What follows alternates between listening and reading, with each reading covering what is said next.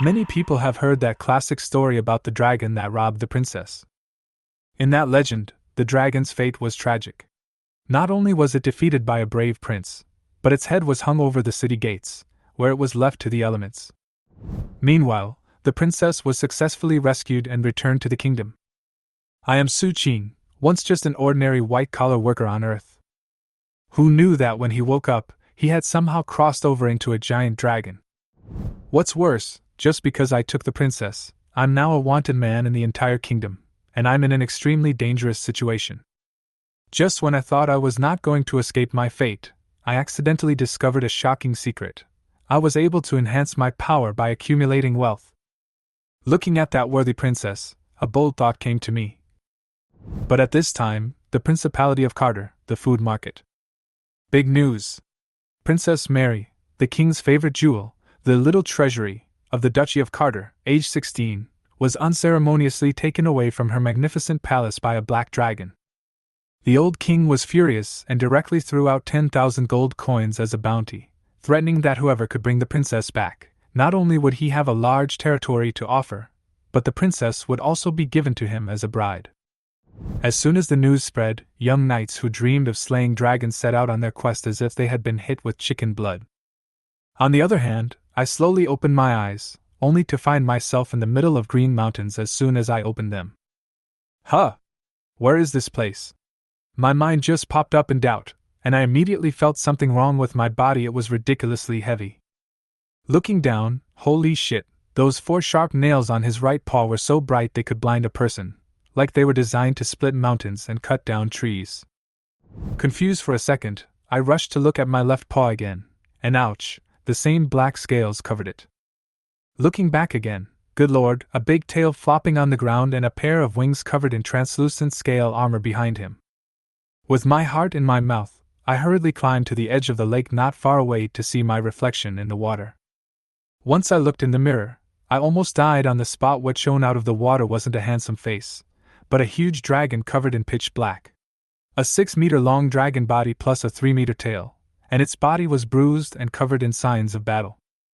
Nonetheless, I could tell that the guy's 2 pointed horns hadn't grown in yet, suggesting that I should say me was nothing more than a young, not quite as mighty dragon that hadn't yet reached adulthood.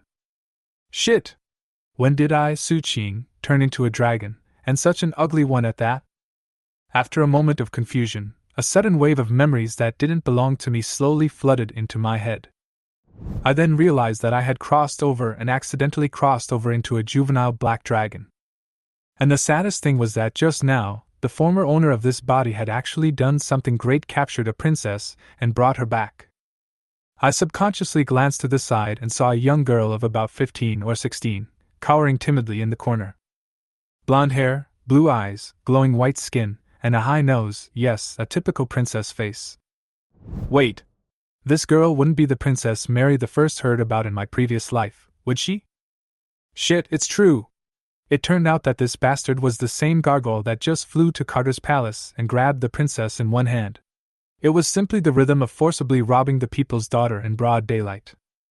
When I thought about it, my whole body was bad, and I said that I was in big trouble. This continent under his feet was large, with various races, but humans were the absolute dominant force. Elves, goblins, dwarves, and goblins were driven to the edge of the continent long ago. And slaying dragons is the honor those knights seek all their lives. As a young dragon that hasn't fully developed yet, my scales are only young armor, and my bloodline hasn't been completely awakened, so my hard power is just the equivalent of a full-fledged human knight. If 2 full-fledged knights were to come together, my head would probably be chopped off and taken for display in minutes. However, to think about it from another perspective, as a dragon, I can at least fly, a flap of the wings, fly 100 or 80 meters high, come to a flexible position. As long as I don't meet that kind of super strong great knight, life is always guaranteed in a short period of time. I glanced up at the shrunken princess next to me, and a headache ran through me. What should I do with this drag queen? How about simply throwing it away? Ding, the system opens. I froze for a moment, and a crisp sound suddenly came from my ears. Immediately after that, a line of text appeared in front of my eyes. Wealth value started to be counted.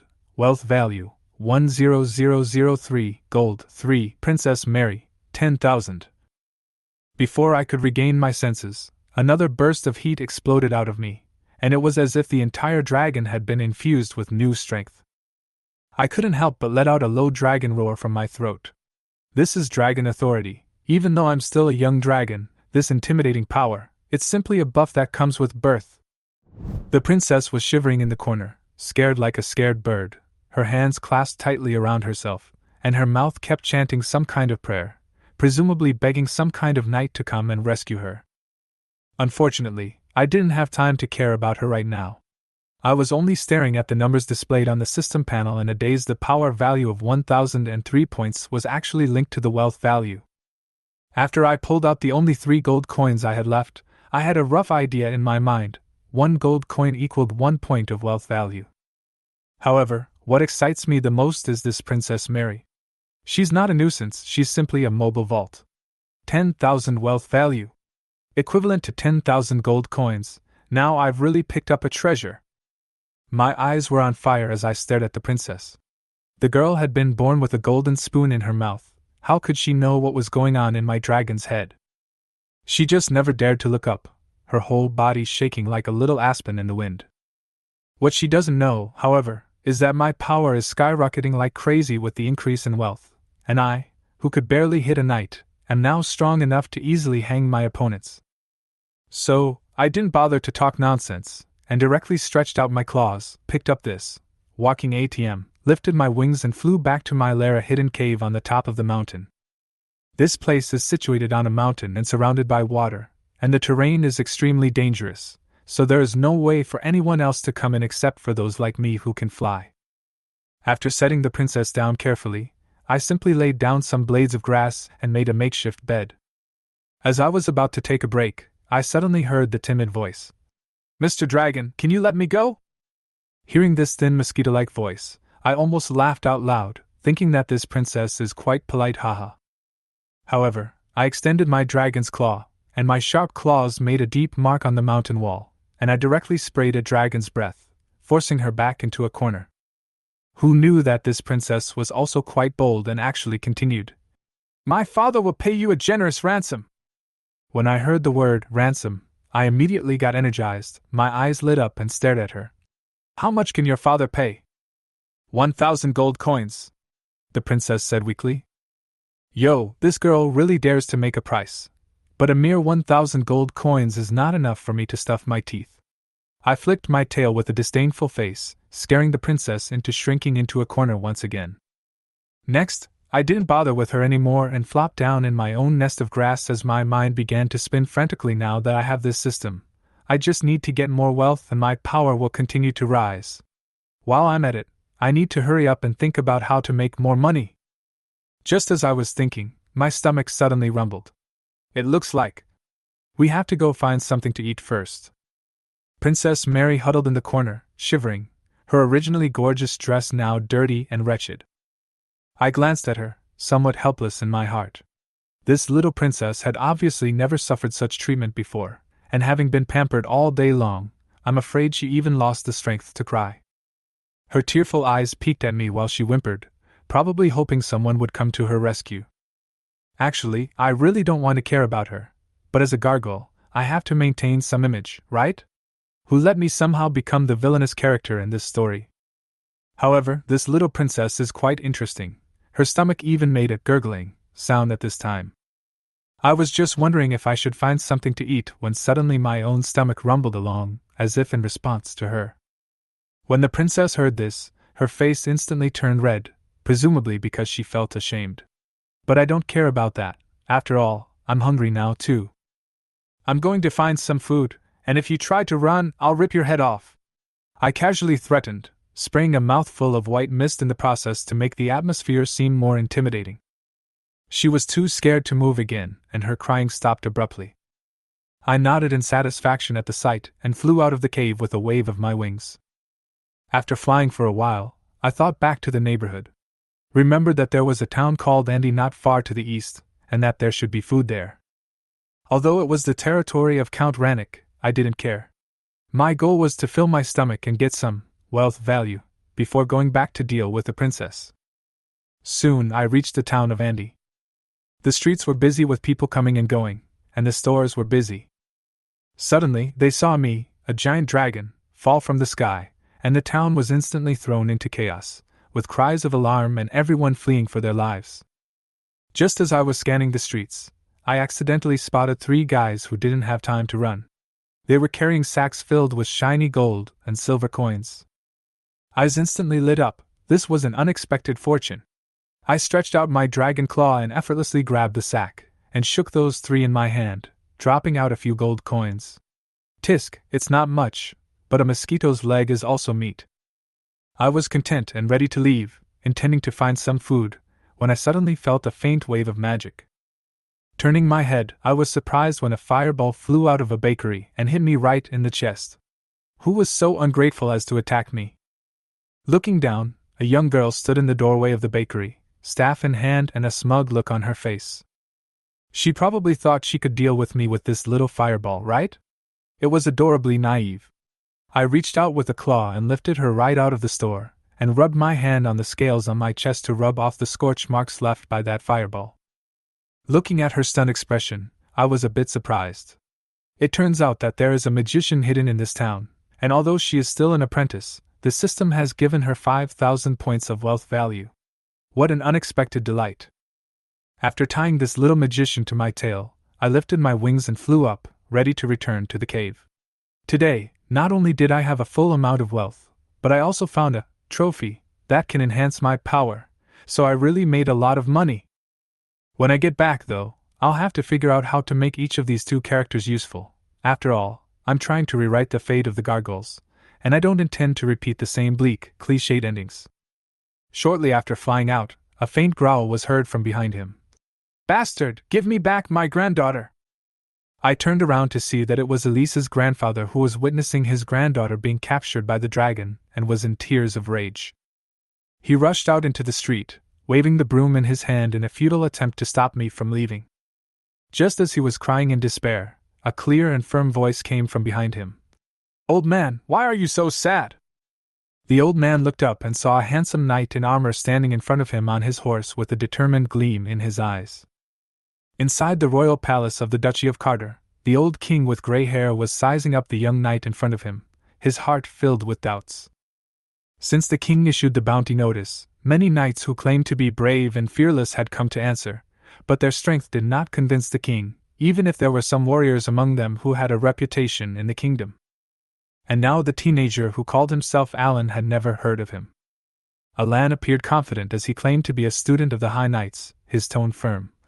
"Your Majesty, if you don't believe in my strength, you can have the strongest man in the kingdom compete with me for strength, the fastest man compete with me for speed, and the one who is the most skilled in swordsmanship fight with me." The king was somewhat moved by the fearlessness of the young man's stance, so he had the first warrior in the kingdom summoned. This warrior was over 3 meters tall, with an ugly appearance and thick armor, like a fierce god.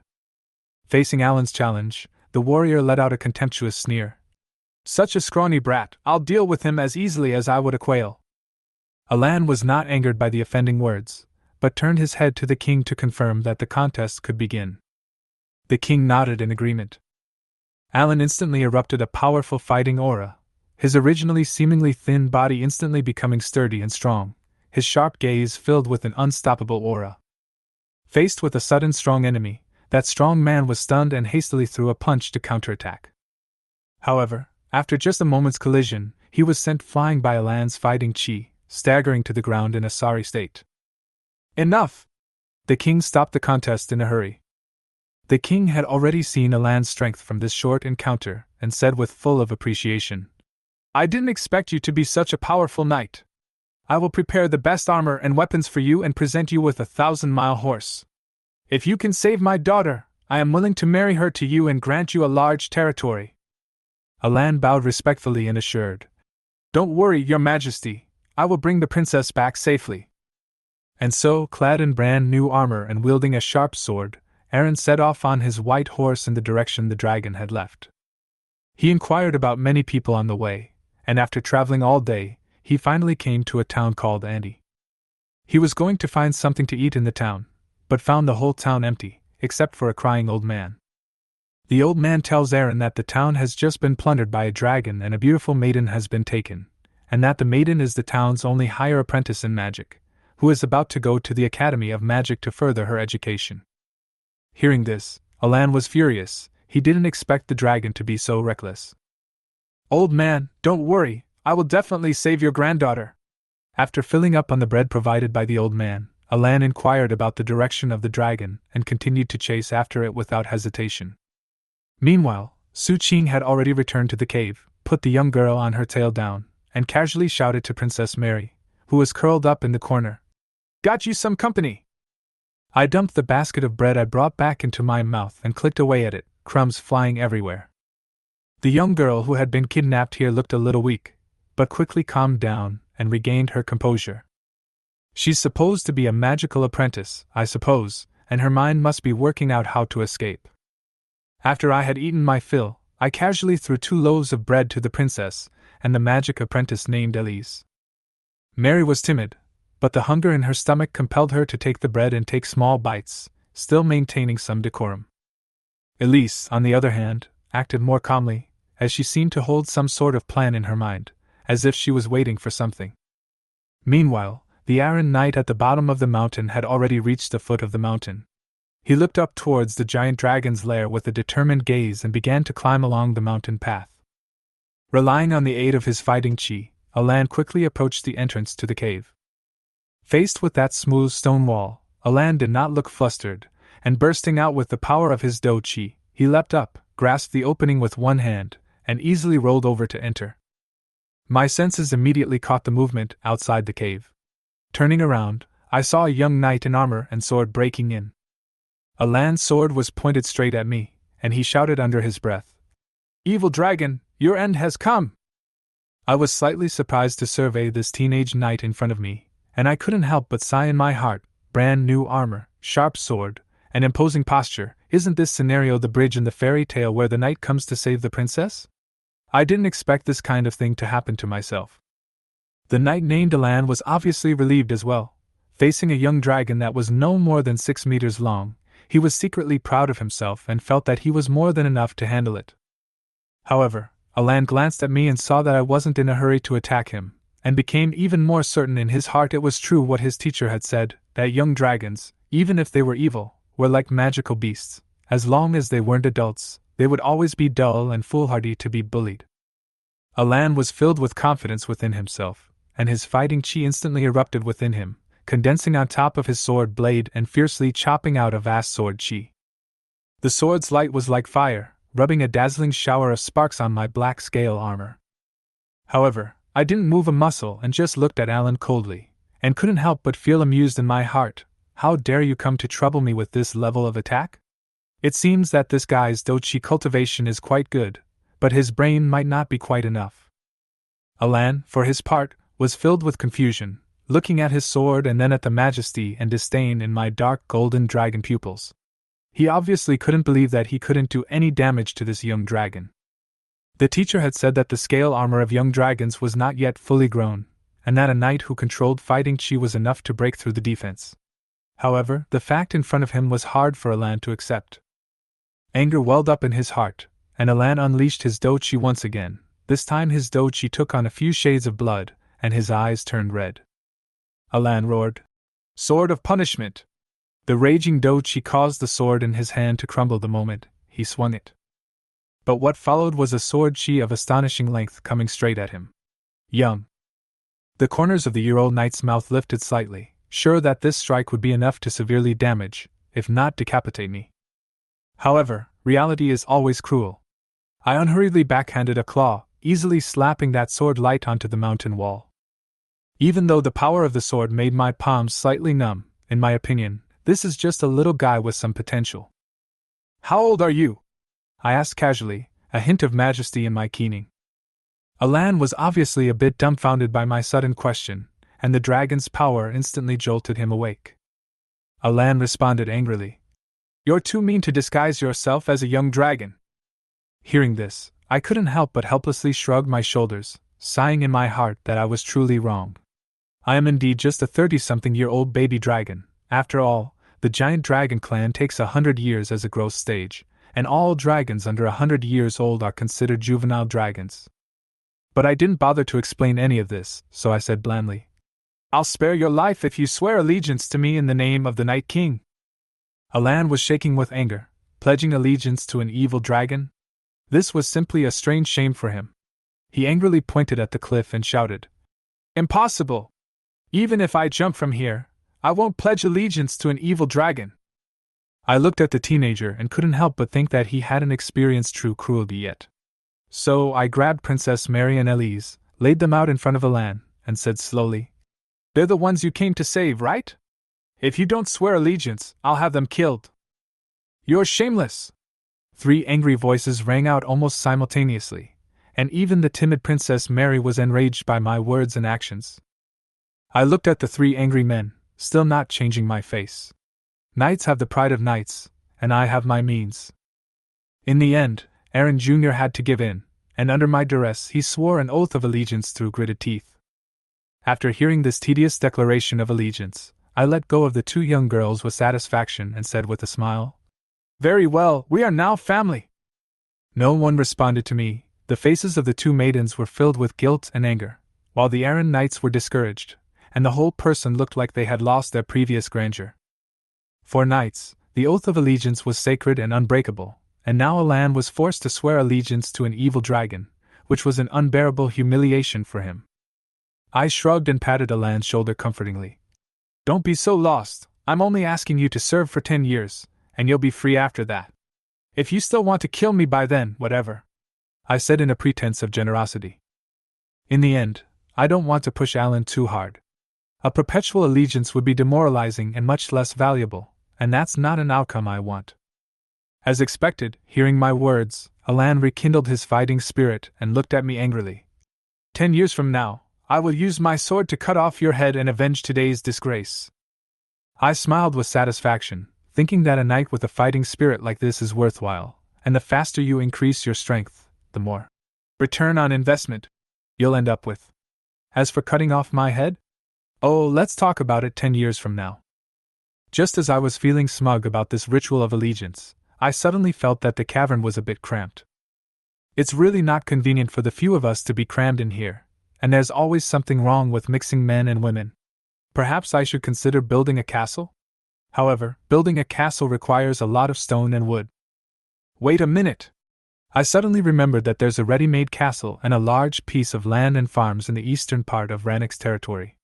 Hey, I might be able to inherit some of that property. With that thought in mind, I quickly gathered my gold coins, tied the trio to my tail, and flew out of the cave with a flutter of my wings.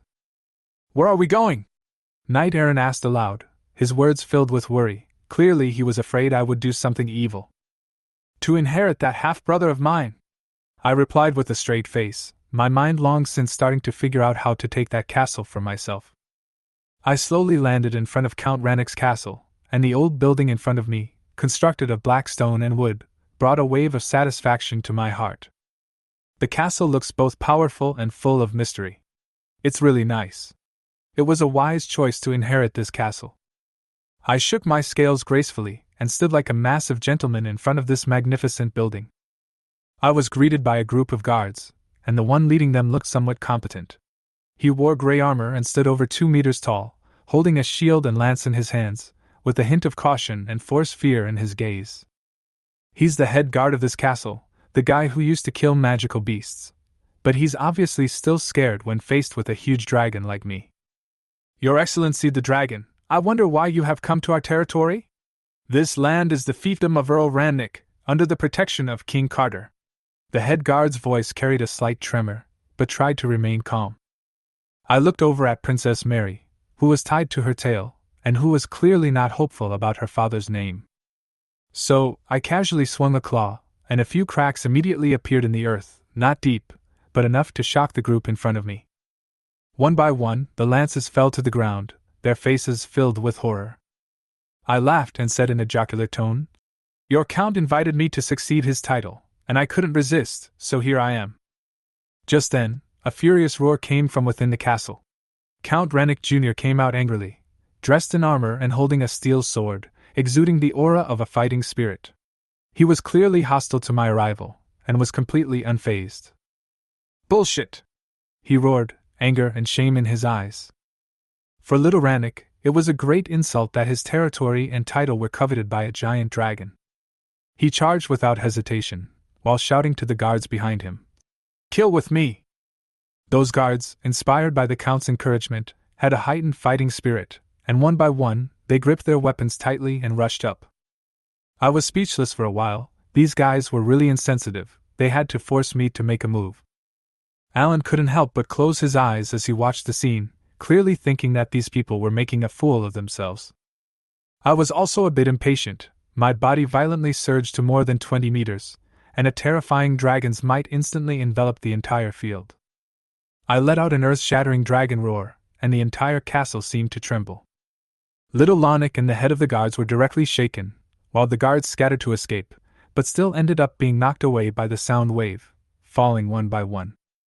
Looking at their wretched appearance, I finally regained my original size, calmed down, and casually asked, "Now about me inheriting the earldom, you should be fine with it, right?" No one dared to speak out against it anymore, and all the guards were too scared to raise their heads. I nodded in satisfaction, then asked, "So, where is my former earl brother?" All of them looked in unison at little Rannick, who had collapsed on the ground in the distance. I felt a little guilty, thinking that I might have been heavy-handed, so I hurriedly grabbed him back and said to him sincerely, "Brother, it's really a misunderstanding. To express my apology, I am willing to let you be my great steward." Rannick Jr. almost spat blood at my comment, anger welling up in his face. His sanity seemed to be dispersed by his anger, and just as he was about to strike back, the old butler Sam rushed forward and said to me in a pleading voice, "Great Mr. Dragon, I don't know what you need. We are willing to offer all of our wealth and only beg you to spare us." "Yes, wealth!" My eyes lit up when I heard that, and I looked at old Sam in my heart with joy. "I almost forgot if you didn't tell me. Quickly take me to see my wealth. Oh yeah, from now on, you're the second steward of this castle." Old Sam's face froze momentarily, and his eyes stole a glance at young Rannick, who was almost on the verge of spitting fire. Obviously, little Lonnick hated to tear Sam into pieces immediately. Little Lonnick cursed in his mind, "When the dragon leaves, I'll kill you, old traitor." And old Sam seemed to realize the dangerous situation he was in, and if he let me leave, I'm afraid his fate would be tragic with it. So, he changed his attitude and said with a fawning face, "Honorable Earl of the Dragon, please come with me and I will show you the riches in the castle." I followed old Sam through the corridors of the castle in a cheerful mood, enjoying the satisfaction of being on the verge of acquiring more wealth. And Rannick Jr. took the opportunity to try to leave and find reinforcements. But just as he made his move, Alan was already in front of him, looking at him coldly. "Fuck off!" Rannick Jr. swung an angry fist at Alan. But Alan easily blocked his attack and backhanded him.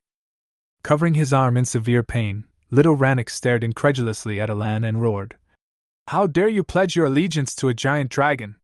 You're dishonoring the honor of a knight." Alan was silent. Despite his internal struggle, he could not break his oath of allegiance. In the meantime, I have begun to receive the riches of the castle. With the system statistics, my total wealth began to soar rapidly. The wealth of the castle, the land, the slaves, all of it added up to 35,000 points of my power. I couldn't help but smile at my wealth. This, brotherly inheritance, is a great harvest. I sat plopped down on Count Rannick's throne with a black bow tie around my neck, looking quite the elegant gentleman. In his claws he held a huge glazed glass, the red wine inside giving off a faint aroma of grapes. I gently took a sip, and couldn't help but sigh in my heart. It felt almost like having become a noble lord. Old Sam below was respectfully spreading out a map and began to give me a detailed description of my territory. The land wasn't as big as one would expect. With the castle at the center, it was no more than 5,000 meters in circumference. To the north is a wood of little value. To the east, on the other hand, there are several towns, the most prosperous being the town of Andy, where merchants come and go to trade. The two towns to the southeast and northeast, on the other hand, are primarily agricultural, with peasants tilling large tracts of farmland to provide tax revenue for the lords. After listening to these introductions, I was somewhat dissatisfied in my heart. I originally thought that I had occupied such a vast territory, but it turned out to be nothing more than a small township similar to the kind in my previous life. However, it's better than nothing, after all, it's a start. Old Sam glanced at me and asked tentatively, "My lord, is it necessary to publicize the matter of the territory's change of master?" The question froze me for a moment, not realizing that I would have to consider this type of question so soon. I scratched my head and pondered for a moment. "You can announce it to the public, saying that Princess Mary of the Duchy of Carter has become the new owner of this territory." Princess Mary, who had been named, froze for half a day, and didn't react until Elise, who was next to her, gently poked her. Princess Mary's face reddened for a moment, and she peeked up at me, complex emotions seeming to flash through her eyes. The reason why I let the outside world think that Princess Mary is the Lord is not out of any particular intention. After all, I still consider that if I declare to the outside world that it is me, the dragon, who has taken over this land, I'm afraid that it will scare the farmers away and affect the normal operation of the territory. "Yes, Lord." Old Sam had completely resigned himself to his fate, and he decided to cling to me, the dragon's thigh, and whatever decision I made, he would obey to the end. Lord, do you think the name of the territory needs to be changed?" Old Sam continued to ask, not paying any attention to little Rannick's angry gaze. I thought about it, then asked him, "What's your best idea?" Old Sam immediately replied, "Since Lord is a great dragon, how about calling it Dragon Territory?" The name was simple and straightforward, and I had no problem with it, nodding. "Yes, the name is settled." After taking care of these trivial matters, I began to look at my subordinates. The whole castle was a mess, and the two young girls, Princess Mary and Elise, were huddled in a corner, looking nervous. Alan, for his part, stood silent. And Rannick Jr. glared angrily at Alan, clearly still reeling from the humiliation of being defeated. I cleared my throat and reorganized my respective duties. Old Sam became the Grand Steward of the castle. Little Lonnick, on the other hand, was appointed by me as second steward. Alan is in charge of training the castle's guards and serves as head of the guards. And Mary and Elise were appointed by me as personal attendants. Old Sam looked rather pleased to hear this arrangement, while Alan shrugged indifferently. He had no choice now anyway. Little Lonnick was torn for a while, and finally chose to hibernate for the time being, waiting for the right time to take revenge. And Princess Mary agreed, obviously not daring to refuse my evil dragon request. As for Elise, she acted very resistant, and even tried to fight back. So I had to remind Elise that if she didn't do her job properly, I'd go and rip her grandfather's head off. After all, her grandfather is on my territory right now. The next thing was about taxes. Sam Sr. mentioned that when the previous Earl, Rannick Sr. was in power, the tax on the fields was 30%, but when Rannick Jr. inherited the title, he raised the tax to 50%. This led to many farmers fleeing the territory, leaving 1/5 of the land uncultivated. After hearing this, I immediately decided to lower the field tax to 10%. The system's wealth statistics didn't just look at the amount of gold coins, but measured it comprehensively. Increasing taxes on fields to drive out farmers is instead harmful to the growth of my wealth. Lowering taxes and attracting more farmers into the territory is the more favorable long-term strategy for wealth accumulation. Still, my territory is too small. I've already started figuring out how to expand, although for now I'm choosing to suppress that urge for now and focus on maximizing the value of my existing territory.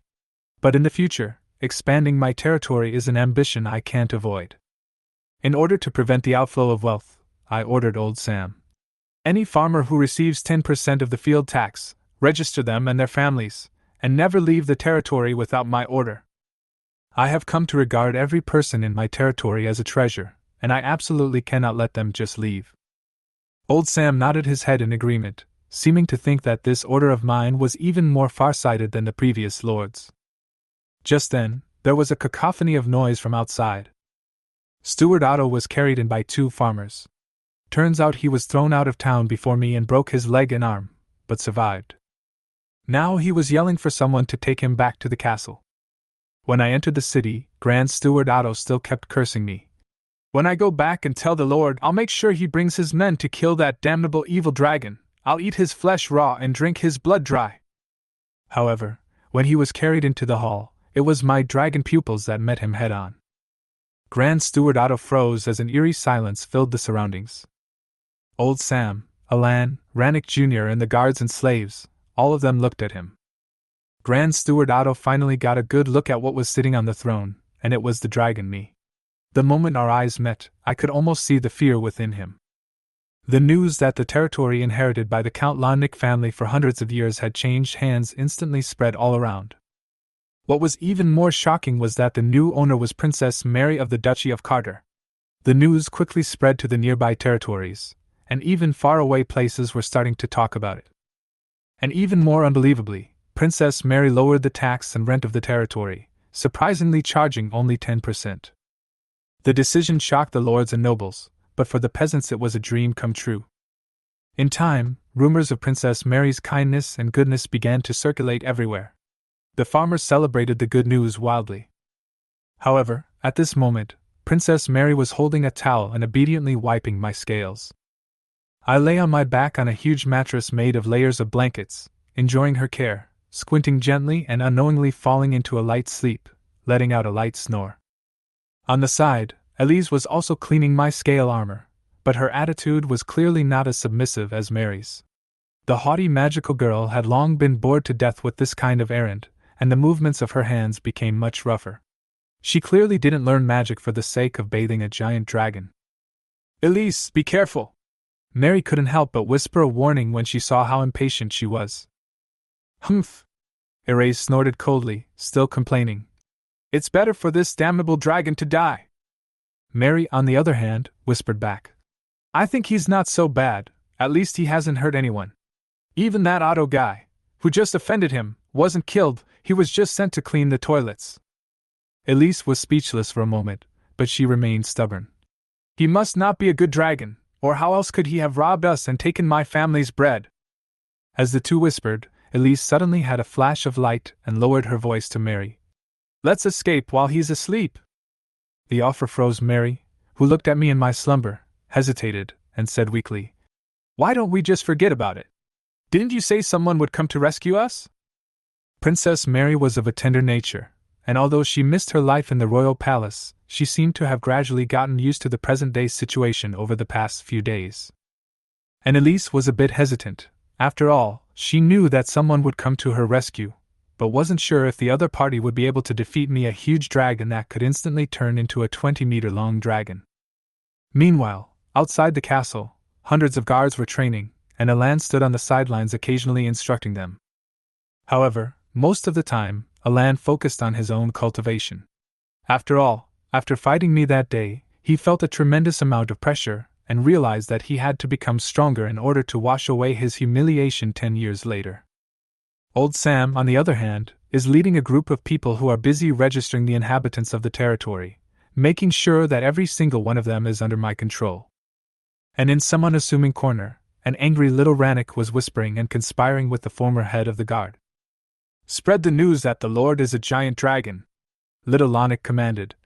"Once those lords and nobles confirm this news, they definitely won't sit idly by. At that time, it will be the time for us to retake the territory." The head guard nodded in agreement. "I will spread the news through the merchants. The greedy merchants will definitely be willing to sell the news to those lords." Little Lonnick nodded, but he couldn't help but feel sadness in his heart. Yesterday he was the noble of this territory, with hundreds of slaves and guards, but now he was left to conspire with the head of the guards to fight back, alone. To add to Rannick's indignation, many of the guards and slaves have turned on me because I have increased their pay and treatment. He secretly vowed that when he reclaimed his title, he would change the brutal policies of the past and make those betrayers pay. Old Sam, on the other hand, was busy and sweating at the moment, having spent 2 full days logging in the records for the territory's inhabitants. He handed me the completed records. I looked through it and got a basic understanding of the territory's situation. There were more than 800 farmers in the entire territory, plus more than 300 residents of Andes Town, totaling a population of about 3,000 to 4,000. Although it's considered prosperous among territories of the same size, I'm still not quite satisfied. Gold, population, and land are all wealth, and I need more. This made me start thinking about how to expand my territory. I'd opened the map and the 2 neighboring territories both looked like potential targets, but separated from them by rivers and forests. To the north is a large grove of trees, across which is the domain of the Marquis Robert, which is 10 times larger than mine, and possesses a silver mine. And the territory to the east is separated by a river. Although the other directions are deserted, I don't intend to expend a lot of energy on developing new land at the moment. Just as I was pondering where to expand, suddenly the castle's gate was opened and a heavily armed guard hurriedly ran in, kneeling on one knee and reporting, Lord, there is a merchant outside who says he has a very important message he wants to sell to you." I froze and turned my head to old Sam, who was also full of seriousness, and asked, "Are you sure it's Lord and not Lord Princess he's looking for?" The merchant said that he would only seek out the Lord, and that his news would be of interest to the Lord, the guard said solemnly. My curiosity piqued, I straightened the bow tie around my neck and smiled. "Let him in. I'd like to see what news is so important." The castle gate was completely pushed open, and 2 guards walked in with a well-dressed middle-aged man. He was around 40 years old or so, with a neatly combed small 8-road beard, and his appearance appeared a bit comical. He bowed slightly and said in a gentle tone, "Greetings, Lord. My name is Harry, a wandering merchant." Facing such a polite Harry, I didn't have too many ripples in my heart, gently extending one of my dragon claws and tapping it on the throne, letting out a low dragon's roar. "What kind of news do you want to sell me?" Harry smiled confidently, a sly light in his eyes. Lord, don't you want to know how I know your identity?" I narrowed my eyes, and there was indeed some curiosity in my heart. After all, to the outside world, I claimed that Princess Mary was a lord, and the only people who knew about it were a handful of people within the castle, so the news obviously hadn't completely leaked out yet. So, how did this merchant learn of my true identity? Seeing that I didn't interrupt him, Harry continued.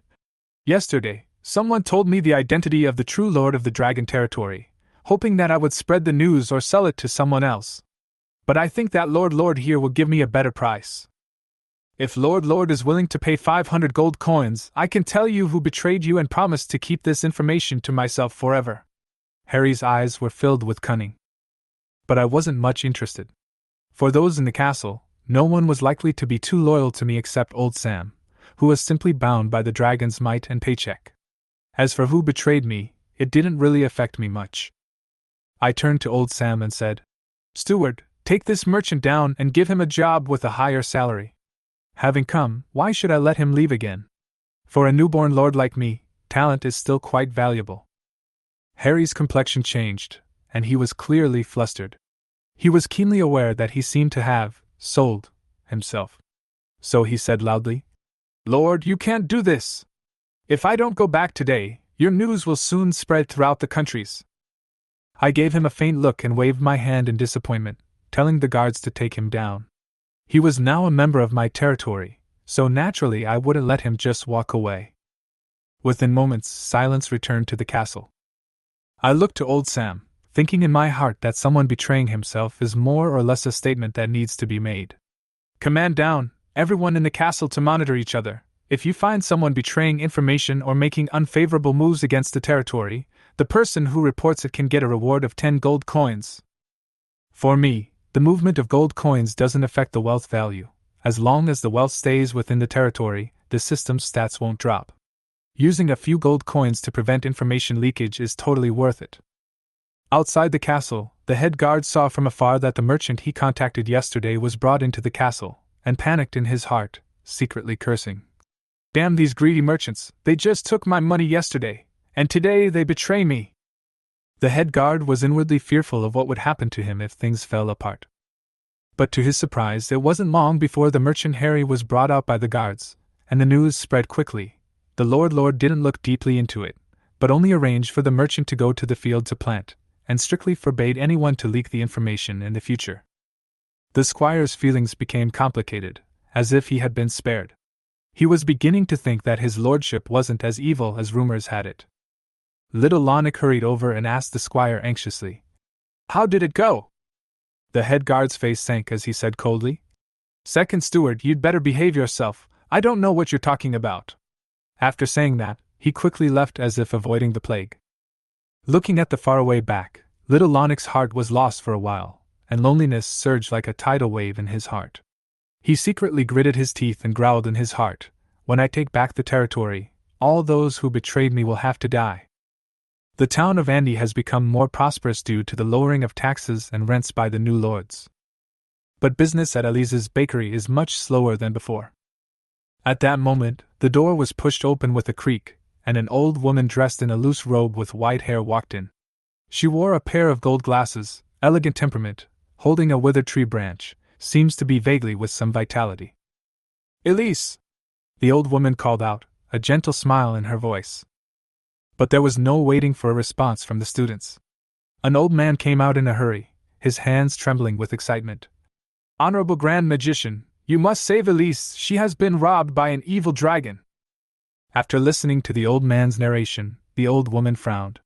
As a higher teacher of the Audio Magic Academy, having one's student taken captive by a dragon was indeed a very humiliating thing. "I'll get her back." The old woman's tone became stern, clearly having made up her mind. She had just stepped out of the bakery when she came face to face with the scruffily dressed man carrying a machete. Both stopped at the same time and sized each other up. "Hillary!" the old woman spoke. "Li Ming!" the man grinned. Hillary grimaced. "Why are you here?" Li Ming smiled and replied, "I'm looking for my student, and coincidentally, he's also related to the gargoyles." "Your students were also taken captive by a dragon?" Hillary was a little surprised. "That's right, I asked my student to deal with a black dragon, and something went wrong." Li Ming nodded. "Then it looks like we're looking for the same dragon," Hillary said calmly. The number of black dragons in the northwestern kingdoms was so small that it was almost impossible for two to appear at the same time. "In that case, why don't you act together?" Li Ming extended an invitation. Hillary also thought it made sense that although wizards and knights had never gotten along, the two did complement each other when it came to dealing with gargoyles. "Can you find your students?" Li Ming asked. The old woman nodded and began to cast a seeking spell, quickly looking up for any sign of her student, Elise. Chapter 9. Can the defense be broken? The starlight accompanied by obscure spells slowly condensed in the air. A palm covered with calluses and as rough as an old farmer's took shape. Each one, even a small magic, was created with great effort by magicians of all generations, and will more or less bear some of the creator's characteristics and habits. The two men stared at the hand, which was clenched into a fist in the air. It raised a middle finger towards the two of them. After a long while, it slowly pointed in a direction. Li Ming was silent for a moment, then looked at Hillary and winked. "Are all you magicians so naughty?" Hillary was already used to it, and didn't care about the other party's ridicule. She took a step forward and followed the hand that was leading the way in front of her. Seeing that the other party ignored him, Li Ming shrugged and followed. Until the palm condensed by magic slowly dissipated, the two looked at the castle in front of them and frowned at the same time. He didn't seem to understand why the dragon appeared in the castle.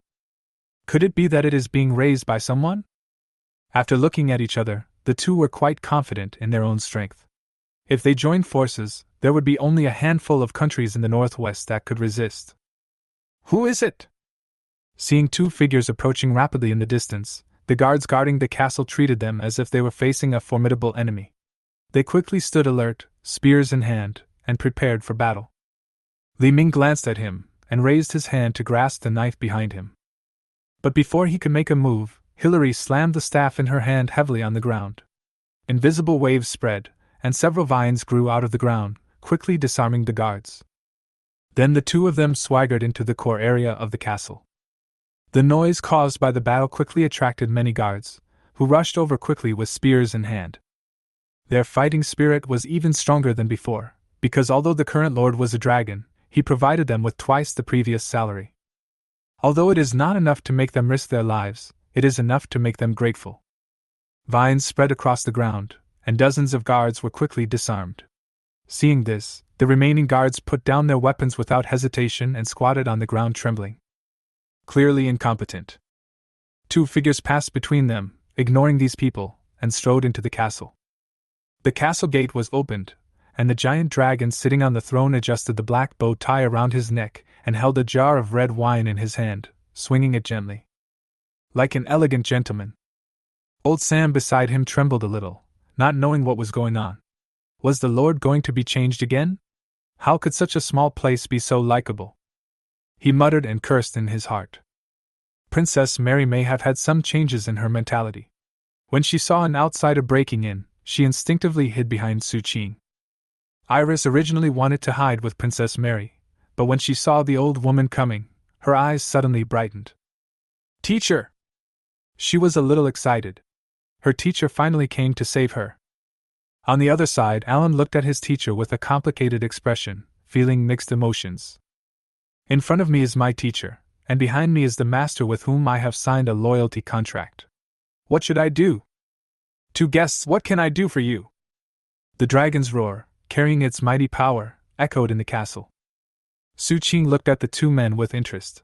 He could feel the unique aura of the two men. It was the aura generated by the experience of being strong and having been in a superior position for a long time. Moreover, he had already noticed it when the fight just happened outside. He originally wanted to go out and deal with the two of them, but considering that he was already a lord and a noble, he needed to pay attention to his identity, so he waited for them to come in.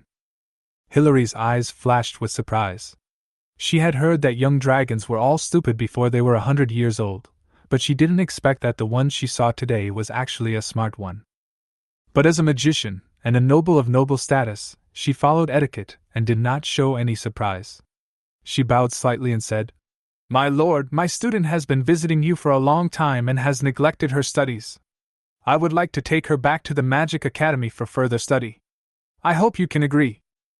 Besides, as a giant dragon, it is not appropriate for you to stay in our human territory. I hope you can leave and return to the sea." The words were polite and tactful. Su Qing felt embarrassed to hit such a polite old lady. He was struggling over how to answer, and the sloppy knight helped him a lot. "You magicians are still so lazy, just kill this beast, and everything will be solved." Li Ming spoke impatiently and pulled out the knife from his back, which was shining coldly and full of murderous intent. A giant dragon, whose total length including its tail is no more than 6 meters, can only be considered a newly weaned baby dragon among the dragon clan. Even if its bloodline is powerful, it has no room to display its potential. He thought that if he didn't cut the opponent in half with one blow, he would be unworthy of the title of High Knight. Hilary sighed slightly. The knights were indeed reckless men. Why should they use fists to solve something that could be solved by reason? Moreover, the two of them teamed up to bully a baby dragon, which would not sound good if it were made public. Seeing that the two men didn't seem to take him seriously, Su Qing felt a little depressed. He took out old Sam's pocket watch and checked the time. It was almost noon. "Old Sam, go down and prepare a good lunch. I want to entertain the guests. You three go help too." Mary hesitated when she heard this, but Alan breathed a sigh of relief. No matter who won or lost, he didn't have to intervene. Iris was obviously reluctant. She felt that her teacher was already here and she shouldn't listen to the dragon's words anymore. All you have to do is wait for the teacher to knock the dragon down, and then you can go and humiliate this evil dragon. But when she met those dark golden dragon eyes, the stubbornness in the girl's heart was shattered at once. She hung her head and was driven out timidly. Hilary and Li Ming did not try to stop it. Instead, they seemed relieved. They were obviously worried that if a fight broke out, the dragon would do something irrational. "Are you going to release them, Lord?" Hilary believes that the other party may be preparing to compromise by doing this. Su Qing glanced at the old lady and asked, "Do you want to fight now or after lunch?" Hilary couldn't help but frown, as if she had a clear understanding of the dragon's stubbornness. Li Ming shrugged at her and then slashed with his knife. Even if it was just a random blow, it was 10 times more powerful than his apprentice's full-strength blow. If the one in front of him was really an ordinary baby dragon, he might even be beheaded with one blow. Everyone was amazed by Su Qing's pair of dark golden dragon eyes. Sonorous! The knife light slashed on the scales, leaving a clear white mark. Su Qing took a breath of cold air. This was the first time someone could give him. After a slight silence, Su Qing touched his chin. "This doesn't seem like an injury." The sloppy knight's eyes were a little dull. When he met the pair of dark golden dragon eyes, he shuddered slightly and turned to look at Hilary, who was also shocked. The meaning revealed in his eyes was very clear. "Can you break through my defense?" Seeing the meaning in his eyes, Hillary gritted her teeth and nodded. Okay, but it will take time. How long? A quarter of an hour. Li Ming felt a toothache. Please hurry up. He faced the dragon again, feeling a pressure that he had never felt before. The fight has already begun. It's too late to leave now. You can only be stubborn and stick to it. Chapter 10 Rules. Clank. Clank. Clank. Several slashes of knife light hit the scales, creating sparks. Su Qing raised his eyebrows slightly, and suddenly grabbed out with a claw. The sharp dragon claw made a sharp sonic boom that made Li Ming's scalp numb. He immediately tiptoed and avoided this dangerous attack. The claw missed, and Su Qing swung out his tail. His instinct as a giant dragon endowed him with extremely sophisticated fighting skills. The tail swung out with even more terrifying power than the claw just now. Li Ming's scalp felt numb, and he lay down without hesitation. The dragon's tail brushed past his scalp. The high temperature generated by the friction burned the middle of his hair bald. He quickly stood up and shook off the ashes on his head, revealing his Mediterranean hairstyle, which stunned Su Qing for a moment. Li Ming seized the opportunity and slashed again without hesitation. Although it still has no effect, whether to cut or not is a matter of ability and attitude, and Li Ming's attitude is obviously very correct. A flash of knife light chopped at the body again. Su Qing was a little depressed. If the castle wasn't too small and he couldn't use his full strength, how could he allow himself to be beaten? His eyes skipped over the Mediterranean and looked at the old lady, who was holding a staff in her hand and muttering a spell. With such a long period of charging, the magic must be very terrifying. Su Qing looked around again, and suddenly became anxious when he realized what was happening. This is his castle. It would be a huge loss if it was destroyed. He immediately stopped holding back, and a fierce light flashed in his dark golden dragon eyes. Roar! The terrifying dragon roar turned into a sound wave, which made Li Mingjin dizzy for a moment.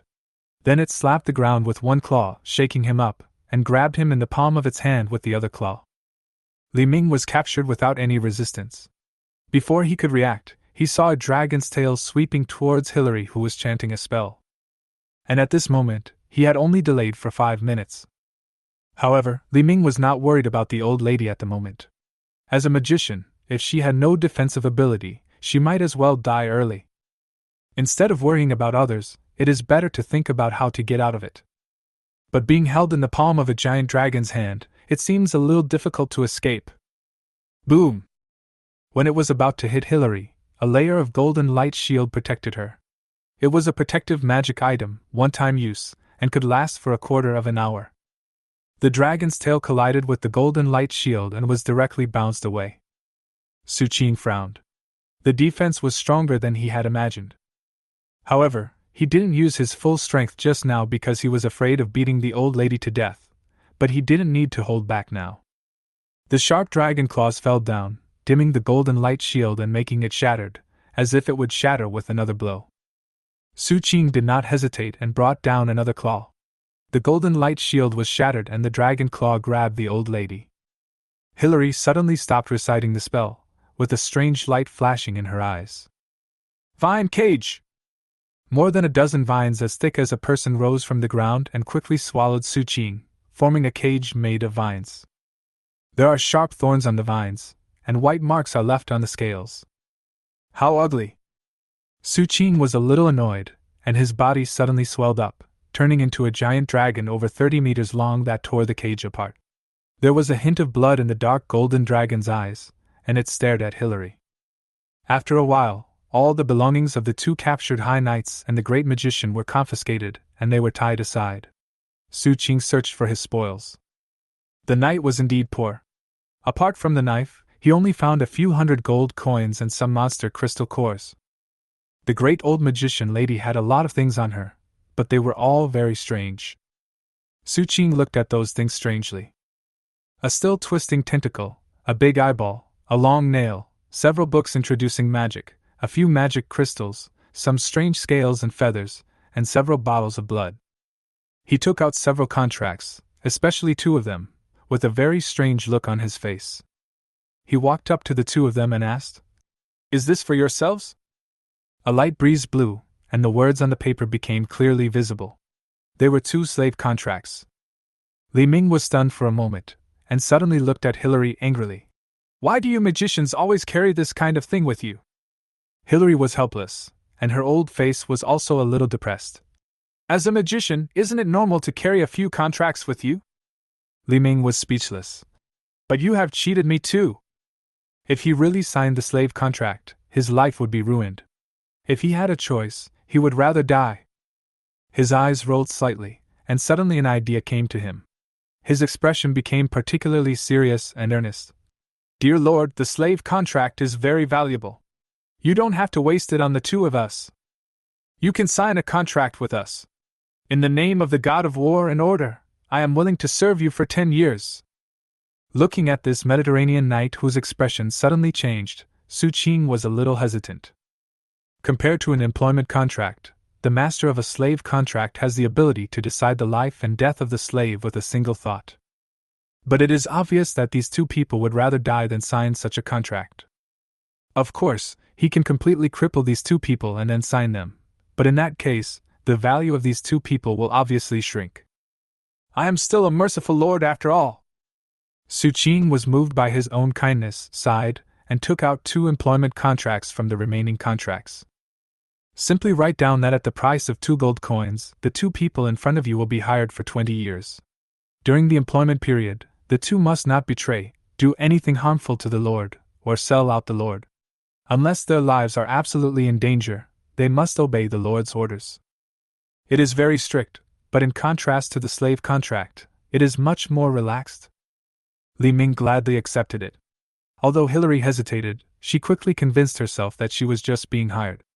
Although the price was no different from giving it away for free, it was still an employment. Su Qing put away the contract and looked at the 2 guys, still feeling curious. "I was just thinking about how to expand my territory, but then 2 thugs showed up at my doorstep. The territory expansion plan can be implemented immediately. But why do people in this world like to come to others so foolishly?"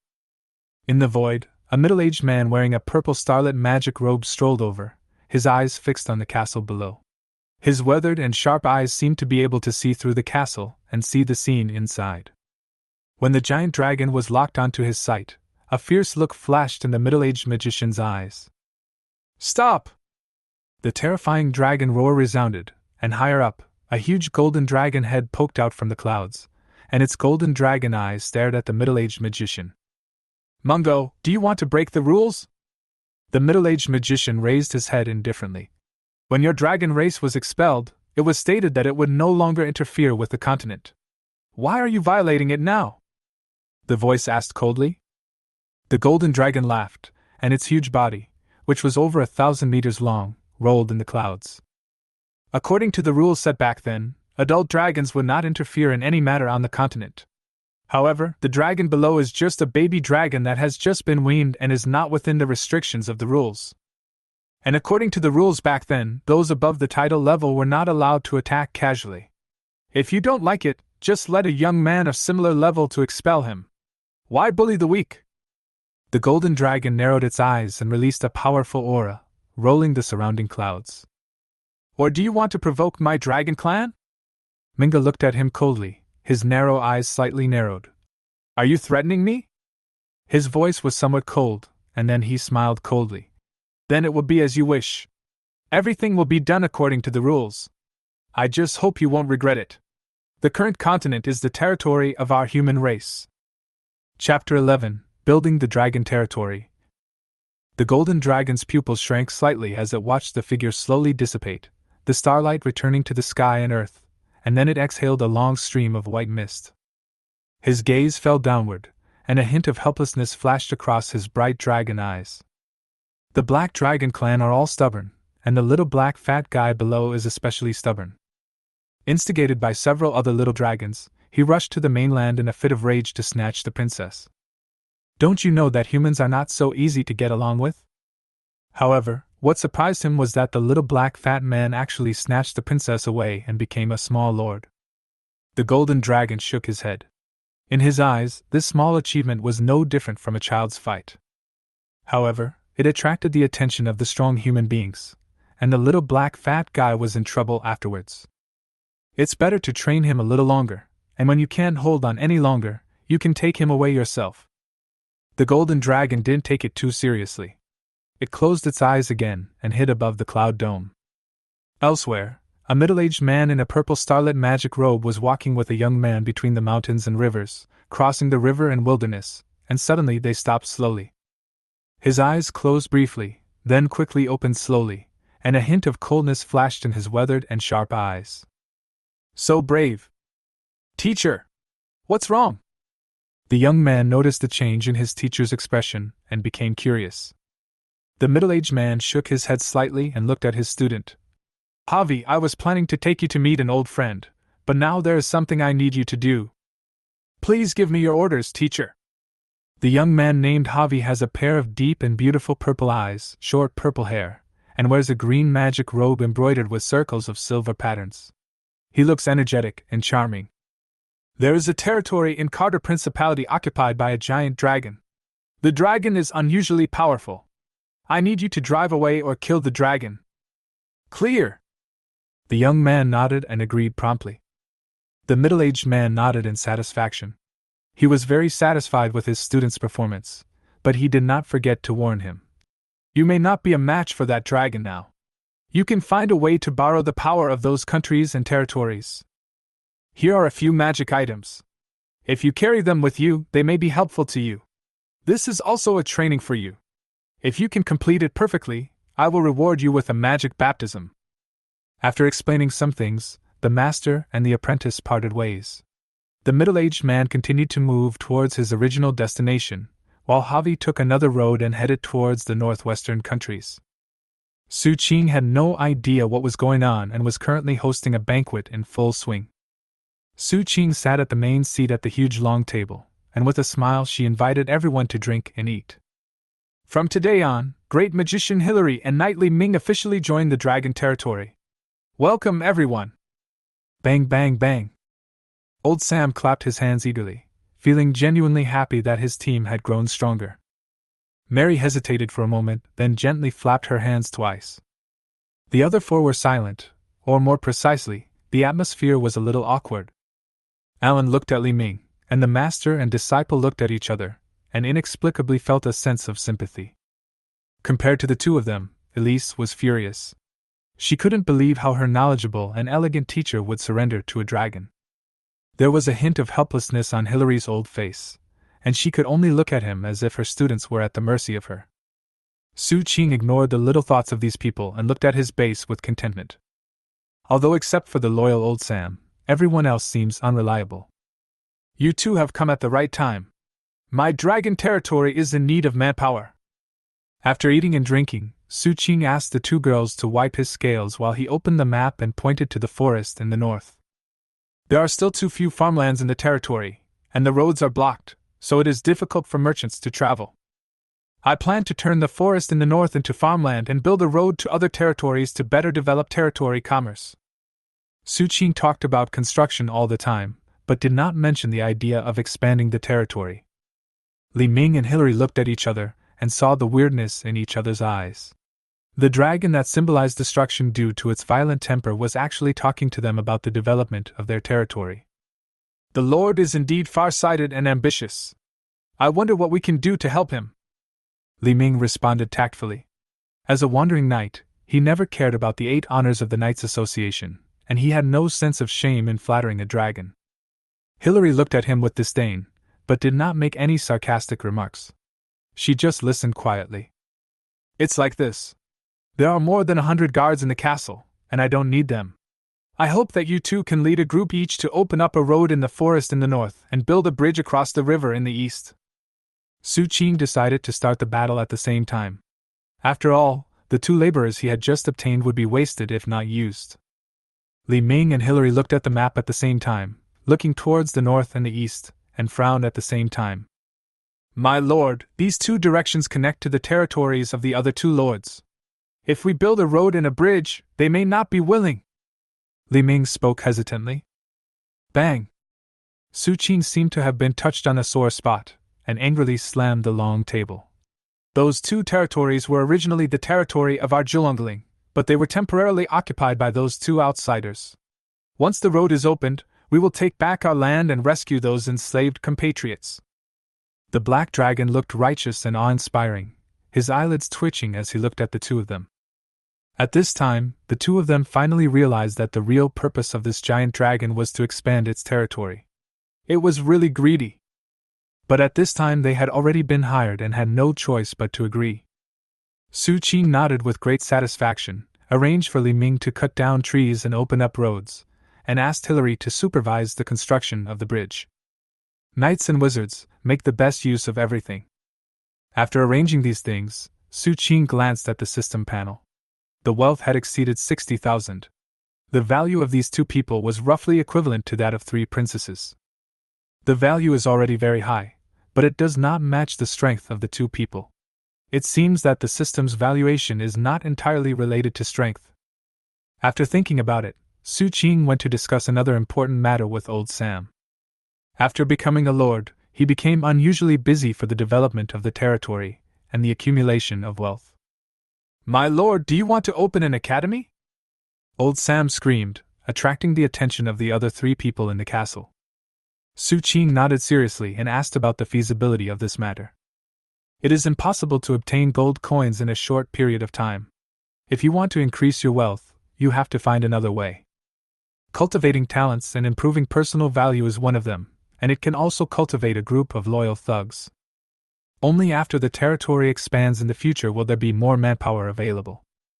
Kill 2 birds with 1 stone. Lord, you'd better give up this idea.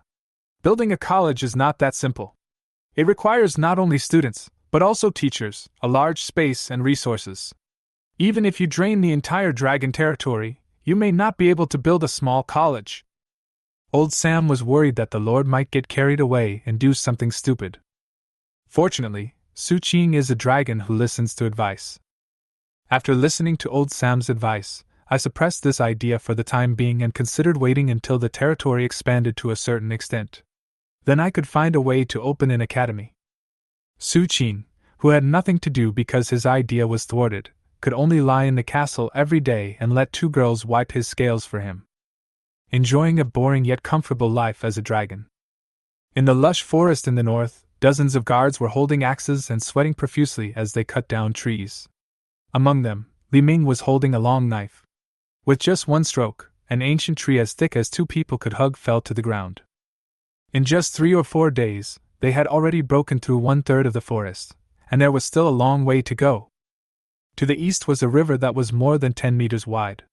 Hilary stood aside, poking his staff into the soil and chanting complicated spells. Vines sprouted from the ground, assisting dozens of guards in building a bridge. Probably a quarter of it is done. While the dragon territory was busy with construction, a guest also arrived at the palace of the Principality of Carter. Chapter 12, Really Kind and Good. The old king sat restlessly, looking at the young man who had suddenly arrived in front of him. Short purple hair, purple eyes, noble and elegant, with silver lines converging on the loose magic robe, and a symbol on the chest with a ball of light in the palm of the hand. That is the symbol of a formal member of the Magic Association, one of the strongest organizations on the continent. The young man in front of him, who looked only about 20 years old, was not much lower in status than the old king. "I wonder what business the master magician has in visiting the Principality of Carter?" The old king spoke nervously, a little afraid of this young man who suddenly appeared. Javi smiled faintly, his narrowed eyes showing his unique arrogance. "I heard that the king's daughter was abducted by a dragon. I wonder if the king wants to rescue his daughter?" "Nonsense!" The old king cursed in his heart, but he still maintained a humble attitude on the surface. "Master magician, you are joking. Of course I thought about it. I have sent out the bravest warriors in the principality some time ago. I think there will be news soon." With the corners of his mouth slightly raised, Javi was a little disdainful. If he could really solve it by himself, why would his teacher specifically ask him to do this? "That might disappoint the king. The warrior you sent out has probably failed. I came here this time to follow the teacher's instructions to drive this giant dragon out of the continent. I need the king's help. After all, our goals are the same." Somewhat disappointed with the cautious old king, Javi didn't beat around the bush and directly stated his plan. The meaning is very clear: they want to use the power of the Principality of Carter to drive away the dragon. The old king naturally understood, but soon a look of embarrassment and distress appeared on his face. After struggling for a long while, he slowly spoke. To be honest, I may not be able to do what you ask. The situation in Carter Principality is somewhat special. There are nearly 20 territories of varying sizes within the Principality.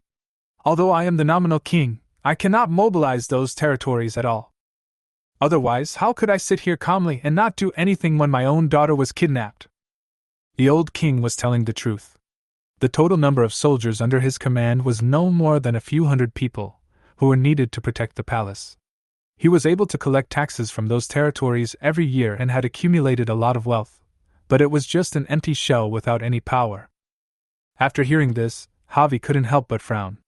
This situation was really beyond his expectations. He originally thought that even if the old king was incompetent, he should still hold some power in the country. He didn't expect that he was actually a figurehead. It is really incomparable with the monarchs who work hard to govern the kingdoms and empires in the center of the continent. It seems that he needs to convince the lords of other territories. After thinking for a moment, Javi spoke again calmly. I can persuade the lords of other territories to jointly attack the dragon territory in the name of the king, but the king will need to provide some gold coins. The old king did not hesitate any longer and agreed directly. He was willing to pay some price as long as he could rescue his precious daughter. It's nothing but some gold coins. He can offer a reward of 10,000 gold coins to rescue his daughter, so naturally he would be willing to offer 50,000 gold coins to drive away the dragon and rescue his daughter. But he also made a request that one of his sons should go to those territories with Javi. Javi had no objection and immediately set off with the king's 37th son to the territory of Marquis Robert, which was closest to Dragon Ridge. Since they are going to unite to attack the dragon territory, the two territories closest to the dragon territory are naturally the key targets. By the way, Javi also plans to meet the dragon that his teacher has chosen. Although the teacher's task was to kill or expel the dragon, he had another idea in his mind, that perhaps he could subdue the dragon and make him serve him. Soaking in the huge bathtub, the rising white mist seemed so hazy. Su Qing half closed his eyes, enjoying the hot spring-like bath. There were two girls beside him, wiping his scales carefully. The timid girl Mary was already used to this. The dragon was fine in every way except that they had to wipe its scales every day. Elise was very angry, but she did not dare to resist. Firstly, her life was still in the hands of the other party, and secondly, her grandfather was still making a living on the other party's territory. Would you like to take a shower together? Su Qing raised the dragon head and looked at the two of them expectantly. Little Mary's cheeks turned red, but Elise didn't even raise her eyelids and completely ignored him. During this period of time together, the two girls have some basic understanding of this dragon. Although it is shameless, greedy, evil, and a bastard, it is still a good dragon overall. Seeing that the two men ignored him, Su Qing lay back in the bathtub depressedly. After the bath was over, he returned to the throne in high spirits and began to deal with the matters at hand. It has been so long, and I still don't know what the situation is in the north and the east? Su Qing was thinking that once the road was opened, he would definitely start a war with the main goals of abducting people, robbing wealth, and occupying land. However, there are only 100 or so guards in the territory, which is obviously a shortage of manpower. After thinking for a moment, Su Qing called old Sam over. Now is not the busy farming season. I plan to have people train those farmers and organize a temporary army. Occupying territory is not that simple and requires a large number of manpower, otherwise it will easily lead to a large number of people fleeing. After hearing what his lord said, old Sam immediately realized that the lord was probably going to start a war next. If the target was not Marquis Robert in the north, then the Earl in the east. My lord, your suggestion is very good, but it will require a lot of resources, the most important of which is weapons. If we recruit farmers without affecting the operation of the territory, we can probably recruit 500 people. Weapons for 500 people is a considerable number. Old Sam raised a very important question, but Su Qing had already thought about it. It's a small matter. My dragon territory is full of talented people. Didn't a wandering merchant come to seek refuge before? I asked you to take good care of him. You can ask him to contact some merchants and buy some weapons in a scattered manner. Spend some gold coins to buy weapons and build a ragtag army of 500 people, and your wealth should increase. Listening to his lord's words, old Sam wanted to curse. You asked others to reclaim the wasteland for several days, and now you call them over for use. Will they agree? Leave it to me. Harry, who was covered in dust and skinny as a bag of bones, agreed without hesitation and loyally praised the dragon's kindness and greatness. Su Qing was very moved and decided to let this guy be responsible for the financial statistics of the territory. At the same time, he severely scolded old Sam. How could he bear to let such a loyal subordinate go to open up wasteland? Old Sam had a complicated expression. His lord was truly kind and merciful. Chapter 13 Demonic Wolves. Li Ming stopped for a moment and looked at the traces left on the ground with a frown. As a wandering knight who often trains in the mountains, he has some understanding of most of the magical beasts. Judging from the feces and traces in front of him, there seems to be a group of magical beasts in this forest, probably dozens of them. However, based on this information, it is difficult to determine what kind of monster it is. But it was enough to make him cautious. If there really was a group of monsters, it would not be a problem for him, but for these guards, it would be a disaster. As long as it is not a cub, the weakest magical beast has the strength of a formal knight. Even he would have to temporarily avoid the sharp edge if there are dozens of them. It's trouble. Li Ming felt a toothache. This was the first task assigned to him. If he couldn't even do this well, he would definitely not end up well.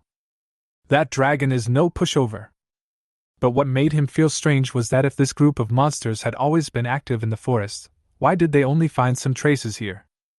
After pondering for a moment, he stopped the guards and asked them to leave the forest for the time being, while he himself planned to go in and investigate. He put the knife behind his back, jumped onto the tree branch, and his figure was like a ghost, quickly disappearing into the depths of the forest. Following some traces, they soon found a group of animals drinking water by a small river. They were a group of four-horned beasts with purple-black hair, resembling sheep and wolves. Their eyes were filled with red light, and their sharp fangs were exposed when they opened their mouths. They were obviously not good people. One of them was over 3 meters long and was obviously the leader of this group of monsters. Damn it! How could the four-horned demon wolf appear here? Shouldn't this monster live on the flat grassland? Li Ming felt troubled. If it was a herbivorous monster, he could still think of some ways to drive it away, but he had no good way to deal with the ferocious carnivorous monster like the four-horned magic wolf. An adult four-horned demon wolf possesses abilities that rival those of a proper knight. If a conflict really came to pass between them, it would surely be him and his people who would suffer. Li Ming counted the number. There were about 23 adult magic wolves and a few cubs. Their combat power could be ignored. The most troublesome one should be the Wolf King among them, who probably has the fighting power of a great knight. After making sure that he could not take down these guys, Li Ming chose to retreat without hesitation and then ask for help. Anyway, he was just hired, and the low price of 20 years for 1 gold coin, so there was no need to risk his life. After exiting the forest, Li Ming's figure disappeared. On the other side, in the shadows, 2 people were looking in the direction he left. I never expected that. There is actually a high-ranking knight under the command of that dragon. Javi fell into deep thought. On the way to the territory of Marquis Robert, he encountered this wolf pack. He used some potions to attract the wolf pack to the dragon territory. I wanted to test the strength of the giant dragon, but I unexpectedly discovered that there were other powerful people in the dragon's territory.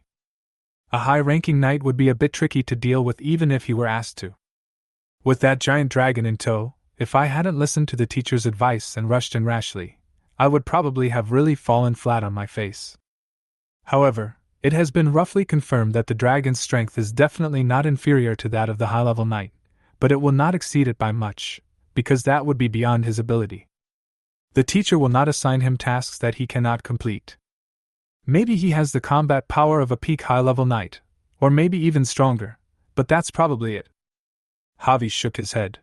He had learned most of what he wanted to know, and he didn't plan to watch the rest in case there were any accidents. With the young man beside him, he officially set out for the territory of Marquis Robert. Around evening, Su Qing received the letter for help and read it carefully. I was suddenly surprised. There are dozens of four-horned demon wolves, which is a huge fortune. Keeping them in captivity can also lead to sustainable development. But this guy named Li Ming is really not reassuring. He is a high-ranking knight, but he can't even take down a few dogs. He, the Lord, needs to take action personally. Flapping his wings and letting old Sam watch the house, Su Qing quickly flew out of the castle and headed north.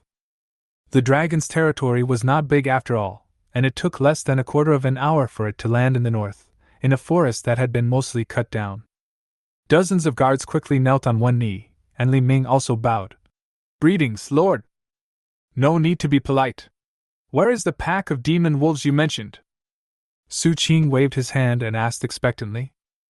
"It's deep in the forest. Maybe they entered here during this period. We can wait for a while. Maybe the demon wolves will leave on their own initiative," Li Ming said. But what he said made Su Qing unhappy. How could this guy have no ambition at all? He had such a huge fortune, but he wanted to watch it slip away. However, it would be difficult for him to take action in the depths of the forest, mainly because once the magic wolves ran around, it would be difficult for him to find them one by one and capture them alive. The best way is to lure out those demon wolves, and the one who can accomplish this task. Su Qing looked at Li Ming with a look that said, "God has given me a great mission. As a knight, it is normal for him to work part-time as a bait." After listening to the dragon's earnest advice, Li Ming forced a slightly ugly smile on his face. "My lord, this is a good plan, but I may not be able to attract those demon wolves outside." "It's okay." When Su Qing made up his mind, he already had an idea. "Didn't you say there were a few cubs in the pack? If you snatch those cubs and run away with them, the demon wolves will definitely not let you go." "Everything else is fine, but this one will definitely not let me go." It sounds a bit creepy. But since he had already hired her, she had no capital to resist and could only bite the bullet and go back into the forest. Soon, the howling of wolves was heard in the forest, filled with anger. Li Ming's scalp tingled, and he was not at all reluctant to fight. In terms of strength, he was far stronger than those magic wolves, but he himself was not known for his speed, and the two magic wolf cubs in his arms also affected his speed. He was unable to distance himself from the demon wolves behind him, and was instead slowly approached by the demon wolf king. "You damn dragon, you gave birth to a son without an asshole!" Li Ming cursed inwardly, and at the same time drew his sword to force back the demon wolf king who was already behind him, and continued to run wildly with his long legs. The demon wolf king roared angrily, and black light waves burst out from his body. A black light ball as big as a fist formed between the four corners and suddenly shot out. Li Ming chopped it into pieces with his backhand, but the shadow magic power contained in the light ball overflowed and formed black fog in a small area. This slowed down his movements slightly, and he accelerated again as he rushed out of the black fog. But during this slight pause, the demon wolf king approached again, opened his big mouth and bit down viciously. The knight's ability to foresee danger was like instinct. Li Ming thrust his butt forward and avoided the bite. At the same time, he secretly cursed this demon wolf for not being picky about food and licking anything. He swung his sword with his backhand to force the demon wolf king back.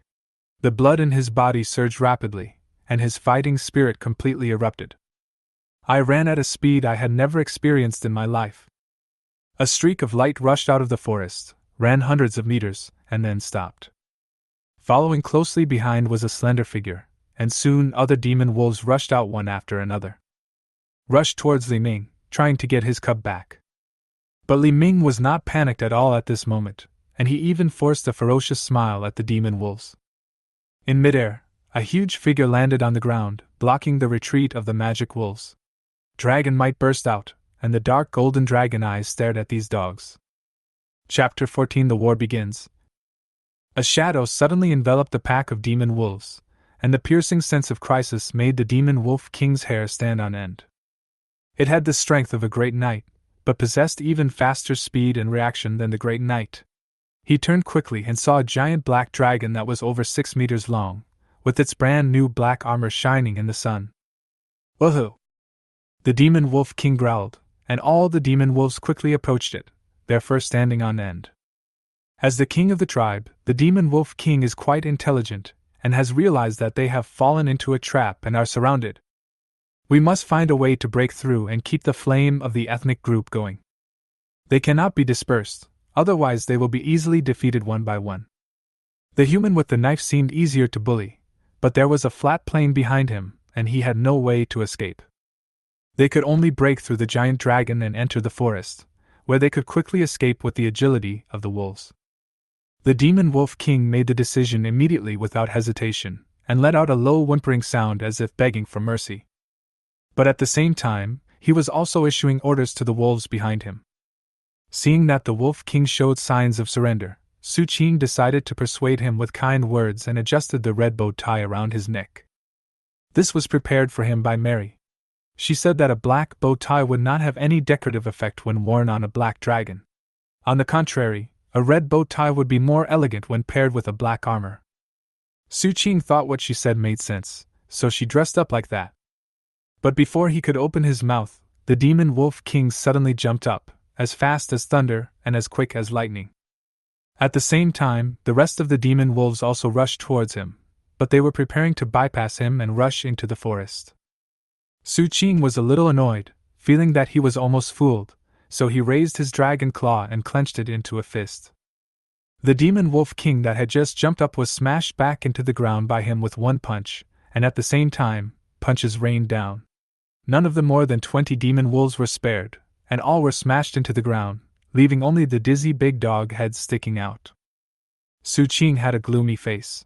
He walked up to the demon wolf king, raised his fist, and started beating him wildly. The wolf's head was swollen with big bumps after being beaten, and then he pulled out a contract.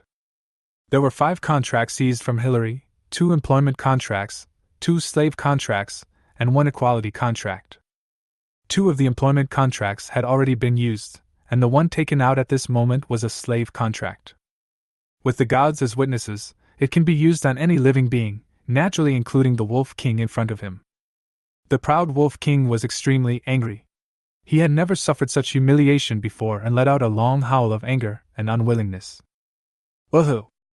Su Qing held the contract in one paw and a pen in the other, looking at the wolf with an unwilling look on its face. After thinking for a moment, he took an axe from a guard on the side and put it directly on the wolf king's neck. Put the contract in front of him again. The words written on the contract are extremely spiritual and are condensed by magic. Even if the monsters cannot understand them, it does not prevent them from understanding the meaning of each word. Swords and axes on the left, slave contract on the right. Either be a dog for the dragon in front of you, or be a dead dog. The wolf king hesitated for a long time. The noble wolf clan would never be enslaved. I am just enduring humiliation for the continuation of my race. After convincing himself, the wolf king made the paw print. The paper made of unknown material emitted golden light like the wind, and then shattered and disappeared. The god of production and reproduction witnessed that the slave contract was established. Speaking of gods, the mythological system on the continent seems to be particularly messy. Different gods are in charge of different rules, and the slave contract is governed by the god of production and reproduction. The employment contract is governed by the god of war and peace. In addition, there is a group of messy gods, like a big pot of hodgepodge. Since the Wolf King has become a slave, the wolf pack will naturally be obedient. However, more than 20 magic wolves are too few in number. We can find some other species of canines for breeding. Maybe we can train a magic wolf army in the future. If you think about it this way, there is a future for the breeding industry. Unfortunately, the territory is too small and there are no people who are proficient in this area. Su Qing felt a little regretful. He brought the 20 or so magic wolves he had just subdued back to the castle and handed them over to Old Sam, asking him to find a place to raise them. Li Ming led dozens of guards to cut down trees and clear the way. Marquis Robert! In the huge castle, which was not much inferior to the royal palace, Robert, who was in his 30s and still strong, sat on the main seat. He had long silver hair, a slightly thin body, sitting upright, thin cheeks, and a pair of bright blue eyes staring at the 2 guests who suddenly came to visit him. The leader was wearing clothes that showed he was a formal member of the Magicians' Association and had a distinguished status. Although the other person looked like a follower, he was also dressed gorgeously. You two have come to visit unexpectedly. What can I do for you? Robert smiled. Hundreds of years of aristocratic heritage made him polite. Marquis Robert, you are about to be in great trouble. Javi spoke calmly, and the first words he said shocked everyone in the room. Shut up! Bold! Someone immediately criticized it, and the crowd was outraged. Robert's face also looked a little ugly. I don't know where this comes from. Sir, if you don't give me an explanation, today's matter will not end well. Javi's expression was still cold. Doesn't Marquis Robert know that your neighbor has been replaced by someone else some time ago? Of course I know. I heard that the new lord is a giant dragon, but so what? I won't interfere with him. Robert didn't take it seriously. He heard that it was just a young dragon, no more than 6 meters long, so he would definitely have a way to deal with it. Hee hee! Javi laughed mockingly. Then did the Marquis know that the dragon has a high-ranking knight under his command? What? Robert suddenly woke up and stared at Javi in suspicion and disbelief. Are you serious? Of course it's true. But how is that possible? The high-ranking knights are the top fighting force in the northwestern countries, and he is only good friends with one high-ranking knight. But how could a new dragon have high-level knights under its command? My lord, you should know that the nature of a dragon is greedy. Maybe it is temporarily satisfied with occupying a territory now, but sooner or later it will be dissatisfied. By that time, Marquis Robert will be in danger. Javi began to persuade. Why not unite with the other lords and fight the dragon in the name of the king? This will not only eliminate hidden dangers, but also expand the territory. Moreover, the dragon has abducted the king's daughter. As long as the Marquis rescues the princess, the king will definitely be willing to give you some gold coins to thank you. Killing several birds with one stone, isn't your excellency the Marquis tempted? I have to say that as a lobbyist, Javi is very qualified. He pointed to the young man behind him and said, This is the king's 37th son. He can testify to everything I say. Robert looked at him carefully and found that the boy's eyebrows were quite similar to the old king. He immediately believed it even more, and after thinking for a while, he said, I naturally believe what you say, but if I fight against the dragon alone, there will definitely be great losses. There are 4 other territories that are connected to my territory and are relatively close. If you can convince them, I will naturally be willing to send troops to save the people of the dragon territory. Seeing the other party agreed, Javi smiled, knowing that things were basically done, and the next step was just to visit a few other territories. Sure enough, in the next few days, he traveled to the 4 territories. Because Marquis Robert had already agreed, the lords of the 4 territories also readily agreed. Javi also agreed. Although they might not get the territory, the king was willing to give them 8,000 gold coins each as long as they succeeded. The 5 territories formed an alliance, gathered 2,000 troops, fully armed, and met at the borders of several territories to discuss specific attack and defense strategies. The dragon leader has not been idle during this period. The 500 farmers were trained by Alan using the training method provided by Su Qing, and now they are somewhat decent, at least they can obey orders. Anyway, Su Qing didn't expect to rely on these trash to fight. The main reason for training them was to avoid a lack of manpower to take over after occupying the land. As for these farmers, they were also happy to join the army because Su Qing said that the conscripted farmers would be exempted from 1 year's agricultural taxes. If you perform well, you can be exempted from agricultural taxes for 3 years. This directly led to the fact that during the initial selection process, thousands of people, young and old, male and female, the old, the weak and the disabled came, and it was difficult to select 500 capable men from them. Li Ming's last axe fell, and the road was completely opened up. Cross this road and walk 1,000 meters forward, and you will reach the territory of the so-called Marquis Robert. After completing the mission, Li Ming returned to the castle with dozens of satisfied guards and was warmly welcomed. Each of the guards was rewarded with a gold coin, which made them flattered and even more loyal. Hillary will have to wait for some time as the construction of the bridge is more troublesome. Su Qing decided to start with Marquis Robert, and immediately mobilized an army of 550 people, asked them to get ready, have a good night's rest, and set off tomorrow. Marquis Robert and others, who were completely unaware of this, were discussing enthusiastically how to start a war. Who is the commander of 2,000 people? Who is restraining that high-ranking knight? Who will deal with the dragon? Should we push forward directly or divide our forces into several routes? Do you want to contact some more allies? 7 people were talking at the same time. Prince 37, who represented the king, had no right to interrupt and just watched silently at the side. Javi looked at the other 5 people with disgust. The 4 earls and 1 marquis had already started fighting openly and secretly before the war had even started and before they had won a victory. For example, the distribution of spoils and whose army should be the vanguard.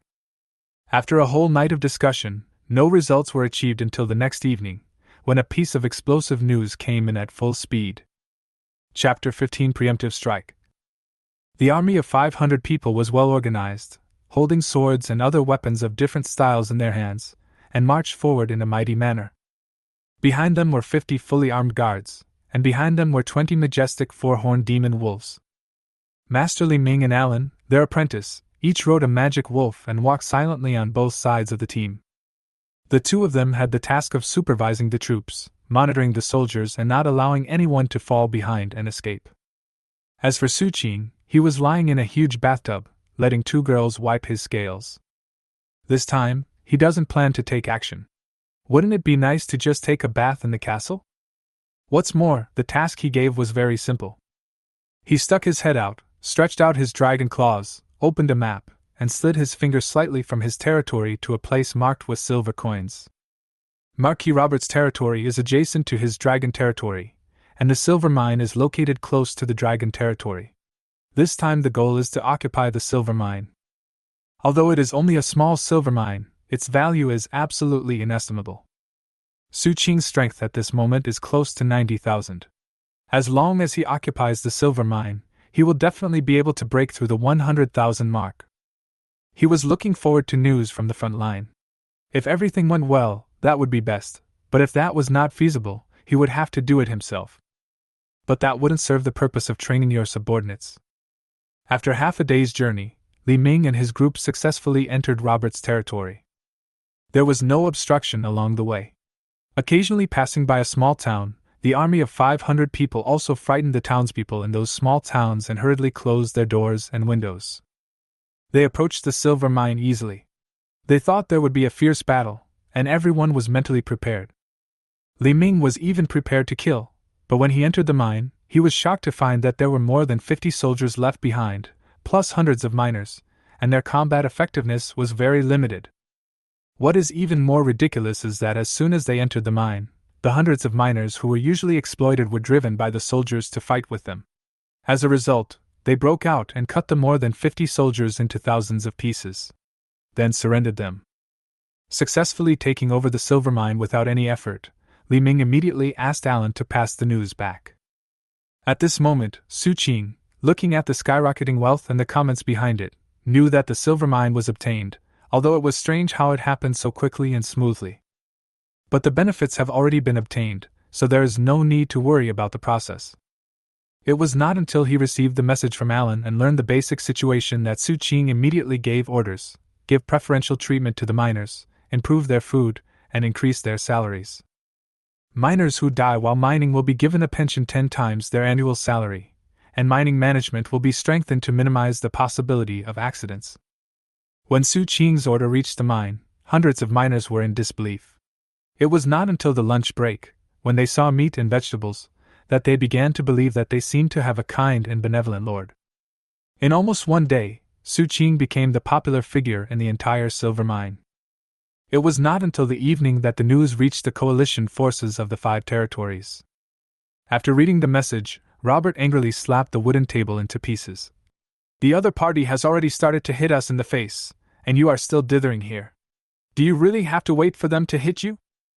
After reading the message, the other 4 fell silent, knowing that they had to respond immediately.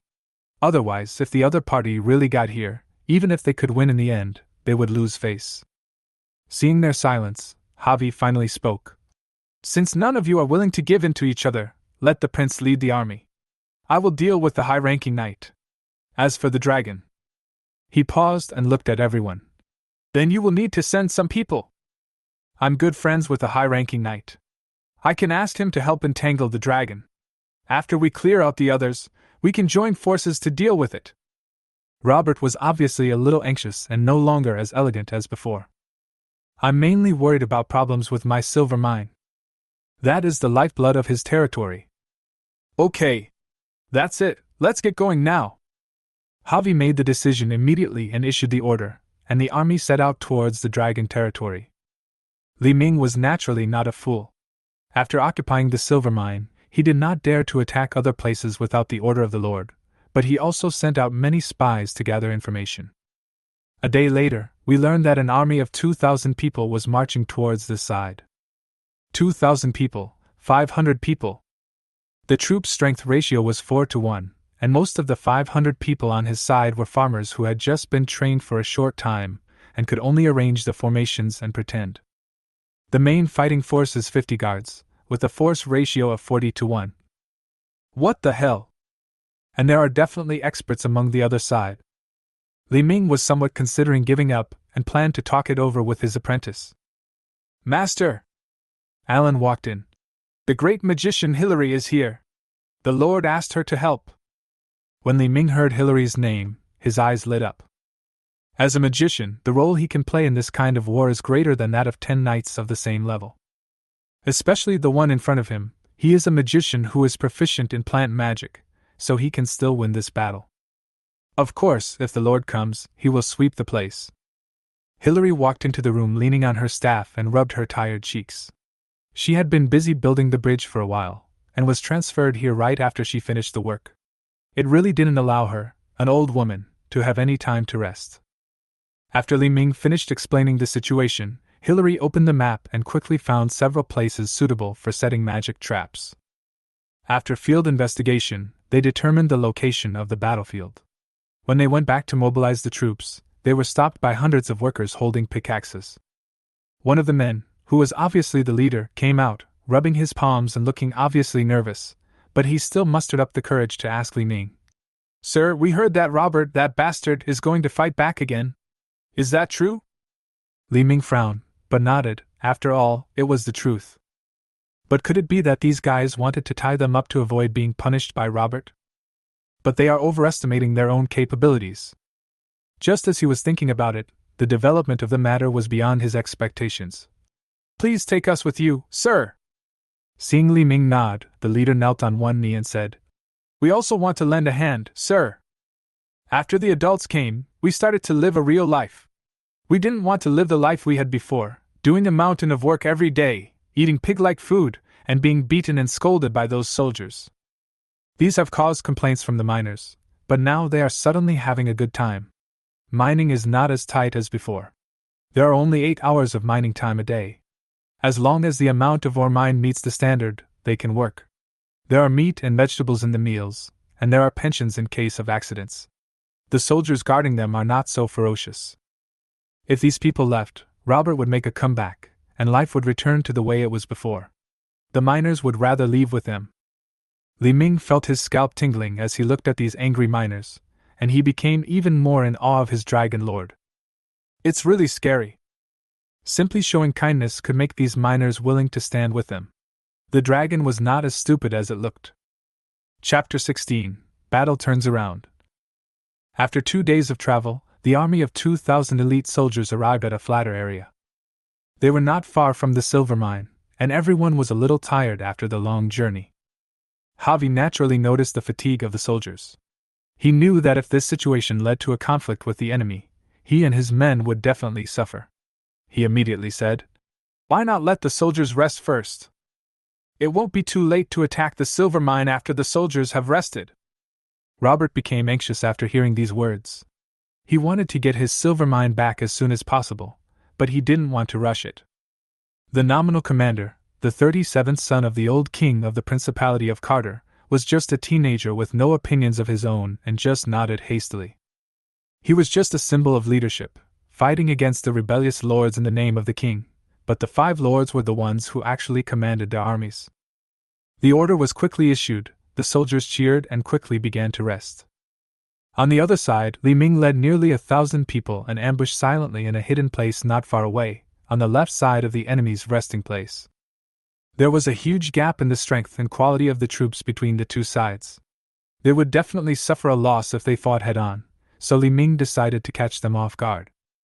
He had already sent out many spies before to grasp the specific movements of the enemy, and had also designed an ambush here early on.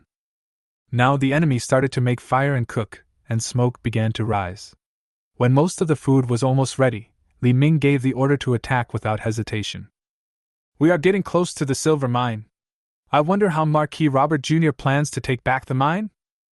Javi spoke calmly, asking for the opinion of the young Marquis Robert, and asked how the other party planned to attack the silver mine in order to minimize the losses. But this little Robert obviously didn't take the enemy troops seriously. He said nonchalantly, "The population of Dragon territory is sparse, and there are only 100 guards. Even if we recruit some farmers, there are only a few hundred people. With 2,000 of us, I think we can easily take it down." No useful information was provided at all. Javi was speechless. Just as he was about to speak again, his expression suddenly changed. He felt the fluctuation of magic. "The source comes from under your feet. A magician has set up magic here." "Careful!"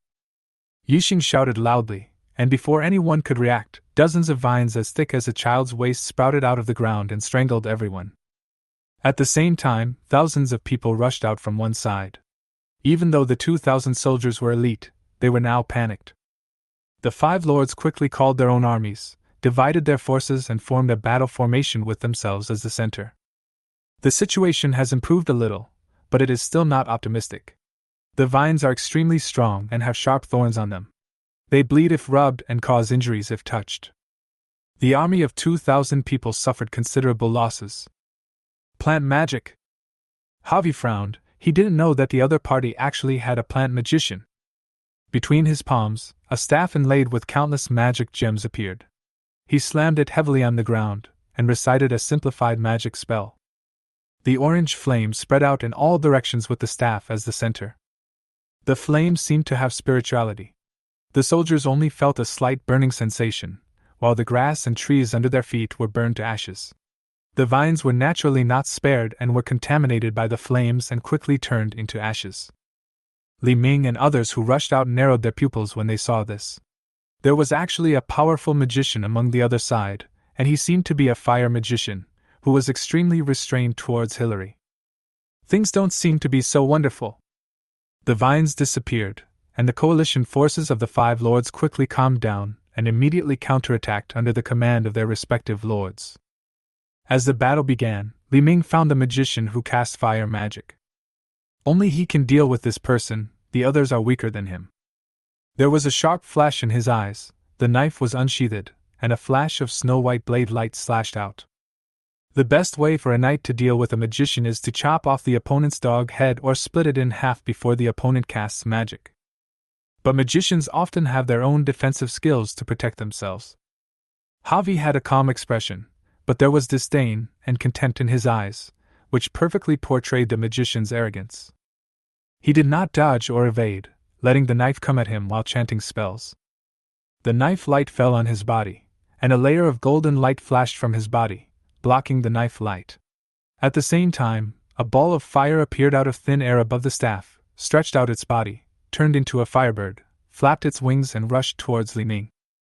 Hillary took a step back, and vines appeared under her feet, shooting out and sweeping towards the opponent who appeared in front of her.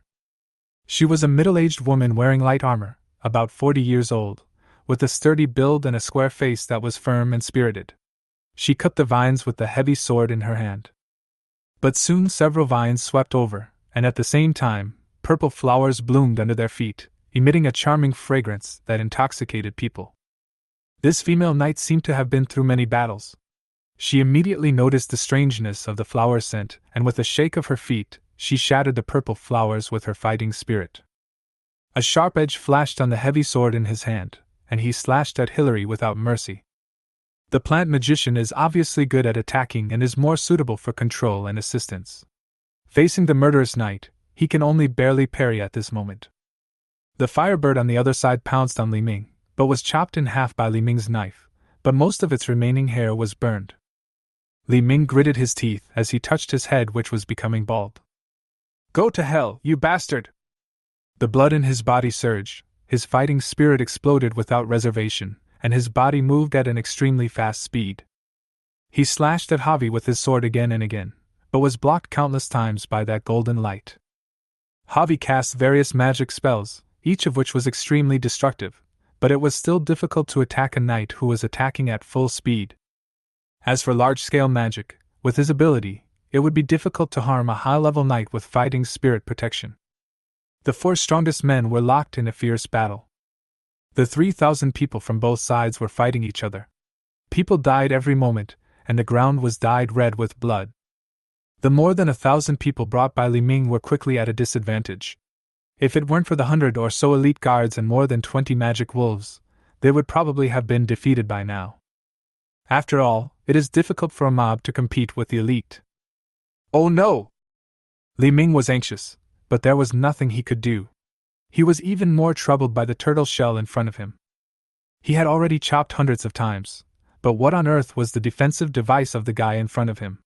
He had only used up a small part of it so far. "Teacher, I'll hold him back, you go help Hillary!"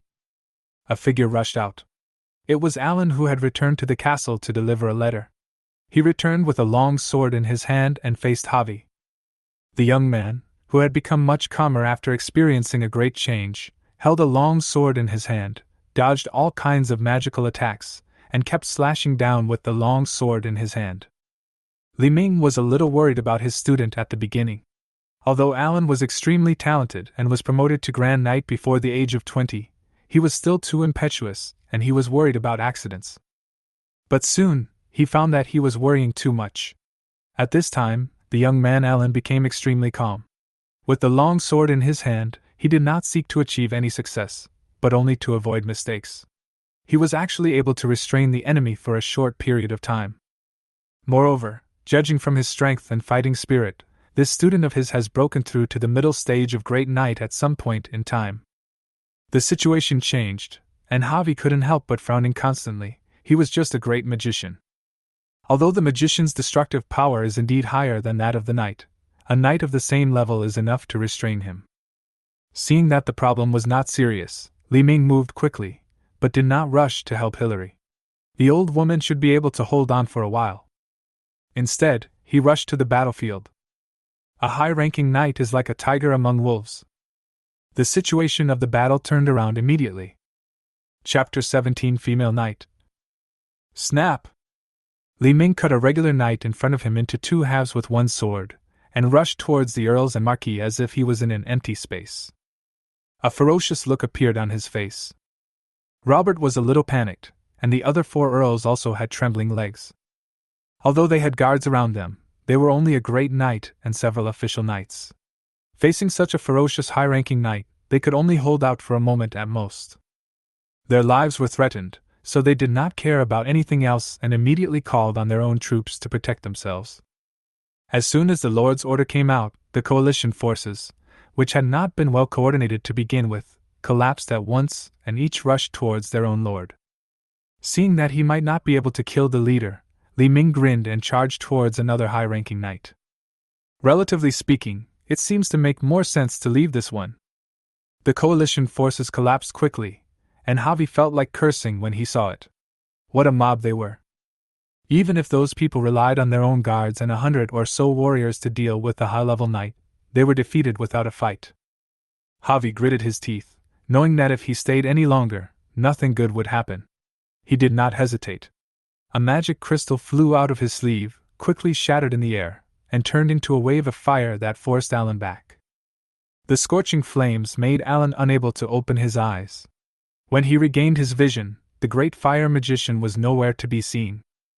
The 5-party coalition forces retreated, and only one high-ranking knight who had been betrayed was still struggling to hold on. At this moment, the square-faced middle-aged female knight was also complaining in her heart. The man who joined the battle later was no less powerful than her. In addition, he was assisted by a great plant magician, and now another great knight joined the battle. 1 versus 3. No match at all. Then we need to find a chance to evacuate. This thought arose in the female knight's mind. In midair, Su Qing flapped his wings and looked at the battle below, which had already ended, feeling a little depressed. How come the war was over in the time it took him to take a shower and eat a meal? Wait, there's one more. Su Qing saw Li Ming and 2 other men beating a woman ruthlessly. Facing the siege of 3 people, the woman, holding a heavy sword in her hand, actually defended herself perfectly. After casting magic continuously for a long time, Hillary was already very tired. She accidentally mispronounced a syllable while reciting the spell, which caused a flaw in her continuous magic control. Seizing the opportunity, the female knight's eyes lit up. She forced Alan back with a sword, kicked Li Ming away, and fled quickly with a flash of her body. He pulled away several dozen meters, leaped and bounced, and was about to escape. Oh no! When Li Ming and the other 2 saw her trying to run away, they were about to chase her, but then they all stopped. A giant black dragon fell from midair, blocking the direction the female knight was leaving. The brand new scales sparkled in the sunlight, just like the pair of dark golden dragon eyes. A shadow enveloped him, and a huge monster suddenly appeared in front of him. The female knight's well-honed instinct allowed her to strike out with her sword. The sword fell on his body, creating dazzling sparks, but not even a white mark was left. Su Qing slowly stretched out his dragon claws, broke the heavy sword, and then grabbed the female knight in his hand. Are you coming with me? Or should I send you off? The 2 sentences were full of threats, but unexpectedly they hit a hard nail. Bah! Damn evil dragon, if you have the guts, kill me! A knight will never surrender to a dragon! The middle-aged female knight widened her eyes in anger and scolded Su Qing. Su Qing could clearly feel the woman's determination and her budding will to die. She looked at Li Ming with interest. Are you all really knights? Why does it feel like this guy is much more noble than you? Being insulted for no reason, Li Ming's face was filled with black lines. My lord, at least I just fought for you. Su Qing laughed and threw the female knight to Li Ming. Don't you have a wife yet? Here, I give it to you. I have a husband. The female knight wanted to explode. What did these 2 bastards want to do? Su Qing was very calm. Then you probably don't have a child. You can give birth to a child and bring it back. Your husband will definitely be very happy. The female knight was furious. You can kill me or chop me up as you please, but you can't insult me like this. Su Qing glanced at her sideways. Prisoners have no human rights, but if you surrender, I will definitely give you high-standard treatment. The female knight was silent. She was not afraid of death, but she felt inexplicably cowardly at this moment. What this dragon said is really a bit scary. Giving birth to a child and taking it back, is this human language? You 2 bastards! The female knight gnashed her teeth. Li Ming was a little confused. He didn't seem to say anything, so why was he being scolded for no reason? Seeing that the other party showed signs of giving in, Su Qing happily took out the equal contract. You 2 should make a contract. He placed the contract between Li Ming and the female knight. Li Ming's eyelids twitched wildly, and the female knight's face turned red. The equal contract is governed by the god of marriage and rituals, and the meaning contained in it is too easy to arouse people's imagination. Let me do it! Hillary sighed with a wry smile and stepped forward to form a contract with the female knight. From then on, both sides prospered and suffered together. Having harvested another talent, Su Qing began to count the casualties. 7 or 8 of the 100 guards were killed, about 30 farmers were killed, and about 10 miners were also killed. This is already a huge loss for the dragon territory. Su Qing ordered that the families of farmers who died in battle would not have to pay land tax for 10 years, and the tax could be reduced after 10 years. Each miner who died in battle would be rewarded with 10 gold coins. As for those who survive, each person will be rewarded with 1 gold coin. This made the farmers and miners, who had just experienced the depression caused by the war, cheer up. Su Qing asked them to take a good rest, and at the same time sent a message to Li Ming, asking them to march forward after the rest and occupy as much land as possible. As for those small towns and cities, after they are conquered, we must ensure that no one is harmed, and at the same time publicize the fact that only 10% of the land tax is collected. After recuperating for a day, Li Ming led the remaining hundreds of people to advance quickly. They did not encounter any decent resistance along the way. Although the residents of those small towns were hostile to them at first, they were very happy when they learned that they only needed to pay 10% of the land tax in the future. The hostility disappeared, replaced by the excitement of welcoming the royal army. Many people expressed on the spot that they were unwilling to be residents of Robert's territory anymore. In less than half a month, Li Ming actually conquered half of Robert's territory and divided it with a big city as the center. Outside is the lost land, inside is the remaining territory. Robert looked gloomy, and Javi's face was not looking good either. The four earls were also dejected. It seems like we can't do anything about that dragon. Some people thought so, and more than one person. Since we are no match for them, why don't we go find reinforcements? The 37th son of old King Carter, who was ignored by everyone and had some sense of existence at this moment, felt a little strange and spoke like this. This one word woke everyone up, and the 5 people's eyes brightened. Yeah, who doesn't have friends? The 5 people looked at each other and left quickly. They have already offended the dragon, and if they want to live in peace in the future, they need to get rid of it as soon as possible. Chapter 18 Lords Fighting the Dragon. The territory suddenly expanded several times, and the population under its jurisdiction reached nearly 10,000 people. Su Qing was satisfied and distressed. He was satisfied with the skyrocketing wealth, which had reached nearly 150,000 and almost doubled his power. The improvement of strength is always a joy. But he was also troubled by the lack of management talent under him. Old Sam was now so busy that Elise had been pulled away to do some work. Now the only one responsible for wiping his scales was little Mary. So depressed. Su Qing sighed and wondered whether to open a school to teach some people literacy and management skills. After all, his territory will surely continue to expand, and the talent gap for various affairs will become larger and larger. It can still function barely now, but once the territory continues to expand, it will definitely become paralyzed.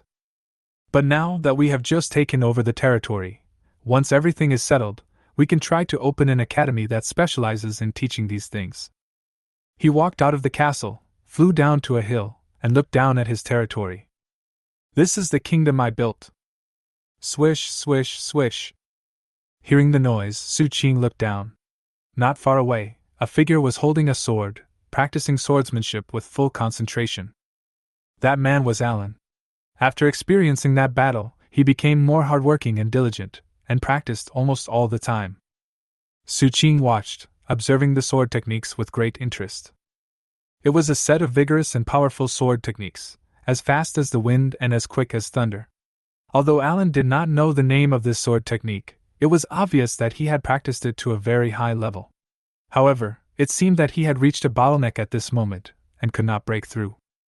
Alan stopped his sword and frowned in thought. For some reason, he found that his swordsmanship seemed to have made no progress at all during this period of time. It was as if a wall appeared in front of him, and he had to break it down before he could move forward. Is there something wrong with my training?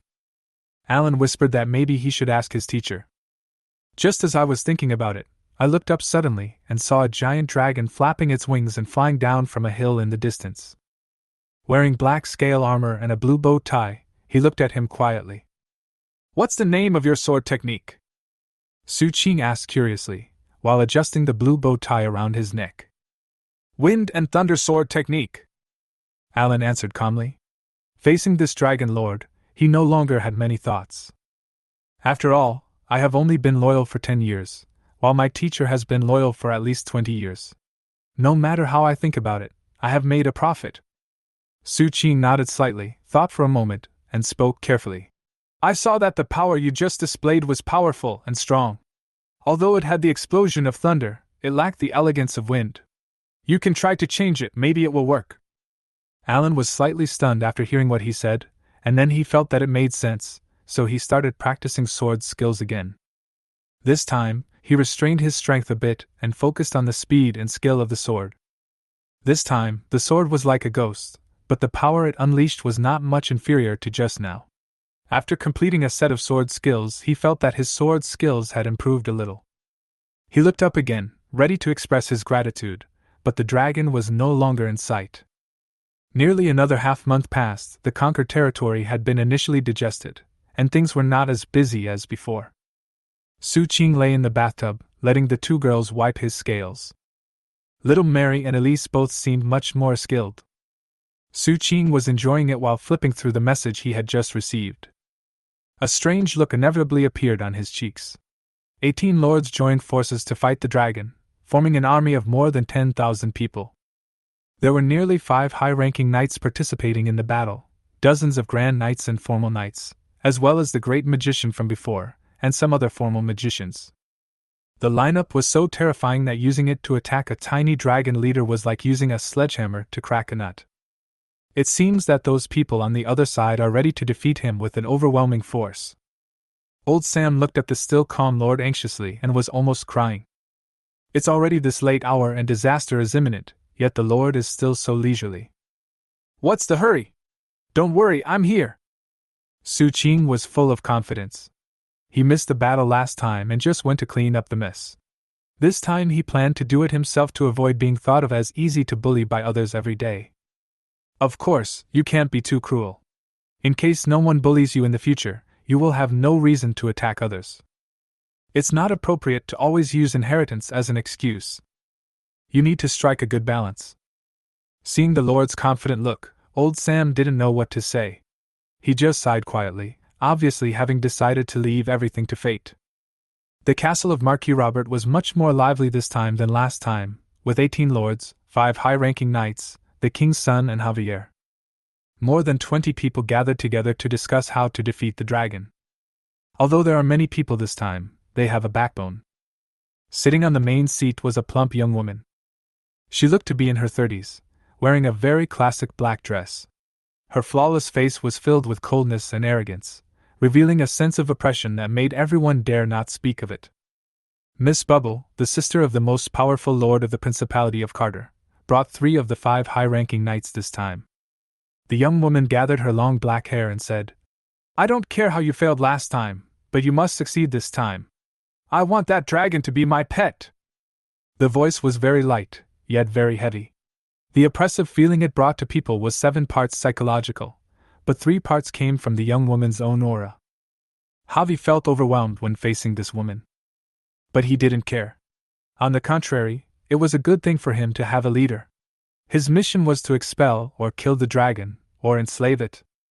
So as long as he can complete the task, let him report to his teacher as soon as possible. Maybe he had thought of letting the dragon serve as his mount before, but now he has given up the idea. "Don't worry, Miss Bubble. We will follow your lead." Everyone immediately spoke up to express their loyalty. The young woman nodded, showing no emotion. "Have you discussed how to attack the dragon territory?" Everyone looked at each other in bewilderment. Finally, Robert gritted his teeth and spoke. "We will gather a large army and directly attack. We will definitely capture the dragon and make it your pet." "Madness!" Miss Bubble sneered. "Just push forward. Don't you think those people in the dragon's territory won't resist? According to what you said, a high-ranking knight, a great magician, and that dragon, if they fight desperately, the destructive power they can cause is definitely not what you want to see." Everyone was speechless. They naturally knew it, but they just hadn't discussed it yet. Some people have proposed several solutions before, but no one has decided which one to use. "Then what do you think, young lady?" Robert continued. Miss Bubble waved her hand and someone quickly brought up a map. The slender fingers with pink nails slid. "We can divide our troops into 5 groups and attack from 5 directions. The Dragon Lord's troops simply cannot be divided to face a 5-pronged attack. They lack high-level combat power and will surely be defeated." Miss Bubble's voice was confident. "Miss, you are smart!" Everyone rushed to flatter him. Only Javi was speechless. This simple little trick was considered clever? Didn't someone mention it just now? Chapter 19. Miss Bubble. Woof woof woof. "My lord, I have bought 230 of the excellent dogs you requested." Su Qing looked at the 2-meter-high brick wall in front of him and listened to old Sam's report. Inside the wall were vicious dogs tied with iron chains. The thinnest people inside were at least 2 meters tall when they stood up. At this moment they were barking nonstop, looking extremely anxious, with red eyes and drooling from the corners of their mouths. Old Sam took a sneak peek, shuddered, and continued to report with his head down. "Because you requested that it must be a female dog, I only found these. Also, according to your request, strong drugs have been injected into it. Now is the best time for breeding." Su Qing nodded with great satisfaction and turned around. Behind him were 13 four-horned demon wolves who had no idea what was about to happen. He was standing there obediently, waiting for the orders from this big boss's master. It's a pity that there are only 13 male wolves in the pack, otherwise breed optimization would not be so troublesome. It would probably take several generations to cultivate the breed and quantity he wants. Su Qing called the 13 wolves to the edge of the fence, with a smile on his ugly face. Just jump in by yourselves. As he said this, the 13 male wolves looked at each other, and none of them moved. As similar species, they can hear the meaning of the calls and judge the number of people inside based on the calls. At this moment, he nodded to his brothers, looked at the wall, and turned around and ran away without saying a word. Su Qing narrowed his dark golden dragon eyes, flapped his wings, and created a strong wind, which lifted up the 13 wolves and threw them into the wall one by one with his claws. The inside of the wall suddenly became quiet, with only a few thuds of water falling to the ground, but soon, the inside of the wall seemed to explode. The walls are shaking. Su Qing pretended not to hear anything, patted his dragon claws, and told old Sam to prepare more meat to nourish the wolves, and to find some more vicious dogs. He was counting on these 13 wolves to breed a wolf cavalry of more than 100,000. It was interesting to think about it, but now he still had a long way to go. Turning around and returning to the castle, Su Qing looked through the message he had just received. The 18 lords have gathered and divided into 5 groups heading towards the dragon territory. Each group has at least 2,000 people, led by a high-level knight and more than 3 great knights. With the current strength of the dragon lord, it is impossible to divide the troops to deal with it. The information also mentioned that the banner of these 5 armies was to capture a giant dragon alive and give it to Miss Bubble as a pet. So who is this Miss Bubble? Su Qing looked at Iris and little Mary beside him. It was just a casual question, but he didn't expect that little Mary actually knew the answer. She is the sister of the most powerful lord of the Carter Kingdom. That lord occupies 1/3 of the land of the Carter Kingdom, and has several high-ranking knights loyal to him. At the same time, he himself is also a high-ranking knight, and a top-ranking high-ranking knight. And according to legend, the lord has a very precious treasure in his hand, which has a great effect on increasing its strength. And Miss Bubble is the lord's favorite sister. I like to keep some strange pets. I heard that Miss Bubble even tamed a Pegasus. This time, it is very likely that she heard that there was a dragon here, so she came here specially. Little Mary said this and looked at Su Qing with some concern. Although she hoped that someone would come to rescue her, she also didn't want this ugly dragon to be captured and used as a pet. Or you'd better run away. Little Mary said seriously, she was thinking about the dragon. Su Qing didn't care about it, but became interested in the treasure of the most powerful lord. If I capture his sister, will he exchange her for that treasure? He asked little Mary excitedly, but little Mary had a dull look in her eyes and her whole face turned red. She didn't know how to answer for a long time. Finally, she just lowered her head and ran away. It seemed that he didn't want to pay any attention to the dragon. Su Qing exhaled a long breath of dragon and patted Owl's little head. Even though he didn't use much strength, he almost knocked the girl to the ground. Then, under the angry gaze of the girl, he said, I'm going to go out for a while and will be back soon. If there is anything in the territory, let old Sam handle it. After briefly explaining, Su Qing flapped his wings and flew out of the castle, quickly rising into the air and soon disappeared. Only Owls was left in a daze. Could this guy really have run away? Because of her doubts about the dragon's character, Iris felt it was very likely. In one of the 5 armies, Miss Bubble rode a snow-white Pegasus, and a look of impatience appeared on her slightly plump cheeks. From childhood to adulthood, she has only heard the legend of dragons. Now she has the opportunity to catch a dragon with her own hands. For her, this is simply the happiest thing. I just don't know what kind of dragon this is. Is it as majestic as the legend says? Miss, slow down! Before they knew it, Camel rode Miss Bubble's Pegasus to the front, and the only high-ranking knight in the army hurried forward. Miss Bubble came back to her senses and patted Xiaobai on the head. Tianma reluctantly slowed down his pace and was protected by the army in the center again. Hurry up, I want to conquer that dragon myself. Miss Bubble gave instructions to the people around her, her eagerness evident in her words. She was worried that the dragon would have been defeated by the time she arrived. In that case, even if she kept the dragon as a pet, she would always feel like something was missing. Now that the eldest lady has spoken, the army has no choice but to speed up its pace.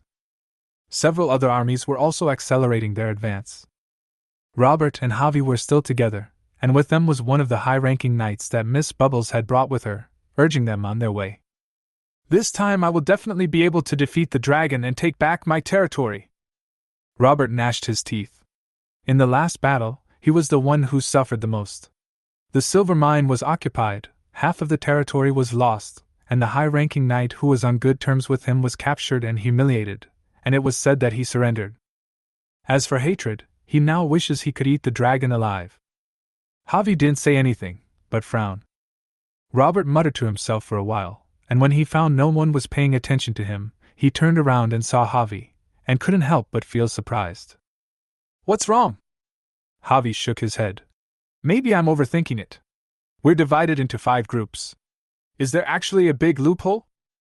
"What loophole?" Robert was surprised and didn't understand what Javi meant. Javi raised his head and looked into the distance, his voice gradually becoming dull. "If that dragon is really that powerful, with his flying ability, he can easily defeat us one by one." Robert's heart sank to the bottom of the pot, and his voice became dry. "Not very likely, right?" Javi shook his head. "I hope I'm just worrying too much." Chapter 20: Shameless Dragon. In midair, Su Qing flapped his wings and looked at the huge flow of people below. I couldn't help but click my tongue. 2,000 people seemed like a lot. Of course, he had no interest in dealing with these guys. Although he could have directly cut through the 5 armies, it was unnecessary and would have caused heavy casualties, and he would have been the one who suffered the losses in the end. Su Qing flapped his wings and flew farther away. In the castle of Marquis Robert, a beautiful woman and a pretty girl stood at the window, looking into the distance, smiling and talking. "Mom, when will Dad come back?" The girl widened her beautiful eyes and looked at the woman in confusion. At the age of 12 or 13, she was full of innocence, and her bright eyes were like rippling water. "Some bad guys have occupied our land. He went to chase them away and will be back soon." There was a flash of worry in the woman's eyes, but she smiled, touched her daughter's head, and spoke gently. "It's inappropriate for you to make up stories about others behind their backs." A dull sound was heard, mixed with the roar of dragons.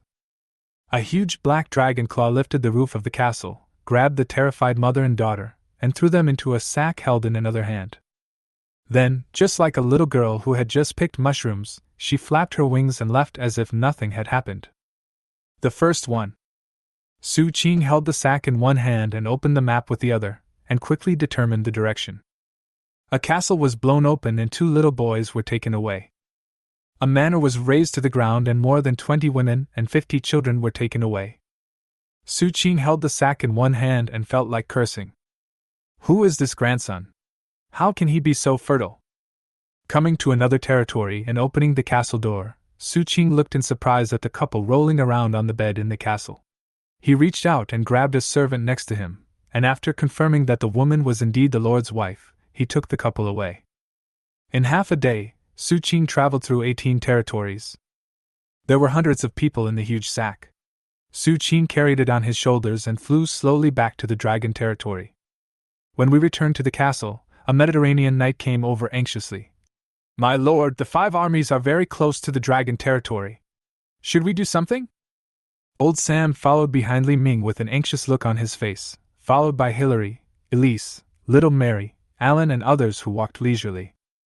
Then everyone saw the sack on Su Qing's back, which was bulging and moving, and making noises, as if it was filled with a lot of living things. "My lord, what's in here?" Old Sam asked with some surprise. Su Qing did not answer, but ordered Li Ming. "Pass the order down, everyone in the territory should not resist, just let those people come here." Li Ming looked even more anxious. How could this be possible? "Lord, are we just going to sit there and wait for death?" Su Qing gave him a strange look and said, "Those people don't have any bad intentions here, just let them take their families away." As he said this, he put down the sack and hundreds of people were thrown out. There were men and women, old and young, black and white, tall and short, fat and thin, and some were naked. The spectacular scene stunned everyone for a moment. When Li Ming reacted, his expression was a little distorted. He really didn't expect that the giant dragon would steal the homes of the 18 lords in just half a day. This is too crazy. Not only him, but also old Sam and Hillary were stunned. Can a war be fought like this? Alan Yilais and little Mary showed no signs of expression. They thought this was normal and in line with the dragon's character and code of conduct. Although it was somewhat shameful, everyone calmed down at this moment. At least with the hostages in hand, most of the 18 lords would be wary, and it would be much easier to deal with the rest. They were even looking forward to what expressions the 18 lords would have when they gathered together. The 5 armies finally arrived at the manor one after another. Because they had not received orders, no one dared to attack. They just formed 3 circles inside and 3 circles outside, surrounding the manor so that no one could get in or out. The 18 lords gathered around Miss Bubble. "Miss, shall we attack now?" Robert asked impatiently. He really didn't expect that their army could reach the dragon's lair easily without any obstruction. Miss Bubble shook her head, and a hint of arrogance and complacency appeared on her plump cheeks. She thought that the dragon did not resist because it must have heard that she was leading a large army here, and felt that it was no match for her, so it was willing to be her pet. "So there is no need to attack, just let the dragon come out and follow you." At least Miss Bubble felt that if she were in this situation, she would definitely choose to admit defeat. So she ordered a high-ranking knight beside her. "Go and let the dragon come out." The High Knight took orders and headed towards the castle, but as soon as he entered the manor, a figure forced him out. He was a man in his 30s or 40s with flowing Mediterranean hair. He held a knife in his hand. He forced the high-ranking knight out of the manor before putting the knife away. Then he smiled and winked at everyone. "I wonder if you all came here with such fanfare, but do you want to pick someone up?" The incoherent words stunned everyone. Before they could react, a horse galloped over, passed through the army, and knelt directly in front of Marquis Robert. "Your Excellency, a giant dragon snatched my wife and daughter away 2 days ago. We were incompetent and failed to stop it. Now the territory is in chaos. Please go back and take charge of the situation." After a series of words, Robert was completely stunned. Li Ming had a smile on his face. Although it felt a bit shameless, this inexplicable sense of relief was really addictive. He clapped his hands, and immediately hundreds of guards came out of the manor behind him, leading hundreds of people. The scene fell into silence for a moment, and the next moment all 18 lords exploded. "My wife and children are in his hands, what's the point of fighting him? You have to know that most of these lords are old, and have almost lost their fertility. If all their children die here, they will really have no descendants." Li Ming's smile became even brighter, especially when he saw those guys who wanted to hack him to death but were helpless. "My lord said that he had invited all the ladies and girls to visit us some time ago. He had intended to send them back in 2 days, but he didn't expect that all the lords would come to pick them up in person. Thank you so much for your trouble." Everyone was silent and calmed down at this moment. They knew that this war could not continue unless they were willing to kill their wives and children as sacrifices. Javi showed helplessness on his face. He originally thought that the dragon would be defeated one by one, but he didn't expect that the dragon was more shameless than he imagined. And there was another person who felt humiliated. Miss Bubble's eyes widened. The 5-pronged strategy she proposed was useless. Instead, someone cut off their retreat. She felt angry just thinking about it. She pointed at Li Ming and said, "Catch him for me." As soon as the words came out, 3 people in the army of 10,000 took a step forward, Li Ming took a step back, and a group of guards quickly picked up their knives. The faces of the 18 lords changed drastically. Some went up to stop the 3 high-ranking knights, while others begged Miss Bubble. The scene suddenly became lively again. After a long while, Miss Bubble gnashed her teeth, knowing that her plan had failed this time and she would definitely not get the dragon pet. She waved her hand in frustration, indicating that she didn't care anymore. He walked aside with his 3 high-ranking knight bodyguards. Chapter 21 Mr. Bubble. Seeing that the young lady had been persuaded, the lords finally breathed a sigh of relief. As they looked at each other, Robert stepped forward and forced a smile. "What's your name, sir?" Li Ming had a bright smile on his face. "Li Ming." Then Master Li Ming, I wonder if we can bring our wives and children back? Robert spoke, and the other lords also turned their eyes to him. Li Ming nodded seriously. Of course. Everyone was delighted, but before they could express their gratitude, they heard Li Ming say, But my lord has taken care of the food, clothing, housing and transportation of all your ladies and gentlemen for the past few months. Although he doesn't care about these small amounts of money, you can't let my lord suffer a loss, right? Li Ming showed an embarrassment on his face as he spoke. Of course, of course. Robert still had a smile on his face, but he was cursing in his heart. He didn't know where the dragon was a few months ago. I hope this grandson doesn't ask for too much. How about this? Li Ming thought about it and seemed to make a big concession. How about 500 gold coins per person? Robert was stunned. 1,000 gold coins for his wife and daughter was indeed not expensive. He immediately nodded and agreed. No problem. The deal was done. Li Ming took 1,000 gold coins and sold the other party's wife and daughter to him. Robert breathed a sigh of relief, but when he turned around, he saw several lords staring at him with grim expressions. Robert was stunned for a moment, then realized that these people seemed to be particularly fertile. But he doesn't care about that, because it was these grandsons who pushed him out. After buying back his wife and daughter, Robert did not stay long and quickly evacuated with his men. Other lords who had few wives and daughters also hurried forward and spent thousands of gold coins to buy back their own families. Why 1,000 gold coins?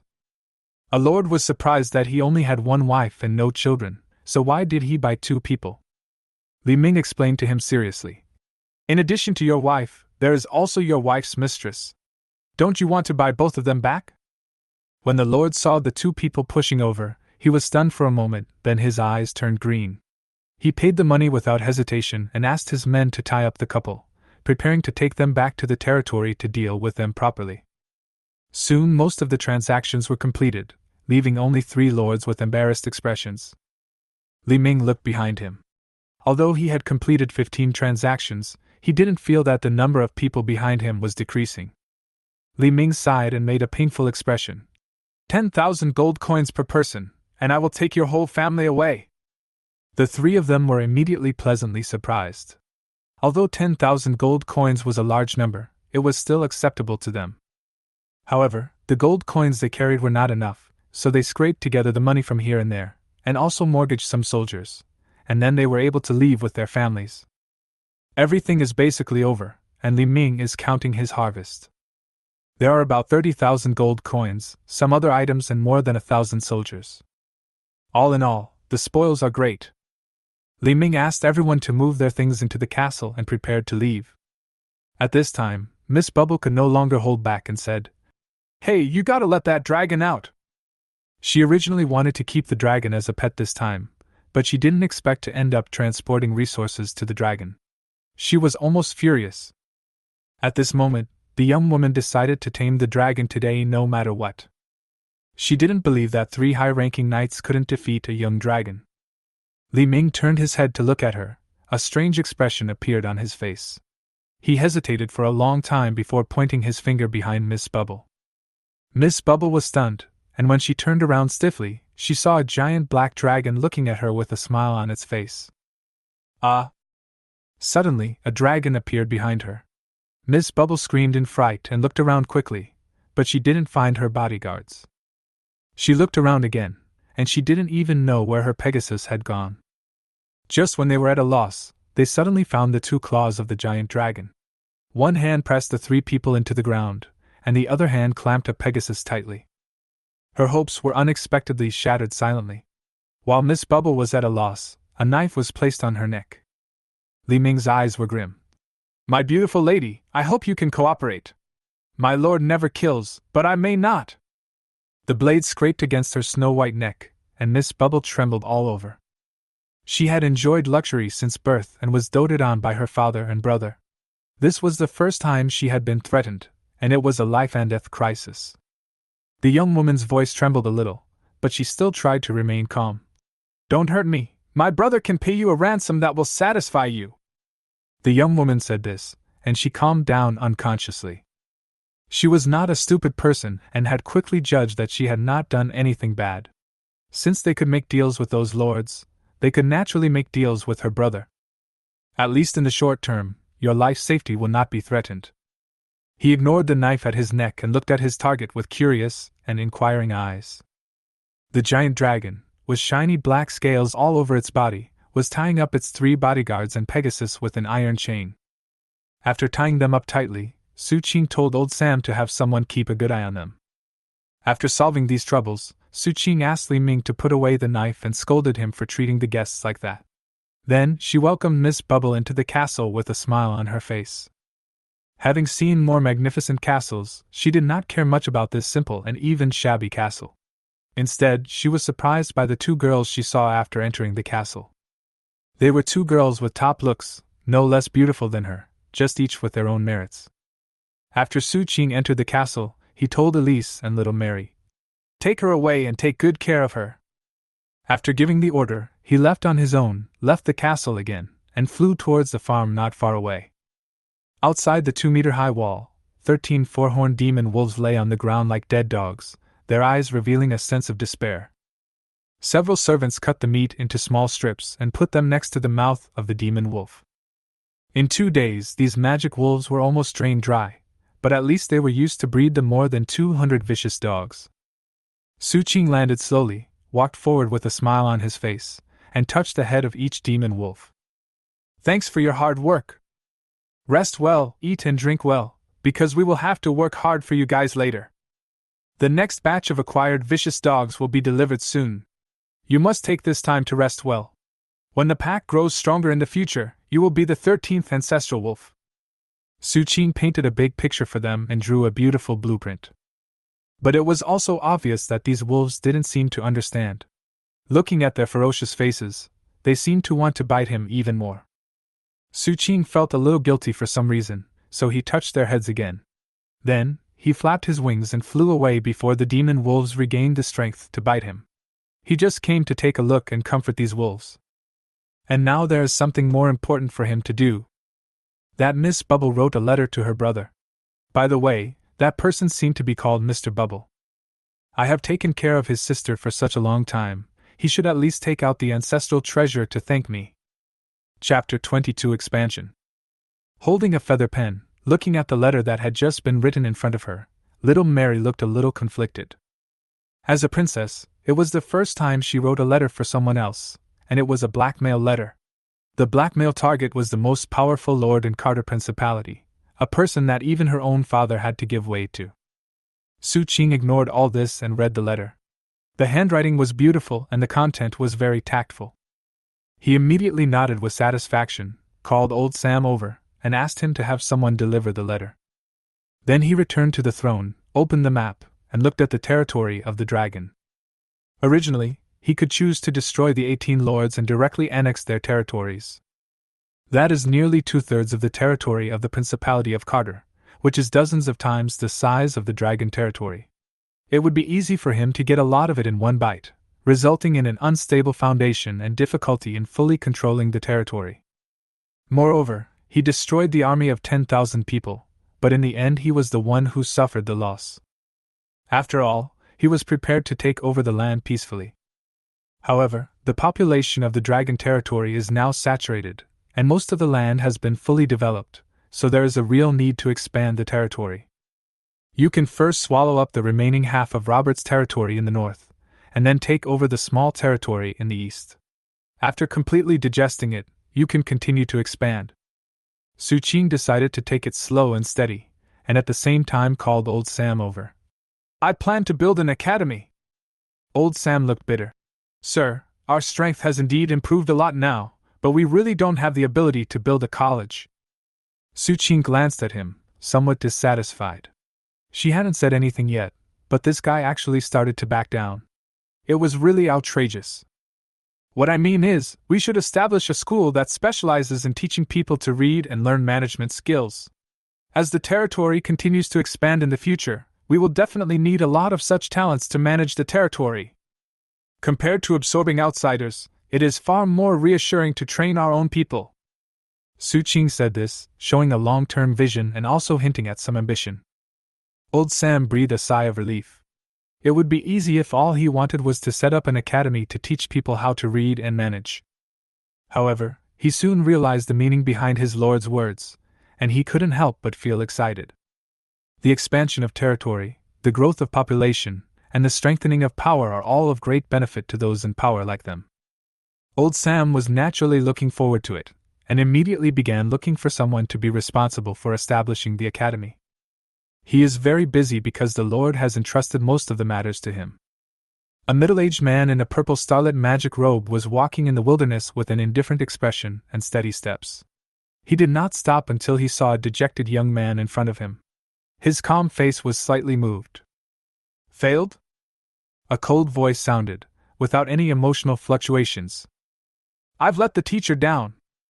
Javi lowered his head even more and gave a brief account of what had happened. He really had no choice. He could not match the dragon on his own, and he failed to rely on the power of other territories. Unless he lobbied other countries, it was impossible for the many lords of the Carter Principality to risk being swallowed and choose give way. He really had no way to deal with that giant dragon. Manga nodded after hearing this. "I underestimated that young dragon. I don't blame you for this." After comforting his student, Manga looked up at the sky. His stern eyes seemed to be able to see something through the clouds. But soon Manga looked away again, the corners of his mouth raised, revealing a bit of sarcasm. "I didn't expect that the Black Dragon clan, which is known for its recklessness and brainlessness, could produce such a shameless little guy. In that case, let's contact the dragon hunting team." In Mungo's palm, a colorful jade stone shattered, fluctuations of magic power spread, and information was transmitted. After doing all this, the middle-aged man looked at Javi and said, "It's okay. Someone will take care of the dragon. But whether it lives or dies depends on his luck." His expression remained calm as he spoke, as if this was just a trivial matter that he did not take seriously. They left with their students, and their figures became smaller and smaller until they disappeared, leaving the northwestern countries. "Father, why are we leaving?" The beautiful girl, about 12 or 13 years old, opened her beautiful eyes wide and asked Marquis Robert in confusion. She didn't know why her father started packing up his belongings and wanted to take her and her mother away after he came back. The beautiful woman directed some servants to load things onto the carriage, and she also cast a curious look at her husband. She was also surprised about this question. Even though he was kidnapped before, isn't the matter resolved now? Why did he leave? Robert sighed, gently touched his daughter's head, and looked at his wife again. "That dragon is very ambitious, greedy, and shameless. We have no way to deal with him now. Instead of waiting for him to attack us again, it is better for us to leave now and keep most of our belongings. I have sent a letter to the dragon territory. The dragon should be coming to take over this land soon." After he expressed his thoughts and plans, the beautiful woman nodded in agreement.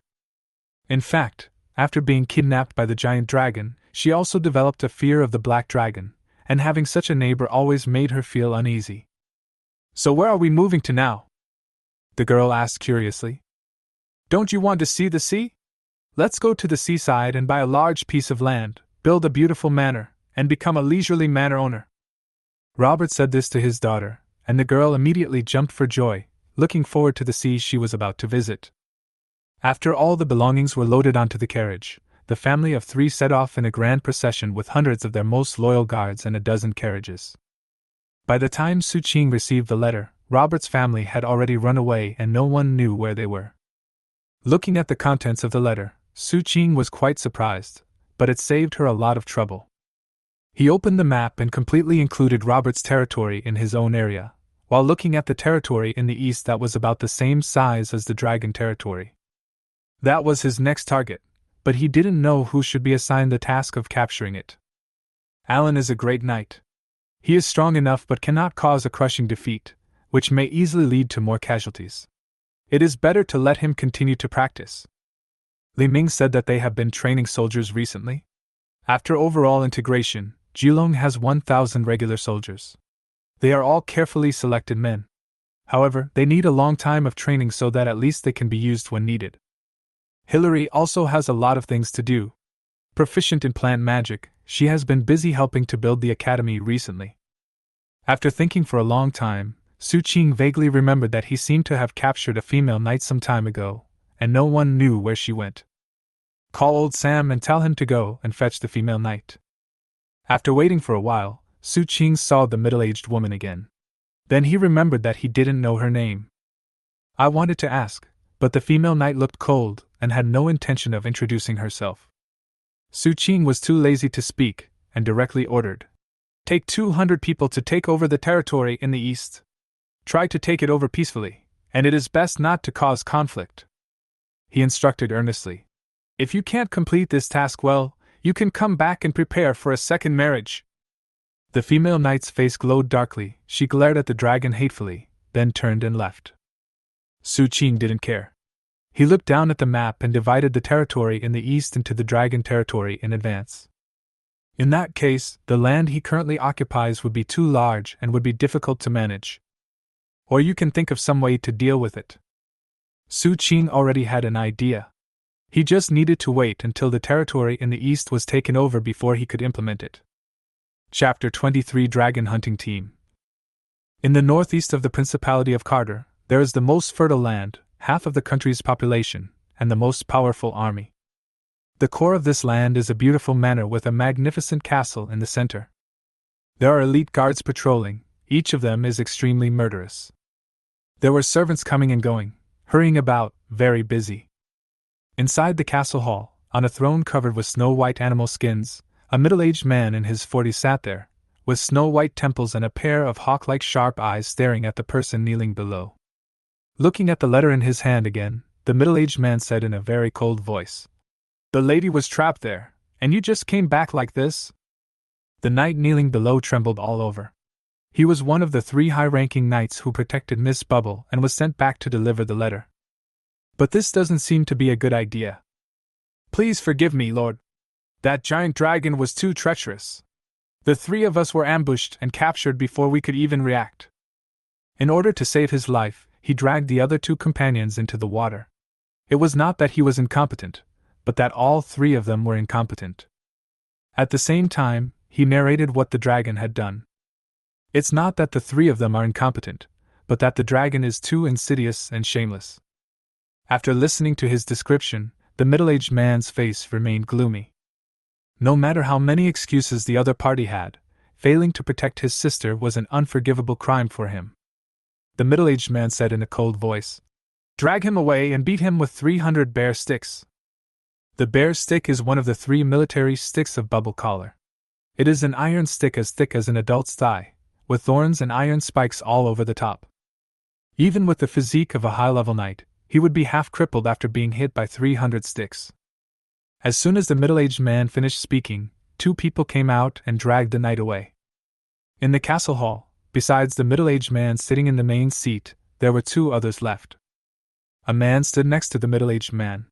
He was over 3 meters tall and as strong as an ox, but his expression was a little dull.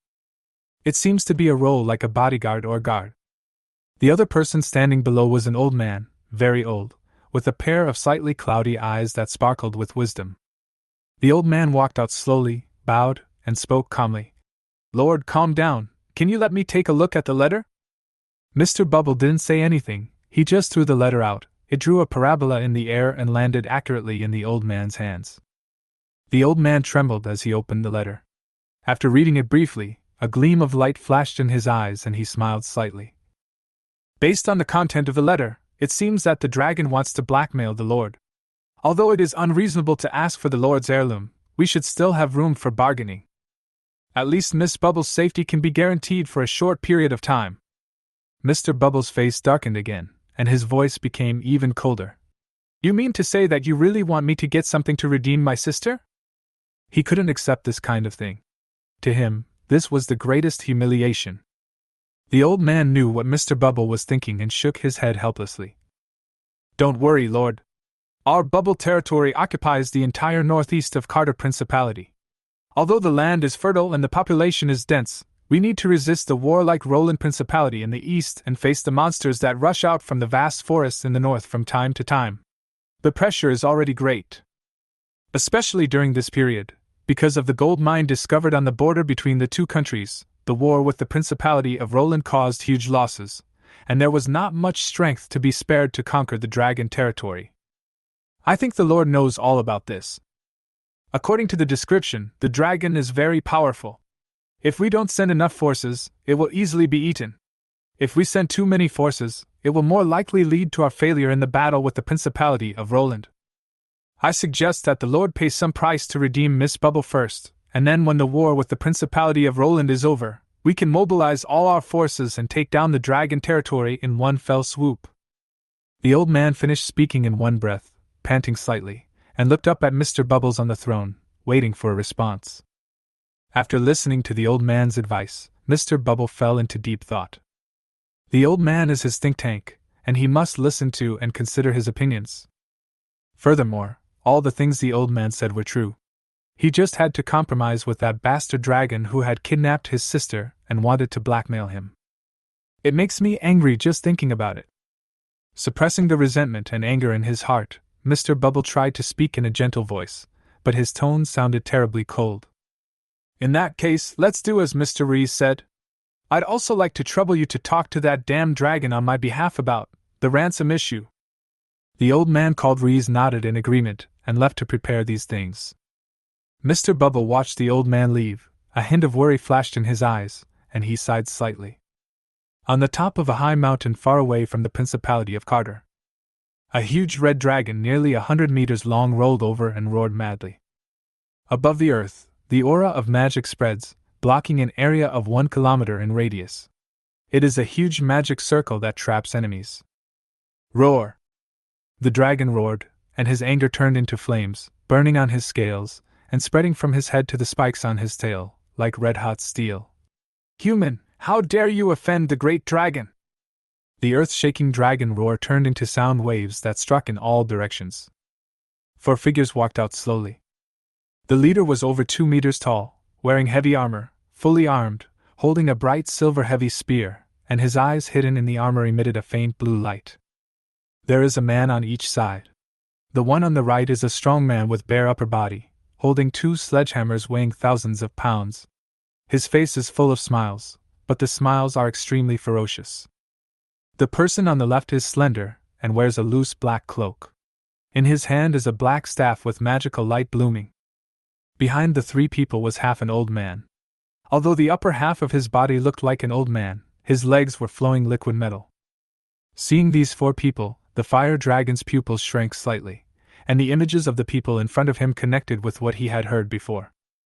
Are you a dragon hunting team? 2 glory knights, a glory-level magician, and an alchemist.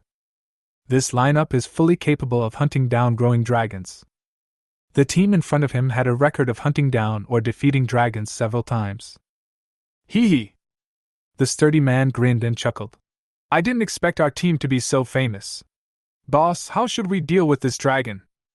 As he spoke, he looked at the armored man who was obviously the leader of the 4. Surrender or die!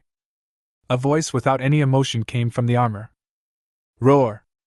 The giant flaming dragon roared, staring at the 4 people with its blood-red eyes. Do you think that you can defeat me by luring me here to ambush me?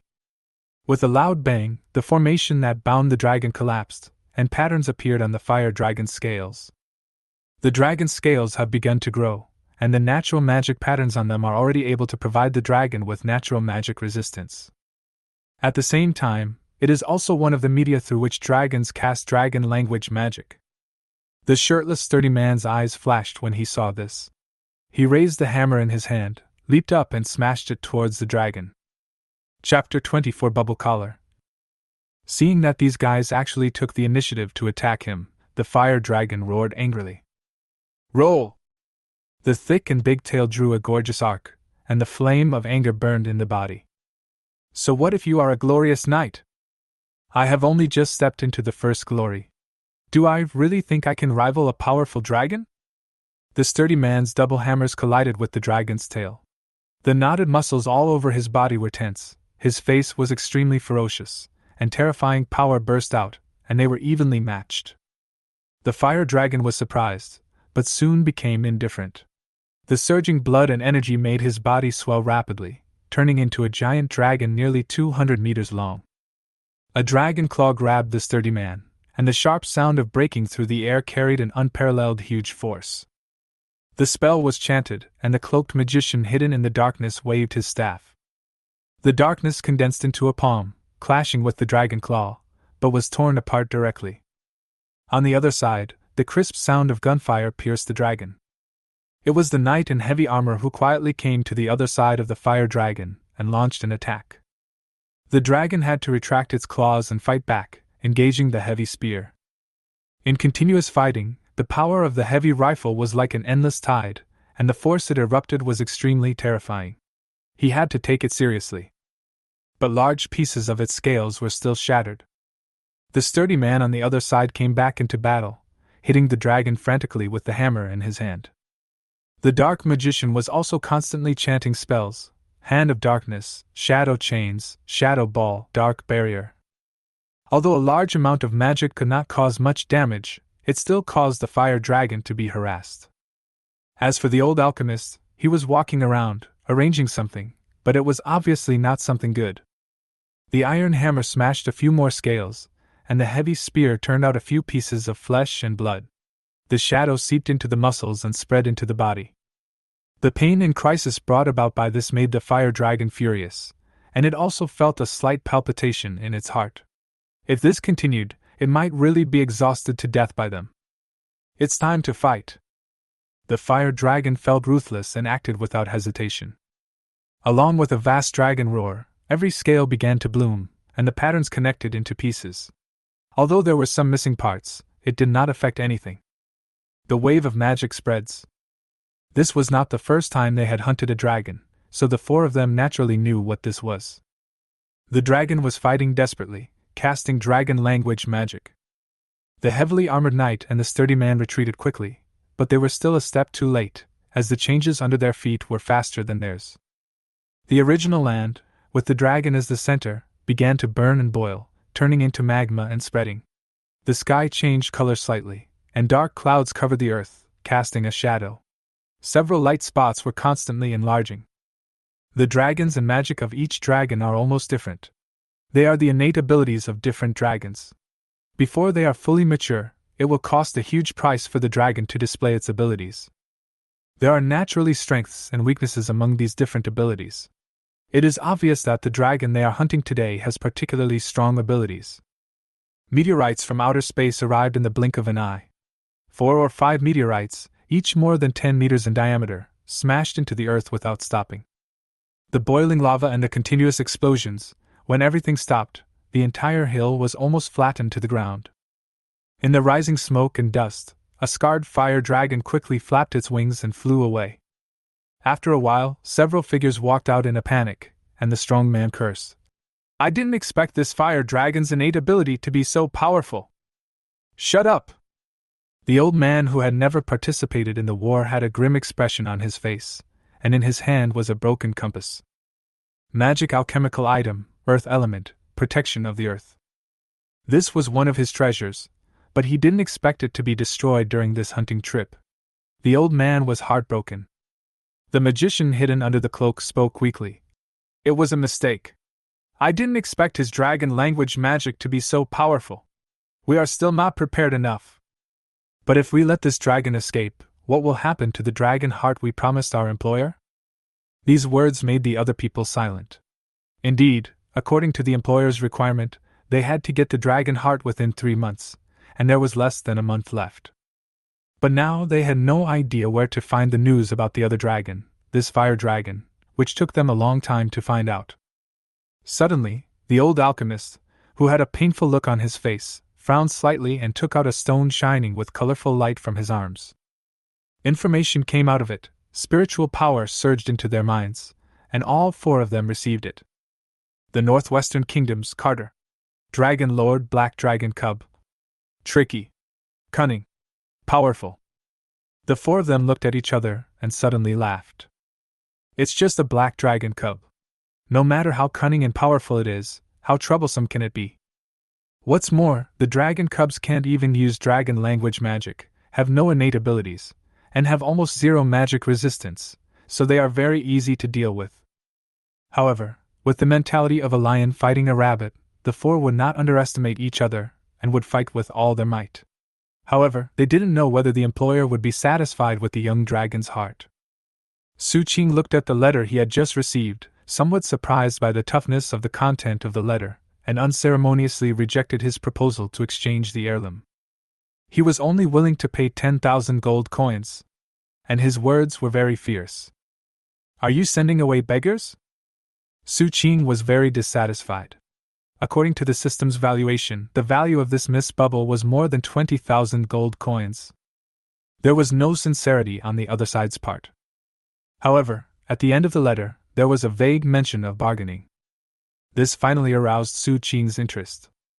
He called over old Sam, his most trusted butler, and asked him about the bubble collar. This actually scared him, and made him even more dissatisfied. How can such a rich place be so stingy?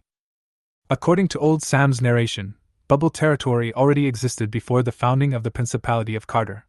At that time, the Bubble family was one of the most powerful families and made a lot of contributions to the founding of the Principality of Carter. After the founding of the country, the old king at that time allocated the most fertile lands in the northeast to the Bubble family.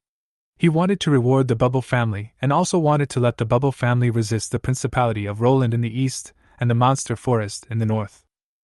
The Bubble family did a very good job in these two things. For 200 years, they never let the Principality of Roland invade their borders.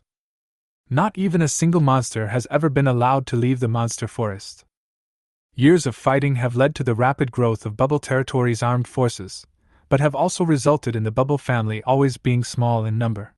This generation only has Mr. Bubble and Miss Bubble. As old Sam was recounting the story, he suddenly remembered something and quickly spoke up. "Because it's next to the Monster Forest, we can collect a lot of training resources. There is a Do Chi Academy in Bubble Territory. Although it's only a small academy, it's the only one in Carter Principality." As he spoke, old Sam looked towards his lord, only to see Su Qing with a thoughtful look on his face. After a moment, he said in an uncertain tone, "If I marry Miss Bubble, will Bubble Collar be half mine?" Old Sam almost sprained his waist. After a long while, he caught his breath and said with a wry smile, "My lord, Miss Bubble is already 30 years old." Su Qing nodded nonchalantly. "I'm also 30 years old, about the same age. Can the growth cycle of humans and dragons be the same?" With the corner of his mouth twitching, old Sam realized that the lord did not realize the meaning of his words, so he could only speak again. "My lord, what I mean is that although Miss Bubble is single now, she has been married twice, and neither marriage was very happy. She also gave birth to 2 children." Su Qing frowned upon hearing this, feeling somewhat regretful about the breakup of her happy marriage.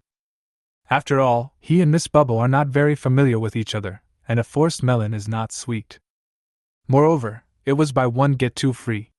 He was not the kind of shameless dragon who liked to take advantage of others, so he had to give up the idea. Instead, he thought about how to complete the transaction with the wealthy Bubble Collar. Chapter 25 Development and War. He made a ransom demand of 100,000 gold coins, which was rejected as expected. The two sides haggled back and forth for several times, and finally set the ransom at 20,000 gold coins. Looking at this number, Su Qing was speechless. It was exactly the same as the system's valuation. So for him, it didn't matter much whether Miss Bubble was sent back or not. At most, it would just save one person's food ration. Su Qing thought about it and came to the back garden of the castle, where 3 girls were playing around a snow-white Pegasus. Little Mary and Elise were very curious about this rare and docile monster in the legend. In many stories, the prince's knight's mount was often a Pegasus. The mounts of those princesses are often unicorns. This also means that although Pegasus is not as rare as unicorn, they are equally famous. Miss Bubble looked at the 2 girls' envious eyes and felt an inexplicable sense of pride. She excitedly described to them how she had tamed the Pegasus. Su Qing looked at this scene and was surprised how these 3 people could play together. 2 were girls of 16 or 17 years old, and one was in her 30s and was already a mother of 2 children. Does every girl always have a girlish heart? A light cough interrupted the conversation between the 3 people. Su Qing flapped his wings and landed, looking at Miss Bubble. "Your brother and I have reached a cooperation. Pack up your things, I will have someone send you back tomorrow." When it comes to doing business, he is very honest. Since the other party has already sent the gold coins, he will naturally send the girl back. Miss Bubble was naturally delighted to hear that she could finally go back, but she soon thought of something and asked uncertainly, "Only myself?" Su Qing felt that this woman was a little ungrateful. "Why? Do you want to eat and take it at the same time?" The surprised look made Miss Bubble blush a little. She wanted to talk about her 2 bodyguards and her Pegasus, but after thinking about it, she shut up. After a few days of getting along and talking with the 2 girls, she clearly realized the shamelessness and greed of the dragon in front of her. "It's great that I can go back." "Fine." Su Qing was relieved then, for she was afraid that the other party would be tactless and make unreasonable demands. After returning to the castle, I called Alan and asked him to be responsible for escorting Miss Bubble back to Bubble territory. They would set off tomorrow, so he was asked to make preparations. In addition, while Su Qing was arguing with Bubble Leader, the female knight had already successfully taken over the territory in the east. The 3 territories on the map were divided together. For the convenience of management, Su Qing divided the current dragon territory into 2 parts and built a city in the north and south. With the city as the center, there are 10 small towns radiating out. Then, some loyal and capable talents were selected from the territory and assigned to 20 small towns for grassroots management. The 2 cities in the north and south need to directly manage these 20 towns. Su Qing asked Old Sam and Li Ming to be responsible for them respectively. And he is directly responsible for the management of these 2 people. Although this may cause some trouble in the short term, once everything is settled, it will strengthen his management of the territory. In addition, the affairs of the academy have been basically completed. The established academy is not far from the castle and can accommodate more than 1,000 people for study. There are roughly 4 specific courses: literacy, arithmetic, management, and singing. There is no need to say much about the first 3 items. The last item was strongly suggested by Old Sam. Su Qing couldn't persuade the butler, and could only agree reluctantly. The course content is roughly about praising the greatness of the Lord and strengthening the student's sense of centrality and belonging to the territory and the Lord. The selection of students was also very simple. Su Qing directly ordered that all students aged 10 and above and below 16 must enter the academy. Once anyone was found disobeying the order, no other punishment would be imposed, and the land tax would be increased to 50%. And because Su Qing proceeded steadily, all the annexed land and population were registered and could not be hidden. In just a few days, 1,300 students were enrolled. Fortunately, food and accommodation are provided, so those families have no complaints. While the dragon territory was developing rapidly, the Bubble territory on the other side seemed to be in a bad situation. Mr. Bubble, who is over 40 years old and has white hair on his temples, is still sitting on the throne, but at this moment he is wearing heavy armor and looks very solemn and murderous. Looking at the news reported in his hands, a murderous intent flashed in his eyes. The Principality of Roland has been making small moves recently. What exactly does the newly appointed marshal intend to do? I kept frowning in my heart, with a bad feeling. Among the northwestern countries, Roland and Carter are both among the most powerful ones, with almost the same national strength, but the biggest difference is that Roland is completely controlled by the monarch and can fully mobilize the power of a country. Carter, however, was divided among many lords, resulting in the dispersion of national power. And because the focus of the Principality of Roland's previous campaign was not on the Principality of Carter, although the 2 sides occasionally had friction, they were still able to maintain stability. But now, the Principality of Roland has changed its commander, and has carried out border raids many times. The meaning is self-evident. A great war is probably about to begin. With the current strength of the Bubble territory, it is unclear whether it can match the even more powerful Principality of Roland.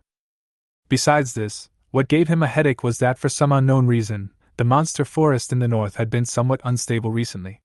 Groups of monsters would often rush out of the forest, forcing him to divide his forces to hunt them. It can be said that Bubble territory is now surrounded by crises, and he somewhat regrets redeeming his sister so rashly. "Lassie, where is the lady?" He spoke in a hoarse voice, full of fatigue. Behind him, the sturdy man who had been dull all this time had a slight look on his face, and his eyes seemed to have some spirit at this moment. "My lord, according to the news sent back, the young lady will be back in 2 days at most." Mr. Bubble nodded slightly. It's good that you're back. Come with me to patrol the military camp. I'm a little worried. Thinking of the continuous small actions of the Principality of Roland in recent times, worries arose in my heart again. He stood up, took Lacey out of the manor, mounted his horse, and was about to go to the military camp to take a look, but he unexpectedly saw the old man Rees riding in a carriage towards the manor. My lord, what are you going to do? Looking at Mr. Bubble in heavy armor, the old man's eyes flashed with surprise, and he spoke in an inexplicable voice, seeming a little worried. It's okay. I'm just going to patrol the camp. Mr. Rees, do you want to come with us? Sensing the worry in the older man's tone, Mr. Bubbles responded with a calming smile while extending an invitation. Obedience is worse than respect. I also need to report the recent situation of the territory to the Lord. Rees readily agreed, and the three of them headed for the military camp together. Along the way, the old man reported to Mr. Bubbles some recent events in the territory, and rumors that might have an impact.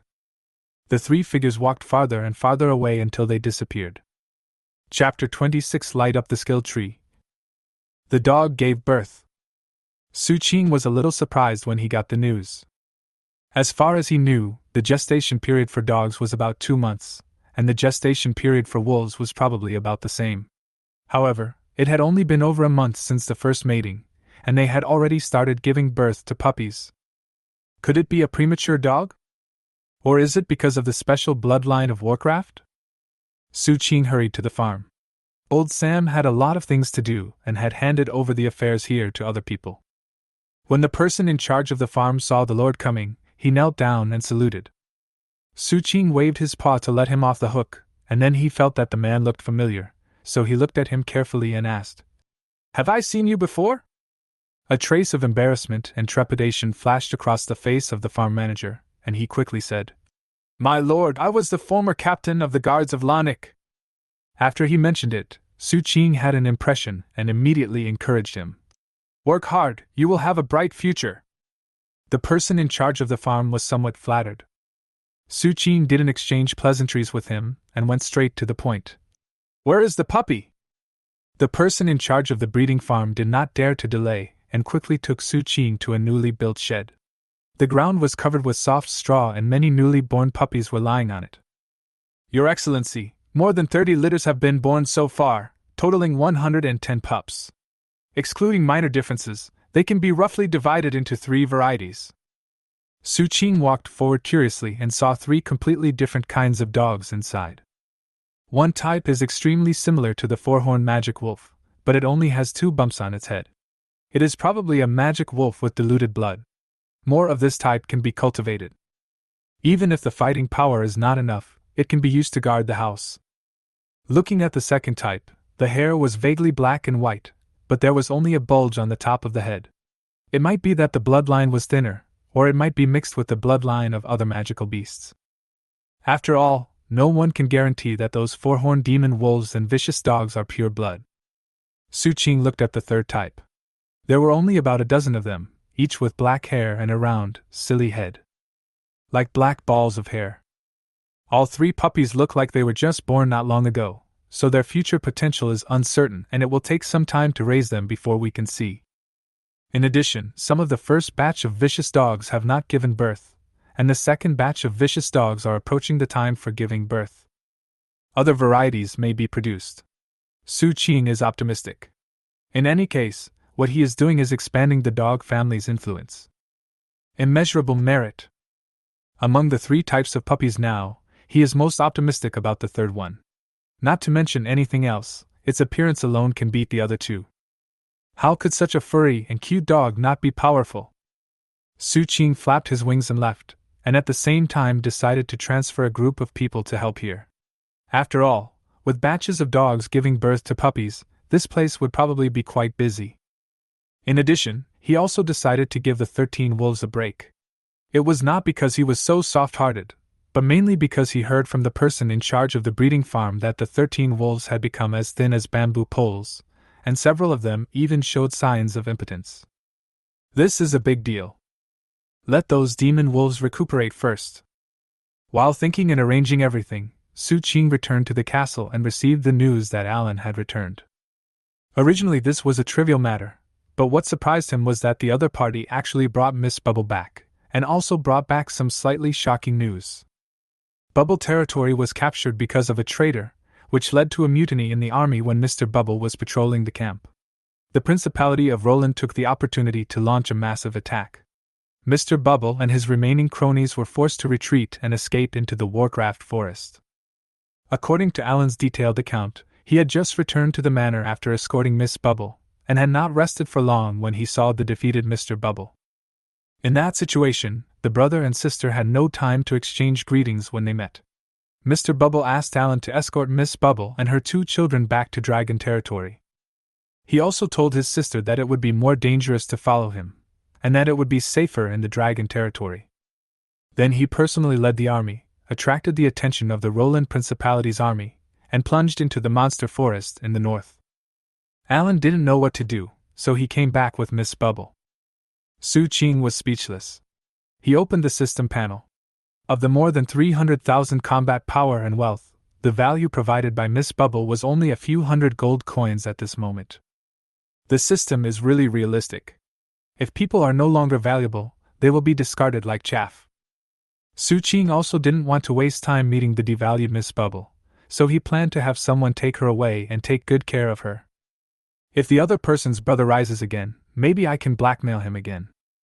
But Alan also reported that when Mr. Bubble and Miss Bubble separated, he was worried that something might happen to him, so he gave the heirloom to Miss Bubble, and Miss Bubble was willing to hand the treasure over to the Lord, just hoping that he could protect them and their son. Su Qing naturally agreed to this request. He had been curious about the other party's heirloom for a long time, mainly curious about the value of this treasure. Miss Bubbles walked into the castle, followed by a little boy and a little girl, who hid timidly behind her. However, this young woman, who was originally full of energy, now looked exhausted and tired after experiencing such a big change. She seemed to have grown so much. "Greetings, Lord!" The young woman spoke slowly, her red eyes no longer able to shed many tears. "This is the heirloom of my Pow Pow family. I hope that after receiving it, the Lord will be able to protect my mother and me."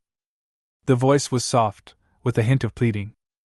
From being a high and mighty little princess loved by thousands of people, she suddenly fell into the abyss. It was a huge blow to Miss Bubble. "Don't worry, you are absolutely safe in my territory." After Su Qing finished speaking, he curiously opened the box handed to him. To his surprise, inside was a crown made of gold, inlaid with dozens of gorgeous gems, with clear magic patterns on it, and magic spells formed a spell. There is a sense of mystery and antiquity. Su Qing paused slightly and shifted his gaze to the system. The moment he got the crown, he heard the sound of the second panel of the system opening. Skill tree open. Conqueror's crown. Skills that can be activated, call the wind and rain. Instead of increasing strength, it unlocked a skill tree. Is it because the crown in his hand is a special treasure? After a brief hesitation, Su Qing chose to light up the skill. But the next moment, he immediately regretted it, because as his will fell, the wealth value and power in the system plummeted by 100,000 each, and the strength became 200,000, but lines appeared on some of his scales, and the fluctuations of mana spread, forming a perfect cycle. "I lost 100,000 in wealth but gained a skill, so it's not a loss." Su Qing could only comfort herself in this way, but she still couldn't help feeling pain. This feeling is more painful than having your tail cut off. The dog system is so dark-hearted. I don't know how powerful this skill is, but don't let him down. Otherwise, you will suffer a huge loss. Su Qing was thinking about finding a place to test the power of his skills, and then he noticed that Miss Bubble was still standing in front of him. He couldn't help but ask curiously, "Anything else?" After hesitating for a while, Miss Bubble said, "Lord, if possible, could you help me find my brother?" "Of course you can, but I heard your brother ran into the monster forest. I don't think I can find him." Su Qing answered seriously, which was rare. "As long as my lord is willing to help." Miss Bubble breathed a sigh of relief. As long as the other party was willing to help find out about her brother, she thought she would always be able to find him. Chapter 27 Betrayal. In Andy Town, in a house that has not been lived in for a long time, 4 figures gathered and exchanged the information they had obtained. As a dragon hunting team, they are facing giant dragons, which are known as the strongest race in the continent. Failure is common, but they must learn how to gain experience from failure. The last hunting failed because they did not collect enough information and were not fully prepared, so this time they were more cautious. Even if the opponent is just a baby dragon, each of you should report the information you have collected. A muscular man over 3 meters tall and wearing heavy armor spoke and presided over the meeting. Let me go first. The shadow magician hidden under the black cloak spoke, and his neutral voice reached everyone's ears. The dragon appeared 2 months ago, snatched a princess from the Carter Principality, and then occupied the Lonic territory, which is the dragon territory we are in now. We have experienced 2 battles in the past 2 months. The first battle was led by an unknown person, and the 5 territories jointly attacked in the name of the king, being defeated by several of the dragon's minions. The second time the 18 lords went to fight the dragon, they had already reached the dragon's manor, but the dragon attacked them and threatened to retreat, threatening the lives of their entire families. Then the dragon swallowed up 2 more territories. The man in the black cloak told what he had found out, and then stopped talking. That's about what I know, but I did find out that the dragon's subordinates now have 2 high-ranking knights, a pair of adulterers. They really bring shame to humanity. The sturdy man put on his clothes at this moment. He was very serious in the beginning, but began to mutter to himself later. They are just 2 high-ranking knights. Don't worry about them. We should now think about how to lure out the dragon. The heavily armored man spoke in a deep voice, not caring about the 2 high-ranking knights. After all, the High Knight still belongs to the beginner level among knights, while the Glory Knight has already entered the middle level. The 8 attributes of glory are the 8 small realms belonging to the Glory Knight. Every time you break through a small realm, your fighting spirit will undergo a transformation and gain different attributes.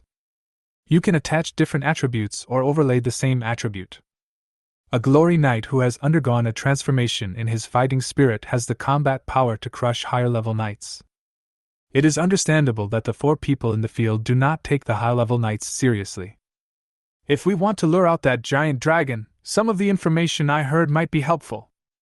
The old alchemist, who had not spoken much from beginning to end among the 4, suddenly spoke. I heard that the original Lord of Lonic was not killed by the dragon, but was left alive. Perhaps we can make use of him. 3 eyes flickered, only the sturdy man was a little confused.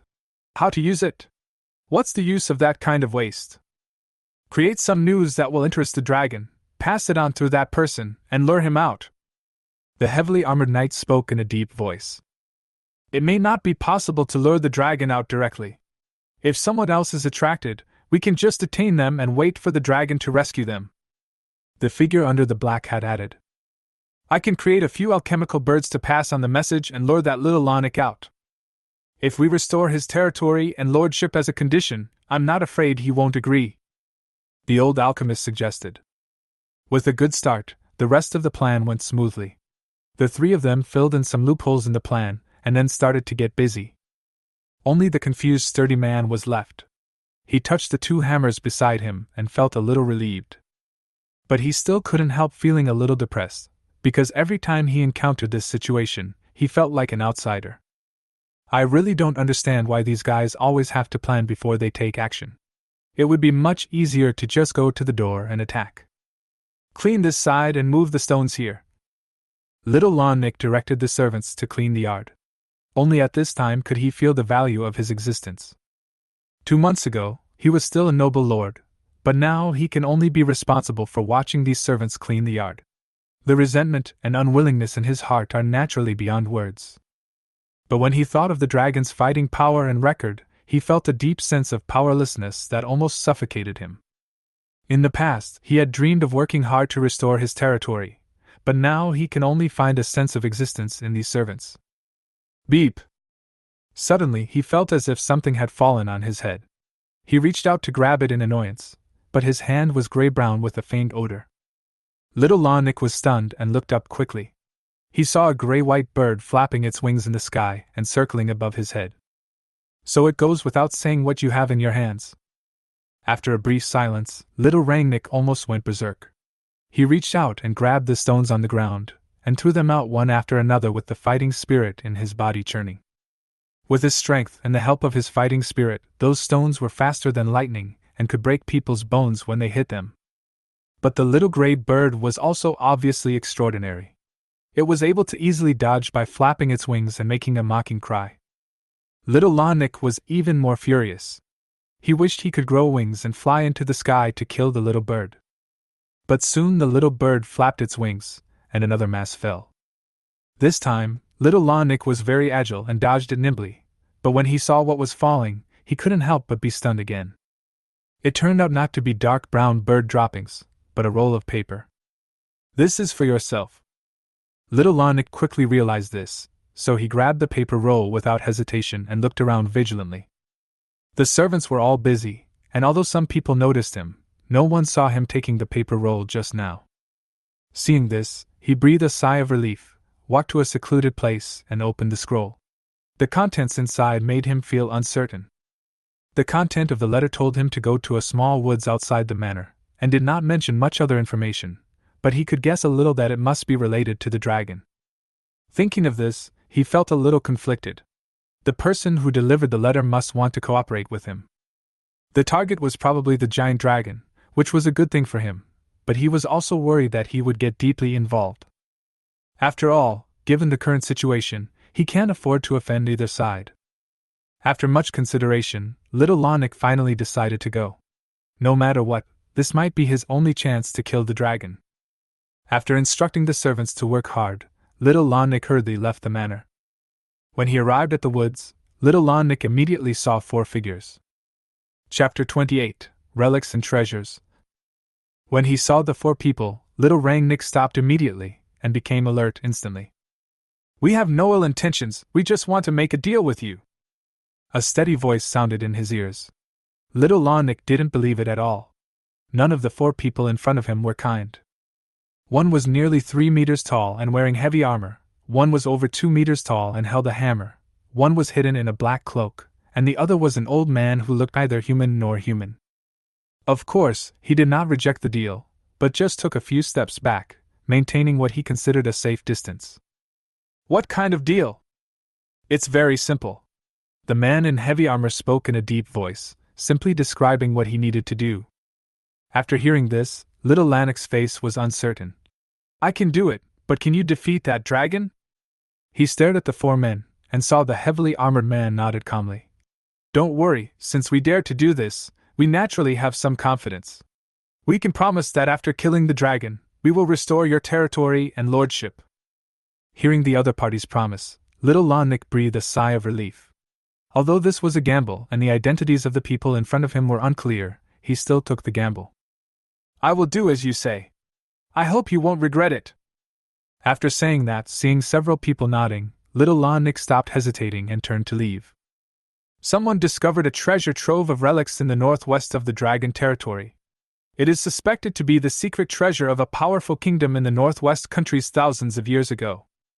When Su Qing saw the news, he was a little surprised. After all, it was too sudden, but after thinking about it carefully, he felt that it was reasonable. This continent has seen dynasties come and go, and kingdoms rise and fall for countless generations, so it's normal to have a treasure left over from a kingdom thousands of years ago.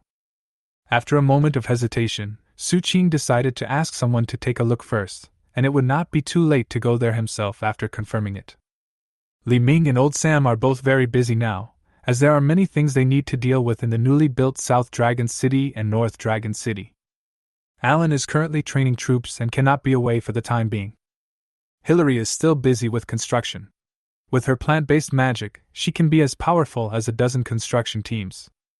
Now it seems that the only one who can be used is the female knight. Su Qing asked someone to call the female knight and asked her to go for a walk. When the female knight learned the purpose of the dragon calling her here, she was not particularly happy. After all, no one would be willing to run such a long distance for no reason.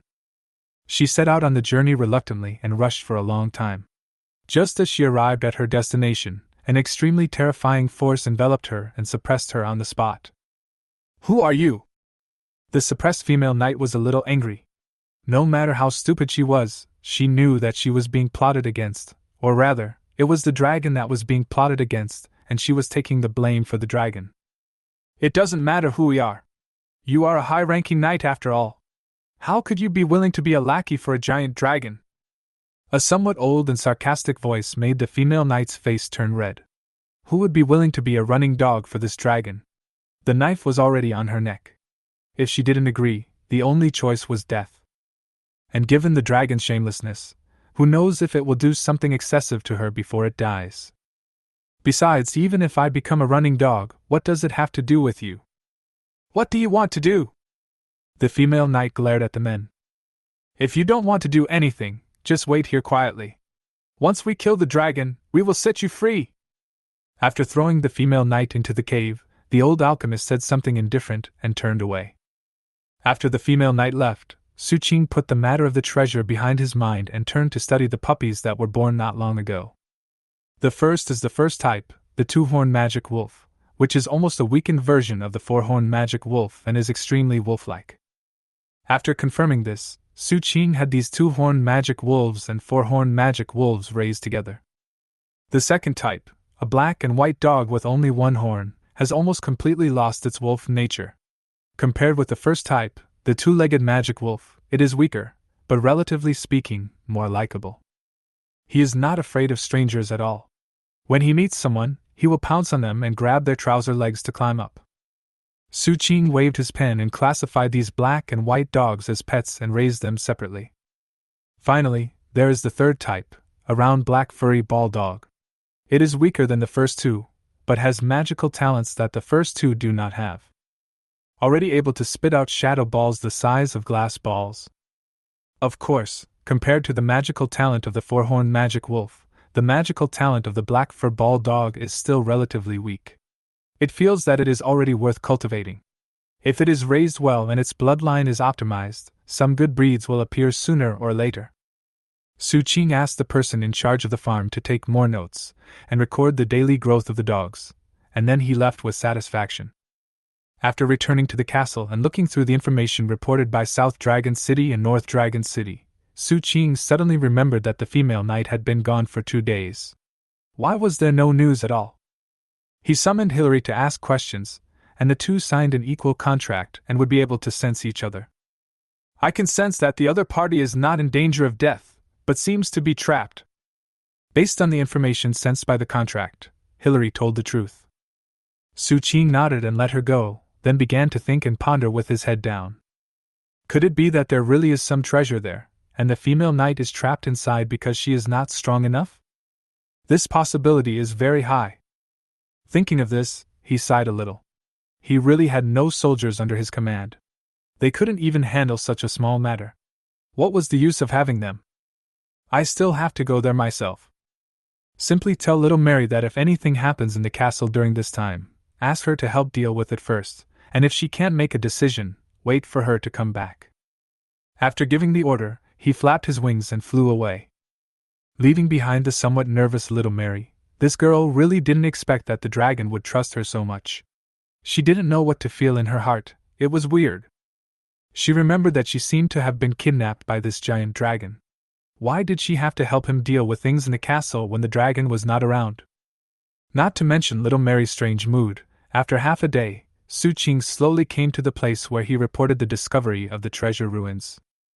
In midair, he didn't notice anything unusual, so he flapped his wings and landed, and something strange happened suddenly. Chapter 29: Defeating the Dragon Hunting Team. A magical wave spread rapidly, and magic array patterns appeared on the ground, forming an obscure pattern. Dark magic circle, eternal night. Su Qing felt as if he was trapped in a chaotic darkness.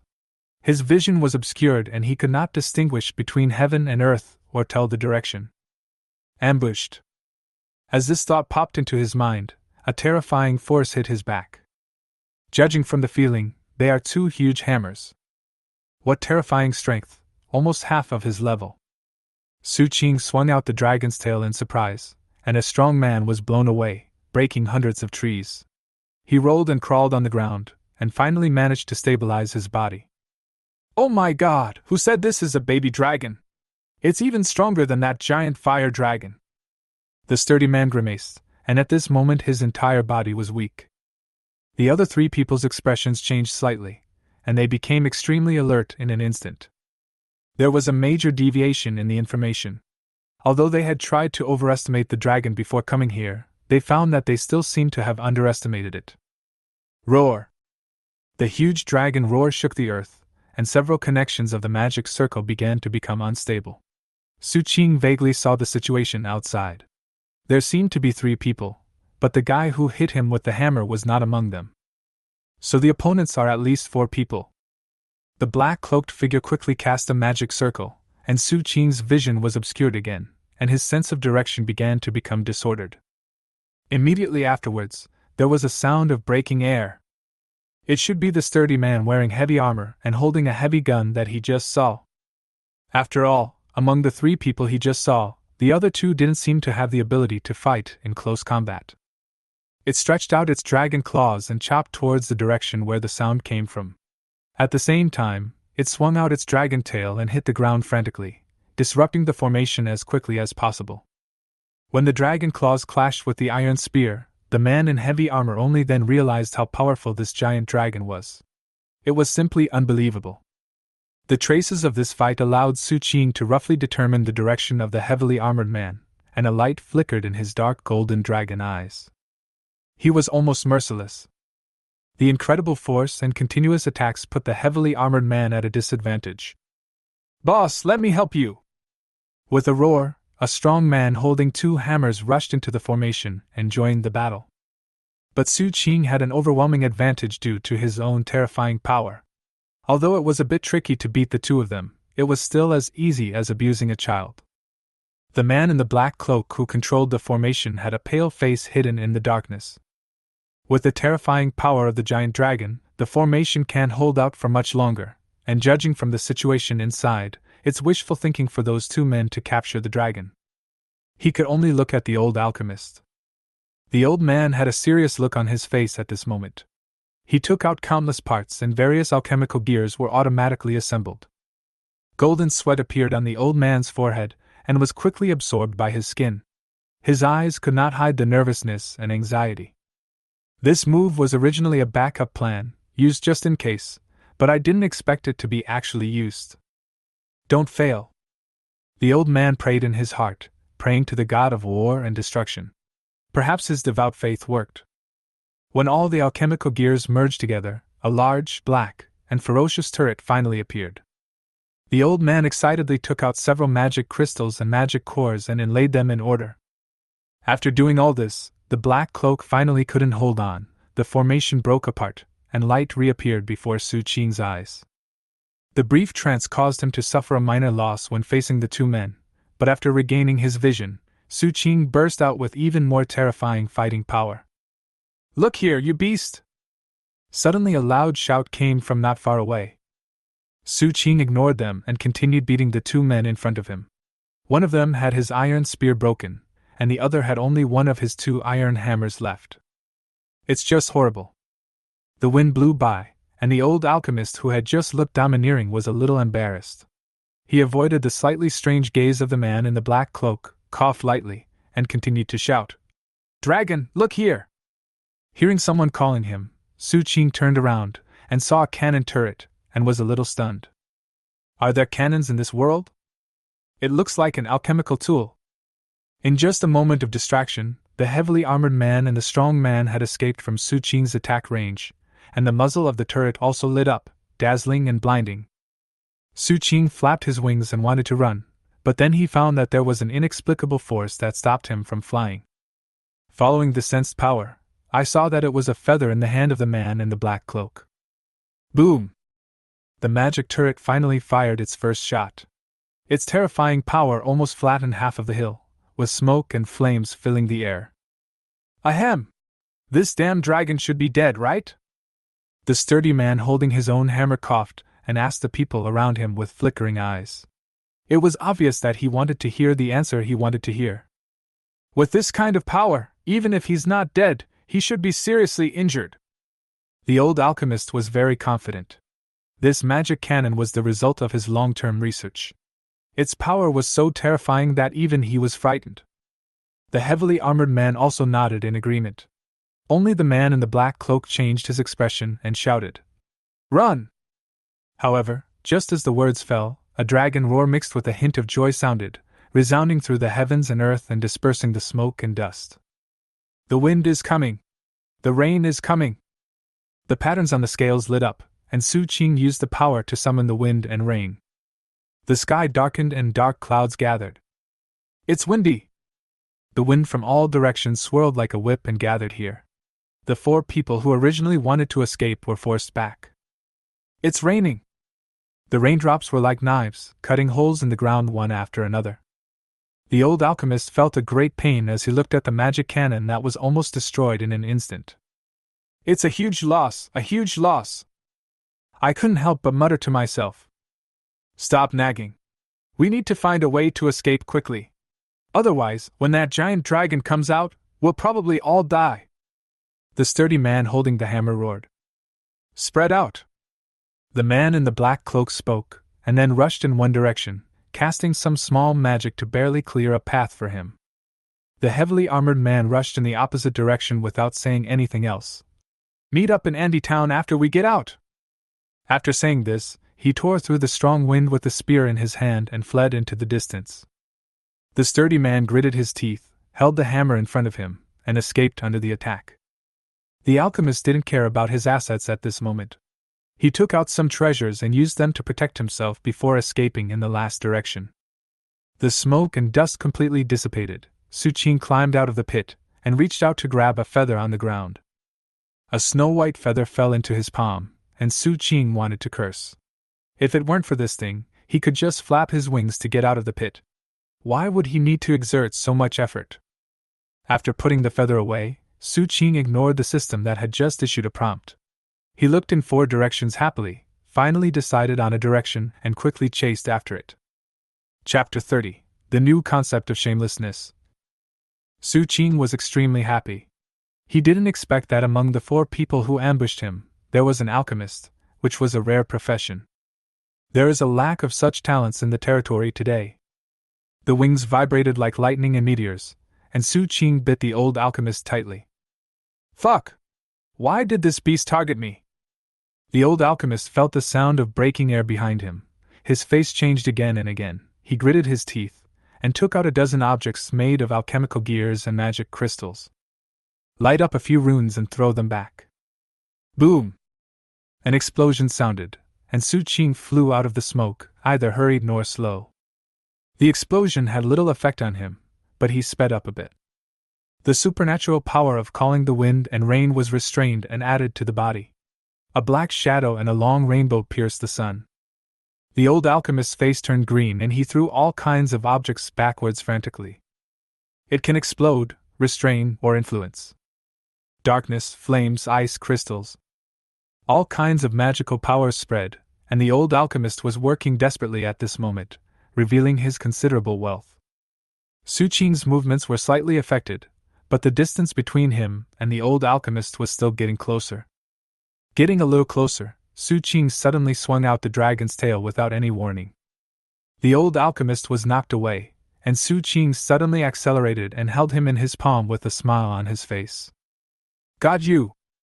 The old alchemist still wanted to struggle, but Su Qing smiled and increased the strength of his hands, squeezing the old man into a ball and flattening him. After he coiled in the dragon claws for a while, the old man tactfully stopped struggling. Su Qing looked down and was stunned. This old man's body really can't stand being tortured by himself. He curled his lips, slowly landed on the ground, woke the old man up, and prepared to ask him something. But he didn't expect that the old man would be so strong in front of him. "Bah, you dog dragon, listen carefully, you'd better let me go quickly, otherwise when my companions call for reinforcements, you will definitely suffer a lot." The old man yelled and cursed loudly. "When the time comes I will pluck out your dragon scales, peel off your dragon skin, pull out your dragon tendons, and drain your dragon blood." Before the other party could finish speaking, Su Qing's eyes were already extremely hostile. "You are very experienced in slaying dragons." The old man's face changed again and again as he heard the cold voice. His tone was unnatural. "I just heard it from others." Su Qing didn't bother to pay attention. He didn't have much sense of belonging to the dragon clan. he asked about something he was more concerned about. Where's the person I sent? Also, how did you get the news to me? The old man curled his lips and didn't want to answer. Su Qing pulled off the old man's legs expressionlessly. Ah, asshole! The female knight was a little crazy. Being trapped here for 2 days without food or water was one thing, but this complete silence was more torturous than death and pain. It was unbearable. She was even afraid that she would be forgotten here, and that her husband would cheat on her after she disappeared. After all, that man was not a very peaceful person on a daily basis. Just as she was feeling this indescribable mood, she finally heard footsteps. She became excited, and then she saw the old man who had thrown her here. However, the old man at this time had an unnatural smile on his face, and his legs were a little awkward. You bastards, if you want to kill the dragon, just go ahead and kill it. If you really have that kind of strength, I won't stop you. Why do you have to trap me here? If you can really kill that dragon, I will thank you. The old man had an unnatural look on his face as he untied the ropes for the female knight. It seemed that someone was finally able to speak, but the female knight continued chattering. If you can really kill that dragon, not only me, but also those who were captured by the dragon will probably thank you. As she spoke, she found that the old man's expression became even more unnatural, followed by a cold voice in her ear. I am so unpleasant! The female knight turned her head stiffly, and outside the cave was a pair of dark golden dragon eyes that seemed to be smiling. When she turned around again, she saw an old man with an innocent face. My Gonlin mother! The female knight swore, and Su Qing hated this kind of impolite behavior the most, so he beat her up. Grabbing the two people, he slowly flew back to the castle. Because of the expansion of the territory, old Sam had already arranged for people to expand the manor as well. At this moment, the manor is full of flowers and plants, and it is decorated very beautifully. The wide path was paved with cobblestones, with trees on the side of the road, and 8 fountains of different shapes were built in 8 directions of the manor. Compared with before, the current manor is worthy of Su Qing's noble status.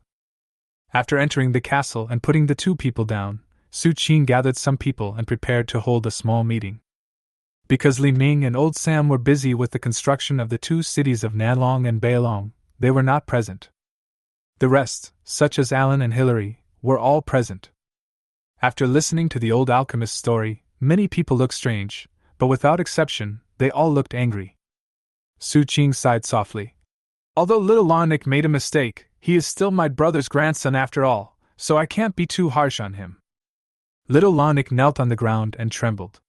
He originally thought that even if the plan failed, he would not be implicated. However, he did not expect those guys to be so useless. Not only did they fail to kill the dragon, but they were also captured alive. The most hateful thing is that it actually bit itself out. Just as he was feeling terrified, he suddenly showed joy on his face when he heard the Lord's words. He didn't care that his half-brother had suddenly dropped 2 generations and become his grandson. Just when he was about to kowtow to save his own life, he didn't expect that someone in the audience would dare to stand up. My lord, I think this is not right. This man has evil intentions and dared to frame you. If you don't kill him to serve as a warning to others, I'm afraid the territory will be in turmoil in the future. The righteous voice actually came from the mouth of the embarrassed female knight. Of course, Su Qing now knew her name. Dana! Because of what she said before, the female knight still felt guilty when facing the dragon, so she transferred her anger to the culprit. If it weren't for this bastard, would I have suffered such a big loss? But... Su Qing looked embarrassed, and could not hide the love in her eyes when she looked at little Lanik, as if she was looking at a little grandson. Please, Lord, kill this boy to serve as a warning to others. Su Qing felt even more embarrassed. He looked at Iris, and received a look of contempt and disdain from her. He touched his nose and could only look at her like little Mary. Ahem, little Mary, what do you think? Little Lanik quickly cast a pleading look at the girl. Meeting those eyes, the timid girl was like a frightened rabbit, too timid to speak. Su Qing had not expected the girl to say anything. He was about to continue to embarrass her for a while, but he did not expect a firm voice to come to his ear. Kill him to serve as a warning to others. Otherwise, others will surely continue to betray you, which will be bad for you. He was somewhat surprised to meet the girl's determined gaze. Su Qing found that the little princess seemed to have grown a lot. Of course, this has nothing to do with him, but he doesn't have to worry about it anymore. He sighed deeply, and spoke compassionately. I am a benevolent lord, a dragon who cherishes life. Why do you have to force me like this? Forget it, it's hard to offend the public, so that you won't blame me again. But don't use the methods of frying, dismembering, skinning, etc. Just give him a quick death by hanging him. This lord has lost another grandson. Su Qing left with his hands behind his back in sorrow, leaving only a group of people in the castle, who had a new understanding of the dragon's shamelessness. Chapter 31 Principality of Roland. The death of little Lanik is just a small episode in the vast territory today. No one in the entire territory cared about it, except the person in charge of the farm, the former captain of the guards, who sighed secretly after hearing the news. Su Qing didn't take this little matter to heart. He concentrated on studying the old man and showed an attitude of eagerness to seek talents. For him, the alchemist was the most useful craftsman. He believed that with the ability of alchemists, the items he needed, such as cement, glass, silk, and porcelain, could be produced quickly. These things can either be used for foreign trade and accumulation of wealth, or are extremely beneficial to the construction of the territory. After cement is produced, building cities will be much simpler, and there will be no need to find earth magicians specifically to build roads. Most of the roads in this world were built by earth magicians. Although they are hard and solid, they will turn into soft soil once the remaining magic power is exhausted. Moreover, depending on the level of the magician, the width and length of the roads that can be built will vary. But there is no such worry for cement, and it can be used to build roads at will. If you want to get rich, build roads first. Convenient transportation will undoubtedly bring huge benefits to the construction of the territory. So the old alchemist couldn't wait to start working as soon as he joined the dragon territory. Su Qing was not worried that the old man would cheat, so he put away the slave contract in his hand and walked back to the throne. He has already told the approximate formula he knows, and now it all depends on the old man's ability. All you have to do is work out the different proportions and you can quickly use cement to build roads. As for other things that are more suitable for trade, there is no need to rush. After all, only when the roads are well built can they attract caravans. Relying solely on those wandering merchants who are like peddlers will not achieve much trade effect. At the same time, Su Qing also received news from the breeding farm. According to observations during this period, the first type of two-horned demon wolf is indeed ferocious, full of energy, and grows very fast. Can be trained to become a helper for the army. The third type of black furry dog does have good magical talent, but there are too few of them. They can be cultivated slowly and their bloodline purified. As for the second type, the farm manager strongly suggested throwing them out. Not only are they useless, but they also tear down things everywhere. The fence is almost demolished by these dogs. After reading the content, Su Qing began to give instructions and asked little Mary to write for him. Today, the dragon territory has a standing army of about 2,000, all of whom are elite soldiers who are well fed and diligently trained, and each is equipped with sophisticated armor and weapons. Those two-horned magic wolf puppies can be equipped with one for each of them, so that they can become partners and get along well with each other. The black fur-balled dog is kept in a pen, and then its bloodline is purified after it is bred more. As for the second group of dogs that destroyed houses, Su Qing thought about it for a long time and decided to return them to the Wolf King. It is managed by the Wolf King, and he doesn't care how the Wolf King manages it. Anyway, think about it, it's quite interesting to have a Wolf King among a group of huskies. After thinking about it with some evil interest, Su Qing felt a little itchy and immediately asked someone to boil water for a bath. Little Mary was very tactful and went to find Iris, and the two of them prepared the things needed to wipe Su Qing's scales. In Andy's town, in an abandoned room, the three people met again and the atmosphere was a bit depressing. The dragon hunting plan failed, and one of the three people was killed. I just don't know whether the old alchemist is dead or alive now. This time, the heavily armored knight opened his mouth, trying to take the responsibility, but he froze halfway through his words. He was indeed a little careless, but it seemed that the main problem was not with their team, but with the bastard who provided the information. This guy is called Julong? This is called having no talent or ability? This is kind of fucking tricky? The information is actually basically correct, and the person who provided the information has already stated that the person is difficult, powerful, and cunning. But the premise of all this is that the enemy is a baby dragon. Having asked the question beforehand, the rest of the information is completely useless. The heavy-armored knight's face darkened. I'm afraid we've been tricked this time. Someone wants to use that dragon to get rid of us. The man in the black cloak was silent for a while. After thinking for a moment, he said solemnly, "It is indeed very likely that the information provided is 9 out of 10 true and 1 out of 10 false. It is the most deceptive." Upon hearing this, the sturdy man smashed the wooden table with his fist, and his wide eyes burst into scarlet, murderous intent. "Asshole, dare to cheat me, I will kill his whole family." "So who provided us with the information?" The black-caped man raises an important question. The other two people in the field held their breath. It seemed that only the old alchemist knew the answer to this question.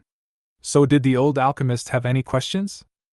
They all knew that they should not doubt their companions, but the seeds of doubt had already been planted. It was understandable that the old alchemist did not tell them who provided the information at the time. Although they were a small team, they had different information channels among each other. But why did the dragon capture the old alchemist and not the three of us? The heavy-armored knight pondered and felt that this couldn't go on.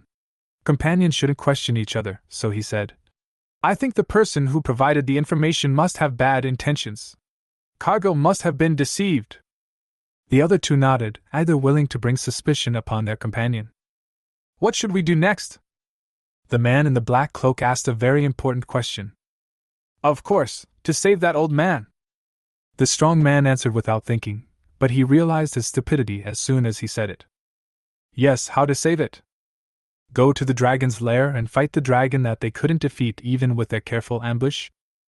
The heavy-armored knight pondered, recalling some information they had accidentally heard when they rushed here. He spoke calmly. "The Principality of Roland is attacking the Principality of Carter.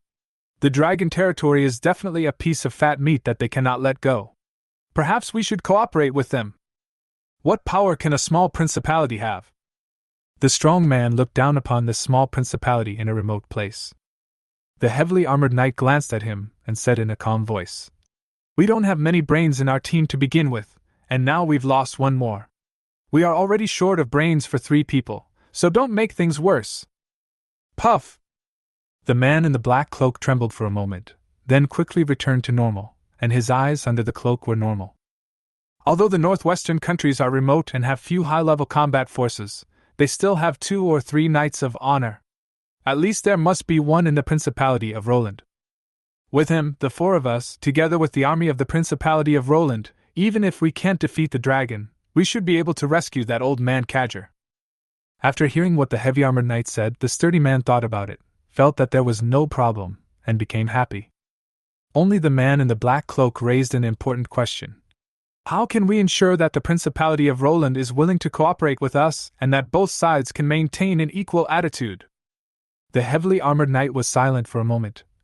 "I will go to the capital of the Principality of Roland in person, and I think they should be able to respond there." While they were discussing, a messenger from the Principality of Roland had already arrived at the Dragon Manor and handed a letter to Su Qing in a proud manner. Chapter 32, Crisis in the Capital. Opening the letter in his hand, Su Qing squinted and took a look at it. The content of the letter is simple and the meaning is very clear. Su Qing read the letter from beginning to end, but could not find any benefits promised by the other party after he surrendered. "Although I definitely won't surrender, it's clear that the other party has no sincerity." He frowned and looked at the arrogant messenger. "I know the content of the letter. I will consider it carefully." As he spoke, his tone paused slightly, and there was a hint of blame. "How can you let the guests go empty-handed? Come on, come on." Hearing this, the messenger was delighted. He didn't expect that the dragon was so tactful and would actually bribe him. He was thinking happily. Then, Su Qing's unhurried voice was heard. "Find some rags and brooms. Guests are here, so how can we leave them idle? Take them downstairs and clean the toilet." The messenger was stunned, wondering if he had heard it wrong, but before he could react, 2 burly men came forward, lifted him up on the left and right, and dragged him out. Su Qing ignored the sudden shouting and handed the letter to little Mary beside him. He did not take the threat from the Principality of Roland seriously. Even though the other party had conquered the bubble territory, there were still several territories between them and him. It would not have any substantial impact on the dragon territory for the time being. Instead of worrying about these things now, it is better to seize the time and develop the territory well. In fact, the one who should be really worried at this moment should be the old king of the Principality of Carter. Because after the Principality of Roland conquered the bubble territory, it was able to directly threaten the royal palace. After reading the contents of the letter, little Mary naturally thought of these things. During this period, because Su Qing had been looking at maps, little Mary became more familiar with them.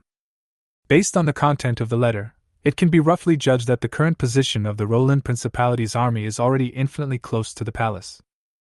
Little Mary turned pale. Su Qing didn't pay much attention and just looked at the second fruit that was faintly visible on the skill tree in the system. Forbidden Sky Feather. Activable skills, flying in the clouds. He felt a little sad. The dog system was too tricky. It took 100,000 wealth points to activate one skill. He couldn't bear to continue developing new skills for the time being. However, because I am now mainly developing a territory in full swing, although my wealth value is increasing steadily and slowly, it is still too slow. I need to develop some ways to make money. The idea that he had originally dismissed resurfaced. Otherwise, should he go and rob 100 princesses himself? Su Qing was thinking about it when he suddenly heard a plop beside him. It was little Mary who knelt down and said, "Please, my lord, save my father and mother." Looking at the girl with a pleading look on her face, Su Qing was stunned for a moment, grabbed the map beside him and took a look at it, then he reacted.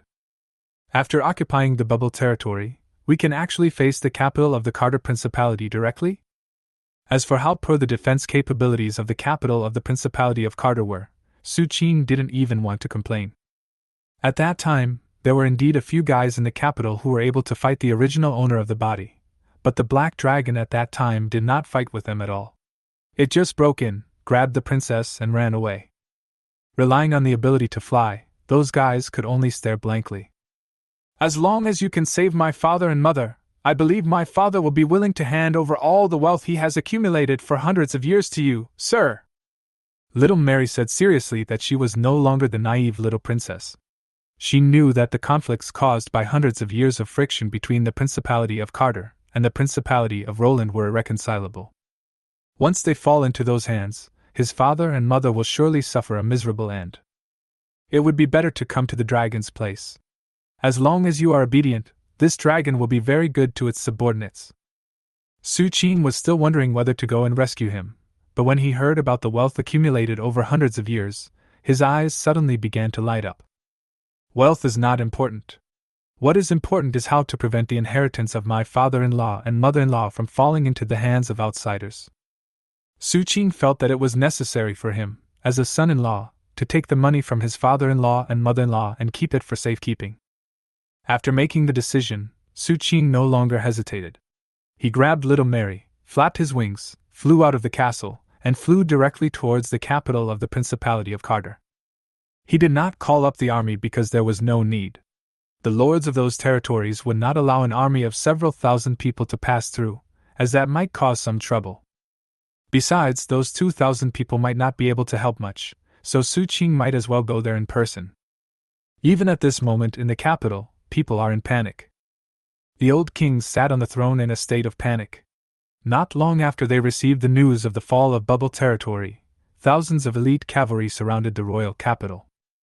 They are obviously the elite troops of the Principality of Roland. They were probably sent to act as vanguards, and are also responsible for keeping an eye on everyone and not allowing anyone to leave the capital. The old king also tried to send out the best soldiers and generals in the capital to fight against them, but they were defeated after just a brief fight and almost led to the loss of the capital. His first warrior also died in battle. At this moment, unless someone comes to rescue them, they will only be killed. "Your Majesty, why don't you surrender?" There were dozens of ministers in the hall. Although they were of no use, they were always supported by him to maintain the king's status. But at this moment, someone inside actually suggested surrendering. The old king looked over with an unfriendly expression. It was a younger minister, and he no longer had the same respect for him as before. Presumptuous! He shouted loudly, thinking that he could scare the other party into kowtow as usual. Unexpectedly, several ministers stood up, with generous expressions as if they were serving the country and the people, and advised the old king to surrender. The old king's beard was shaking with anger. He had not expected that the people he raised were actually a group of ungrateful wolves. Perhaps nothing would happen to these people if they surrendered, and they might even have a good future. The best outcome of his surrender would be life imprisonment. There was no system of feudal division of territories in the Principality of Roland, so it was impossible for him to become a lord. Moreover, the wealth accumulated by the Principality of Carter over hundreds of years will also become food for the enemy. He was unwilling, but he had no choice. His Majesty! There was a general in armor, looking anxious, striding into the hall without caring about any etiquette. Your Majesty, the enemy has reinforcements again. This time there are tens of thousands of infantrymen and a lot of siege equipment. I'm afraid they are going to attack the city. Chapter 33 Rescue. The hall suddenly became even more chaotic. More ministers began to advise surrender, and the old king's face became even more gloomy. He glared at these loyal ministers and generals with hatred. No need to say more, I have made up my mind. With a cold voice, he drove all the ministers away. Outside the royal capital, an army of tens of thousands of people was marching forward.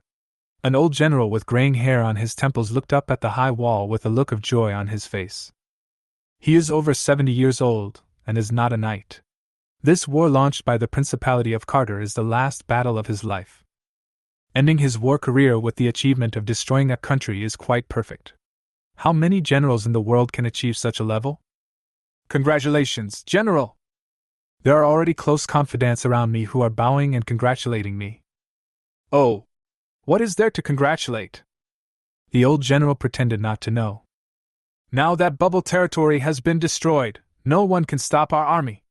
Once you take over the capital of Carter and lead your army to sweep across many territories, it will be a clear achievement of destroying a country.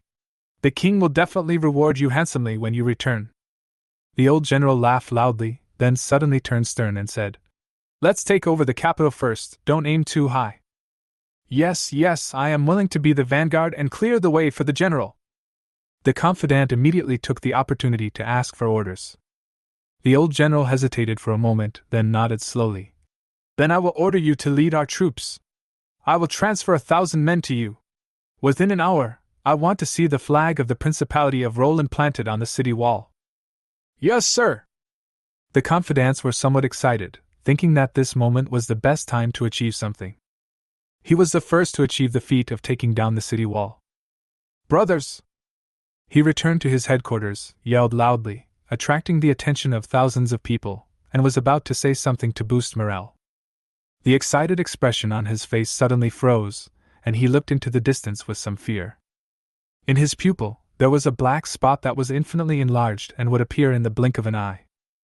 It transformed into a black dragon that was more than 6 meters long, with terrifying dragon power bursting out from its dark golden dragon eyes. It flew over the heads of the army of tens of thousands and slowly landed on the battlefield. Su Qing put down the little Mary in her hand, turned to the crowd of 10,000 people, and greeted them in a friendly manner. Hello, my dear friends! 10,000 troops.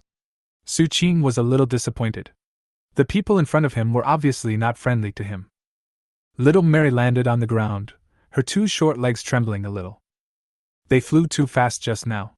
The little girl was in a trance, and when she landed on the ground, she had already returned to the capital.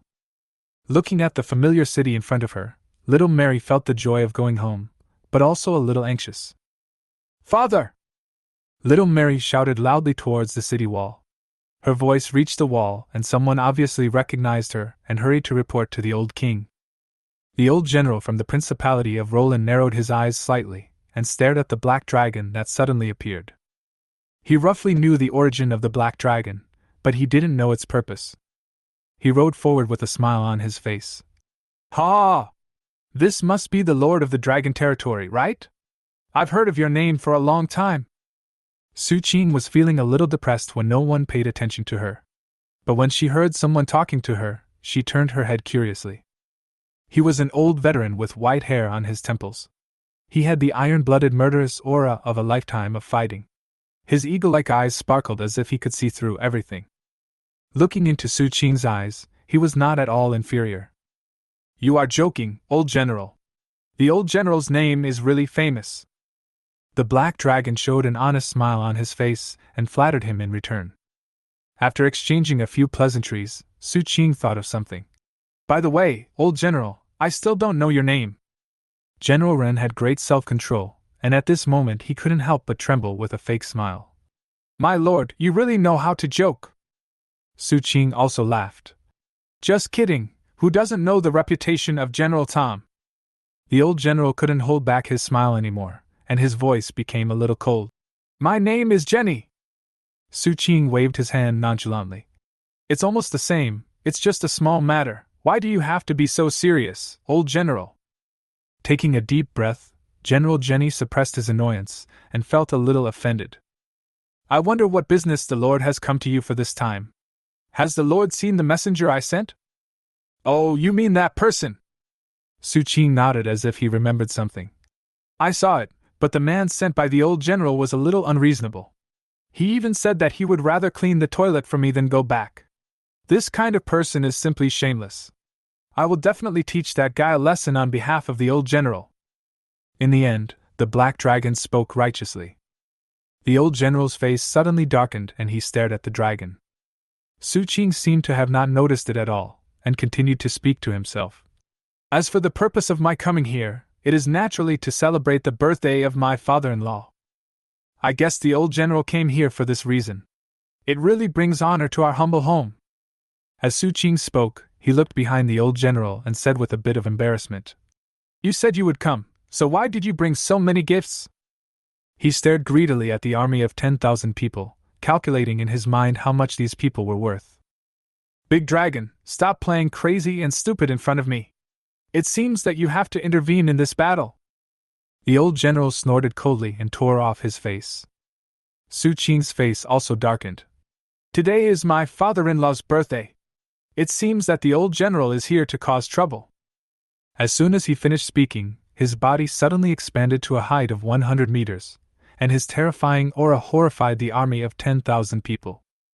"I just don't know if the people under the old general can withstand a few more beatings from me." The narrow, dark, golden dragon eyes flashed with a fierce light. Su Qing was not joking. With his huge body and terrifying defense, he only needed to roll a few times and the army of 10,000 people in front of him would probably collapse directly. Dragons are weapons of war, and this is no joke. The only thing that made Su Qing worried was whether rolling around would make her look less noble. It was a small matter if her father-in-law didn't want to marry his daughter off, but what should she do if he didn't give her a dowry? Su Qing was worried, and the old general also had a headache. According to the information he had gathered, this dragon's combat power was at least that of a high-level knight, and it was possible that it had even entered the glory level. Only glory can counter glory. According to his original plan, he would annex other territories of the Principality of Carter and finally gather strength to deal with the dragon territory.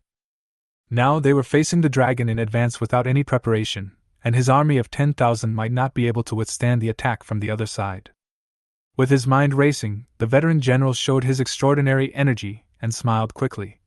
"It was just a joke, Lord, why did you take it so seriously?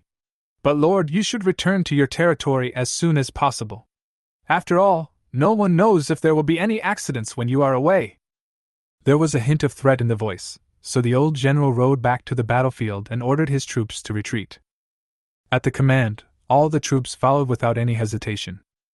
Looking at the mighty army of tens of thousands that was receding like the tide, a hint of surprise flashed in Su Qing's eyes. Since coming to this world, this is the most orderly military appearance he has ever seen, and the fighting power is probably extraordinary.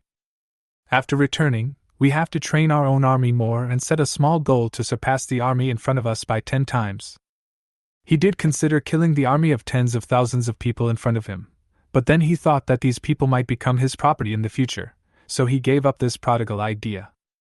His body recovered to about 6 meters in length, and he grabbed little Mary, flapped his wings, and flew directly into the royal capital. Chapter 34, Riding the Clouds. "Dear Mary, my dear little heart! The old king's hands were shaking as he looked at his precious daughter whom he had not seen for a long time. He wished he had never given birth to such a rebellious girl. If you want to come back, just come back. Why do you want to bring this dragon back with you? Little Mary was a little embarrassed. She endured her father's complicated gaze. She gritted her teeth and said softly, "Father, Mother, you should move to the dragon territory as soon as possible. It's at least much safer there than here." The old king remained silent. He knew that his daughter was right, but how could he bear to abandon his ancestral heritage? And he can do nothing but be a king. He couldn't even be a good king, otherwise he wouldn't have ended up like this. Moreover, the old king looked with tears in his eyes at the dragon who was urging his servants to load the wealth that their family had accumulated for hundreds of years. Does he have a choice now? What a rebellious girl. It took Su Qing 3 days to empty the entire royal capital, not only the wealth but also the population, all of whom were driven towards the dragon territory. The population of the entire royal capital was very large, with more than 13,000 civilian households and more than 5,000 princes and nobles, of whom more than 1,000 were descendants of the old king. Among these 1,000 people, the old king had more than 200 children and more than 300 wives and concubines. Su Qing felt that she could not acknowledge this father-in-law, otherwise there would be hundreds of brothers-in-law and sisters-in-law. What are a few hundred mothers-in-law? Along the way, passing through several territories, Su Qing long unleashed his might without reservation and did not encounter any tactless people. When the lords received the news of the dragon's passage, they all turned a deaf ear and dumb, and dared not provoke this evil star for fear of being blackmailed again. And when they arrived safely in the dragon territory, the old general easily captured the royal capital. However, looking at the empty city in front of him that had been almost completely scraped clean, he was not particularly happy. And all the soldiers under his command were dejected. So even though there were no casualties and they easily captured the city, relatively speaking they did not achieve much credit and did not even get any spoils, so naturally they would not be very happy. The old general was thinking about how to boost morale when he suddenly heard someone report that the king had sent a messenger with a secret order for him. With some doubts, he took the messenger's secret message. After opening it and taking a quick look, the old general's face quickly showed joy. He put away the secret order and looked at the messenger. "Where is the person? Please follow me, General!" It took several days of hard work to settle more than 10,000 civilian households. Nearly 3,000 households ran away along the way, but fortunately most of them were safely delivered here. But the population suddenly doubled, and Su Qing now had to find a way to expand the territory, otherwise there would not be enough land to distribute. He gave direct orders to put this matter in charge of Li Ming and the female knight. It's time for the 2,000 elite soldiers to see some blood. Alan was responsible for training the 2,000 new recruits. It is also worth mentioning that Alan has been promoted to the pinnacle knight, and he only needs a little opportunity to be promoted to a higher level. The two-horned demon wolf is growing very fast and is now able to train with those elite soldiers. The construction of Nanlongcheng and Beilongcheng is almost complete. 2 neat and wide main roads intersect each other. On both sides of the main roads are streets that are equally clean and tidy. On both sides are 2-story buildings. The families of the soldiers who died in previous battles can be given priority for housing. Next are the families of active soldiers, and then the wealthy and nobles. Although the 20 small towns were not as well built as the 2 cities, they were all built on transportation hubs and gradually became prosperous. After adjusting the proportions countless times, the old alchemist Kaga finally produced the best cement. Can be used to build roads. But a new problem arose. Limestone, the main material of cement, was not available in the dragon territory. In the entire Carter Principality, there was actually only one medium-sized limestone mine in the Bubble territory, and it had not been mined much. However, the army of the Principality of Roland is entrenched there, and it cannot be taken for the time being. So Su Qing put the road construction matter aside for the time being and began to take stock of his gains this time. There was probably no need to describe it in detail. His wealth value increased by 210,000 and his combat power soared to 410,000. But it soon became 310,000 again, and Su Qing couldn't help but light up another skill. Soaring into the clouds. The patterns on the scales spread, and the second magical power awakened. Originally he thought that riding on clouds was of little use, but after mastering this magical power, he found that its use seemed to be greater than he had imagined. He stood on the top of the castle, overlooking the entire manor. His dark golden dragon eyes flickered, and the scales on his body began to light up slowly. Start trying this magical power. As the skill was activated, the sky changed. Heavy clouds gathered in the sky, rolling towards this side layer by layer. The manor began to tremble and the ground began to crack. For a quarter of an hour, countless clouds enveloped the manor and the nearby land, rising from the ground. The huge noise alarmed the guards and servants, and some of them even prostrated themselves on the ground and prayed to the gods. But more people were at a loss and had no time to react. It was not until the manor was lifted up to a height of 100 meters by countless clouds and slowly stopped that those people dared to stand up slowly. The patterns on Su Qing's scales gradually dimmed and returned to their normal appearance. He lay exhausted on the castle, breathing heavily. This magical power was so useless. It was just to lift a manor covering several thousand square meters to a height of 100 meters, but it made him tired like a dog. If we ship the entire continent in the future, won't the dragon die? Su Qing expressed his strong dissatisfaction with this magical power to the system. My lord! Little Mary came hurriedly. Because little Mary handled things well when he left last time, Su Qing has now handed over all the tedious affairs in the territory to this little girl. Just now, little Mary was dealing with some newly received news when she suddenly felt the earth shaking. When she reacted, the entire manor had turned into an island in the sky. Clouds and mist rolled around all around, like a dream. A staircase made of clouds and mist led to the ground.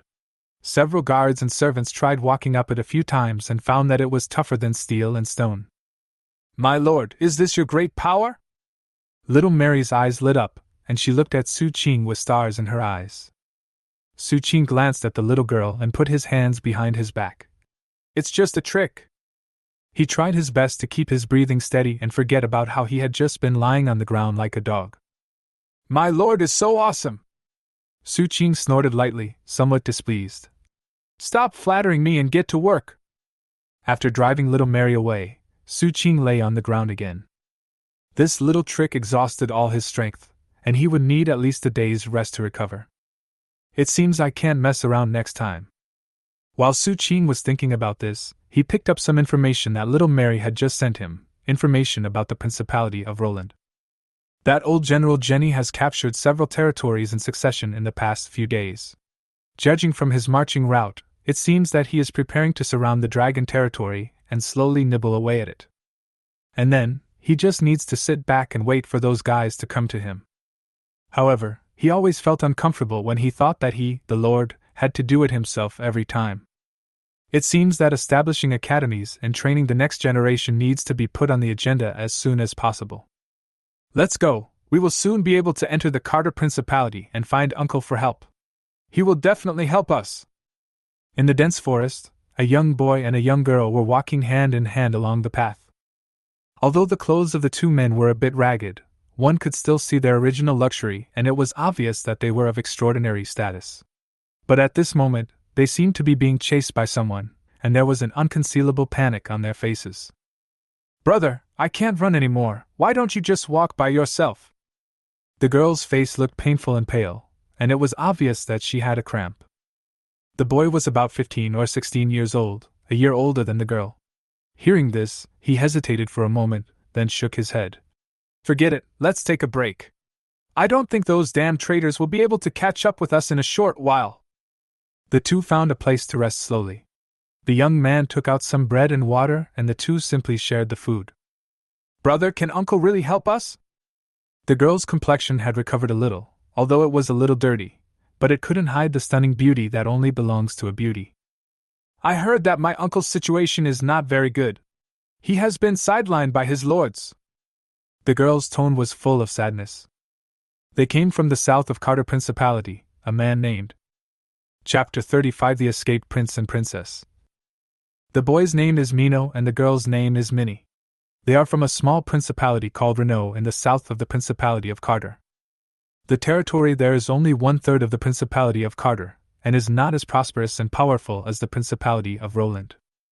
But as the children of the king of the Principality of Renault, they should have lived a life of luxury, and should never have fallen to such a level. Thinking of the injustices she had suffered during this period, the girl between the two couldn't help but sob softly. The boy noticed this and tried to comfort her in a hurry. "Don't worry, sister. When we get the help of our uncle, we will go back and kill that damn woman. You will still be the most beautiful princess." The boy's tone was gentle, as if he was worried about upsetting the girl, but when he mentioned that woman, his eyes were filled with cold, murderous intent and unquenchable hatred. Their biological mother is the sister of the old king of the Principality of Carter and the former queen of the Principality of Renault. But 2 years ago, due to an accident, the former queen died, and their father, the king, appointed a new queen, who is their stepmother.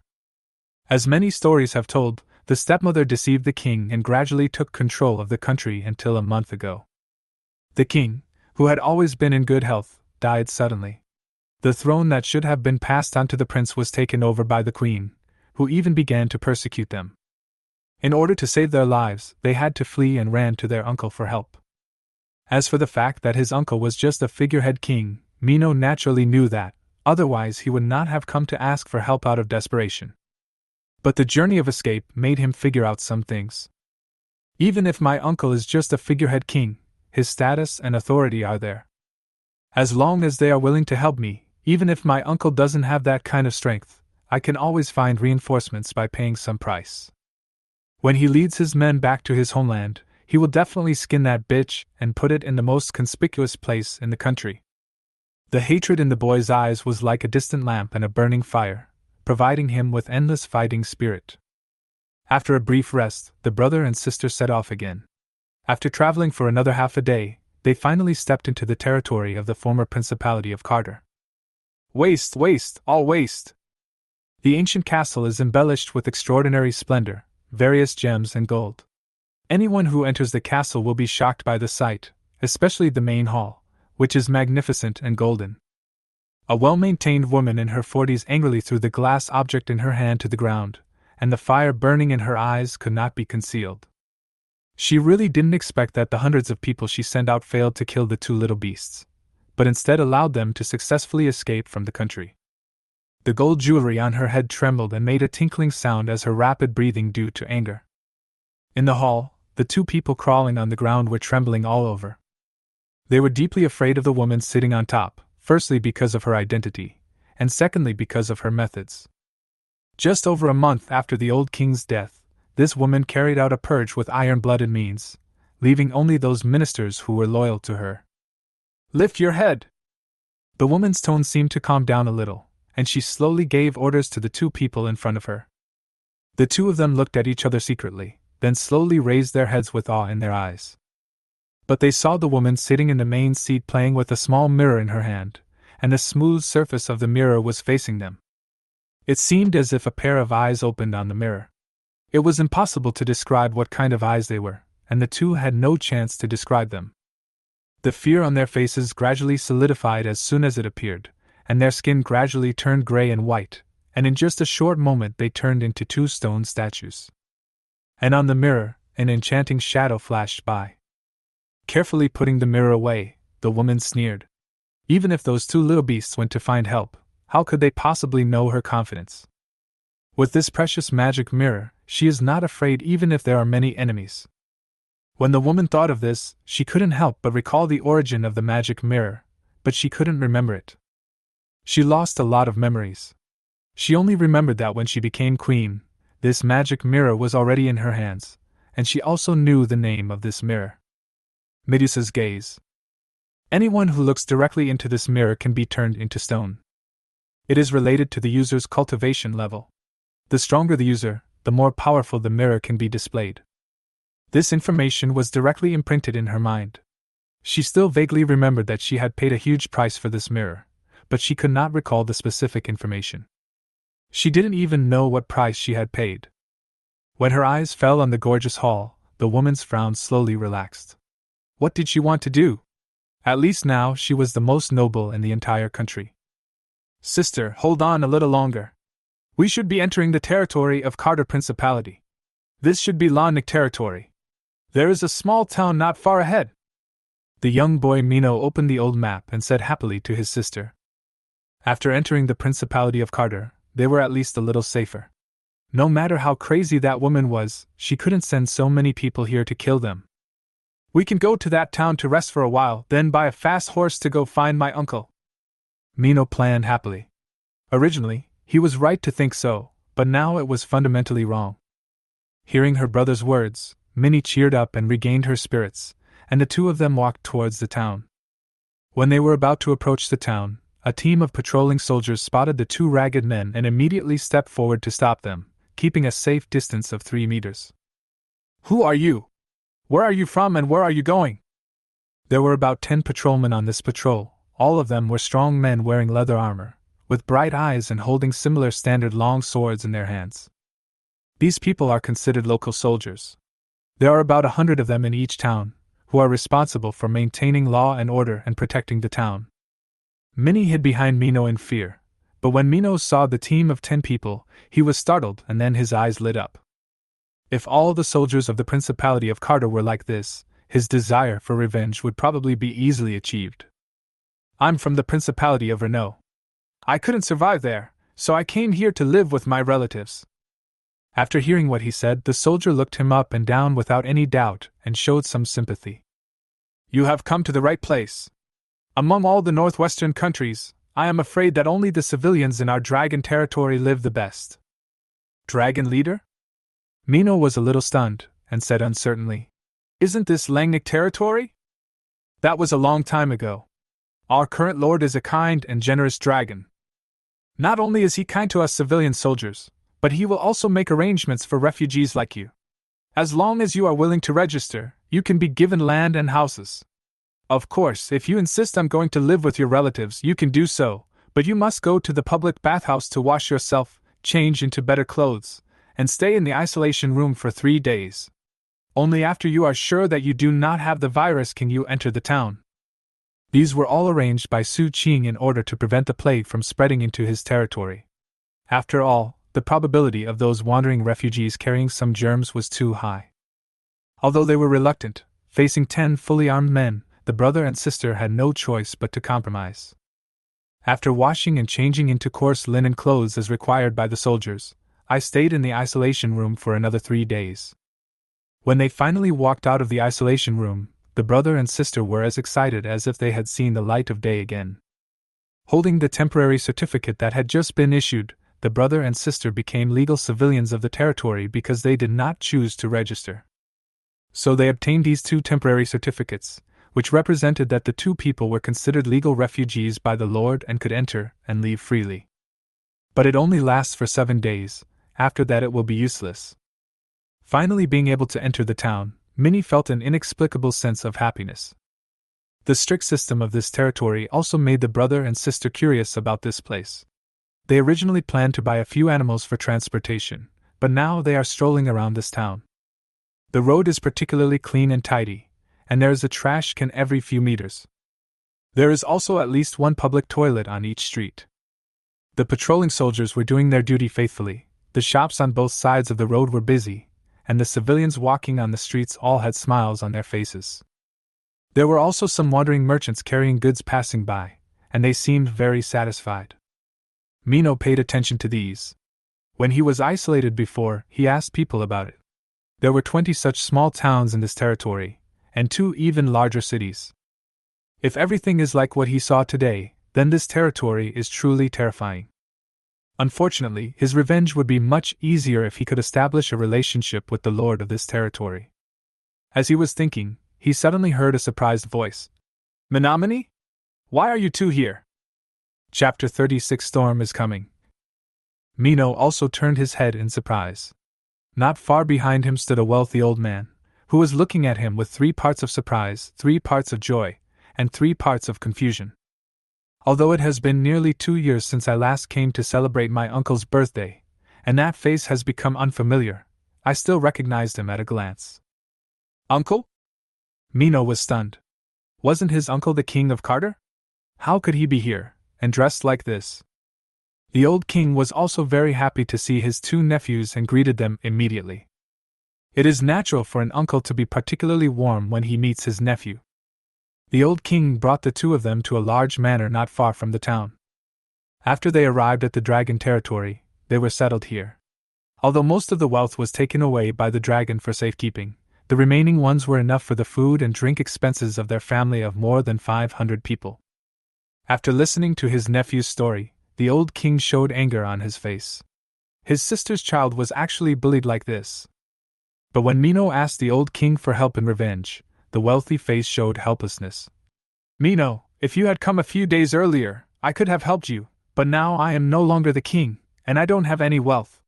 I am afraid I can't do anything about these things. As he spoke, the old king told Mino what had happened during this period. He is just an ordinary landowner now, but he has more wives and children than others. Mino could not hide the disappointment on his face. His uncle, his only hope, was unable to help him. Who else could he ask for to help him get revenge? Damn it! Am I going to let that damned woman occupy my father's throne? As long as I can kill that woman, I can give up everything. The old king showed some hesitation on his face.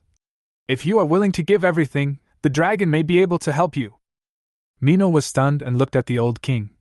Uncle, are you talking about the lord here? The old king nodded. If you are willing to give everything, that greedy and shameless dragon will definitely be willing to help you get revenge, but by that time, the country may have nothing to do with you. Mino hesitated this time. He was just talking just now. If he was really asked to give up, he would still be reluctant. He thought and hesitated for a long time, and then asked the old king, Uncle, can you introduce me to the lord?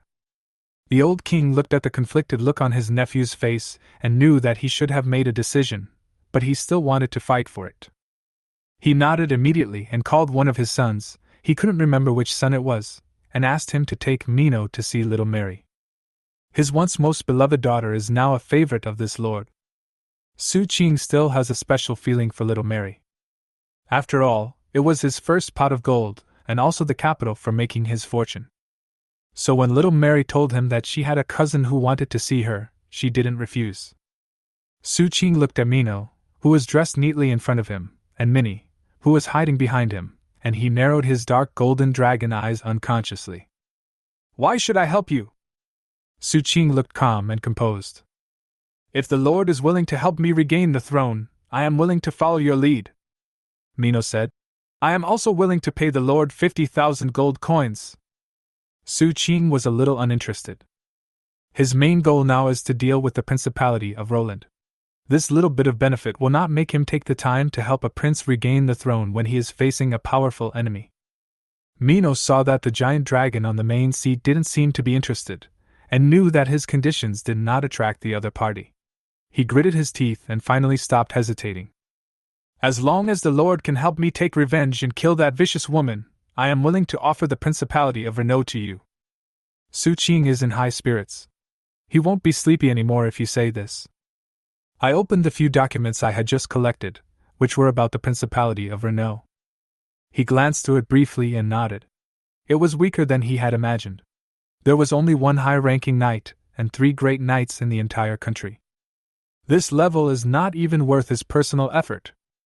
After a little thought, Su Qing asked Li Ming and the female knight whose name he could not remember to take 2,000 people to help Mino avenge himself. This kind of war with a righteous cause is very simple. By taking over the capital, one can control the entire country, and then gradually swallow it up. On the contrary, if it is an invasion, it is necessary to slowly conquer the entire country. As long as everything goes well, your wealth will soon increase by a leap. Su Qing made arrangements and picked up the information about the Principality of Roland. It has to be said that this country with explosive combat power has terrifying mobility. During this period of time, it has almost taken over all the territories around the Dragon Territory. There is only a gap in the south bordering the Principality of Renaud. Judging from the information collected, the Principality of Roland has directly mobilized 50,000 troops and prepared for war, and it seems that the clarion call for attack is about to be sounded. On the other hand, the 2 strongest fighters and 2,000 elite soldiers under the Dragon Lord were sent out, and Su Qing could mobilize a maximum of 5,000 soldiers. There is a huge gap in strength between the 2 sides. But in fact, the key to victory in this war lies in the battle between Su Qing and the opponent's high-end combat power. No matter who wins or loses, those ordinary soldiers can't make any waves. Su Qing fell into deep thought, and he found that he was a failure as a lord. He has too few capable men at his disposal, and he has to fight every battle himself. It is urgent to set up an academy to train talents. After defeating the Principality of Roland this time, we can completely annex the original territory of the Principality of Carter, and then establish an academy. Su Qing began to plan his future blueprint. After this battle, he did not plan to start any more wars in the next 3 years. He would plan development and digest the land. After gathering strength, he began to annex the entire Northwest. While he was planning all this, the Principality of Roland was finally ready. An army of 50,000 men lined up, with a terrifying fighting spirit rising and converging on the commander. General Jenny controlled this huge force and gave back to the army. At the command, the army set out. Chapter 37 Battle. A full 50,000-strong army marched towards the dragon territory, and Su Qing received the news very early. After cleaning its scales, it flapped its wings and flew towards the border between the two sides. He had to keep the war outside the territory, because if the battle took place within the territory, it would have some impact on future construction and the morale of the people in the territory. Simply put, it will cause loss of wealth. Su Qing doesn't want anything to happen that would be disadvantageous to him. With the expansion of the territory, the dragon territory is getting bigger and bigger. Before, when it was only a few thousand meters in radius, it only took a moment to fly around. At this moment, Su Qing was traveling at full speed, and it took him nearly 2 hours to reach the border of the dragon territory. The stone tablet that Su Qing had built stands here, and the words on it were carved by him personally. "There is a giant dragon inside, enter with caution." Su Qing summoned some clouds and stood on them to look into the distance. Dust was rising and an army of 50,000 was marching towards them in a mighty force. The terrifying aura, the overwhelming murderous spirit, and the cold killing intent were completely integrated into the center of the army, on the old General Jenny who was sitting on a tall horse. Everyone is united. Su Qing's eyes lit up slightly. This was a level that could only be achieved when the soldiers worked together in complete unity. That old General Jenny was a more outstanding and talented person than he had imagined. At least in terms of leading the army, he is definitely a rare commander. The army was huge and its footsteps were like thunder. General Jenny naturally also saw the black dragon. When they were about 500 meters away, he ordered the dragon to stop and rode his horse to the front of the formation. He stared at the giant dragon without showing any weakness. Su Qing was surprised to find that the old man's eyes were even sharper than last time. The general is the soul of the soldiers, and the soldiers are the courage of the general. This statement is indeed true. Ha ha ha, Lord Black Dragon, long time no see. I wonder if you are satisfied with the gift I gave you today? Old General Jenny was still full of resentment about the last time, and couldn't help but make a sarcastic remark. If you don't take the army of tens of thousands seriously, then what about the 50,000 people this time? 50,000 brave soldiers formed a military formation, and old General Jenny even dared to control this force to suppress the glory-level existence. No matter how powerful this dragon is, it is still a young dragon after all. How powerful can it be? What's more, he has other backup plans, and this time he wants to avenge his previous defeat. After hearing this, Su Qing looked at the troops carefully, and nodded in agreement after a moment. So neat! These 2 words almost made the veteran unable to react. When he figured out these 2 words, his face suddenly turned black again. It seems that the Lord looks down on the soldiers of the Principality of Roland. Order them to form a battle formation, and let the Lord Dragon experience your might. General Jenny's order was quickly passed down, and the fighting spirit of the 50,000 troops rose. In the void, 100-meter-long giant turtle condensed and emerged, rolling up huge waves, with a mouth full of fangs and roaring angrily. Su Qing narrowed his dark golden dragon eyes, and his body suddenly grew to 100 meters in size, staring at the giant turtle. The 2 huge monsters began to collide. Boom! Su Qing took a step back and admired in his heart. It was indeed the power of unity, almost comparable to him. Of course, the behemoth formed by this battle formation is driven by an army of 50,000 people. Su Qing might not be affected by any collision between the two, but the force borne by the giant beast would be evenly distributed among the soldiers. As long as the fighting lasts for a long time, the army will not be able to bear it, and the giant beast will collapse. At the same time, the 50,000 troops that provided strength will also lose their combat effectiveness. General Jenny, a veteran of many battles, felt his heart sink when he saw the dragon fighting the giant beast without showing any weakness. The war beast formed by the strength of the entire army is good at overpowering others with force, but it was unable to do anything to the dragon in its best aspect. After a long time, it would definitely be defeated. Especially when he saw that some of his soldiers were beginning to give up, he immediately shouted, "What are you still hesitating about?" The sound was a little abrupt, and Su Qing was also startled, but it was a step too late. Two much heavier hammers hit his back heavily, and he remembered a familiar scolding voice. "Damn dragon cub, your grandpa is here again." Su Qing stepped back and saw that it was the burly man holding the hammer. He immediately realized that these guys must have joined forces. "I couldn't help but feel a little annoyed. I let them go last time, but they didn't even show any gratitude. This time, forget about leaving." A spear pierced his abdomen at an incredible angle. It was that heavily armored knight who actually launched a sneak attack. How shameless. The giant turtle did not miss this opportunity, and raised its huge paws to slap him. Su Qing was about to dodge, but suddenly a dark curtain appeared above his head, obstructing his vision, and he was hit hard twice. Then the ground cracked, and Su Qing suddenly sank half of his body into it. The ground quickly recovered and stuck him in the soil. "Earth magic!" Su Qing reacted and looked not far away. There was a skinny old man next to the man in the black cloak. He also held a staff in his hand, and the aura he exuded was also glorious. 5 against 1, it seems like I'm being cheated? If you know what's good for you, Jilong, don't struggle. It would be too shameful if we, 5 people at the glory level, still can't take you down. The heavily armored knight spoke in a cold voice, pointing the spear in his hand at Su Qing. Su Qing stopped and looked at the few people with interest. His previous fight with the giant turtle was just an attempt to warm up. He had known for a long time that his opponent would not be limited to this battle formation, but he did not expect that these 3 guys who he had let go would dare to interfere. The identity of that earth magician is unclear, but I think he should be the foundation of the Principality of Roland. What are you going to do with me? Su Qing is quite interested in this question. Kill him! Kill him! Kill him! 5 voices sounded in succession, and without exception, Su Qing couldn't help feeling a little depressed. Why were they all so violent, fighting and killing each other all day long? Are you so confident that you can kill me? Su Qing collected his thoughts, continued asking questions, and prepared to have a chat with these guys. What? Do you still think you can turn the tables? The sturdy man curled his lips after hearing this, reached out and hit Su Qing on the head with a hammer. Ding dong! The sound of metal colliding is very crisp.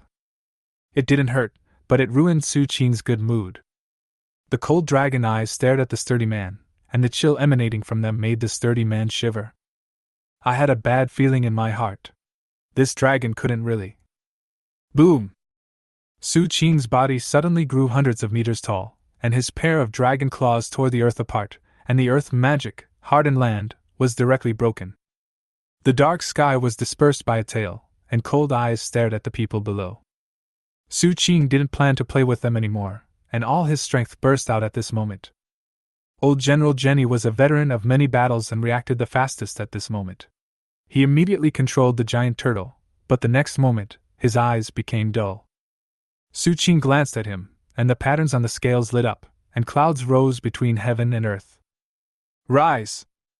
The tremendous force directly dragged the 50,000-strong army up to a height of 100 meters, and then dispersed into hundreds of parts. The soldiers all flew into the sky, and the battle formation naturally dissipated. He easily took care of one opponent, then slapped the sturdy man in the face. Boom! Boom! Boom!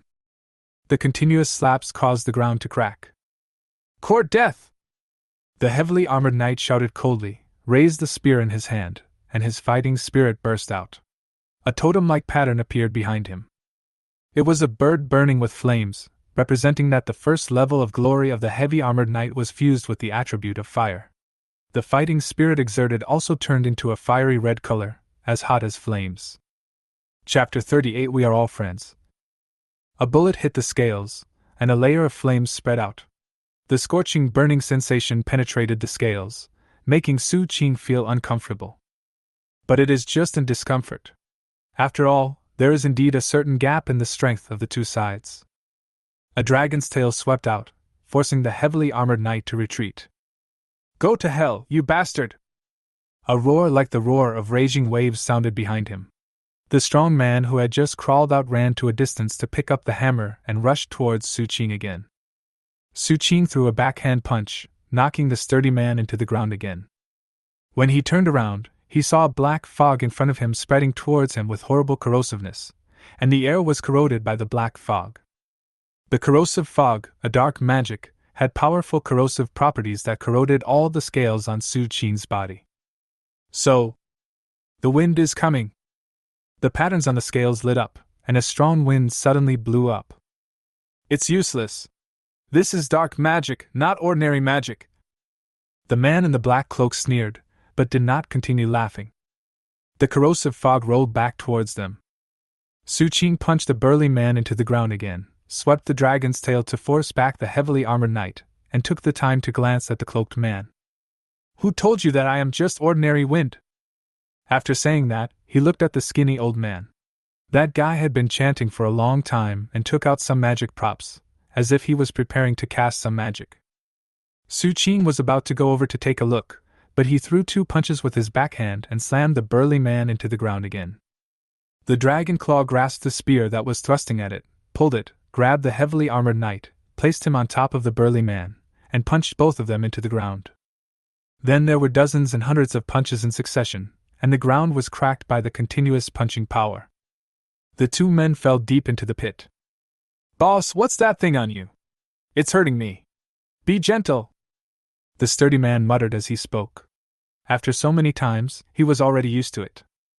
But this time, it seemed a bit uncomfortable to have someone pressing on me. For the first time, the heavily armored knight wanted to strangle the bastard. Su Qing paused and fell into a brief contemplation.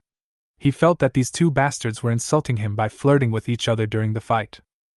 He filled the soil in no time and stepped on it. He turned and looked at the 2 magicians. "Are you 2 ready to surrender or keep fighting?" The man in the black cloak was silent. There were not many attack magics in the dark magic system, and he was better at supporting. At the moment, he seemed to be in an awkward situation. "It's too early to tell who will win now." A dry and old voice sounded, and the skinny old man seemed to have completed his preparations and raised his head slowly. "Earth Guardian summons a rock giant with magic at it." With a roar, the earth cracked, and a rock giant rose up from the ground, holding a mace formed from the essence of earth in its hand. Its earth-yellow eyes opened and closed, glowing with fierce light. The nearly 300-meter rock giant slammed down the mace in its hand. Su Qing easily avoided it, and the mace hit the ground, creating a huge deep pit and spreading several cracks. Su Qing didn't pay much attention, but looked thoughtfully at the place where he had just buried the person, where a huge crack spread. He estimated that those 2 people might have fallen deeper. Then he looked at the skinny old man. "Are you cleaning up the house?" "Old man. This is a fight, bastard, can't you be more serious?" The skinny old man had a constipated expression on his face. Su Qing seemed to see what he was thinking, and said in a relaxed manner, "You are too slow. I will beat you 2 to death. Do you believe that it can't catch up with me?" With flapping wings, Su Qing rushed towards the 2 people like black lightning. He didn't want to fight with the Earth Guardian. He would have to defeat him at least dozens of times before he could use up all the magic in his body. Relatively speaking, he felt that he might be the first to be exhausted to death. The 2 magicians' faces changed and they quickly resisted. But the magic that could be performed in such a short time was no different from tickling to Su Qing. After catching the 2 men and squeezing the skinny old man unconscious, the Earth Guardian, who had lost control, stood there, dazed. Su Qing dug out the 2 people from the soil, tied up all 4 of them and made them sit in a row. He reached out and searched the 2 magicians, and as expected, he found 2 stacks of contracts. Slaves, equality, and employment are all there. A magician is such a considerate profession. Su Qing couldn't help but sigh, then looked at the four people and placed a slave and employment contract in front of each of them. Do you want to choose for yourselves, or do you want me to choose for you? Are you so sure we will surrender? There was fatigue in the heavily armored knight's voice. He really didn't expect that this dragon could be so strong. In terms of strength, it might have reached the third level of glory. And from beginning to end, he did not see the other party's talent for unleashing the black dragon. The fire dragon can control fire, the water dragon can control water, and the golden dragon itself has muscle strengthening and innate terrifying power. These are the innate abilities of different dragon races. The black dragon's talent is violence. It can burst out double strength in a short period of time, and then fall into an inevitable period of fatigue. The reason is also because of the black dragon's bad temper. The original owner of Su Qing's body was provoked and came to snatch the princess without saying a word. But from beginning to end, the black dragon in front of them was too relaxed, as if it didn't take them seriously. Someone has told me that before. Su Qing answered him seriously, and he remembered that a woman had indeed said this to him. We once slew a dragon. The heavily armored knight looked at Su Qing. He had to make sure whether the other party would hate them for this. Oh, what the hell? The heavily armored knight wanted to curse. Don't you hate this about us? Su Qing looked at him irritably. Why was this guy so long-winded? Choose one quickly? I've finished writing it. A powerful voice, somewhat abrupt. A few glances showed that it was the sturdy man who had taken the lead in signing the employment contract, 1 gold coin in exchange for 50 years of loyalty.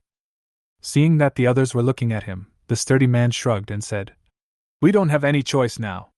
I don't want to die either, so I have to sign it. The sturdy man answered as a matter of course, because this is a logic that a simple-minded person can understand. On the contrary, those who thought more were still confused, but after hearing what the strong man said, they all reacted.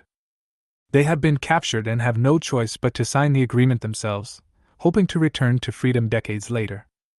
If you are forced to sign a contract by the dragon, you will be a slave for life. Of course, they can also choose to commit suicide, but it is obvious that none of them are willing to do so. The skinny old man was the second one to sign the contract. He was employed by the Principality of Roland and had no need to risk his life. Su Qing put the contract away and placed it together with several other signed ones. In fact, once this thing is signed, it is of no use, because it is a rule witnessed by the gods and cannot be violated once it is confirmed. But he still likes to collect these things and take them out to look at them when he has nothing to do, which makes him happy. We'll be friends from now on. Su Qing patted their shoulders happily and prepared to leave with them. After walking a few steps, the heavily armored knight said hesitantly, Did you forget something? Su Qing was stunned and looked up. There were tens of thousands of people floating in the sky. The height is several hundred meters. If Su Qing lets nothing happen, the final possibility is that some people will fall to death and some will starve to death. However, it was obviously impossible for him to subdue these 50,000 people. After all, their families were all in the Principality of Roland, and if they surrendered, their families would likely be in trouble. As long as Su Qing did not conquer the Principality of Roland, most of these people would not surrender. So either kill it or let it go. Su Qing waved his hand slightly, and a cloud of mist flew over, with an old man standing on it. Jenny seemed much older. He has been on the battlefield for a long time and has fought in many battles throughout his life, but he has never fought this kind of war.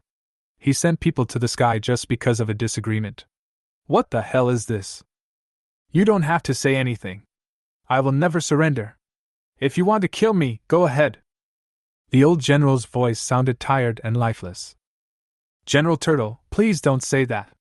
It makes me sound like a bad guy. You can ask your companions if I am the kindest dragon in the world. Su Qing said seriously, pointing at the heavily armored knights and the sturdy men.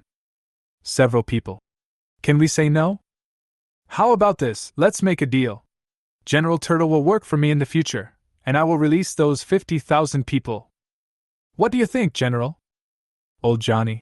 I'm not called General Turtle. Chapter 39, A Rich Harvest. I'm not General Turtle. Senhen's voice was almost squeezed out from between his teeth. Old Jenny hated being called this name the most.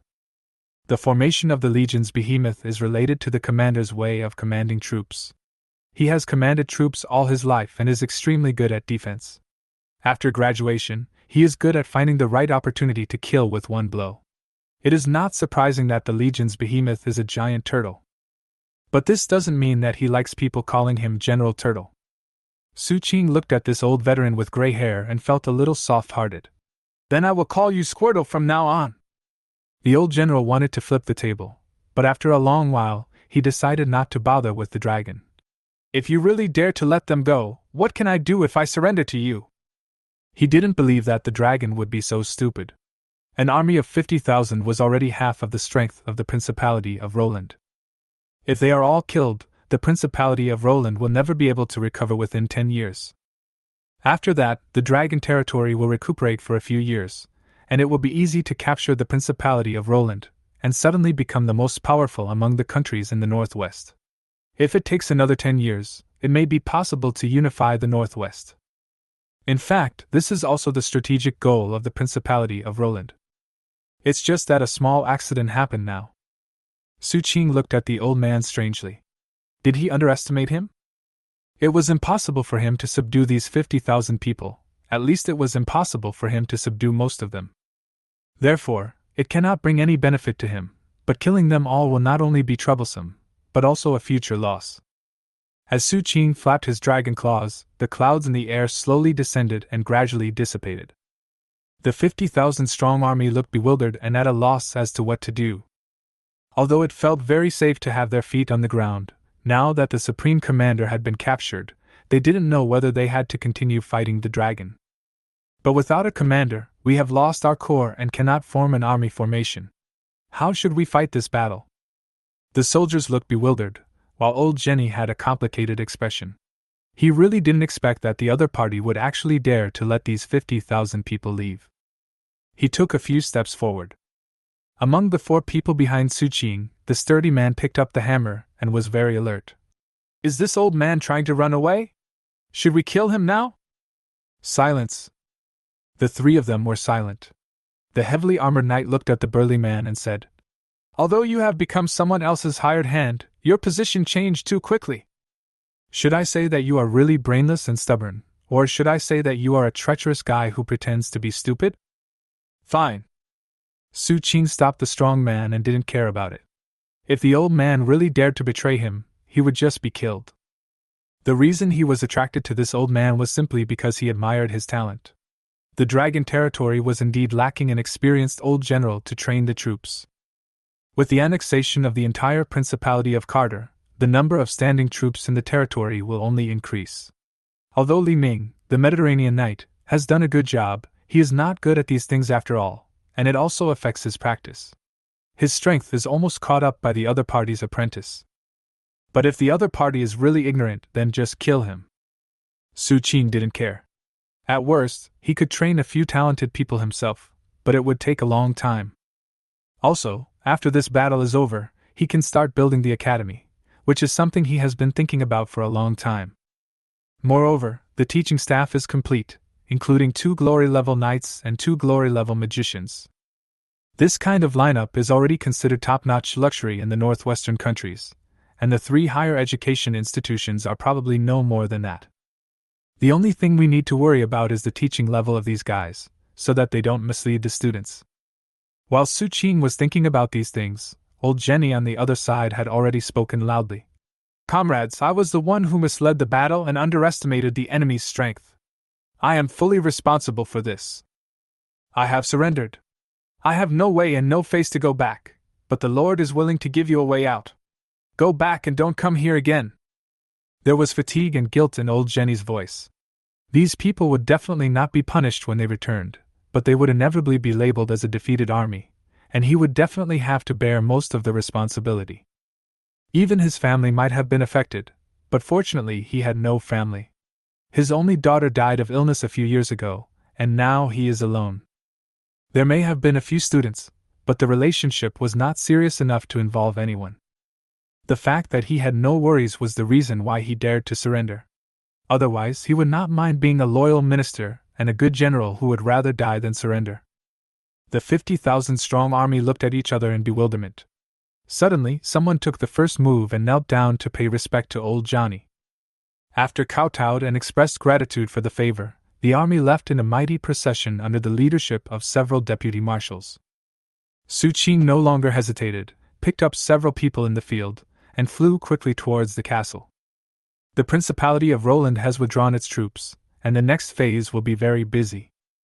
After returning to the castle, Su Qing had no time to settle down a few people, and immediately ordered Alan to mobilize some troops from the 2 cities and 20 towns to make up a total of 2,000 people to recover the land. It would be very easy to recover the land that had been occupied by the Principality of Roland. In addition, Old Sam was asked to transfer a team to the limestone mine in Bubble territory for exploration and mining. The cement needed for the subsequent road construction would have a huge demand for this kind of limestone. Other mineral veins can be temporarily stopped, but this limestone mine must be mined as soon as possible, and on a large scale. In addition, Old Sam needs to find a group of people to prepare for the construction of the academy. This time the academy is not the primary school like before, but a real fighting spirit and magic academy. Old Sam looked helpless. "My lord, even if we occupied the original territory of Carter Principality, the resources are barely enough to build an academy. But there are no teachers with sufficient qualifications, which is also a headache." Su Qing nodded in agreement and put down the information in his hand. "Teachers with sufficient qualifications are indeed very important. These guys are not so good, but their strength is still okay." Old Sam noticed the 5 people the Lord was pointing at and couldn't help but be surprised. The Lord has never said that anyone is quite capable, so this is already a high evaluation. "My lord, I wonder if these people are?" Old Sam asked in a low voice. 2 glory knights, 2 glory magicians, 1 of the dark element, and 1 of the earth element." Those few casual words made Old Sam a little dazed. If he remembered correctly, the previous lord, Little Lonnick, who had died not long ago, was just a formal knight. Above him were the Grand Knight, the High Knight, and then the Glory Knight. There is a difference of 3 major realms. And how strong is the Lord to be able to recapture 4 of these beings in one breath? It's simply terrifying. Old Sam became even more in awe of the Lord, and at the same time, he inexplicably gained confidence in building the academy. Although there are still many things needed. Su Qing began to instruct the 4 honor levels, asking them to record all the basic things they had recorded, organize them, and have someone copy them down to be used as basic teaching materials for the academy. After arranging work for everyone, Su Qing went to the experimental field specially built for alchemists and craftsmen. During this period, the alchemists made new achievements. This time, they were not the things he had asked the alchemist to study. Instead, the old man Kajil repaired and improved his scrapped magic cannon, and also made a batch of weakened versions of the magic cannon.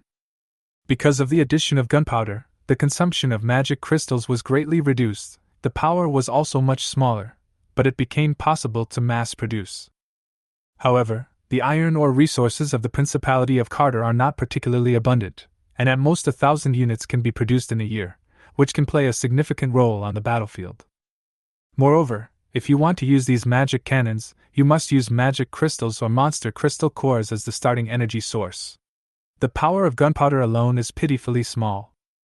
After all, the gunpowder that had just been produced was only the most basic and primitive gunpowder, and it still contained a lot of impurities. Gunpowder can be further improved, but the sophistication of the magic cannon is already my limit. The old alchemist said very tactfully that there was nothing he could do. Su Qing didn't mind. This 1.0 version of the magic cannon was enough for a short period of time. As for later, he could capture some alchemists or train them himself.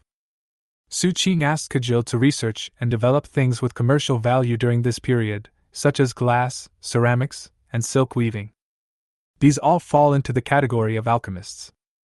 I heard there is a profession called witch, who is good at mixing potions for various purposes, but it seems to have been extinct along with the necromancer and curse wizard.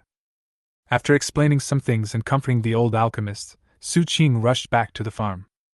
The second batch of puppies has been born, and the types are not much different, still the same 3 breeds. The first type is called the 2-horned wolf, which gets its name from the 4-horned wolf.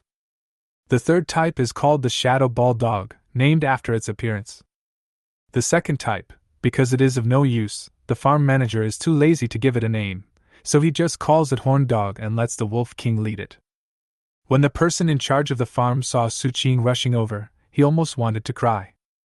"My lord, you have to make the decision for me. I originally planned to let the Wolf King discipline these horned dogs, but in the end, these horned dogs led the Wolf King astray. Every day, I am led by the Wolf King to either bite or tear things apart, or to pick fights with the other two wolfhounds. What's really funny is that, perhaps because of the huge gap in strength, the Wolf King never intervenes. This also results in the horned dogs being unable to defeat the other two wolfhounds whose talents are superior to theirs. But even though they clearly can't win, they still have to fight every time. I don't know what to do now." After listening to the farm manager, Su Qing patted him on the shoulder and said, "Work hard, and I'll give you a raise at the end of the month." After saying that, he flapped his wings and flew away, leaving behind only a confused face. "I don't want a salary increase. I'm asking what to do with these horned dogs." But as he watched the black shadow disappearing so quickly, the farm manager could only smile bitterly. Flying back to the castle, Su Qing returned to the throne and looked through some things that were sent to him because little Mary was unable to decide or deal with them. After dealing with it carefully, Su Qing stretched himself gently and asked someone to boil water so that he could clean the scales. This time, besides little Elise, there was also a girl named Minnie who cleaned his scales. And when Su Qing saw this somewhat quiet girl, he remembered. Those guys led 2,000 people away for a while. Why hasn't any information been sent back? There won't be any accidents, right? Su Qing asked old Sam to find a few smart people to check out the situation. 2 groups of more than 10 people were sent out successively, but in the end only 2 people escaped back, and the news they brought back was somewhat unbelievable. "You said those 2,000 people turned into stone statues?" Su Qing spoke with his eyes twinkling. The ability to turn people into stone statues is not part of ordinary magic. It is also possible that it is due to some kind of treasure. Forget about the former, but if it's the latter, Su Qing is really tempted. After conquering 5 people, his wealth increased by more than 400,000, which was more than enough for him to unlock a few more skills. The prerequisite is to have a treasure recognized by the system. It seems that I still have to go there myself. Chapter 40, The Pretender. "My lord, you must not do that!" Old Sam stopped him worriedly. "According to the news sent back, those people were turned into stone statues without any resistance. It is still unclear what happened. If you go there rashly, I am afraid there will be accidents."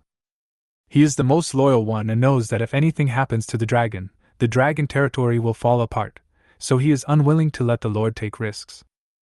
"It's okay, I'll go there in disguise," Su Qing said very seriously. Old Sam was speechless.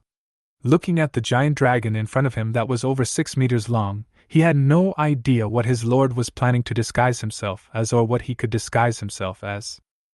Su Qing has already started packing up and has arranged that matters in the territory during his absence will be discussed and decided by little Mary and old Sam. "We need to hurry up with the academy and road repairs. If that doesn't work, we can use a magician to assist us. We just happen to have an earth magician here." Su Qing explained seriously that he planned to build roads throughout the entire Principality of Carter within a year to lay a solid foundation for future commercial trade. In the future, he would conquer other territories and develop outward with the Principality of Carter as the core. After arranging everything, Su Qing flapped his wings and left the castle. He was not in a hurry. He flew slowly for half a day.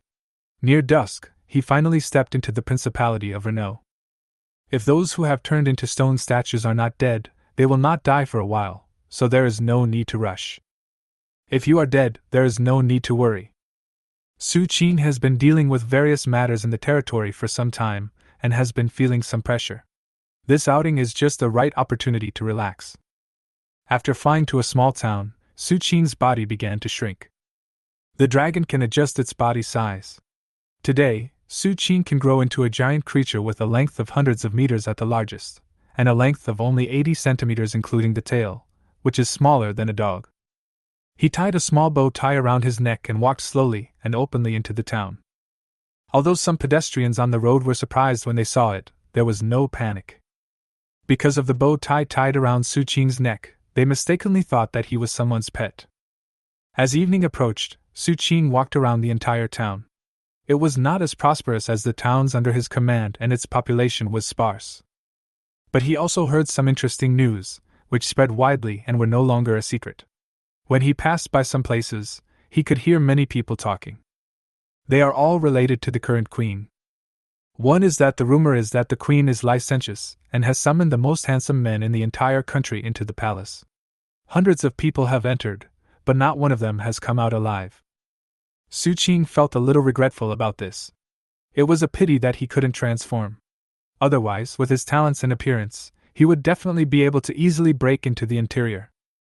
The second piece of news was that the queen's birthday was approaching and all the nobles in the principality were preparing gifts.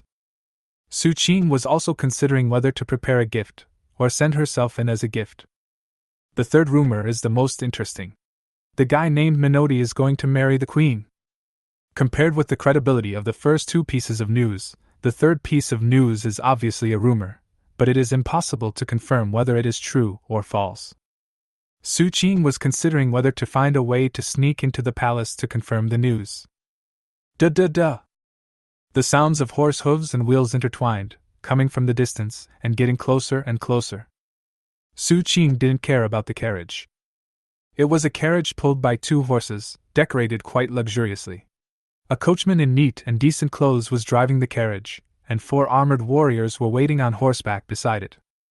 The curtain of the carriage was slowly opened, revealing a pretty face with a bit of exploration and curiosity about the outside world. At a glance, he saw a small black scaly animal squatting on the ground in deep thought not far away.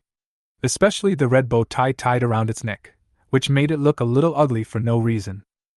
"What kind of little beast is that, father?" the girl asked a gentleman behind her, a nobleman in his 40s wearing a tall hat and a monocle. Hearing his daughter's question, he looked outside and saw the little black beast as well. He had much better vision than his daughter, and could tell at a glance that this should be a hybrid beast with a little bit of dragon blood. However, the tie tied around its neck should mean that it had an owner. Judging from the shiny scales and its plump appearance, the owner of this little animal should be a noble. It seems that it has lost its owner. After a long period of contemplation, the noble gentleman immediately asked the coachman to stop the car and asked the guard to fetch the little animal. The armored guard immediately took the order, stepped forward and picked up Su Qing, who was thinking about something. Su Qing looked back in confusion, looking at the sturdy man who picked her up. She instinctively wanted to slap him, but after considering the disguise, she gave up this bloody idea. He let the strong man carry him to the carriage, then checked it out. "Master, this should be a young animal. It doesn't even have claws. When I tried to catch it, it didn't hide or cry. It's quite stupid and poses no threat." Su Qing looked at the sturdy man very seriously and memorized his appearance. He took note of this grudge. Then, at the instruction of the carriage owner, he carried Su Qing into the carriage.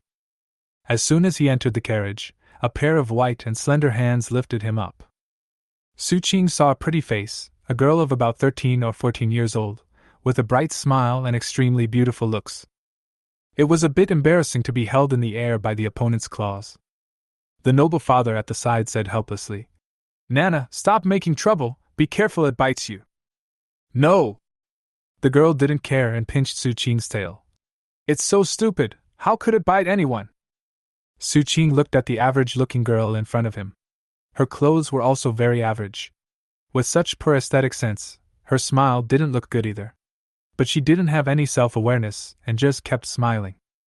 The noble father was helpless and said seriously, "Don't break it, it may be useful for my next plan." Originally, Su Qing planned to change back to his original form, scare the two of them, and then run away. But after hearing this, I decided to stay and see what happens. The carriage left the town and arrived at a large manor. It turned out that this was a manor owner with a title, who was taking his daughter out for an outing to relax. Returning at this moment, the old butler of the manor hurried forward and spoke to the owner of the manor in a low voice. "Count Mago, 2 marquises just came to visit, and they are waiting for you in your study." Count Mago nodded, indicating that he understood, and then asked his daughter to go back to her room to rest. He then walked towards the study with a few trusted guards. Chapter 41 Planning. In the study, the two marquises had been waiting for a long time. Although they were still sitting calmly in their seats, they both could not hide their anxiety. Just when the two of them were about to lose their patience, the door opened and the well-dressed Count Mago strolled in. Seeing the two people with anxious expressions, he smiled with a look of confidence. I just came back from an outing with my daughter. I'm sorry for neglecting the two marquises. I hope you won't take it as a fault. When these two people saw that Count Mago was still unhurried, they immediately became angry. You old fellow, how can you still be in the mood to go outing, that old witch? A marquis was speaking when he suddenly became alert. He looked at several confidants behind Count Mago and signaled with his eyes. Are they reliable? Count Mago smiled faintly. They are all my confidants, of course they are reliable. Although he said this, he still ordered a few people to go down. As the door closed, only 3 people were left in the study. At this time, the two marquises no longer concealed anything and looked anxious, not like aristocratic gentlemen at all. It's already this late, and you're still in the mood to go for an outing? There are 10 marquises and earls in the Principality of Renault. 7 of them have already joined the old witch, leaving only 3 of them who have not made up their minds. But at this moment, their last bit of faith is about to be extinguished. Some time ago, His Royal Highness Prince Mino returned with 2,000 troops and 2 high-ranking knights.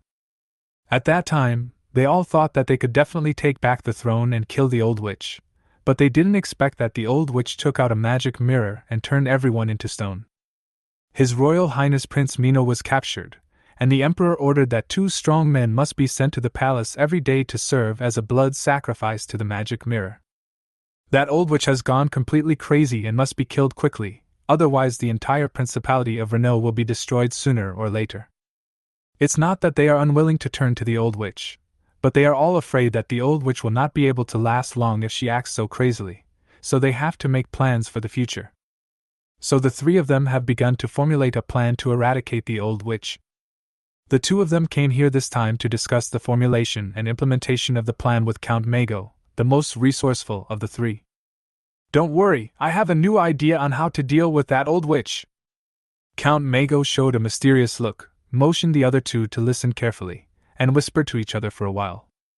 He met the skeptical looks of the other 2. Is your plan feasible? Count Mago smiled faintly. It's just a try. Anyway, the timing is right now. It won't hurt us to try it. The other 2 nodded in agreement.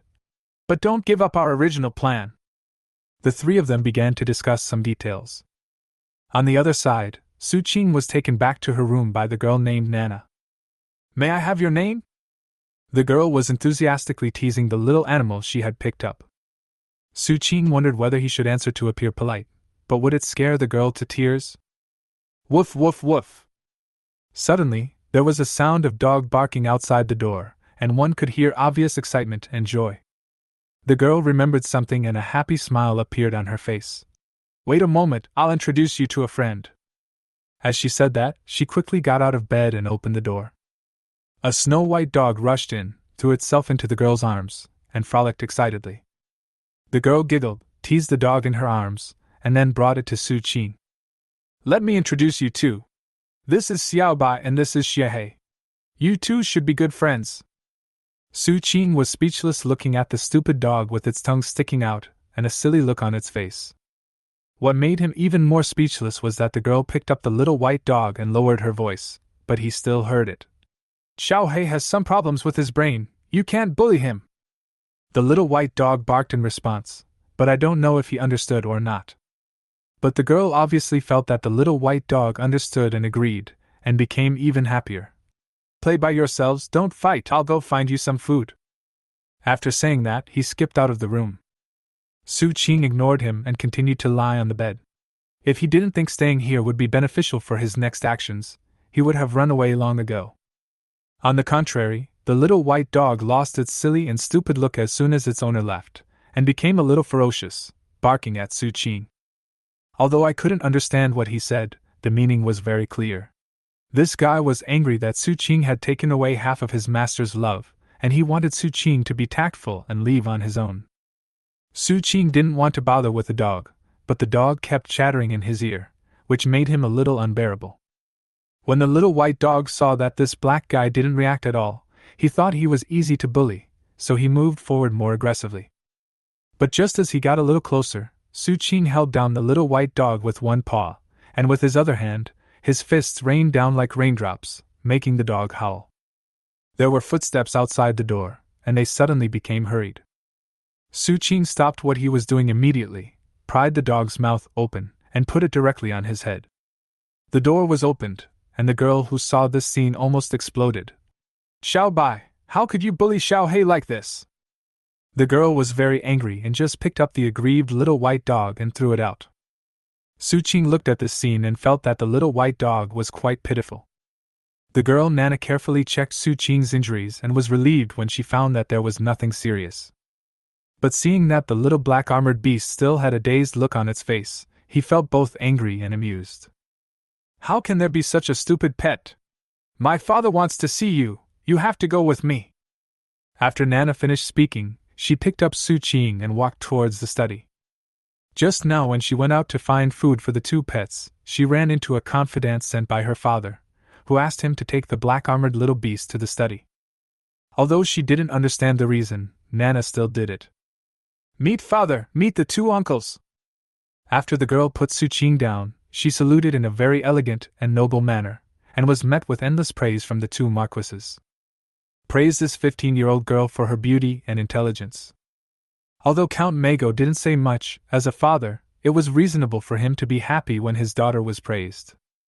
After a while of pleasantries, Count Mago asked his daughter to go down, and he pointed at Su Qing and said, "This is the core of my plan. As long as it succeeds and we get rid of that old witch, we can control Prince Mino, and we will have the final say in the future of the Principality of Renault." Perhaps they thought that no one else would hear their conversation, so they no longer concealed their ambitions. Su Qing also roughly understood the other party's plan. These three extremely evil guys actually planned to coat his body with a layer of poison and then send it to the old witch on her birthday. At that time, I can borrow some of the old witch's habits and back up plans to successfully poison her. When they give gifts, they will not write the name of the giver, so even if the plan fails, it will not affect the three of them. The idea is very clever. If it can be implemented perfectly, it may be successful. If I hadn't seen this little black-armored beast on the road, I wouldn't have come up with this idea. As Count Mago said this, he quickly applied a can of poison that his confidant had just brought to Su Qing's scales. Chapter 42. My identity as a giant dragon has been exposed? Su Qing looked at the other person fiddling with him, with a thoughtful look on his face. He was considering whether to slap this guy to death. It was really bold of him to coat his body with venom. But it is true that if someone accidentally touches the venom on his scales and then touches some food or accidentally bites his fingers, he will really be poisoned to death. According to these three guys, the old witch has a habit of stirring the wine with her fingers before drinking. So the success of this plan depends mainly on whether the old witch likes it clean. It seems you must wash your hands after touching your pet. Su Qing was thinking about the philosophy of life, while the venom on his scales evaporated quickly. Although the other party's plan has the possibility of being implemented, he is not willing to be a poisonous dragon. After doing all this, Count Mago put down the venom and looked at the other two marquises. "I will need the help of the two marquises when the time comes." "Nature!" The two of them quickly agreed and then said goodbye and left. Count Mago looked at Su Qing and felt that the little beast was a little stupid. He probably didn't know what fate he would face.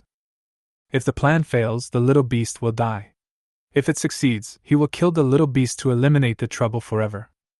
While thinking, he walked out of the study and closed the door. There are still 2 days until the new queen's birthday. During these 2 days, it is better not to let this little beast covered with venom run around, so as to avoid poisoning other people. He ordered 2 trusted men to guard here and not let the little beast escape, then hurried away to prepare some things. 2 days? Su Qing heard the conversation outside and seemed to be thinking about something. After considering it again and again, he lay quietly for the next 2 days. I sorted out the wealth in the system out of boredom. With his current strength of 800,000, it is roughly equivalent to the 4th level of glory, that is, a glory knight with the attributes of the 4th level fusion. When a knight enters the glory level and wants to climb up, he needs to fuse an attribute every time he advances to a higher level. Different attributes will bring different fighting spirit effects to the knight, and even the effects of the same attributes will be different. These are also the first choices of the road for the knights. Depending on the fusion attributes they choose, they will take different paths. They can complement each other, develop comprehensively, and have single attributes superimposed. Of course, this is the knight's way, and he, a dragon, doesn't understand it very well. 2 days passed quickly, and during these 2 days, the little girl named Nana often came to see him, but she only stood outside the window and shouted at him. Su Qing was a little annoyed, but that guy was having a lot of fun. 2 days later, Count Mago sent a confidant to bring him into the palace. It feels quite novel to be put in a box as a gift. Su Qing lay in the box, listening lazily to the sounds outside. He felt as if he was a gift sent in the name of another earl. Then it was taken away by someone else and put in a corner. The palace is exceptionally lively today. The noble lords are elegant and gentlemanly, the noble ladies are graceful and wealthy, and the young masters and young ladies are exchanging glances with each other. The new queen's birthday seemed to have turned into a social ball. Su Qing pricked up his ears and listened with interest, wondering if he would scare these people if he suddenly jumped out. Seems very likely. However, the old witch seemed to have not appeared yet. He was still a little afraid of the mirror that Count Mago mentioned that could turn people into stone statues. It can turn people into stone statues, but I don't know if it will work on dragons. Be safe and stay safe first. The party suddenly became quiet, with only the sound of clearly audible footsteps. Su Qing pushed open a tiny crack in the gift box and peeked out secretly. The golden reflection almost blinded his eyes. So scary! Su Qing stared blankly at the woman dressed in gold and jeweled jewelry. Her almost terrifying attire became the focus of the entire audience. Meet the queen! Everyone bowed, with expressions of awe, flattery, or fear on their faces. The woman in her 40s had a smile on her lips, and her deep brown eyes were filled with malice and viciousness that was almost impossible to conceal. Even if he was standing in the bright palace, he was like a devil swallowed by darkness. This woman. Su Qing pinched her tail. The powder on the face is so thick. The dance party continued, and it was still lively, but it lacked the enthusiasm of before, which seemed a bit awkward. The queen talked eagerly with many nobles, seemingly in harmony, but the coldness she exuded from time to time made people feel cold all over. Su Qing found it inexplicably amusing to see a group of well-dressed nobles shivering like little chickens. But this scene did not last long. As the queen clapped her hands twice as if she remembered something, the whole hall immediately became quiet. Everyone's eyes were focused here. The smile on the queen's face deepened. 2 sturdy men were dragged up by armored guards. The 2 men were tied up with ropes and their mouths were blocked. Although they kept struggling, it was obviously in vain.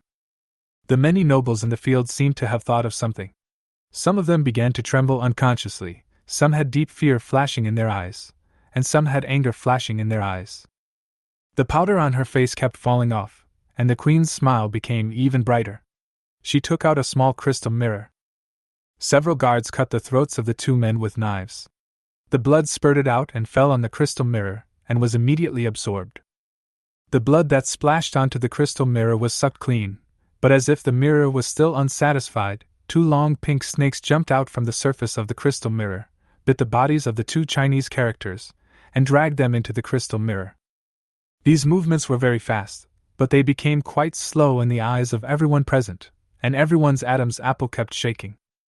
They knew before that this old witch sacrificed living people, but they had never seen it before. Only after seeing it today did they realize how bloody it was. At the same time, they also understood what the queen meant. She was warning them and intimidating them. If they didn't obey, they would end up like these 2 people.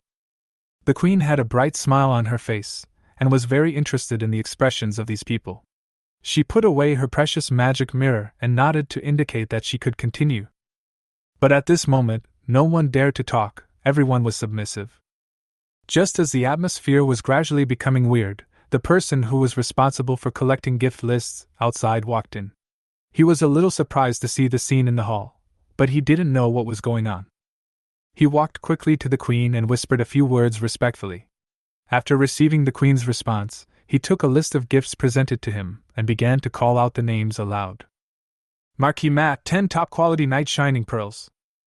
As this voice sounded, the nobles breathed a sigh of relief and began to wait for their names to be called. Count Mago, a golden statue and 10 magic crystals. Su Qing felt a little envious after hearing this. These things together must be worth tens of thousands of gold coins. Of course, he had forgotten at this moment that he was also one of the gifts. Count Angel, a giant dragon cub. The hall suddenly became quiet. Su Qing's tail stood up and a solemn look flashed in his eyes. He remembered that he seemed to have given the gift in the name of this earl. Has my identity been exposed? Chapter 43 Magic Mirror.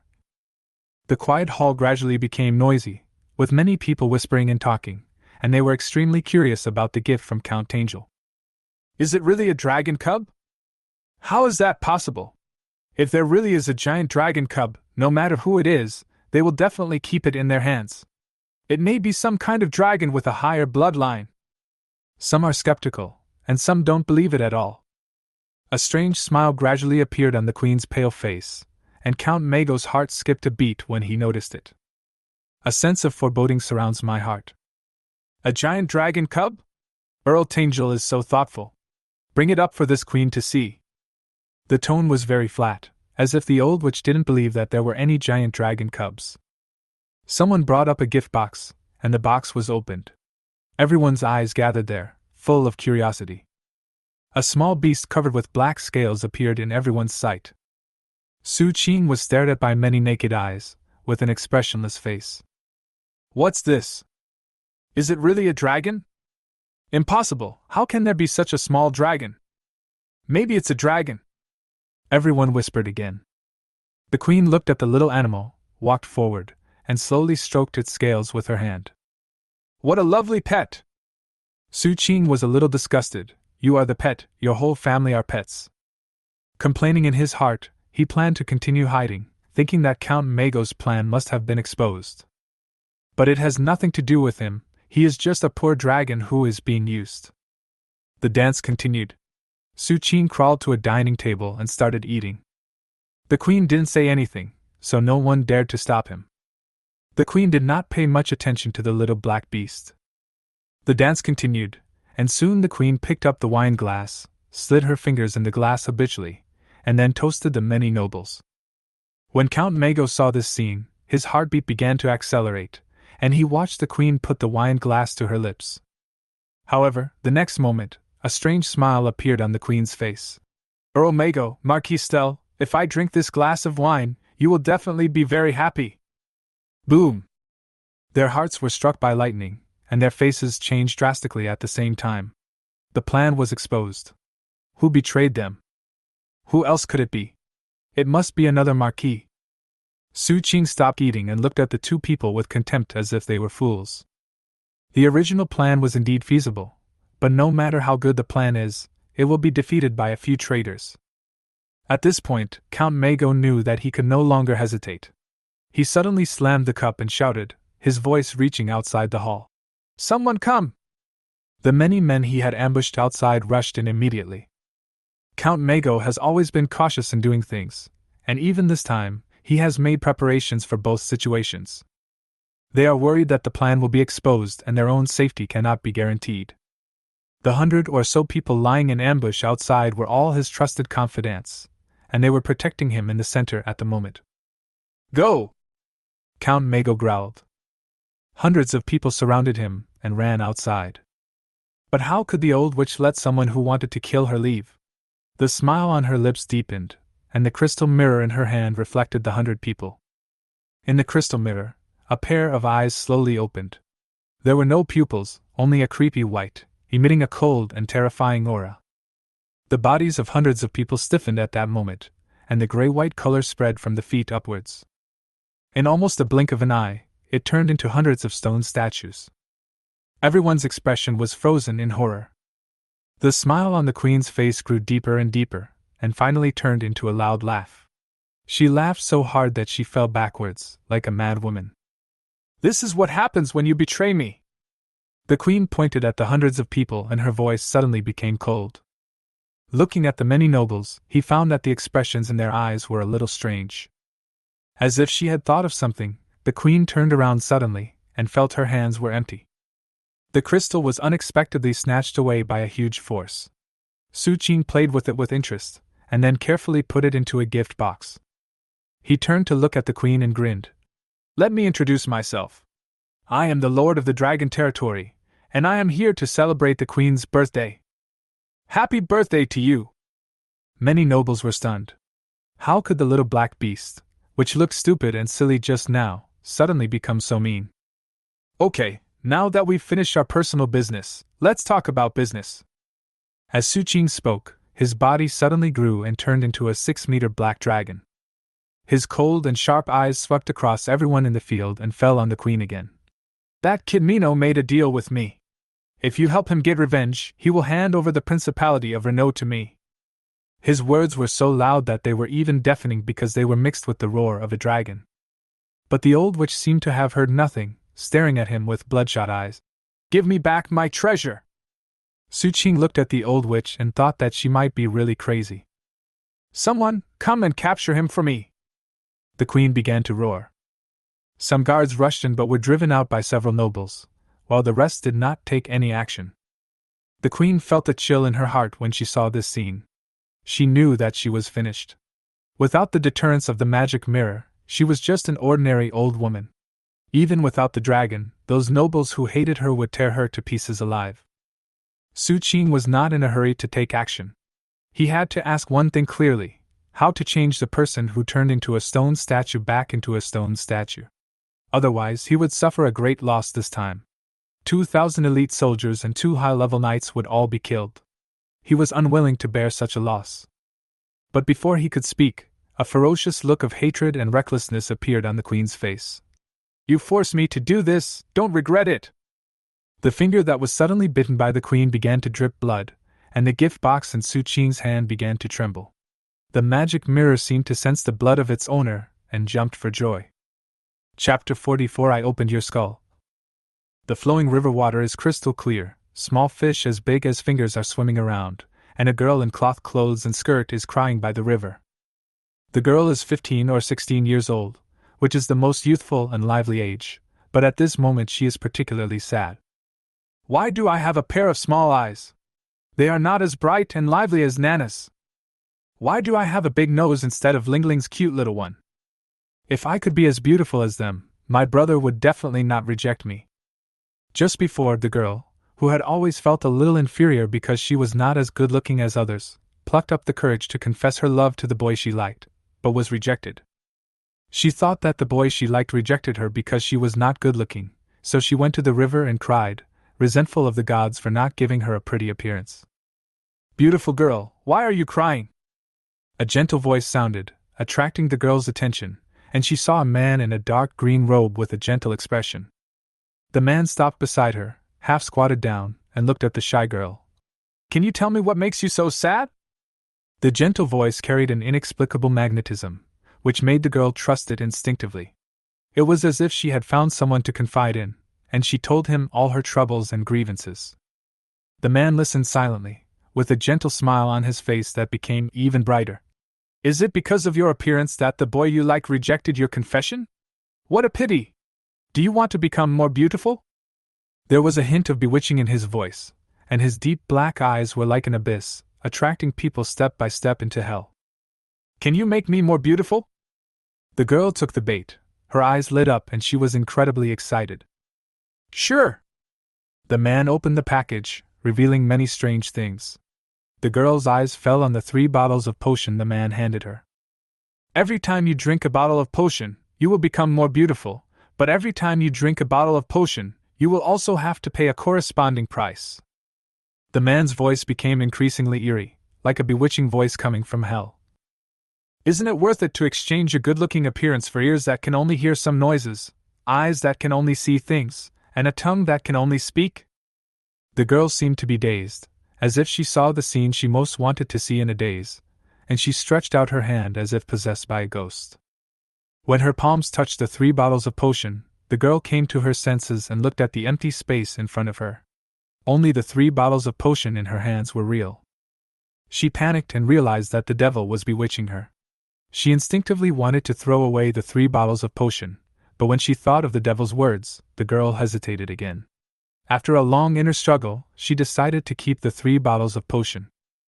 I just saved the potion. I won't use it. I won't use it. As if she was making up her mind, or as if she was trying to comfort herself, the girl left in a panic.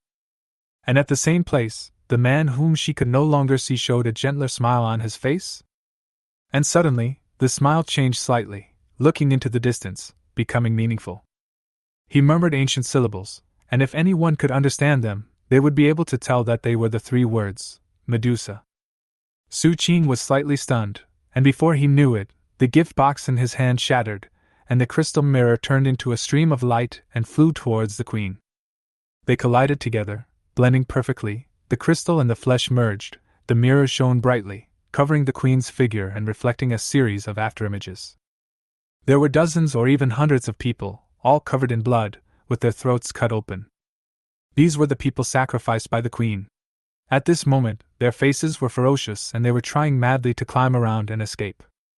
Thin pink snakes spread and climbed out, pulling the hundreds of people back alive. This mirror imprisoned the souls of those people, and now it was ready to use the souls of these people as a medium and source of power to help the magic mirror and the queen merge. Everything happened too suddenly. Within just 2 or 3 breaths, a dazzling and terrifying white light burst out from where the queen had originally been, forcing everyone to look away. When the white light disappeared, someone secretly opened his eyes and shouted in fear, "What the hell is this?" Many people were attracted by the exclamation and looked over, their faces changed drastically.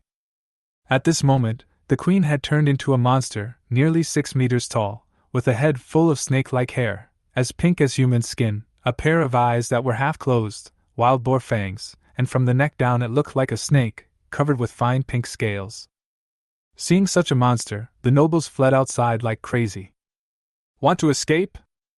The voice seemed to come from her throat, full of resentment. Even though she was in this state, she would never let these people have an easy time. Heads full of snake-like hair spread out, blocking the entire hall. They spread out, tied up people one after another, then opened their fanged mouths and bit at their throats. The blood soaked the floor of the hall red. Su Qing watched coldly without stopping it. He wanted to take over this land, and these nobles would only cause trouble and trouble if they stayed. He couldn't do it himself, so someone solved it for him. He was a little grateful to the queen. At the same time, Su Qing also recognized what kind of monster it was, the snake-haired monster Medusa in ancient Greek mythology. With a head full of snake hair, wild boar fangs, and petrifying eyes, it seems that this is the only monster. Those people in the hall were almost all killed quickly. Perhaps because of too much hatred, the monster that the queen turned into did not even choose to petrify them, but tore them into pieces with her snake hair. "And you!" After dealing with those nobles, Medusa looked at Su Qing. Although she did not open her eyes, Su Qing could feel her cold gaze. Su Qing smiled a little guilty. "Well, I'm sorry for disturbing you today. If you have anything to say, let's talk about it next time." The transformed monster in front of him looked like it was not easy to deal with, so he planned to go back and call all his helpers to fight the monster together. With the flapping of his wings, his body turned into a stream of light and quickly escaped. "Want to run?" The voice sounded a little crazy. Su Qing felt a chill on his back and turned slightly sideways in horror. A pink snake tail brushed against his scales and hit the spot where he had just been, causing the ground to crack. Su Qing glanced at the crack on the ground. It wasn't very deep. He immediately had an idea and turned around and pounced on it without hesitation. "Old witch, today I will enforce justice on behalf of the heavens!" A black dragon fought with Medusa, and the two were twisted into a ball. One of Medusa's snakes bit him madly, and many of Su Qing's scales were bitten to pieces. The black dragon's claws tore at the snake hair, causing large pieces to fall off and blood everywhere. It was a purely physical fight, and Su Qing suppressed it perfectly. Suddenly, Medusa's struggling movements stopped, her cold eyes opened, and a pair of pupilless eye whites fell on Su Qing. His body suddenly stiffened, and an inexplicable force changed the substance of his flesh, trying to turn his flesh and blood into stone. Su Qing's eyes flashed with ferocity. He raised his dragon claws and punched twice, hitting Medusa's eye sockets. It swelled up immediately. Su Qing forced his swollen eyes closed, the changes in his body disappeared, and he started fighting with Medusa again. At this moment, he had pulled out all of Medusa's snake hair and rubbed off the snake scales on her body. Su Qing was also seriously injured, with most of his black scales shattered, but the light in his dark golden dragon eyes showed that he was extremely excited. The black dragon is violent and good at fighting. It is very easy for him to become violent when fighting is intense. This is a problem that runs in Su Qing's blood, so he cannot avoid it. Although the injury was very serious at the moment, the power Su Qing now burst out had almost doubled, and the Medusa's skull was almost opened by him. It was not until the Medusa became motionless, its body was torn into pieces by Su Qing's dragon claws, and the crystal mirror fell to the ground that he regained some of his sanity. Chapter 45. Being someone's subordinate isn't bad. There was a corpse on the ground, which had restored its appearance to that of the queen, except that its long hair had been pulled out and its entire body was covered in blood. The crystal mirror on the ground reflected a gleam of light. Su Qing kicked the corpse away, picked up the crystal mirror, wiped it clean, and observed it carefully. There was nothing unusual on the front of the crystal mirror, except that the image was exceptionally clear. There was a silver pattern of a Medusa head printed on the back. At the same time, the system sent a prompt. Medusa's gaze. Skills that can be activated, clairvoyance. Su Qing chose to activate the skill without much hesitation, and the Principality of Renault took over immediately, and the wealth value would usher in another surge.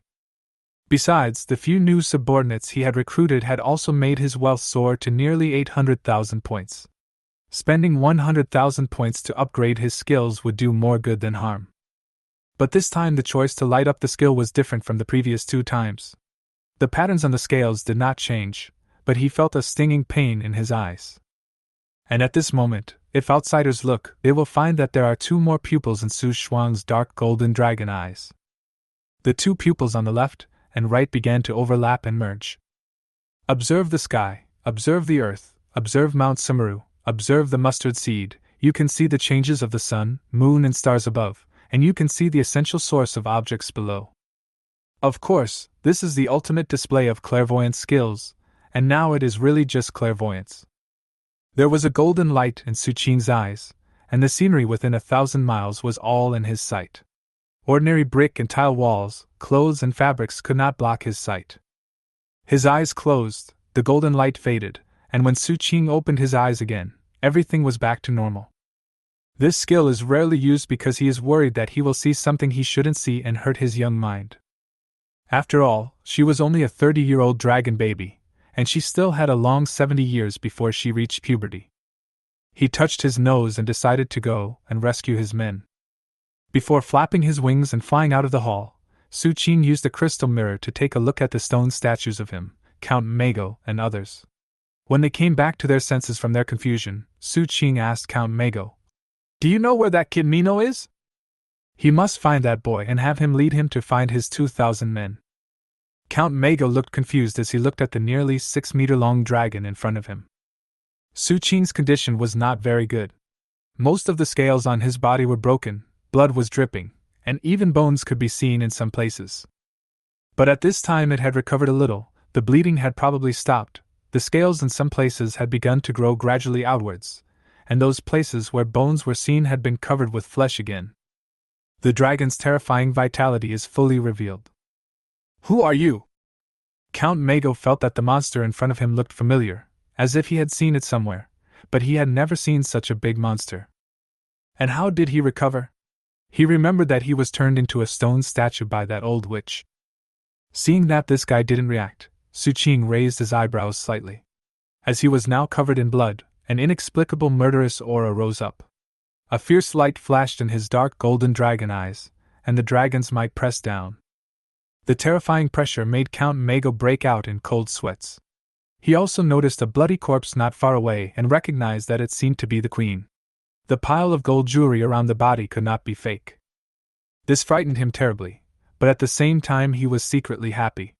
No matter what, the death of this old witch was always a good thing for him. "Sir, I'll take you there." He spoke quickly and decided to save his life first. Su Qing nodded, his eyes fell on Count Mago and flickered. A man and a dragon came to the depths of the palace. The large building, which was decorated very gorgeously, was now as dead silent as a ghost town. After going to several rooms, we finally found Mino, who was tied up like a dumpling. After 2 or 3 days of not having enough water, the young man looked haggard, but his eyes were brighter than ever when Su Qing appeared. He didn't know what happened, but he could hear a loud noise outside. There was a battle outside, probably inside the palace, and then the Lord came, so the old witch was defeated or died, and he was saved. Su Qing untied the rope for him and gave him some water. The first thing the young Mino did when he regained some strength was to kneel on the ground and kowed out to Su Qing. "Thank you, Lord, for avenging my father!" "My lord?" Count Mago's heart trembled.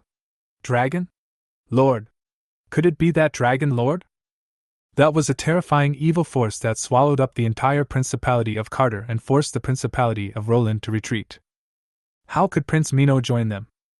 In addition, he also remembered where he had seen this dragon. If you shrink this giant dragon 10 times, wouldn't it be just the silly little black beast you picked up? Think about what you have done. He was frightened and slowly took his steps. But as soon as he made a move, a black dragon claw fell. Snap! It was like slapping a mosquito to death, leaving a pool of blood and flesh on the ground. This person is difficult to control, so he cannot be kept. Mino's heart trembled when he saw this scene.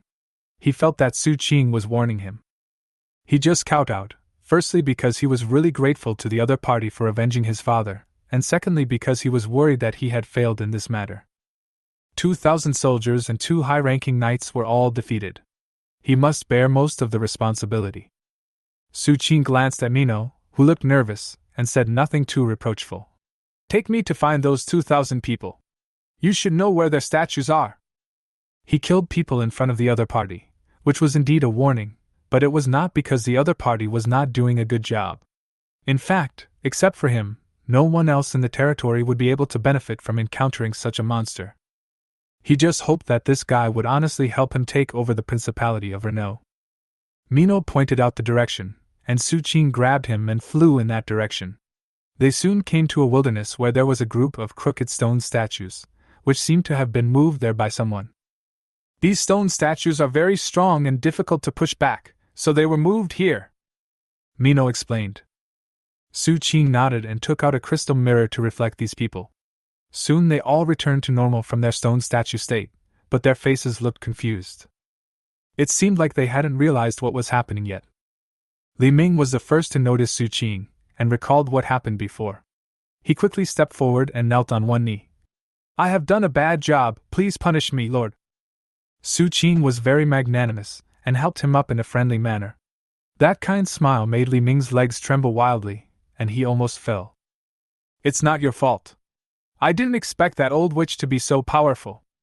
Su Qing pointed to the injuries on his body and said, "But I'm still better. I'll have to trouble you again. You and Mino will take over the Principality of Renault together. You can return to the territory as soon as you finish your work. A few new masters have come to the territory to seek refuge, and 2 of them are so powerful that the Glory Knights can't even drive them away, so I have no choice but to take them in. You can ask them for advice when you go back. You are still too weak and need to improve yourself quickly." Su Qing's serious warning made Li Ming flattered and frightened at the same time.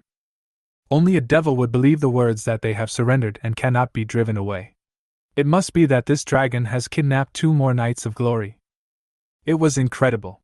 How powerful was this dragon? It could even bind the Glory Knight. Li Ming felt that he had to reestimate the combat power of this giant dragon, and at the same time he had some expectations for the 2 Knights of Glory. He is now in the late stage of high-level knight, and needs to prepare for a breakthrough. He is naturally happy to have 2 seniors to ask for advice. At the same time, he also inexplicably feels that it would be a good idea to be a subordinate of this dragon. Chapter 46: A Caravan. For a long time afterwards, the dragon territory operated at full speed, taking over the land of the Principality of Renault as quickly as possible while officially starting the construction of the academy. With the combined efforts of the 2 magicians of earth and plant, and the use of cement, the construction of the academy will not take too long. The college was built where the bubble collar was originally located. It is closer to the Warcraft forest, so it will be easier to prepare for trials in the future. At the same time, the first batch of admissions is also underway. The current dragon territory is divided into 5 areas, each of which is centered on a big city and radiates to 10 small towns. Enrollment was carried out in the big cities based on the roster, and all boys aged 12 and above had to take a test. Talents are divided into 6 levels, with the first level being the highest and the 6th level being the lowest. Those with talents reaching the 4th level will be admitted. The 5th and 6th levels enter cultural institutions to learn literacy and management. Of course, this is only the way the first batch of students are admitted. There is already a basic plan for subsequent enrollment. Children will enter cultural institutions at the age of 6, receive 6 years of basic education, and then be tested at the age of 12. If their talents meet the requirements, they will enter fighting or magic academies. You can also pursue further studies if you pass the academic exams. Of course, these things are only theoretical preparations at present, and their actual implementation is still somewhat difficult. Su Qing flipped through the message sent to him. The first batch of enrollment has been basically completed. The Magic Academy has enrolled 33 students, which can barely form a class. The Knight Academy enrolled 212 students, who were divided into 4 classes, with 4 senior knights responsible for the main daily teaching. 2 of them were Li Ming and Dana, and the other 2 were 2 high-ranking knights who were also captured when this bubble was captured. At that time, the 2 refused to surrender no matter what. Later, with the destruction of bubble territory, Su Qing took over and their family fell into his hands. After signing the employment contract, the 2 of them voluntarily began to work for the Dragon Lord. The other 2 Glory Knights are responsible for the weekend lectures, covering more in-depth content and teaching fighting skills. The specific situation will be adjusted according to the wishes of the college. Everything is running normally at the moment, but the School of Magic is having some troubles. There is no problem with teaching. Hillary is a qualified professional, and the other 2 glory-level magicians are fully capable of taking on the responsibilities of teachers. But unlike a knight's apprentice does not need any resources in the early stages to hone his body and cultivate his fighting spirit. A magician apprentice only needs to meditate to increase his mental strength, but the improvement of his magic power requires the assistance of magic crystals. The Carter Kingdom does not have this kind of minerals, but it can still use the stored magic crystal stones, about 1,200 in total. It is completely enough now, but with the expansion of the academy, it will sooner or later become financially tight. Need to open source. Su Qing looked at the map with a headache. And what is needed is not ordinary gold coins, but high-level cultivation resources. It is not suitable to expand the territory in a short period of time. Trade and business are long-term plans. If you want to increase revenue, Su Qing has set his sights on the Warcraft forest. As one of the 2 major monster forests in the northwestern countries, this place is called the Dusk Forest. The resources inside are extremely rich, including various precious medicinal plants, powerful and weak monsters, and some scattered mineral deposits. Legend has it that there are still many relics inside. They are all advanced resources. By the way, we can also clean out the high-level monsters here. When the apprentices in the academy have achieved initial results in their training, we can arrange a trial for them. After completing the planning, Su Qing put these things down and picked up another piece of information. The breeding farm manager sent it to us. The current magic wolf breeding has reached a certain scale. The 13 ancestral wolves have officially retired, and breeding with the 2-horned magic wolves will only make their bloodline even thinner. They hope to find some other 4-legged magic wolves, or other types of magical beasts with higher bloodlines. The former captain of the guards, now the head of the breeding farm, has gained some experience in breeding. In addition to wolves and dogs, he also suggested finding some tiger and leopard monsters for breeding, and finding or creating some species suitable for domestication. Su Qing touched his chin and adjusted his tie. The benefits of developing the Warcraft forest were greater than he had imagined. Resource collection, monster breeding, trial area. Kill 3 birds with 1 stone. After I recover from my injuries, I can go to the world of Warcraft forest. Su Qing made a decision. On a narrow road, the caravan moved slowly forward, with more than a dozen carriages moving forward in a mighty manner. On this continent, wandering merchants are equivalent to peddlers, selling miscellaneous items and news. However, large-scale trade still requires caravans. The trading target of this caravan is the Principality of Grimm, one of the four major powers in the northwest, on par with the Principality of Roland, but famous for its trade. The Principality of Grimm has the largest territory among the northwestern countries and the most abundant resources.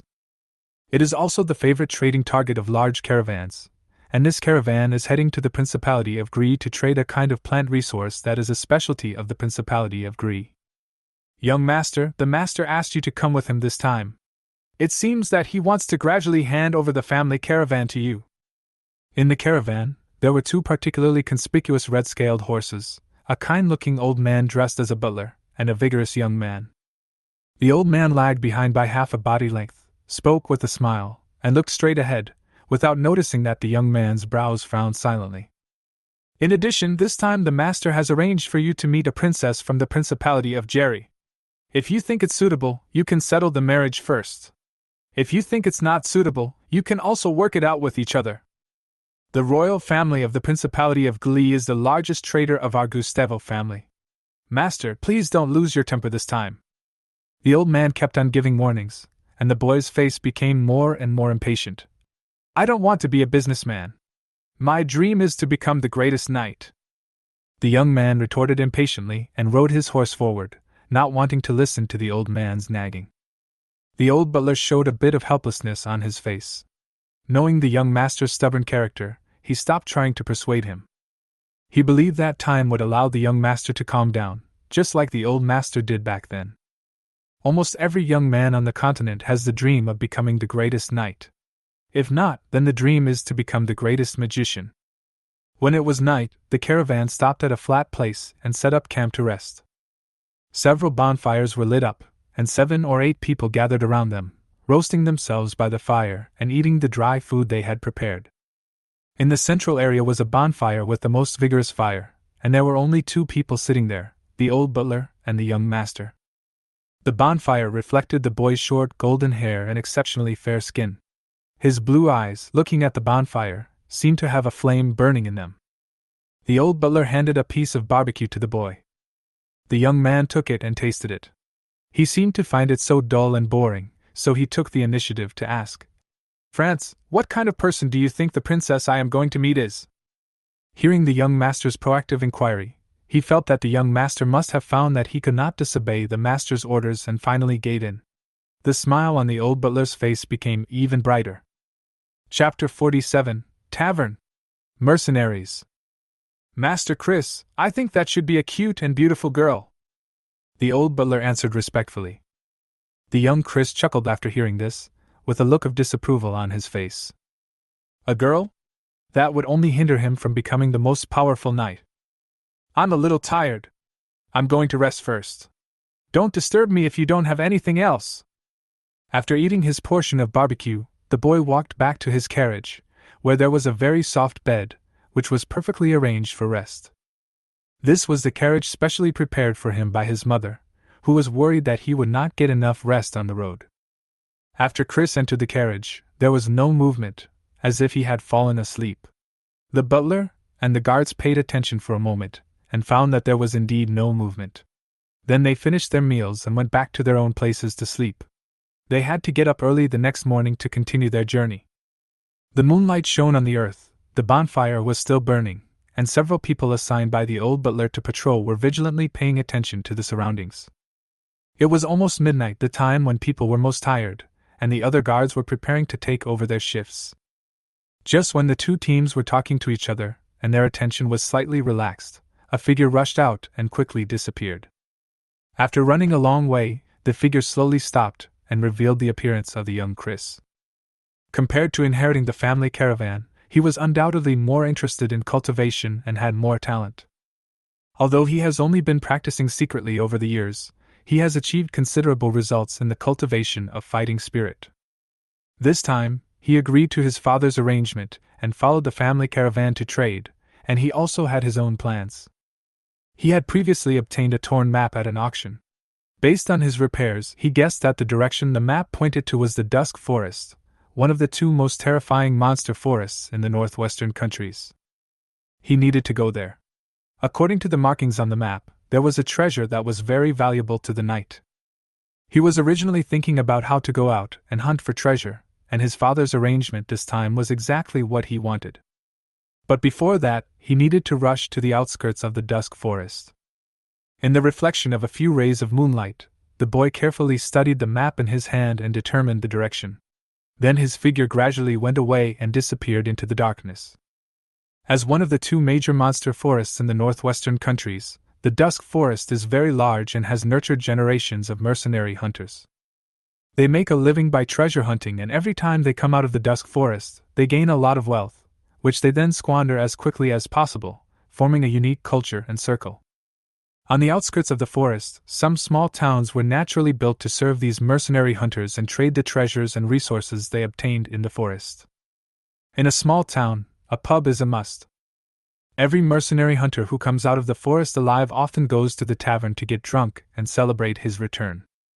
Mercenary hunters who are about to enter the forest will also come to the tavern to drink a bowl of wine, worried that they will not be able to come back alive. Chris walked into this nameless tavern. It was bustling with people bragging, cursing, and talking about their hunting results. His eyes swept past those people and went straight to the front desk of the tavern. The proprietress was a woman in her 40s, still charming. Her eyes immediately lit up when she saw a handsome young man. "Handsome guy, do you want a drink? It's my treat." The proprietress blinked her eyes teasingly, but only received a cold look from Chris. "I want to enter the Dusk Forest. I need to find a guide who is familiar with the terrain." He stated his request in a cold voice. Before this action, he had already made all the preparations, otherwise he would not have acted so rashly. This type of pub generally also does some matchmaking work. Sure enough, after hearing his words, the proprietress showed a bit of regret on her face, but she did not rush to help him find a guide. Instead, she thought about it and looked at the young boy curiously. He is not very old, about 15 or 16 years old, dressed in fancy clothes and has a good background. He should be the young master of a noble family. How could such a person come to such a dangerous place? Noticing the inquiry and curiosity in the proprietress's eyes, Chris calmly spoke out the words he had prepared long ago. "My family has a unique rule. At the age of 16, one must personally capture a prey. The stronger the prey, the more attention the family will pay. I need a guide who is very familiar with the Dusk Forest to accompany me. I can come up with 100 gold coins." These words did not arouse much suspicion from the proprietress, as many families have unique rules. 100 gold coins could attract some veteran mercenary hunters to take action. "Handsome young man, I will make the contact for you. If the deal can be concluded, you need to pay me an additional 1/10 of the fee." The proprietress's eyes were seductive, but her words were serious. Although Chris didn't care about the 10 gold coins, he still frowned to show that he was not well off at the moment, in order to avoid being targeted by others for showing off his wealth. After all, the mercenary hunters hanging around here are not good people. After hesitating for a moment, he nodded. "Okay." The cold voice brought a smile to the proprietress's face. She twisted her slender waist and plump buttocks and walked towards a table of people who were drinking. That was probably a 4-man mercenary team. They all seemed to be in their 30s or 40s, with rough looks, and were obviously not easy to mess with. They were drinking and boasting that they would not come out of the forest until they had harvested a certain amount. This is a team of mercenaries that are about to enter the Dusk Forest, and it seems that the proprietress intends to let this team take care of him. Compared to a lone guide, it seems safer to have a team of mercenaries looking after him. Good looks are always popular. Chris was not worried about this. All he needed was a guide to take him into the forest. The only requirement was that the guide must be very familiar with the Dusk Forest so that he could help him determine the topography of the map and find the treasure marked on the map more easily. Soon, the proprietress came back and brought him to the mercenary team. The leader of this mercenary team was a strong man with a beard. He carefully looked up and down at the thin boy, frowning unconsciously. "Boss lady, don't joke with me. Every time we enter the Dusk Forest, we risk our lives. You should know how dangerous it is to bring a burden with you." The lady boss smiled and said, You are all going hunting, and this boy is also looking for prey. Since we have the same goal, why not help out and get some gold coins? Besides, this young man's strength may not be that bad." The bearded man snorted coldly, but did not refute. It was naturally a good thing to be able to earn 100 gold coins, but he at least wanted to get to know this young man. "Boy, if you want us to take you into the dusk forest, you should at least show some strength, right?" He needed to confirm the boy's strength. If he was too weak, he would rather give up the reward than put his team in danger. "This is the responsibility you need to take as a captain." Chris hesitated for a moment, then stretched out his fingers and placed them on the table, sliding them slightly. The whole table was cut in half. He didn't want to reveal his full strength, but this move should be enough to make those people take him seriously. Sure enough, the indifference on the bearded man's face disappeared, replaced by a somewhat heroic smile, and the address also changed immediately. "Little brother, you are quite capable. Our team will take on this mission. This young man is at least a formal knight, no weaker than anyone in their team. As long as he doesn't commit suicide, it is relatively easy to protect him. I think all he needs is a guide. Moreover, it is not very difficult to help the young man find a suitable hunting target and complete the hunting mission." Seeing that the deal was done, the proprietress was all smiles. Chris also breathed a sigh of relief and followed a team of mercenaries that had been roaming in the dusk forest for many years. It would be safer and would allow him to get familiar with this warcraft forest as quickly as possible. It will be easier to find the treasure ruins. For several days in a row, Su Qing has been recuperating from his injuries. The scales on his body have grown back and the wounds have completely healed. He told little Mary and old Sam that they would be in charge of the territory affairs together while he was away, and anything he could not decide would be discussed after he returned. After arranging everything, Su Qing did not stay in the castle for long. He flapped his wings and flew towards the dusk forest. Goal 1. Collect cultivation resources. Objective 2. Clear out dangerous monsters and mark out those that cannot be cleared. Goal 3. Capture a group of magical beasts with strong fertility and strong bloodlines, such as the four-horned magical wolf. With a plan in mind, Su Qing was looking forward to this outing. "I hope the harvest will satisfy me." Chapter 48. The hunt begins. Chris followed the mercenary team deeper into the country, where tall and lush trees cast shadows. He found that the team that the proprietress had introduced him to was indeed experienced. Before coming here, he had studied the situation of the dusk forest in a book, but it was just words on paper after all. Only after actually entering it did he realize the horror of the Warcraft forest. Danger is almost everywhere. "Careful!" The baby-faced man standing on his left side reminded him and slashed with his sword, cutting off a vine. Chris was stunned. He had just accidentally touched the vine, but was there any problem with that? Feeling his surprised gaze, the baby-faced man smiled and said, "This kind of vine is very common in the dusk forest. If you accidentally touch it, you will be hooked by the barbs it grows. The mild toxin on it will paralyze your spirit. But as long as you are careful and don't touch it, there is no danger." After listening to the other party's explanation, Chris nodded and looked around. He found that this kind of vine was indeed everywhere, with one or two climbing on almost every tree. There are densely packed tiny black barbs on it, which can easily get you hurt if you're not careful. Once your mind is paralyzed in such a dangerous place, your thinking will become slow, which can almost be a death sentence. Chris was cautious again. The dense trees blocked out the sun, making it difficult for sunlight to come in. For convenience, Su Qing shrunk his body to 2 meters in size, walked upright, and wore a straw hat on his head to cover the 2 dragon horns that had just emerged. His eyes looked around, and his dark golden pupils gradually split into a pair of double pupils. The scenery within 100 miles is all taken in. He should have been able to see 1,000 miles away, but seeing through the trees took a toll on his eyesight. While ensuring minimal consumption, he could only see 100 miles in radius, which was enough for Su Qing. There is a group of swamp rhinos on the bank of a small river in the east. They have the earth attribute and the innate ability to change the terrain. There is a group of monkeys in the northwest direction, the golden-haired monkeys, who have the attribute of gold and very sharp claws. It seems that their natural ability makes them better at climbing trees than other monkeys. In the south are 3 giant horses, which are earth attributes, very fast, and have the innate ability to run on the ground, which can gain a speed bonus. These are the only 3 kinds of magical beasts that can catch Su Qing's attention within 100 miles. After roughly judging the distance, he decided to go find the group of swamp rhinos to talk about life first. Stretching out his claws and pulling off a few vines, Su Qing moved forward while deftly weaving a basket. Soon, the simple basket was woven and Su Qing carried it on his back. The poisonous thorns on the vines were of no use to him with his scales. After passing another century-old tree, the vines on the tree suddenly moved. It was a small green snake as thick as an adult's arm, which suddenly opened its mouth and bit Su Qing. Su Qing looked at the little green snake with its mouth open and fangs showing, and couldn't understand why it was so depressed. He held the mouth of the green snake with both hands, and with a little force, the snake was torn into 2 halves. Su Qing carefully peeled off the snake's skin completely and put it in the basket as a cushion.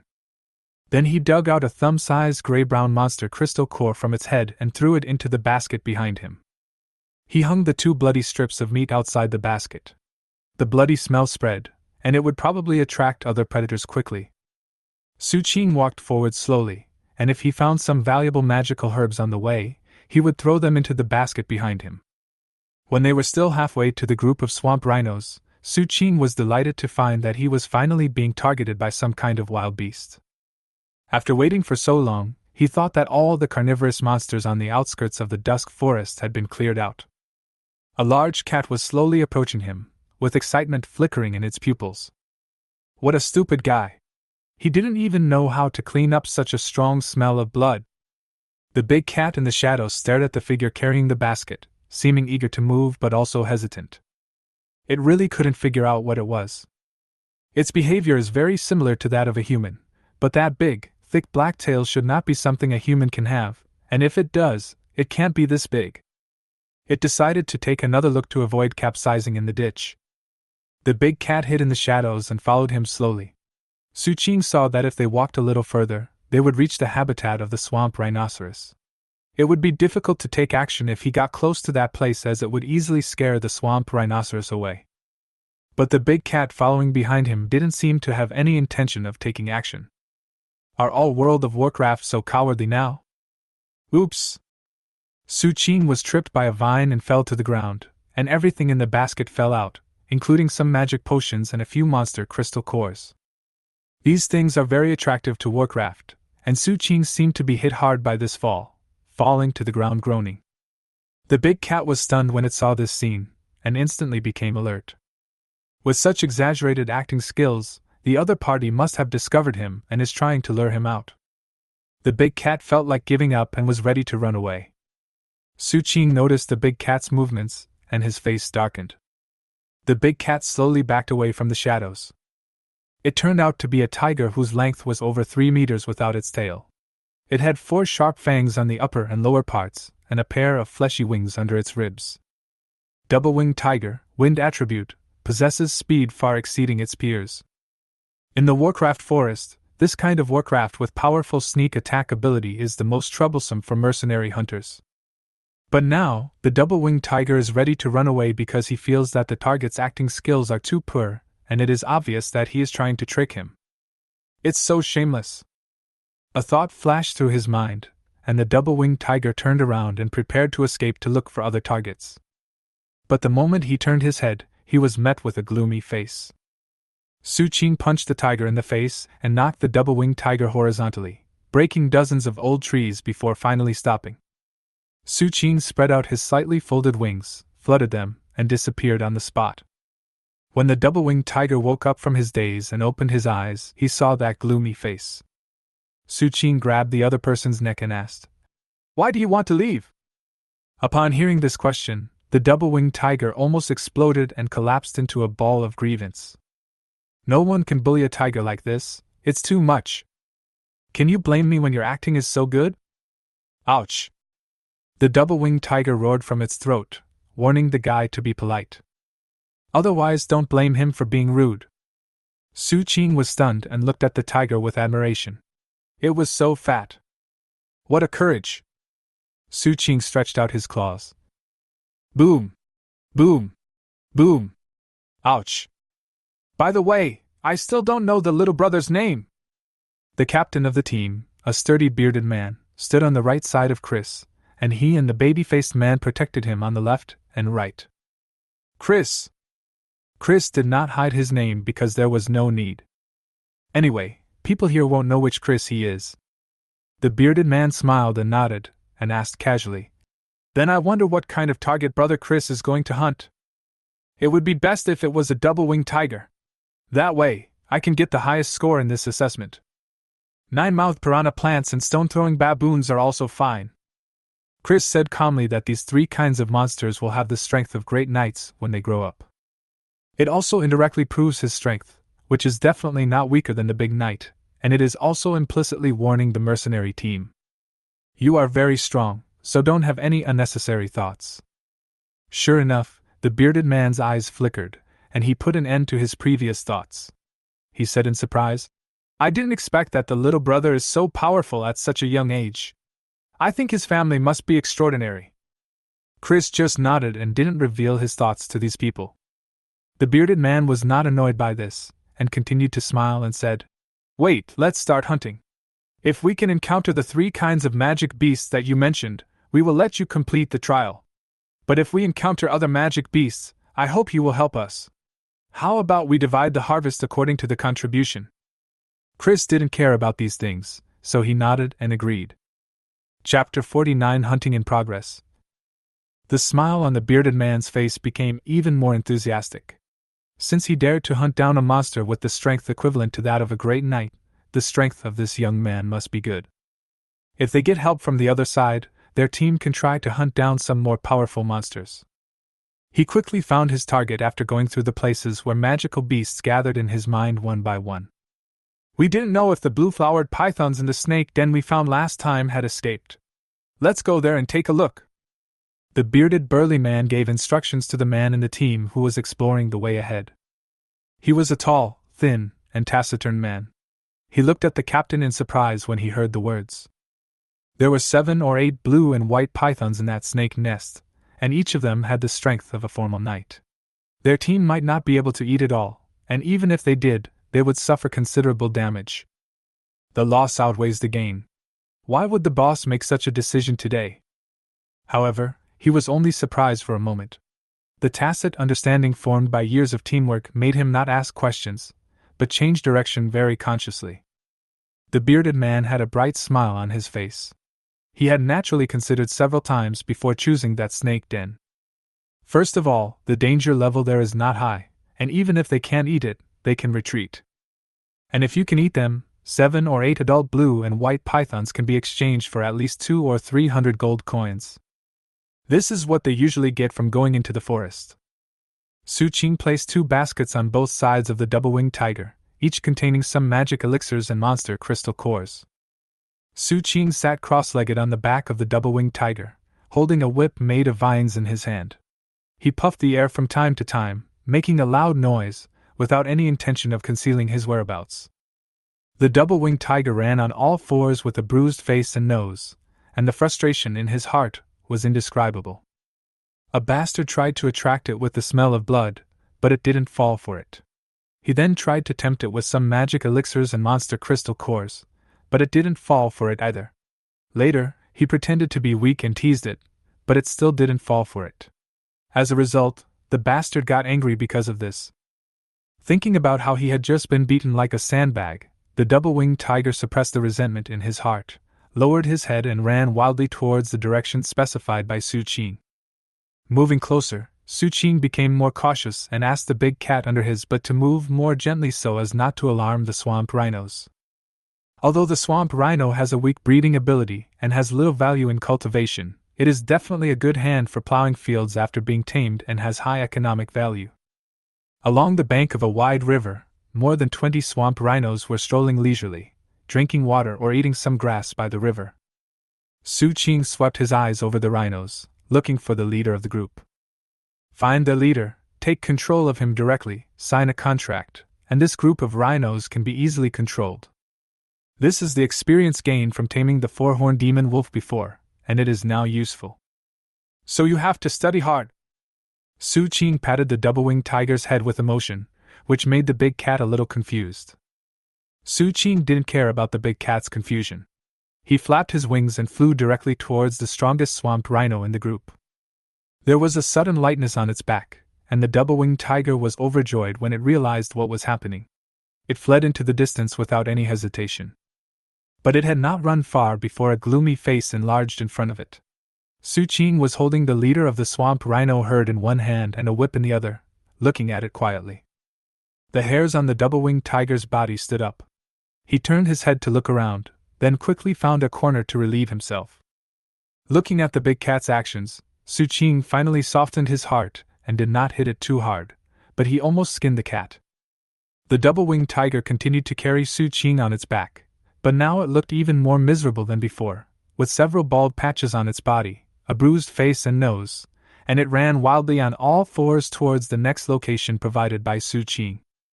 And the rhinoceros kings signed the slave contract under Su Qing's careful persuasion. Only then did Su Qing loosen his claws that were holding the rhinoceros king's horn. The contract came into effect. The rhino leader was controlled by Su Qing, and Su Qing used the rhino leader to control the rhino herd. They should have been taken away together, but it was too troublesome to carry so many swamp rhinos, so Su Qing left them here first. And because they are controlled by the contract, there is no need to worry about them running away. Su Qing rushed towards another group of golden-haired apes, but the mercenary team on the other side encountered some troubles. The bearded sturdy man looked helpless. They had originally planned to deal with those blue and white pythons, but who knew that the owner of this snake nest had changed? A venomous snake as thick as an adult's thigh and covered with black and white patterns stared coldly at the guys who disturbed its sleep. This situation is not uncommon in the dusk forest, but it is the first time for them to encounter such a thing. The black-striped and white-spotted snake is a poisonous magical beast. It is very fast and very flexible. Most importantly, it contains a strong poison that is said to be able to poison and kill high-level knights. His combat capability is comparable to that of the Great Knight, making him an invincible opponent for this team. Moreover, he is extremely dangerous and can easily lead to their annihilation if one is not careful. The bearded man was secretly annoyed. He was blinded by the possible benefits and forgot to ask someone to check it out. If he could go back alive, he must learn from this lesson. The 5 people confronted the viper. As time passed, the viper still stared at them coldly, looking for their weaknesses and the opportunity to kill them with one blow. The 5 people did not dare to act rashly, for fear of accidentally revealing their flaws. This can't go on any longer. The bearded man gritted his teeth. It was his decision to come to the snake den, so he had to bear the consequences. I'll make the first move, and you guys take the opportunity to attack me. The bearded man's voice reached the ears of several people, causing them to frown immediately. Boss, let me do it. You are the captain and have the most experience. Our team cannot do without you. The baby-faced man spoke up, deciding to attract the snake's attention himself. Let me do it. I'm faster and it might be okay. The tall and thin man also spoke. Seeing these people competing for the dangerous mission, Chris hesitated and said, Let me do it. I'm stronger than all of you. After Chris finished speaking, he did not talk much with the others. He was confident in his own strength. It was not difficult for him to kill the poisonous snake alone. He just needed to hide in front of these people. He pulled out the short sword hidden at his waist under his clothes. The short sword was about the same size as a dagger, as black as ink, and emitted a hint of coldness. Made of an extremely precious cold iron, once it injures the opponent, there is a chance of inflicting frostbite, slowing down the recovery speed of the injury. The moment he moved, the black-striped and white-spotted snake on the ground also sensed the danger, and its tail bounced up forcefully, like an arrow shot from a bow, and it opened its mouth to bite Chris. Chapter 50. Being a good host as an elder brother. Chris's eyes flashed. When he was in the family, although he would occasionally hide his identity and do some missions, his combat experience was not rich. However, for him, who has a crushing realm, it is not a big problem to face such a small poisonous snake. He nimbly dodged the venomous snake's attack and swung the dagger in his hand, cutting a small wound. The cold air seeped into the poisonous snake's body through the wound, and the snake's body stiffened for a moment. The other few people found the right opportunity and rushed forward. Soon, the venomous snake was killed. The other people looked at Chris differently. It seemed that what the other party did was very simple, but none of them could match his reaction speed and shooting speed. This is a difference in level. Thank you so much this time, little brother. The bearded man had a complicated expression and quickly clasped his fists to express his gratitude. Chris nodded, not really caring, but now was a good opportunity to ask. Is there any land surrounded by mountains on two sides and water on two sides in the surrounding area? According to the records on the map, the treasure of the ruins is near this terrain. The bearded man thought for a moment and shook his head slightly. Our team has been in this outer area for more than 10 years. There is no terrain like what you said. It may be deeper. The dusk forest covers a very large area, covering many mountains and rivers. However, the other party's conversation and questioning made them realize that this person's purpose was not as simple as he said. Could he be looking for something? Little brother, you are not here for hunting, right? The bearded burly man opened his mouth and asked tentatively. Chris nodded, but had no intention of saying more. Seeing this, the bearded man said nothing and took out a booklet from his arms. Young brother, you should be ready to go deeper. Our limited abilities won't be of much help. This book is a collection of our experiences over the past decade. The content inside should be able to help you a little. Chris was slightly surprised. He took the booklet and opened it. A lot of the content inside made him frown, but he slowly relaxed his brows. He had no idea about that content. For example, there is a kind of gray mushroom in the dusk forest. It emits a hallucinogenic poisonous mist and likes to grow in patches. Once you step into this gray mushroom forest, you will almost certainly be trapped to death. For example, there is a kind of rough-barked insect that is unique to the dusk forest. It has sharp teeth and a highly poisonous mouth. It likes to grow on trees near swamps. It looks almost exactly like the bark of the trees, and you can't see it at all without careful observation. These experiences are the most precious things. It is of great value to him. Chris quickly finished reading it and clasped his fists to thank them. Thank you very much. I will explore deeper next, and we will part ways now. The bearded burly men looked at each other and clasped their fists to say goodbye. Before leaving, they did not forget to pick up the dead venomous snakes on the ground. Such a black-striped and white-spotted snake could be sold for at least 500 gold coins. For them, the harvest from this trip into the forest was more than enough. After parting with these people, Chris moved deeper into the cave, keeping the contents of the booklet in mind. This helped me avoid a lot of unnecessary trouble. Su Qing persuaded the group of monkeys to be loyal to him. The monkeys, with big bumps on their heads, bid him farewell in tears. Su Qing still has 6 slave contracts left in his hand. It seems he should use them sparingly. It is better to just chop down the monsters that have low economic value. Just like the double-winged tiger under his butt, it is of no use except for its edible value. The double-winged tiger sensed a cold gaze and trembled inexplicably, sensing a hint of ill intention. Oh, whoa, whoa! The big cat made a flattering sound from its throat. Su Qing thought for a moment and decided to keep it for now. If it doesn't obey, he will eat it as reserve food. Arriving at the location of the 3 giant horses, Su Qing took a look and saw 2 adults and 1 child, probably a family of 3. Then send them on their way in an orderly manner. Seeing that it was almost noon, Su Qing prepared for a barbecue. He cleared an area and started a bonfire. The meat was as tight as rock and not easy to bite, but fortunately Su Qing and the big cat both had good teeth. The only thing that made Su Qing regretful was that the meat did not have a salt and pepper flavor, and the names of these 3 horses were somewhat unworthy of their names. After feasting on the family of 3, Su Qing found a place to take a nap with the big cat as his pillow. After waking up, continued to move deeper.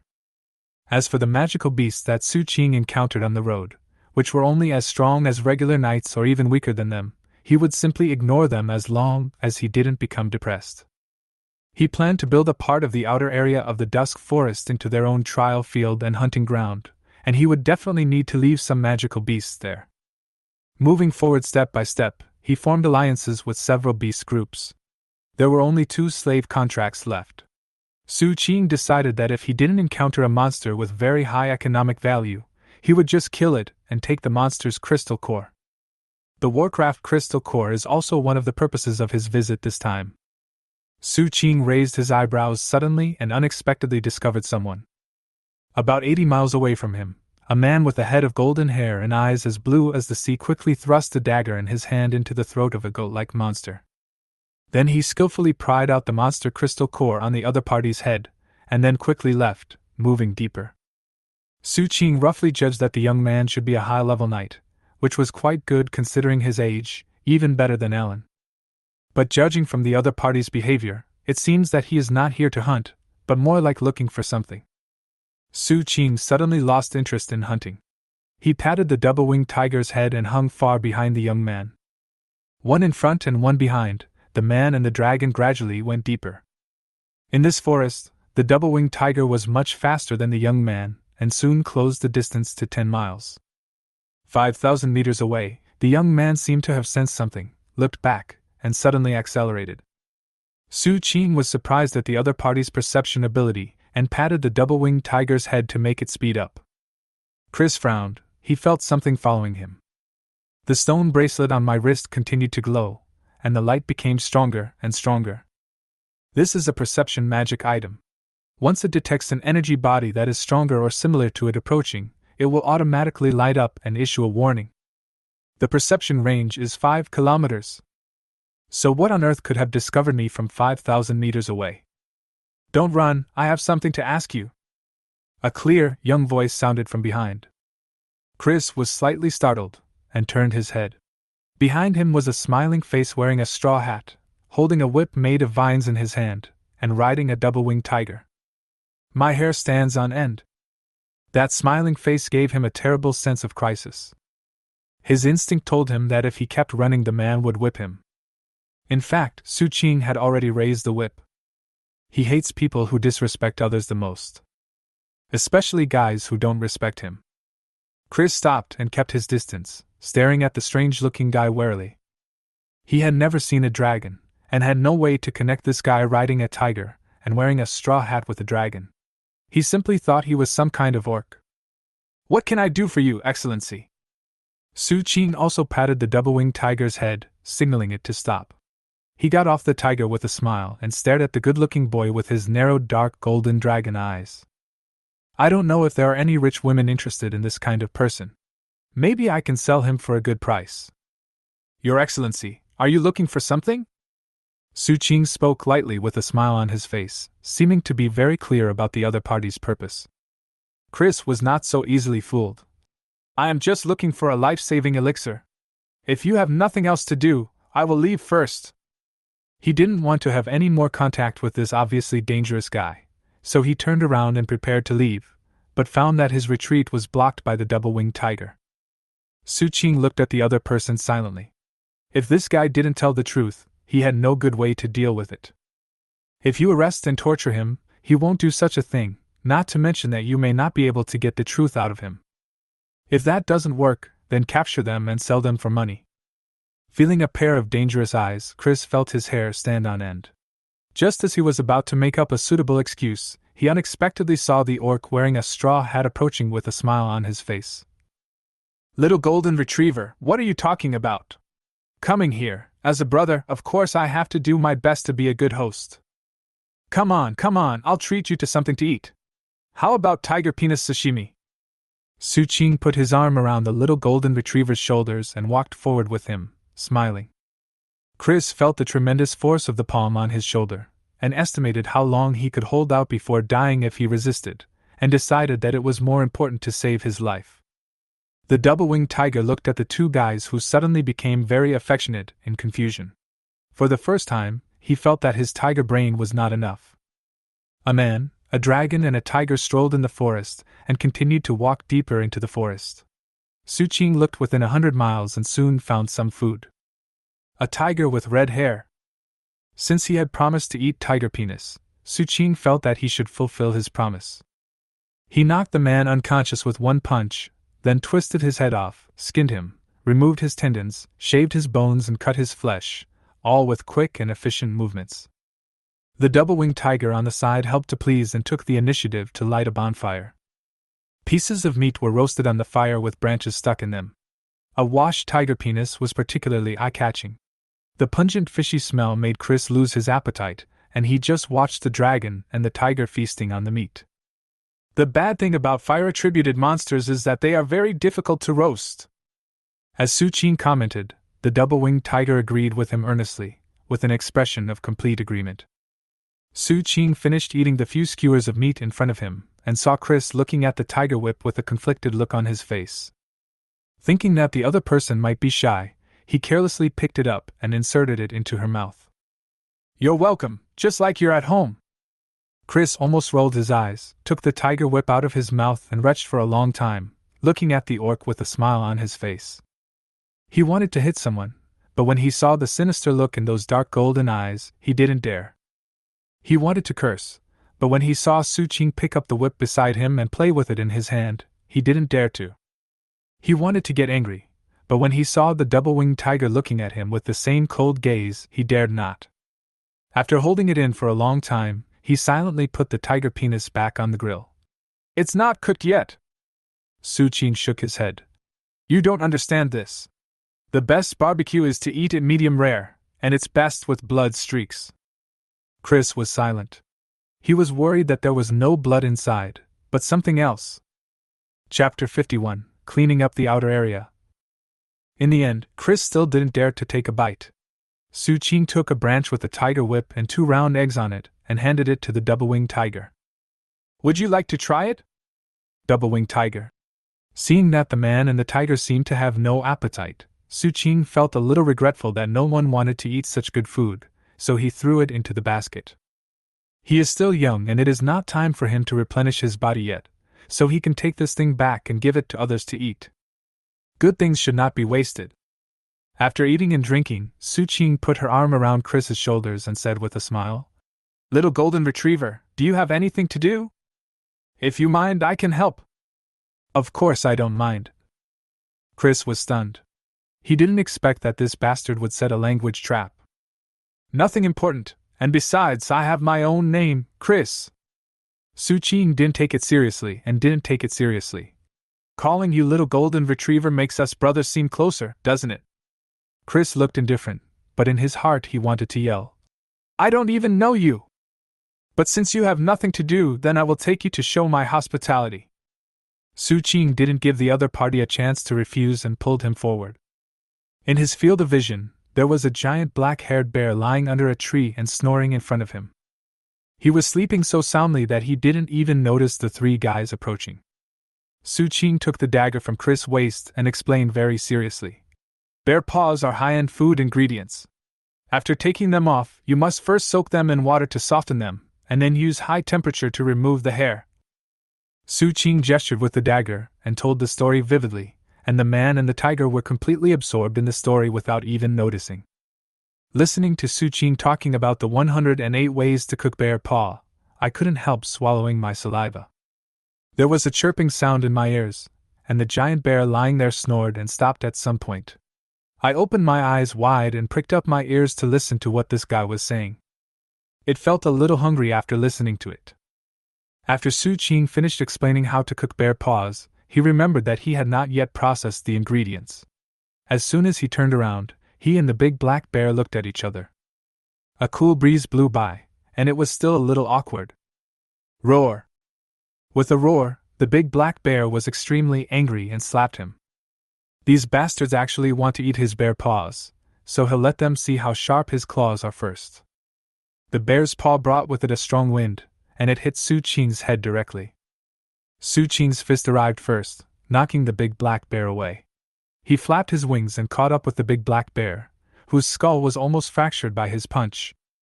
He pressed the bear into the ground with one paw and then rained punches down with the other hand, making the big black bear howl in pain. Su Qing showed his irritable side, causing Chris' eyelids to twitch wildly. At the same time, he noticed that the double-winged tiger next to him had excited eyes. The big cat was finally happy at this time. Although he had been beaten before, he was definitely not beaten so badly.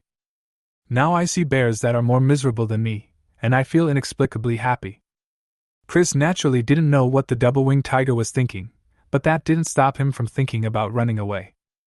Run now while no one is paying attention to you.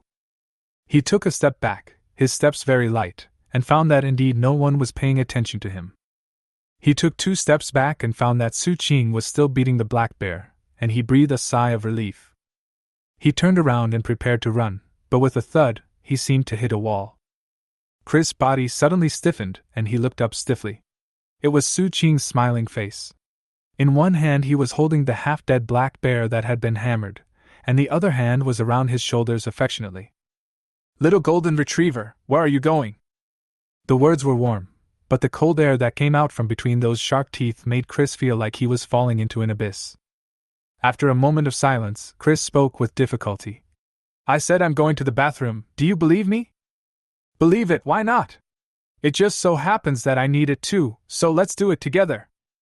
Su Qing smiled brightly. This guy definitely has some secrets. He felt that he would not be able to sleep unless he fully explored his value. He threw the black bear in his hand aside like garbage and walked away together. They came back soon, and their expressions were different. Su Qing was satisfied, while Chris seemed to have suffered some blow. The black bear was still lying on the ground, doubting his life, but when he saw Su Qing coming up again, he shuddered all over and stood up immediately. He growled in warning, but his voice was trembling. Su Qing looked the bear up and down, and found that it was quite strong. They wove 2 more baskets and tied them to the bear's back. The 4 guys formed a team and continued to move forward. Having these 2 guys responsible for carrying things is completely enough. Next, when Su Qing encounters those magical beasts with low economic value, he will kill them directly. With a vision of 100 miles in radius, no magical beast could escape Su Qing's eyes. In 2 days, Su Qing completely cleaned up the outskirts of the dusk forest bordering the Dragon Ridge, and the slave contracts were also completely used up. Later, some more herds of beasts were tamed, which played a huge role in the subsequent territory construction. But more of them were the monster crystal cores that were taken out of their heads. 2 of the 4 baskets were already filled with Warcraft crystal cores. Chris had a clear understanding of the brutality of the guy in front of him. I watched that guy twist off a mountain elf's head easily, then pry out the monster's crystal core and throw it into the basket. His movements were done in one go and were extremely skillful. Next comes skinning, bone removal, and meat cutting. The tiger and the bear made a fire obediently. Chris picked up the branches, put the meat on the grill, and started to roast it. "The periphery has been basically cleared, and we will head to some deeper places next," Su Qing muttered quietly, considering the next plan to expand deeper. Chapter 52, Using the Tricks of the Tricks. Hearing Su Qing's whisper, Chris's cold expression froze. This bastard still wants to continue exploring inward? He had to go look for treasure ruins, and then catch up with his own caravan. He couldn't be absent from the trip to the Principality of Grimm. His father had already made an appointment with the king that he would meet a certain princess. If he failed to arrive on time, it would not only be very rude but would also offend the Principality of Grimm. "I'm getting ready to leave." Although he felt that this guy would not let him go so easily, he still wanted to struggle. "Where are you going?" "I'm coming with you." Su Qing immediately came up with a smile, his dark golden dragon eyes flashing with anticipation. Chris was silent. "Forget it, my business is not urgent anyway." Su Qing shrugged indifferently. "Then let's go together." It seems that this guy has not experienced the beatings of society. How can I let him go without giving him some benefits? The group continued to move deeper into the ground. The trees around them became more lush and dense, and there was a thick layer of fallen leaves underfoot. It was soft to step on, but there was a strange smell of rotting leaves mixed with mud. Su Qing moved more gently and cautiously than before. The dusk forest was divided into 4 areas in the form of concentric circles by someone. Periphery, inside, core, restricted area. There are 4 areas, each with different types of monsters active in them. The monsters that move around the periphery are either groups of monsters with the strength equivalent to that of a formal knight, or solitary monsters with the combat power of a great knight or a high-level knight. As for the inner areas, most of them are groups of magical beasts with high-level knight combat power, including some leaders with glory-level combat power. Among them, there are some magical beasts with powerful bloodlines and long ages. Su Qing is not arrogant enough to think that he can fight against them now. Next time, be cautious. Roar! With a sudden roar, a terrifying pressure erupted from one point and spread out. Su Qing raised his eyebrows. His own advanced blood allowed him to ignore the pressure. However, the tiger and the bear behind him became restless. The pressure made it difficult for them to resist. Even Chris's expression became serious, and he was about to say something, but before he could open his mouth, Su Qing knocked the three guys to the ground and covered his body with mud and fallen leaves. He fled quickly into the distance. These three guys were better off because they were too weak, but his own vitality was fluctuating strongly, and it would be difficult to hide if he got closer. Then, large swathes of trees fell to the ground, and a gigantic lizard that was hundreds of meters long crawled out from a huge hole in the ground, observing its surroundings vigilantly. After making sure there was no life within a few miles, they left quickly. After the giant lizard had left for a long time, Su Qing ran back from thousands of meters away, dug out the three guys, and rubbed his claws excitedly. "Wait, who of you will go into that cave and see what good stuff there is?" Su Qing looked at them, waiting for someone to recommend himself and volunteer. What he ended up seeing were three pairs of indifferent faces. Although they were thousands of meters apart, large tracts of trees had fallen down and the lizard was huge. Although they could not see as clearly as Su Qing, they could still see the cave. But that was a glory-level burrowing dragon lizard, and who knows if there are any surprises in its cave. Seeing that these three guys had absolutely no brave spirit of adventure, Su Qing's face was filled with disappointment. His grief-stricken look made the tiger and the bear feel a little guilty. "Forget it, since you all don't want to go in, let's go in together." The three guys were stunned. They felt that there seemed to be something wrong with what they said, but before they could figure it out, Su Qing pulled them and threw them into the cave one by one. "Is it safe?" Su Qing asked while standing outside the cave.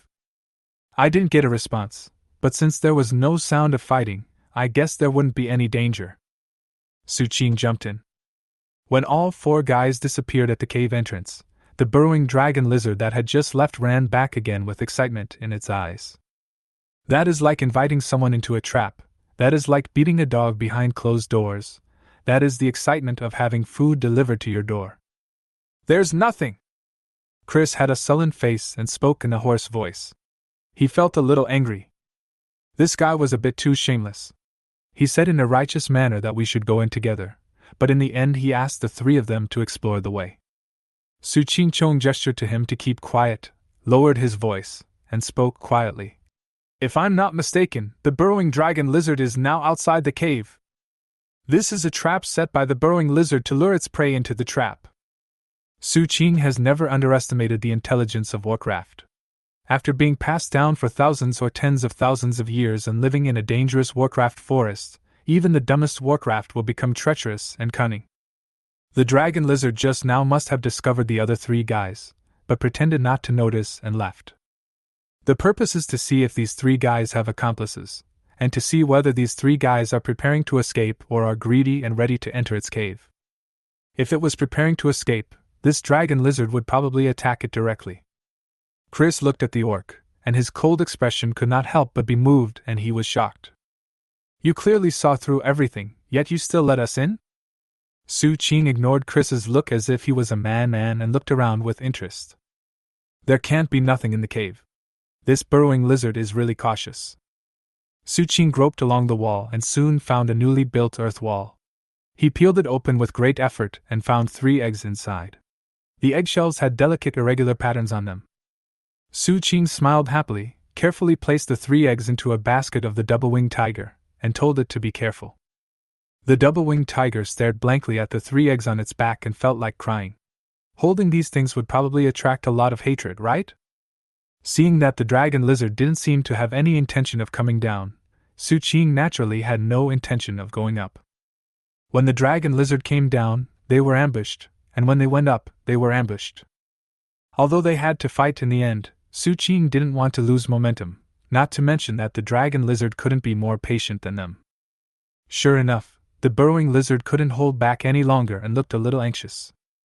According to its thinking, those guys were worried that it would come back early, and since nothing else could be found in the cave, they should have come out long ago. After such a long time, there is still no sign of it showing up. Could it be that its eggs have been discovered? It couldn't help it, and prepared to go down to check. Su Qing, who had been observing from above with his clairvoyance, grinned slightly, revealing an arc that was not sinister. Play military tactics with him? You're using the opponent's trick against you, but in the end, aren't you the one who falls into the trap? He took off his straw hat and threw it to the bear. He looked at Chris again and raised his eyebrows. Will you go first? Chris. He suspected that the orc was planning to let him serve as an appetizer to the dragon lizard. Should I go first? Su Qing added another sentence. Chris was silent again. He was now certain that this guy seemed to be enjoying playing tricks on him. So angry. Chapter 53 I am Long Dazhuang. Boom! The huge lizard head poked into the cave, opened its cold eyes, and faced a huge fist. Su Qing's body suddenly grew to about 100 meters in height, and he punched the burrowing dragon's head into the ground. The majestic dragon cracked part of the leather armor on the opponent's head, causing the opponent to feel dizzy. When the burrowing dragon woke up, it became furious. This bastard actually dared to attack me. It opened its bloody mouth and bit Su Qing's arm. Su Qing grabbed the opponent's upper and lower jaws without giving in, and the two monsters were wrestling. There were 3 guys huddled in a corner at the back, shivering. The brain circuits of tigers and bears are simpler after all. At this moment, the only thought in their minds is, how scary! How scary! Chris was even more frightened. That was a glory-level burrowing dragon lizard. The power of a monster of the same level was almost twice that of a human. What on earth was this guy? When this thought flashed through his mind, he realized that this guy was not a human being. But what kind of monster is it? It looks a bit like a dragon with extremely high bloodline. He was not sure about these things, but he was sure that if he wanted to run, it seemed unlikely that he would succeed. The 2 huge monsters fought fiercely, from the cave to the outside, and large trees were knocked down by them. Su Qing had an absolute advantage. The dragon lizard in front of him was slightly weaker than him in strength after all, and its skills were far inferior to his. But it was impossible for him to kill the opponent in a short period of time because his attack power was too poor. The 3 skills that are currently lit are almost all auxiliary or large-scale attacks, and there are no single-target attack skills at all. Su Qing realized this and thought that maybe he should collect some treasures. While beating the burrowing lizard in front of him, Su Qing still had time to think about his own shortcomings. The burrowing lizard couldn't bear the beating anymore. It felt that if it continued like this it would be beaten to death. It roared and tried its best to push Su Qing away. Su Qing took a few steps back and saw a yellowish-brown light flashing on the burrowing lizard's body. Its innate ability was activated, and it disappeared in an instant. With your feet on the ground, you can feel the vibration underground. Su Qing showed a bit of helplessness on his face. He really suffered a huge loss this time. After fighting for such a long time, he didn't gain any advantage at all. Turning around, he saw a collapsed cave behind him. Then he realized that there were 3 guys down there. Are the 3 eggs okay? The 3 guys were dug out quickly. Su Qing checked the 3 eggs and the monster crystal core in the basket, and fortunately there was nothing wrong. Then he looked at the 3 guys with concern, as if he had survived a disaster. That lizard just now was so scary it scared me. Are you okay? Ouch! The double-winged tiger growled in complaint. He was really scared just now. Roar! Black Bear nodded in agreement. It was so terrifying just now. The aura that erupted when the 2 giants were fighting shocked the 2 guys at that time.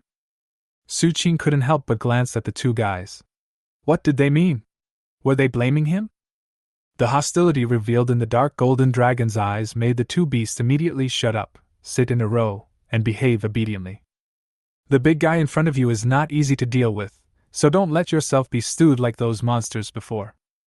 Su Qing retracted her gaze and looked at Chris again. A smile appeared on her face, and she put her arm around the other's shoulders in a very intimate manner.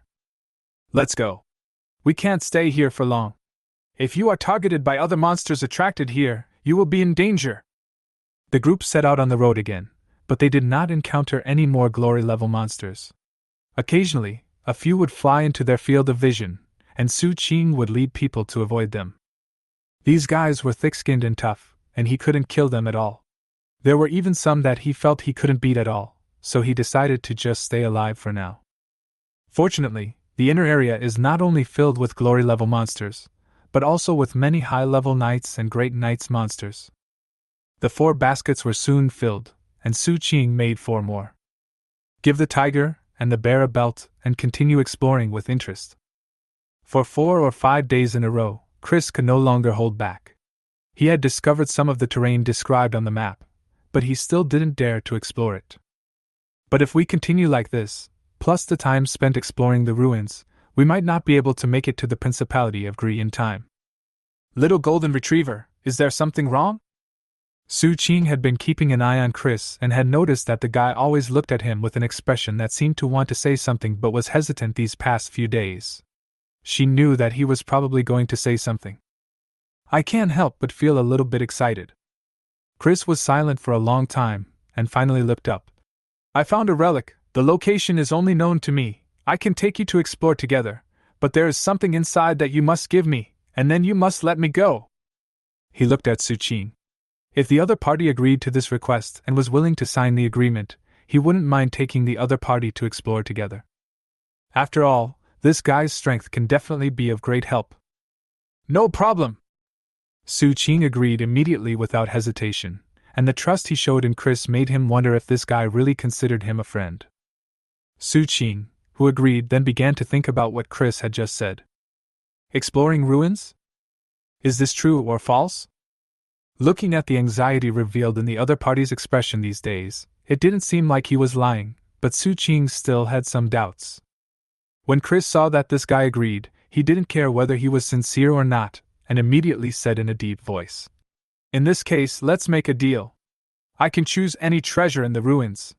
After the exploration is completed, you must agree to let me leave. Su Qing was unhappy, but he still wanted to make an agreement. This is clearly a sign of not trusting oneself. Looking up at the sky, Su Qing suddenly spoke up with great enthusiasm. The weather is good today. Why don't we 2 brothers take advantage of this auspicious day to become sworn brothers, so that we can share happiness and difficulties in the future? Chris. Don't do that.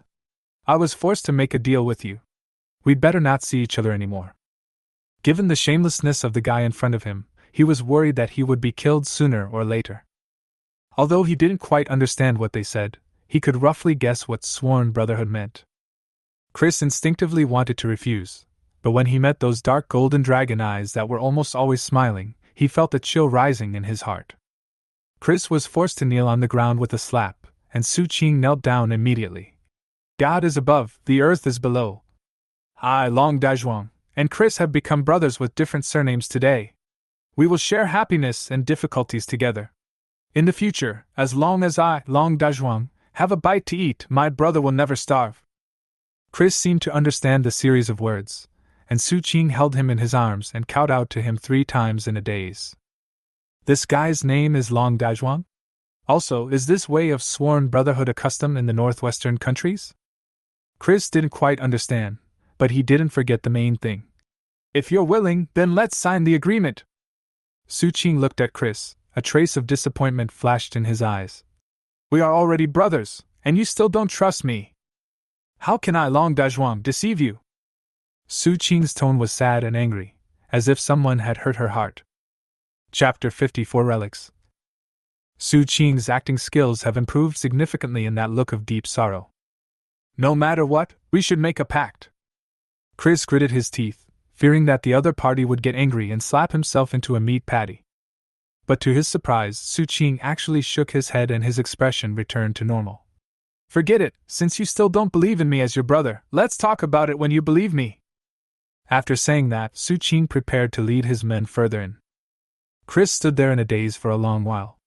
Then he came to his senses and found himself stunned. This guy obviously realized that he didn't want to continue wasting time, so he openly played a conspiracy. I just won't sign any agreement. If you're capable, just fight me along. Su Qing snorted in his heart.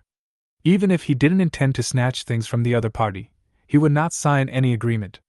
As a person who held more than a dozen slave and employment contracts in his hands, he knew very well how terrible the restrictions of these things were. Chris stood there, his expression distorted and struggling, but finally he sighed.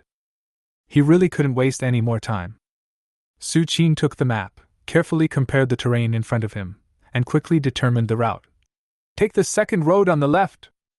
The map in his hand was obviously burned, and it was made of very old parchment. He could feel the traces of time when holding it in his hands. It is unlikely to be a fake. If it is really a fake, it only shows that the counterfeiter is very skilled. The group followed the markings on the map. Su Qing was in high spirits, while Tiger and Bear had a lazy fish mentality. They had already found their positions and were just there to carry things. If they did their jobs well, they wouldn't get beaten. Compared to them, Chris is a little worried. He didn't regret it, his mentality was not that bad. I was just wondering whether this guy had agreed to my request. Although what he was looking for seemed to be of no use to this kind of orc, the other party's desperate attitude made him very worried. A small snake was entangled on a tree by the roadside. It had no intention of attacking anyone, so Su Qing pulled it down, broke off its head, pried out the monster's crystal core, and threw it into the basket. He was very worried about Long Dazhuang's credit. After passing a few more forks in the road, Su Qing suddenly looked back, with a flash of helplessness in his eyes. He could clearly feel the ground shaking beneath his feet. That burrowing lizard is still following them. Isn't it just to steal its 3 eggs? Why is it so persistent? Su Qing felt the headache of being in trouble. Warcraft are naturally thick-skinned and tough, and the burrowing lizard, as a dragon, has even thicker skin and tougher flesh. It is also the earth attribute that is best at defense, and its talent is the life-saving skill of escaping underground. It is almost the most difficult type of monster to kill. Of course, if he really made up his mind, Su Qing felt that he could still kill it, but it might come at a price. It should be here. Chris observed the terrain around him, and suddenly his eyes lit up. It is surrounded by mountains on 2 sides and water on 2 sides. The route is basically the same as on the map. The entrance to the ruins should be nearby. Hearing Chris's voice, Su Qing turned his head and looked around. Double pupils appeared in his eyes and the surrounding scenes came into his field of vision. Soon they found a strange place. In this dense forest full of trees, in a place where no grass grows, hundreds of huge rocks stand in a seemingly irregular pattern, forming a circular magic circle. Su Qing brought them to that place. After observing for a while, nothing unusual was found. This should be a magic circle. Do you know how to open it? Su Qing looked at Chris. Since the other party came here, he must have made all the preparations. Chris was silent. He naturally knew how to open this magic circle. He got this map and some information at the auction. He also looked up a lot of information and made full preparations. But now, no matter how he thought about it, he felt that he was at a disadvantage. It feels like I'm making a wedding dress for others. Sighing softly, he took out some magic crystals and asked the tiger and bear to put them in the corresponding positions. He stood in the center of the formation and began to chant the spell. As obscure syllables were uttered one after another, Stonehenge inexplicably lit up.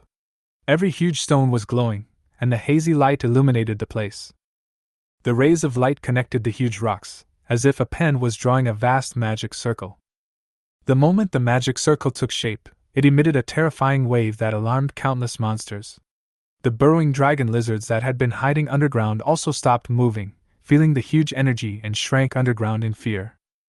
Then a white vortex appeared under his feet, and the man, the dragon, the tiger, and the bear were directly swallowed up. Stonehenge is back to normal.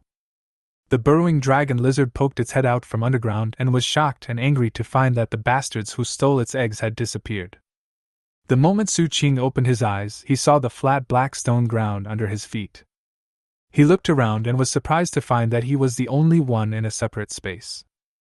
And if the power of space is involved, the owner of this relic probably has a very complicated background. The trial begins! A sound suddenly rang out in the sky, vast and ethereal. First level, defeat the puppet in front of you. As the voice fell, Su Qing saw the ground in front of him crack, and 10 puppet warriors in armor stood up, holding cold steel knives in their hands. His strength is probably that of a formal knight. Su Qing let them hack and chop at him, judging their fighting ability. It should be the work of an alchemist. After I bring it back, I don't know if the alchemist in my family can imitate it. Su Qing pondered over it, and captured all 10 puppets with one slap, then tied them up with the vines in his hand, and carried them on his back. This is good stuff, worth researching. I must take it back. The 10 puppets lost their ability to fight and were deemed to have passed the level according to the set rules. A wall in front of them collapsed, and a staircase leading upwards appeared. Su Qing climbed up. On the other side, Chris had also smashed 10 puppets and was also climbing towards the second floor. I began to pray in my heart that the guy's speed of clearing the level must be slower.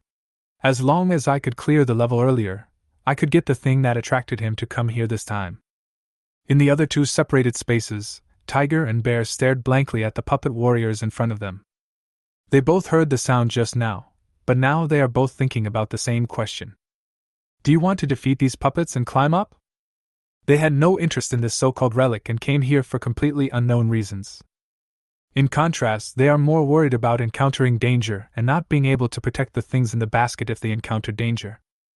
If those things were damaged, they would be worried that that guy would beat their brains out. Chapter 55, Level 2. If it were that guy, what would he do? The double-winged tiger was in deep thought, and its eyes gradually lit up.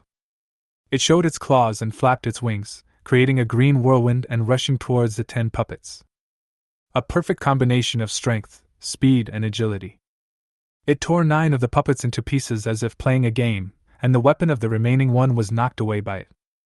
The puppet whose weapon was knocked away still rushed towards the target according to the original setting, with an inexplicable fearlessness of death. The double-winged tiger flapped its wings, and a gust of wind blew the puppet away. It landed on the ground, rushed forward again, and was blown away again. The double-winged tiger seemed to have discovered something interesting. It ran behind the puppet and blew it away before it could turn around. Then it pressed the puppet to the ground with its claws and watched it struggle desperately. All the resentment accumulated from being bullied in the past few days suddenly dissipated, and I felt inexplicably relieved. No wonder that guy likes to bully them so much. On the other side, Black Bear also opened the door to the new world and removed the hands, feet, and heads of the puppets one by one and put them back together. After breaking 2, it finally found a way to play. As long as the core of the body is not damaged, the hands, feet, and head can be removed and reassembled at will. I feel happy for some reason. The tiger and the bear were having a lot of fun playing together. Su Qing also walked into the second floor, which was almost exactly the same as the first floor, except that it was a little bigger, with the same black brick floor and a completely enclosed space. Just in the center of the second floor, a black figure was swaying, as illusory as a ghost. The whole person was wrapped in a black robe, revealing only a pair of cold blue eyes. There was a bit of surprise in his eyes, and a slightly hoarse voice resounded throughout the room. I didn't expect that after the master fell 300 years ago, the first one to come here would be a little dragon cub. Su Qing was a little unhappy. Does this guy know how to speak? Xiaolong is fine, but what the hell is this kid? Don't you know you'll get beaten for talking like that? Seeing the obvious displeasure on that face, the black-robed ghost laughed strangely. But don't you feel it's inappropriate for a dragon to come to the ruins of a human knight? Su Qing glanced at the black-robed ghost. He didn't think there was anything inappropriate. The so-called exploration of ruins was actually digging graves. These ruins are the tombs of high-level knights and magicians, and they contain the inheritance they left behind before their death. It also means to continue one's own heritage, otherwise this place would be a dead place that cannot be entered at all. What's wrong? Su Qing retorted with an indignant look. Who said that dragons can't be knights? Haven't you heard of dragon knights? How can you engage in such racial discrimination? When will our dragon race stand up? The black-robed ghost was speechless. Does dragon knight mean that a dragon becomes a knight? Since our master has allowed you to come in, he will naturally treat you differently. However, if you want to obtain our master's inheritance, you need to get past me first. The black-robed ghost looked at Su Qing with a cold and gloomy gaze, and a playful smile appeared on the corner of his mouth. Since you are still just a young dragon, I will use the physical fitness of a formal knight. As long as you can defeat me, you can go to the 3rd floor. As the voice fell, a puppet rose up from somewhere on the ground. It looked similar to the puppets on the 1st floor, about 3 meters tall, and made of better materials. The black ghost submerged into the puppet, and the black gems that replaced the eyes of the puppet lit up, making it appear particularly agile. The black ghost adapted to his body. When Su Qing saw this scene, he felt that he might have misunderstood the other party. This guy is obviously planning to mess with me, he is an absolute good guy. As if aware of the strange gaze, the puppet gave out a strange smile like mechanical friction. Don't get me wrong, I am not comparable to the group of rigid guys below. The combat experience I have allows me to perform beyond a level of power, like those puppets equivalent to formal knights. I control this body and can deal with 30 of them at the same time without getting hurt. If I have sharp weapons, I can even keep the fight in half. The puppet made a chattering sound, as if it had not talked to anyone for a long time. This guy seemed to be very talkative, and he felt like he had revealed all his secrets. Su Qing was getting impatient. He still had to go to the back floors to get treasures. He stretched out his claws and slapped the puppet's head off. Do I pass the level now? The space suddenly fell into silence. The black ghost looked at the puppet head on the ground, wondering whether he should pick it up. No, I still have the ability to fight and… Before the black ghost finished speaking, Su Qing used his claw to blow up half of the puppet's body. And now? Can you please listen to what I have to say? The black ghost roared. Soon, he took a deep breath and calmed down. I underestimated you. Your strength is far beyond that of a formal knight. Then I will use the body of a great knight. Another body rose from the ground, the black ghost merging with the puppet. Okay, Just as the 3 words came out, Su Qing used his claws to blow up the body again. He looked at the black ghost and didn't want to listen to the other party's nonsense. Can I pass now? I still underestimated you. The black ghost was not discouraged. Another puppet rose from the ground and merged. This time, Su Qing blew up the puppet with another claw, looked at the black ghost, and gave him a look to continue. You cleared the level! The black ghost turned and left, thinking that this guy was going too far. A wall collapsed, revealing a staircase leading upwards. Su Qing walked slowly towards that direction, and suddenly remembered something. He looked at the black ghost and said, I have a sworn brother who has also come in. If you run into him, please take care of him for me. I, Long Dazhuang, will be very grateful to you. Su Qing gave instructions very seriously, describing Chris's appearance, emphasizing the features of a little golden retriever. The black ghost narrowed his eyes. Sworn brother? You have a good relationship? Yes, we are friends for life and death. His name is Chris, and he is my best friend. But he is still relatively weak. He followed me to explore the ruins this time, but I didn't expect him to be separated from me to accept the trial. If you meet him, I hope you can take care of him. Su Qing was very serious. The black ghost also nodded seriously. If he is your brother, then I will definitely take good care of him. Su Qing nodded with relief and walked towards the 3rd floor. At this time, Chris also came to the 2nd floor. A black mist emerged in the empty room, revealing a pair of faint blue eyes, which gradually turned into a ghost wrapped in a black robe. He looked her up and down, then said faintly, Are you called Chris? Chris was stunned for a moment, then nodded quickly. Yes, may I ask, Senior, what are the requirements for passing this level? The black ghost smiled and said, Then do you have a sworn brother named Long Dazhuang, who is a black dragon? Well? Chris was a little hesitant, but thinking that honesty is one of the qualities of a knight, and that he dreams of becoming the greatest knight, he nodded and agreed. We are sworn brothers. Senior, may I ask what are the requirements for passing this level? He asked again. It's very simple. The black ghost spoke with a smile, but the face under the black robe looked particularly gloomy. Since he couldn't beat the older brother, he took it out on his younger brother. Stay under my hands for an hour. A puppet rose from the ground, and the two merged. A terrifying aura burst out, and the high-level knight reached the peak, infinitely close to glory. Chris' heart trembled, and he felt like he was implicated. Of course, if he knew the truth, he would know that his feeling was wrong.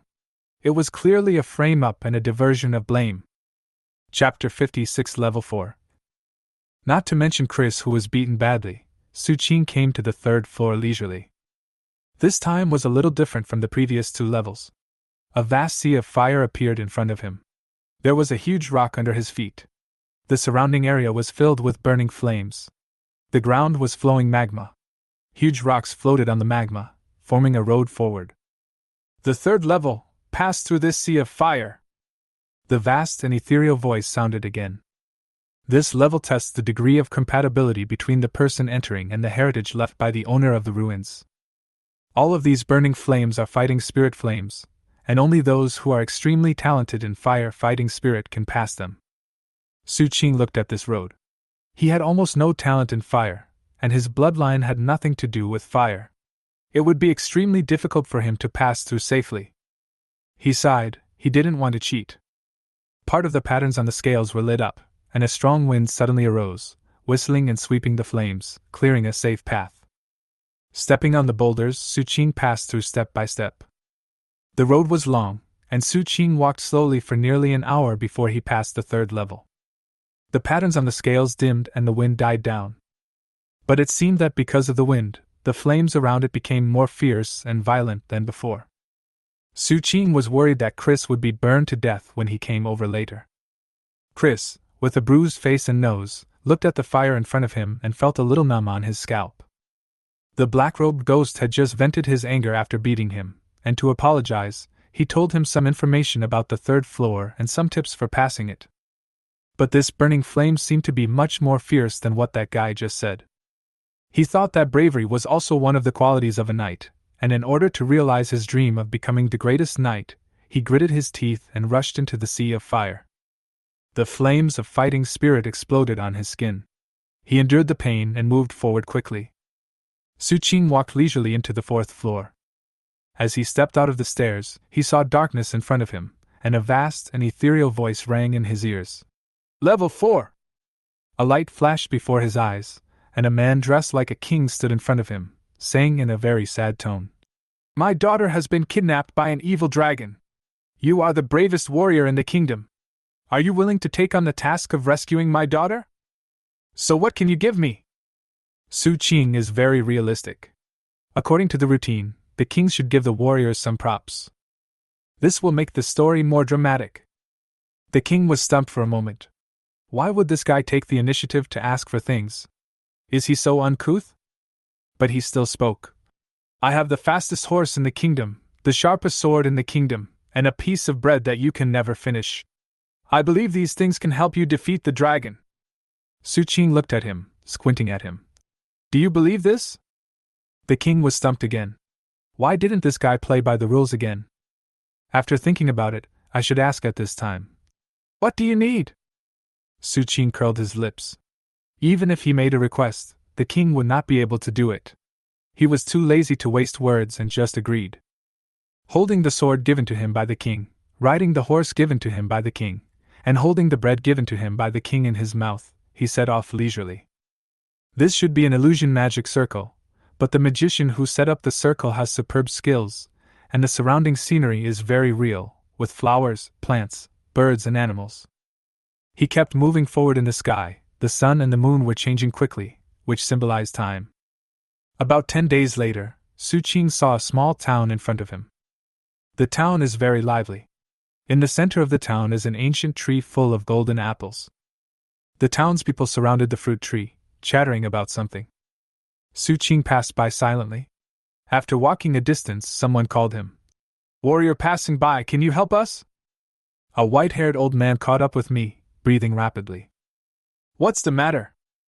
Su Qing greeted the old man very warmly and asked him questions with concern. It's like this, I'm the mayor of this town. Su Qing was brought to the golden apple tree by the old man. There is a golden apple tree in our town. This tree is the treasure of our town. Darcy is the warrior who protects this golden apple tree, but now he is sick and we don't know what to do. The old mayor said worriedly. He has been very hungry since dozens of days ago and has been eating desperately. We don't know what to do. Su Qing looked at the monster tied under a tree, nearly 4 meters high, with green skin and 2 sharp horns, who was desperately shouting for hunger. This should be the time to use the prop of never-ending bread, right? Su Qing decided to follow the plot, took out the bread and let the monster eat it, and then received the monster's gratitude and gave him a golden apple. Su Qing took the golden apple in his hand and unexpectedly found that it seemed real. The golden apple is indeed a natural magical item with powerful vitality. After checking, Su Qing found that it was actually a golden apple, and she was happy. He placed the sword on the monster's neck and said, Now when we rob, men stand on the left, women stand on the right, and those who are either men nor women stand in the middle." The voice was flat, and everyone was stunned. Things seemed to be developing in a strange direction. Su Qing had people pick all the golden apples on the tree, more than 20 in total, and pack them up before slowly leaving. At the same time, Chris finally passed the 3rd level. With a bruised face and burns all over his body, he stepped into the 4th level in a very embarrassed state. "My daughter has been kidnapped by an evil dragon. You are the bravest warrior in the kingdom. Are you willing to take on the task of rescuing my daughter?" An anxious voice sounded, and a man dressed as a king looked at him with a pleading look on his face, obviously very worried about his daughter. Chris realized that he should agree, as compassion was also a knight's quality.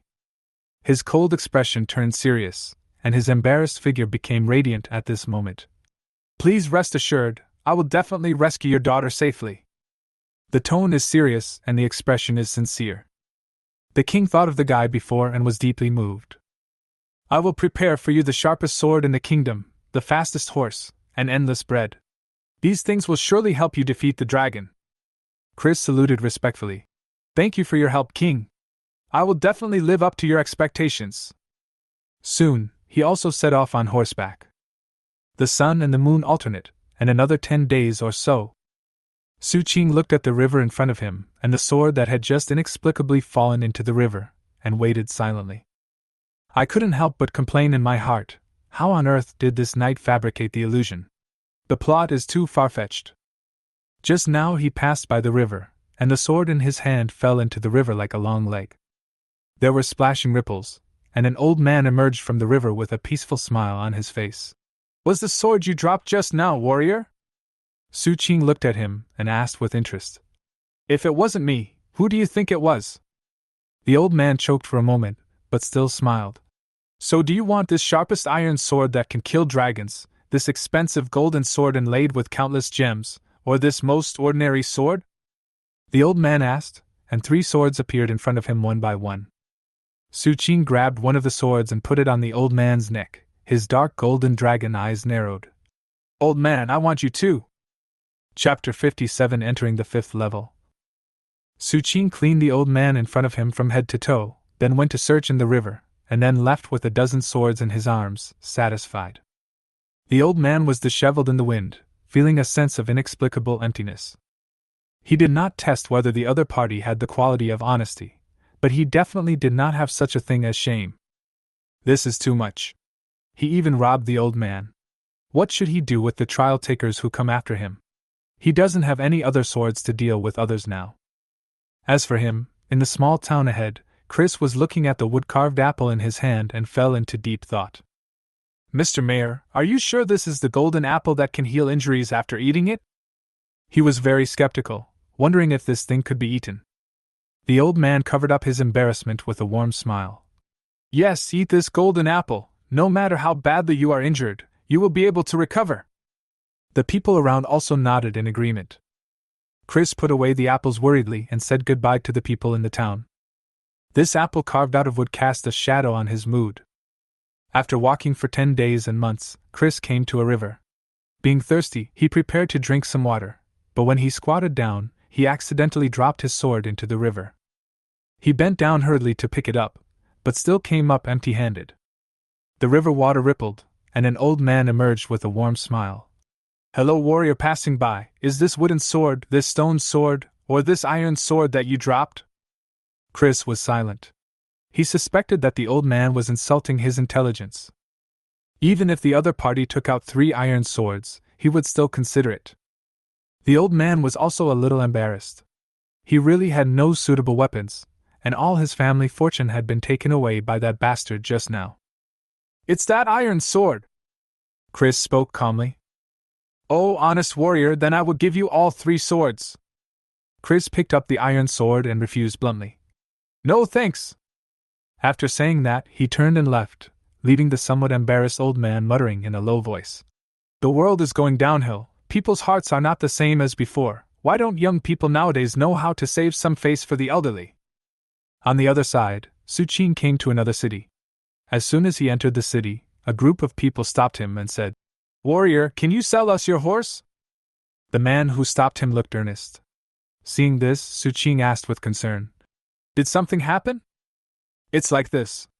Our city lord wants the best horse in the world, but he's not satisfied with the horses we found. I think your horse is a top-notch horse, and I hope you can help us." Su Qing looked at him, nodded, and agreed without hesitation. Half an hour later, Su Qing chopped down the city lord, looted the city lord's mansion, refused others farewell, and left. As he walked on the road, he calculated that he had gained a lot since he entered the ruins. Those golden apples and the cold iron sword obtained from the river god were not something that could be easily bought with money. There are also those books on knight training and some fighting skills recorded on parchment found in the city lord's mansion. They may not be particularly rare, but they cannot be measured by ordinary money. Su Qing walked for another 10 days and months before finally seeing the giant dragon. It was a black dragon about 100 meters long, emitting a terrifying aura. Its black scales reflected light in the sun, and its cold dark golden dragon eyes stared at Su Qing. Behind the black dragon, a girl in a gorgeous palace dress was thrown in the corner, shivering, looking at Su Qing with pitiful and expectant eyes. "Waiting for this dragon to snatch me away from another dragon." Su Qing also looked at the black dragon and felt the aura emanating from it that was close to the glory level. He couldn't help but raise his eyebrows. Is it really that difficult? Or did I miss something? If the opponent is a dragon close to the glory level, it will be difficult for ordinary people to pass this level. At least my sworn brother will definitely not pass. Chris handed the horse to the new city lord and got a flying magic carpet. He was suddenly excited because he finally got a serious auxiliary prop. At the same time, a piece of news was also received that a horn of the dragon was once cut off by a very powerful knight. If the horn could be obtained, the dragon's strength could be weakened by a large level, and at the same time the dragon would be frightened, causing its combat power to weaken. So Chris set out again to find the dragon horn. Su Qing looked at the dragon, then looked at the princess behind the dragon. She was very beautiful, so he nodded with satisfaction. Although everything was an illusion, at least the dragon did not embarrass him. "Foolish human! You are offending the great dragon!" The dragon noticed the hint of disregard in Su Qing's eyes when he looked at him, and roared in anger. Su Qing was slightly stunned and looked at the dragon. "What do I look like in your eyes?" He just noticed that he actually looked like a human being in the eyes of these people. Although the dragon does not have the ability to transform into a human form, he is still curious about what his body would look like if it were transformed into a human form. The dragon curled its lips in disdain. "Ugly and fat human!" A well-shaped pattern appeared on Su Qing's forehead. Angry +1. If honesty is the quality of a knight, then lying is the quality of a dragon. In the eyes of this dragon, a silly and slightly fat boy is shouting at him without knowing the consequences. "But even though you are fat and ugly, you dared to offend a great dragon, and you will pay a heavy price." The dragon roared and roared, its black scales began to glow, and it burst out with ferocious power. Su Qing was almost unable to bear it any longer. Although he knew that the person in front of him was just an illusion, the other person pointed at his nose and cursed at him with a face that looked similar to his. It was difficult to express the unhappiness in his heart in words. And that guy who can only roar and set up illusions, maybe he has some misunderstanding about dragons. Dragons are all very elegant and gentlemanly, and they are also very civilized and generous. Just like him, they never fight with others. Originally he was planning to end the battle quickly and go to the next level, but Su Qing now decided to have a good communication with the dragon. He put down the things tied to his body one by one and moved his hands and feet briefly. The wings suddenly flapped, and the whole person turned into a flash of black lightning, rushing towards the dragon at incredible speed. "Good job!" The dragon roared and stretched out its sharp claws to block. The scaly claws were shining, but it was a bit too slow and was hit in the face by the other claw like a storm. Before the dragon could react, it was blown away by the enormous force, and its body spun in the air. When he landed, he looked up in disbelief and roared in disbelief. "You are just an ugly and fat human, how can you be so powerful?" Su Qing was silent. He knew that the dragon was lying, but he felt inexplicably unhappy and didn't know what was going on. Ugly and fat? Su Qing picked up a sword on the ground. Soon, the giant dragon was chopped to the ground by him. Su Qing took advantage of the fact that it was an illusion and performed an autopsy to understand the dragon's body structure. He also touched the dragon's bones and found some joints. Su Qing touched his chin and fell into deep thought. If he encountered other dragons in the future, he probably knew where to attack to make it easier for the dragon to lose its fighting power. There are several joints among them, which, once cut off, can even cause the dragon's body parts to lose the ability to move. When you fight with others in the future, you will also need to protect these positions. All in all, since the dragon had been chopped to death, Su Qing decided to make use of it. When the dragon was halfway through being dissected, the illusion in front of him disappeared and a passage appeared, leading to the 5th floor. Su Qing was a little unhappy. The setting of this ruins was too inhumane. At least he could dissect the dragon before disappearing. If he wanted to have the opportunity to dissect a dragon openly again in the future, it would probably be difficult. With some regret, Su Qing picked up his things and entered the 5th floor. Chapter 58: The Quality of a Knight. Walking in the corridor, approaching the 5th floor, before officially stepping in, the faint crying sound makes people feel cold all over. Woo woo woo! 300 years! I've been waiting for this for so long! Woo woo! The sadness in her crying made Su Qing's hair stand on end. I couldn't help but stop and listen to the crying sound from the 5th floor. It was a man's voice, and his crying was sad and sincere. Oh oh! Oh oh! Oh oh! The faint crying sound continued, and Su Qing was waiting in the corridor. He had planned to wait until the crying stopped before going in, but he soon realized that he couldn't seem to outlast him. As time passed, the crying not only did not stop, but it became louder and louder, and became more sad, as if it wanted to vent out many years of sorrow in one breath. Su Qing walked carefully into the 5th floor. As soon as he entered, his whole body was shocked. The 5th floor was basically the same as the 1st and 2nd floors, but it was much larger. A coffin was parked in the center, with a big yellow dog lying next to it. The crying sound came from the big yellow dog's mouth, and sadness spread from it, filling the air with the color of sadness. Woo woo woo! After 300 years, I finally found someone who can inherit the master's legacy. The big yellow dog turned around with tears in his eyes, and when he saw Su Qing, his crying stopped abruptly. The big yellow dog wiped the tears from the corners of its eyes, looked at Su Qing in surprise, and then looked behind Su Qing. Not a human? The big yellow dog looked disappointed and his face drooped. Although Su Qing knew that the dog was telling the truth, he still felt angry.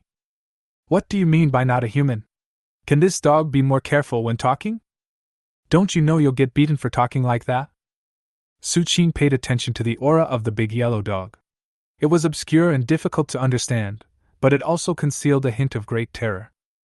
It seems that I can't beat it, but that's okay. Su Qing came forward with a smile. Senior, I think I have passed the level. Maybe it was because after waiting for 300 years, a dragon finally appeared. The big yellow dog said angrily. So what if you have passed the level? You are not a human, and the master's inheritance cannot be given to you. Su Qing looked at the yellow dog in surprise. Did your master stipulate that only humans can receive the inheritance? No. The yellow dog shook his head. His master had told him before he died that if the person who came was an elf or dwarf and met the requirements, he could also hand over the inheritance. So your master discriminates against dragons? No. The yellow dog shook his head again. That's all. Su Qing was smiling and looked pretty. The big yellow dog still shook his head.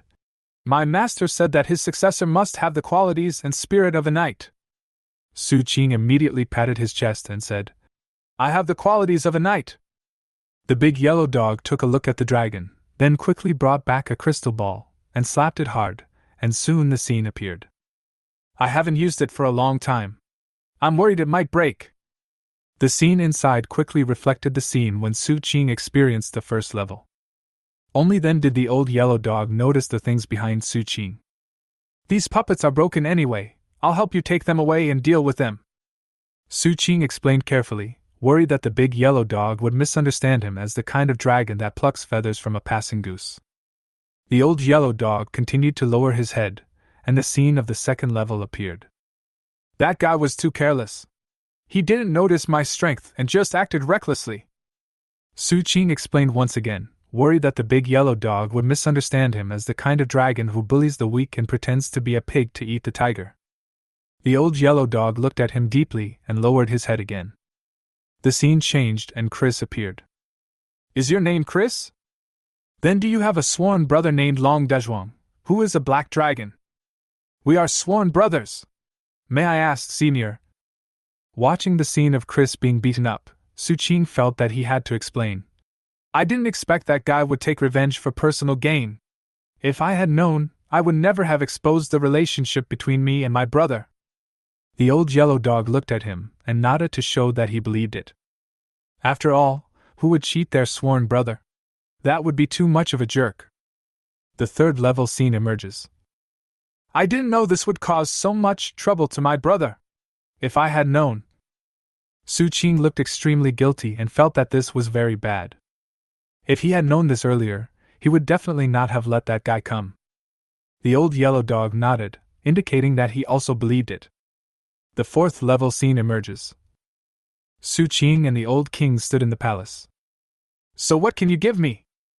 Do you believe this yourself? I am a dragon with a sharp tongue, but I have a kind heart. Look, I still went to save the princess, didn't I? And the king asked me to rescue the princess. I made a reasonable request. Isn't this in line with the fair qualities of a knight? The scene in the crystal ball continued to evolve. Now during robbery, men stand on the left, women stand on the right, and those who are either men nor women stand in the middle. If the golden apple is so precious and placed here, it will definitely be coveted by bad guys. I took it away to attract their attention and protect these people from being harmed by them. What a great spirit of self-sacrifice.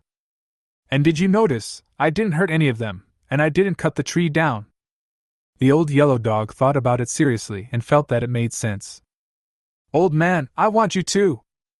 Honestly, I am so honest, I really want it.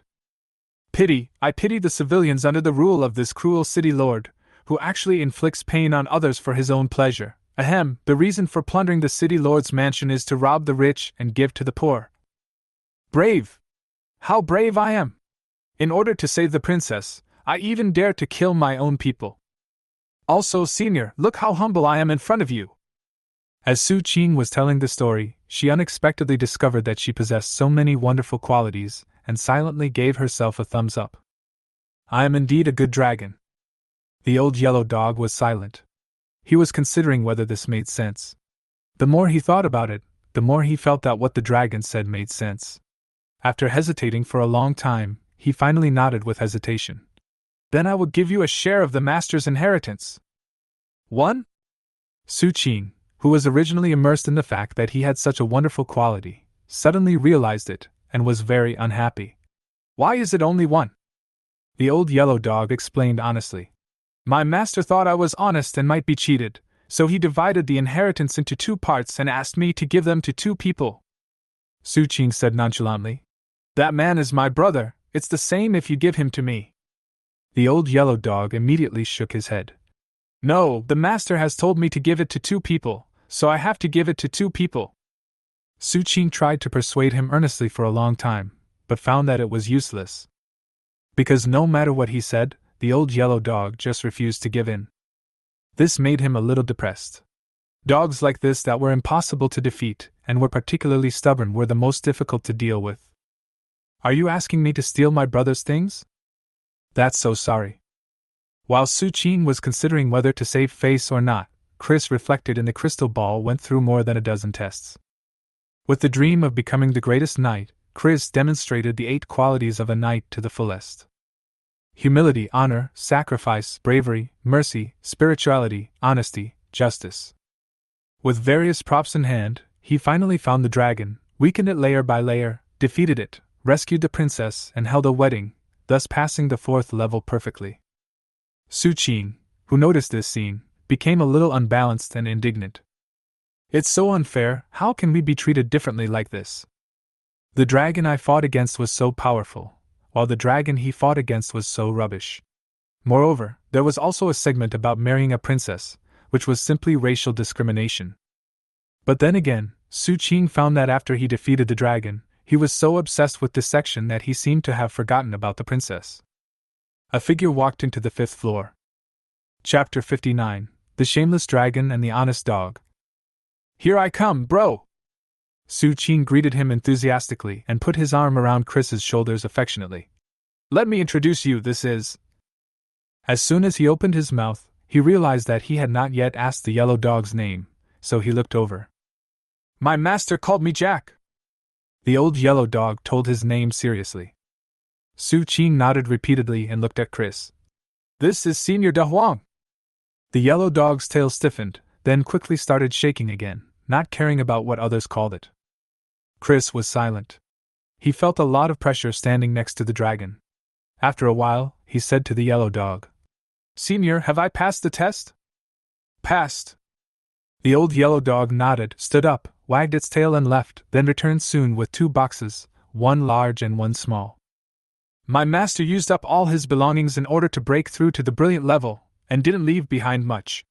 The most important things are these 2 inheritances. As for the others, they were all left in the illusion on the 4th floor to maintain the assessment of the quality of the mind." When the old yellow dog said this, he couldn't help but look at Su Qing again. "It was relatively safe to leave it there, but I didn't expect to encounter such a thing. We agreed before that I would choose first." Chris quickly spoke, looked at Su Qing and mentioned the previous agreement. Su Qing touched his head kindly. "Little golden retriever, are you obedient?" Chris's face turned dark. Although he didn't know what the other party wanted to say next, he was sure that the dragon was going to go back on his word. He immediately stepped forward, opened the 2 boxes, took a quick look, picked up the small box, and hid behind the old yellow dog. The old yellow dog said to Su Qing very seriously, "You can't steal his things." Su Qing curled his lips. He was not that kind of person. The paw that had been placed on Chris's head rubbed the golden hair hard, walked away, and picked up the big box. Inside was a broadsword, nearly 3 meters long, shining coldly and of extraordinary appearance. Su Qing took the sword in his hand, his pupils flickered, and another fruit on the skill tree was lit up. A sword that has been tempered through thousands of hammers. Skills that can be activated, swordsmanship. Let's not worry about the skills for now. Why does the name of this sword, which has been tempered through thousands of hammers, sound like a blank piece of equipment? Other treasures before, such as the Conqueror's Crown, the Forbidden Sky Feather, and the Gaze of Medusa. You can tell from the name that it's a good thing, a sword that has been tempered 1,000 times. It's quite high quality. I took another look at the skills, and as always, the lit skills matched the treasures very well. I took another look at the current wealth statistics. 930,000, 1.23 million, 100,000 to 100,000, 100,000. Su Qing sighed. It was always like this. Even though he knew he was short of money, the dog system still tricked him into spending money. Resisting the urge to activate his skill to inspect the goods, Su Qing looked towards Chris, curious about what the other person had in his hand. If the thing is better, maybe the golden retriever will give it to me on his own initiative. It doesn't matter if you don't take the initiative, he doesn't care. Maybe the other person will be bitten to death by a tiger or beaten to death by a bear on the road. In that case, you can also receive the inheritance. However, as an older brother, Su Qing does not want his sworn brother to be in danger, and expresses his concern. The box was opened, revealing a book inside. It looked ordinary, yet different from ordinary books. The front and back covers of the book are very thick. 8 different patterns of exotic beasts form a circle, and 4 logos radiate from it. At the center of all the patterns is an eye, which has an inexplicable spirituality, and seems to be able to move at any time.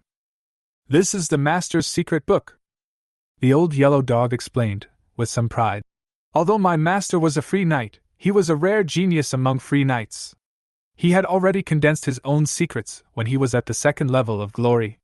If nothing unexpected happened, he should have been able to successfully advance to the title. It's a pity that my master had accumulated serious injuries due to years of fighting, which resulted in his lifespan being far shorter than other knights at the same level. He later died here.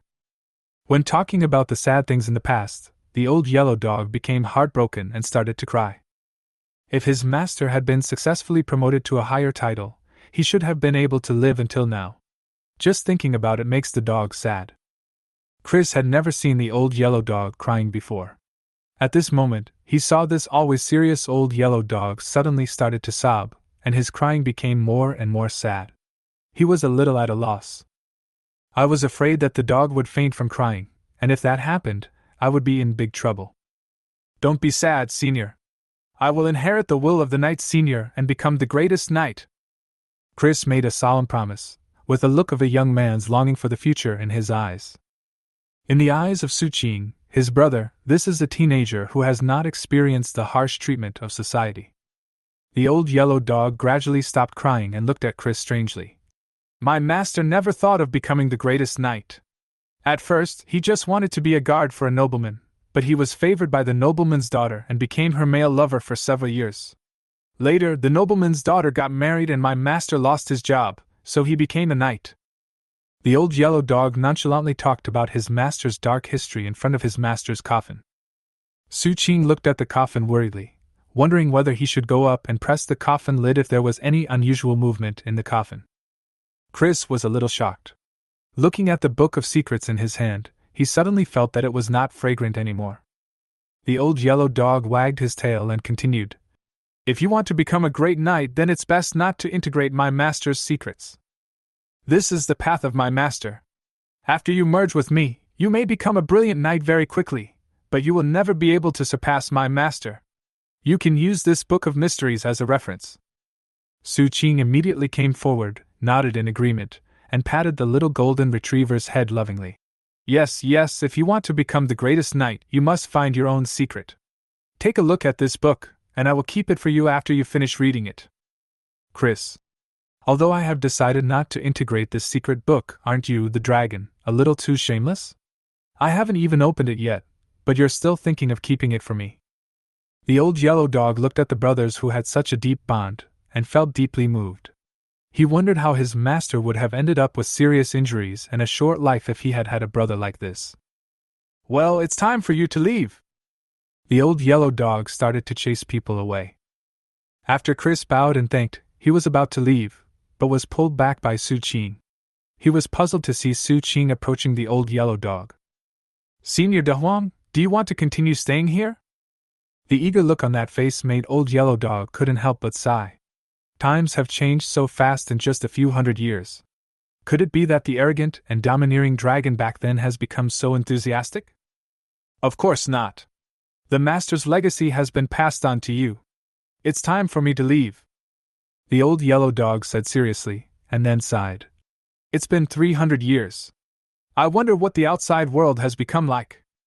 Su Qing, who originally thought that he might have to spend some time talking, smiled even more brightly. That's great, Senior. Why don't you come to my house and have a seat, and let me entertain you well? To be honest, Senior, I have a deep relationship with the dog tribe. There are many wolves and dogs living in my small territory. They are all my friends. Why don't you stay there for a while and give them some pointers? Su Qing looked at the old yellow dog expectantly. The old yellow dog hesitated for a moment. In fact, it was a little confused about where to go after leaving. Now that someone invited it, it was naturally difficult to refuse. You're not lying to me, are you? Don't worry, Senior De Huang. If I tell even a single lie, I will eat Chris. Su Qing made the promise solemnly, totally ignoring the fact that his sworn brother's face suddenly turned green. The old yellow dog thought about it and said, Then I'll go and see with you. Chapter 60 Return, please vote and support. The old yellow dog packed up briefly, and the two men and the dog walked down to the 4th floor. The illusion on the 4th floor had disappeared, leaving behind a mess. A bare tree. Su Qing looked at it carefully. The old yellow dog wagged his tail and said, This is not a golden apple tree. It just has some golden apples hanging on it. Su Qing laughed in silence. Senior De Huang, you are joking. Even if it is really a golden apple tree, can I move it away? Chris added silently in his mind, If it really is the golden apple tree, it would be strange if the dragon didn't move it away. The flames on the 3rd floor had also disappeared, and the two men and the dog came to the 2nd floor. The black-robed ghost was waiting there, and when he saw the 3 figures, he nodded at them. Are you going to leave with us? The old yellow dog looked at the black ghost and asked. No! The black-robed ghost shook his head. There had to be someone guarding this place. As an undead, he could endure loneliness better than this dog. He also didn't want to listen to this dog crying all day long. The old yellow dog wagged its tail, nodded, and didn't continue to persuade. When he arrived at the first floor, Su Qing specifically looked for the two tigers and the bear.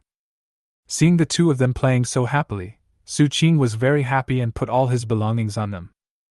A dragon, a man, a tiger, a bear and a dog, this strange lineup left the ruins. A cool breeze blew by, and Su Qing felt refreshed. Before he could say anything, the earth cracked and a big mouth of hatred opened. The burrowing dragon bit Su Qing, its bloodshot eyes filled with hatred. The guy who stole its eggs finally came out. The moment Su Qing walked out of the ruins, the burrowing dragon sensed it, seized the opportunity, and attacked with lightning speed. Su Qing was really scared. He almost forgot there was a thing squatting outside. The flapping of his wings created a strong wind and he quickly retreated to avoid the terrifying attack. Su Qing looked at the crazy burrowing lizard angrily. Just because he didn't want to fight with this tough-skinned guy, that didn't mean he could tolerate it. Senior De Huang, how about you teach it a lesson? Su Qing looked at the old yellow dog, and seemed to be defending him. This guy actually attacked you in front of you. He really doesn't take you seriously. Fine. The old yellow dog wagged its tail and didn't care. If it doesn't take me seriously, then it doesn't take me seriously. It doesn't care anyway. Life is not easy, Su Qing sighed. When can he become a real lord? When can he stand up on his own feet? Looking at the burrowing dragon lizard again, Su Qing's eyes flashed with ferocity. Since he was going back to the territory, he didn't care if he got hurt. The patterns on the scales lit up, and clouds of mist gathered towards this side. The sense of crisis made the burrowing dragon lizard sober up a little. Just as it was about to burrow underground, it was lifted up by countless clouds. With its feet off the ground, the drone lizard lost its sense of security, became more frightened and angry. Roar! The earth elements in his mouth gathered to form rock spikes, which rushed towards Su Qing, trying to interrupt him and allow himself to fall to the ground from the air. The patterns on Su Qing's scales were still bright. He grasped the rock spikes with one hand and crushed them with great force. Currently, there are no charging skills among his skills. Almost all of them take effect immediately once triggered, and it is almost impossible to interrupt him from casting a skill. The dark golden dragon eyes looked at the burrowing dragon lizard, revealing a bit of pity. What did the other party do wrong? I just want to get my eggs back. So, the skill, swordsmanship, was activated, 100,000 wealth points were consumed, countless sword techniques bloomed in the mind, every muscle in the body seemed to have been tempered, and the familiarity with the sword was no less than a part of his own body. With a clang, Su Qing pulled out the sword that had been tempered 1,000 times and was stuck in the bear's back. He decided to kill the bastard who dared to attack him. The wings flapped, and it turned into a black stream of light, and rushed towards the burrowing dragon lizard, slashing with the sword in his hand. The sword lights are shining brightly. Chris opened his eyes wide, feeling overwhelmed and deeply shocked. A dragon's swordsmanship is so exquisite. I have been living a dog's life all these years. The dog next to him stopped wagging its tail and looked at Chris beside him in amazement. He said seriously, "He is indeed more suitable to be a knight than you." Chris. The man and the dog continued to watch Su Qing's sword skills carefully. Chris was learning with an open mind, while De Huang was completely appreciating the sword moves that were like art. His sword skills were still at the primary stage like other skills, but he kept adjusting them, and in a short period of time, he had mastered thousands of sword techniques. It may be violent like thunder, surging like the tide, gentle like drizzle, or continuous like waves. Su Qing used the burrowing dragon lizard as a target for sword fighting, practicing the sword techniques that he had mastered in his mind through his body. After he had performed thousands of sword techniques, only a ball of meat paste was left above the clouds. Su Qing felt better, as his lack of attack power had been temporarily compensated for. He dug out the monster crystal core from the blood mud and kept it carefully. The Warcraft crystal core of the Glory level Warcraft can already be used as the attribute carrier of the Glory Knight. Although it is not the best choice, it is enough to light up the attributes. Su Qing did not forget that the Mediterranean knight in his own territory was about to be promoted to glory, so he could prepare for him first. Thinking of this, Su Qing was moved by himself. No lord in other territories would care so much about their subordinates. He is the only one who is kind and selfless. Su Qing took a look at the pool of meat paste on the cloud and was reluctant to throw it away. He relied on the cloud to hold it up, and prepared to take it back to feed the dog. The flesh and blood of glory level Warcraft is a great tonic. In the dragon territory, Su Qing had been away for nearly 10 days, but the territory was still running as usual. Old Sam worked diligently, and little Mary had gradually become familiar with these government affairs and was handling them with increasing ease. After processing the best copy of the information, the girl stretched herself, moved her arms, and again supported her chin, looking towards the castle gate, waiting for old Sam to deliver the new information. Little Elise, who was standing by, sorted out the documents on the table. Seeing little Mary's expression, she was speechless. "Don't you feel bored dealing with these things every day?" Hearing the voice of her good friend beside her, little Mary came back to her senses and shook her head. "No, I think this is good, there is something to do every day." Little Elise rolled her eyes and said, "I can't do what you do. I heard that the academy will be completed soon. I will continue to study magic then. Do you want to come with me?" "Me?" Little Mary thought about it and shook her head. "Forget it. I have no interest in magic. Besides, if I go, that big black guy alone can't handle all these things." "You're thinking about him," little Elise muttered. The next moment, the castle gate was opened. Chapter 61: The Kind and Generous Dragon Lord. When walking out of the dusk forest, Su Qing encountered many friendly monsters along the way. "So I gained a lot." A tiger and a bear carry heavy loads and walk forward, taking one step at a time, and their walk is very meaningful. Several baskets were already filled to the brim with monster crystal cores. Because there was not enough space, Su Qing even made a basket and prepared for Chris to carry it. But when Chris saw the dense black thorns on the vines, his face turned a little green. "This thing won't kill people if it pierces the skin, but a large amount of the neurotoxins in it can cause mental disorder and turn people into idiots." Seeing that he was determined to die rather than surrender, Su Qing felt helpless towards this disobedient brother. The old yellow dog couldn't bear to watch it anymore, so he wagged his tail and said, "Let me do it. If you get infected with a lot of neurotoxin, you'll become an idiot." Su Qing was slightly stunned. He didn't know this. If he knew, his idiot brother seemed to be a good person. At least he wouldn't snatch things from him.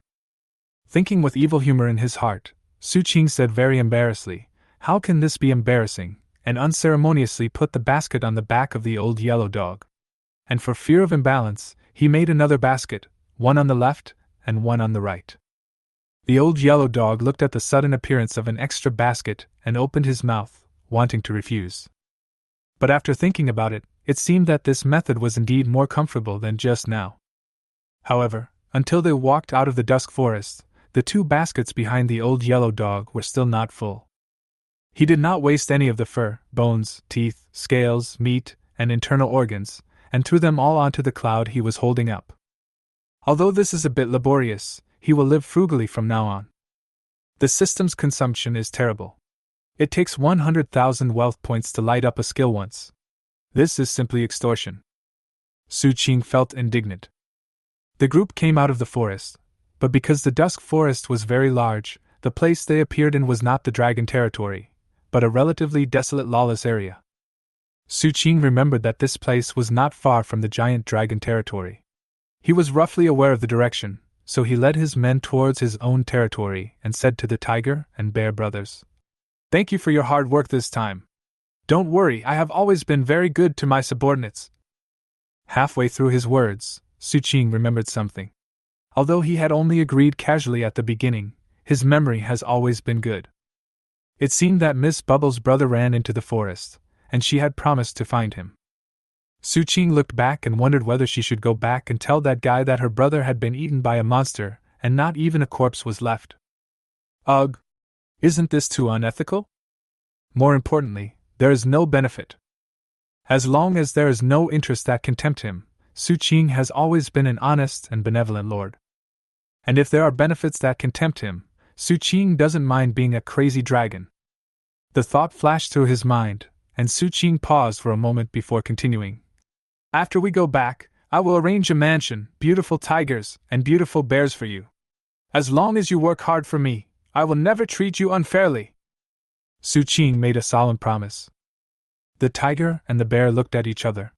What this guy said really made them excited, but the question was, could they believe what he said?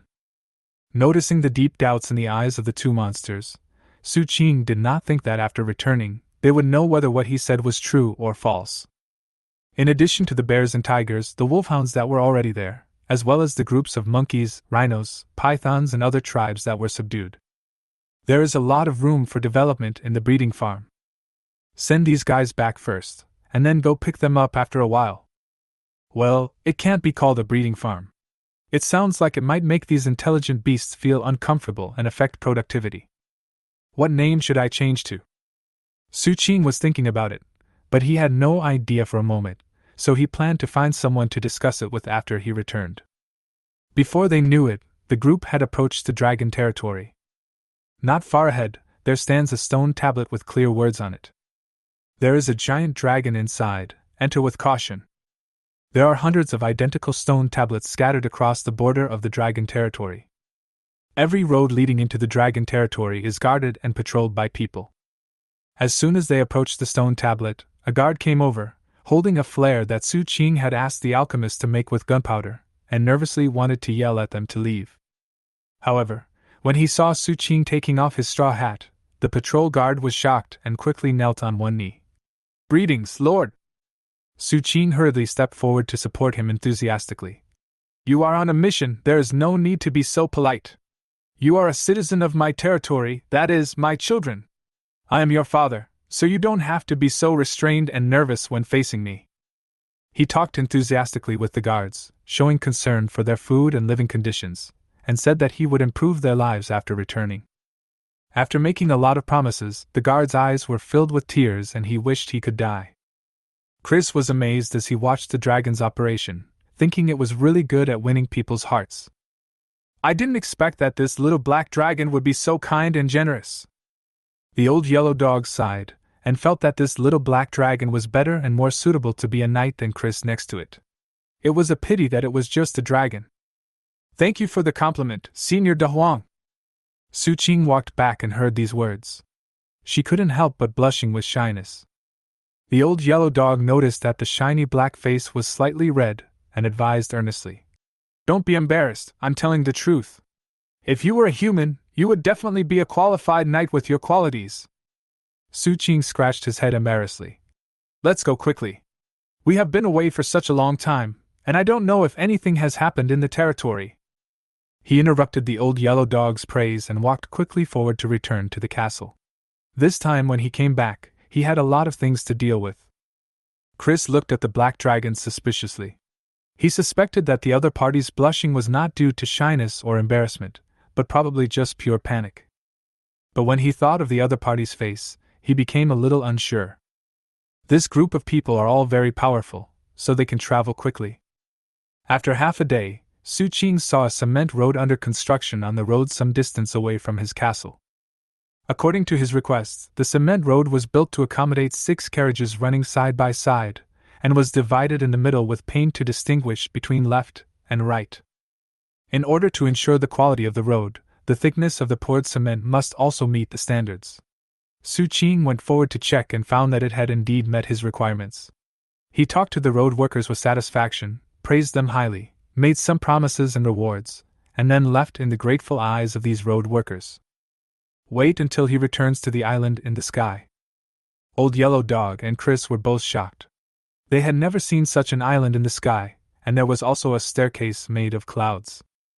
Being able to control clouds and mist, this ability may not have much offensive effect, but it can play a very powerful role in other aspects. The old yellow dog sighed and regarded this ability as Su Qing's dragon talent. Su Qing led them up the ladder, into the manor, and pushed open the castle gate.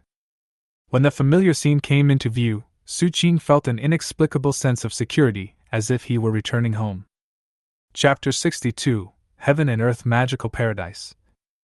Pushing open the door and walking into the castle, Su Qing saw two girls at a glance. He looked at his dusty scales again and suddenly wanted to take a shower. Go boil some water so I can clean my armor. Chris, an old yellow dog, just happened to walk in.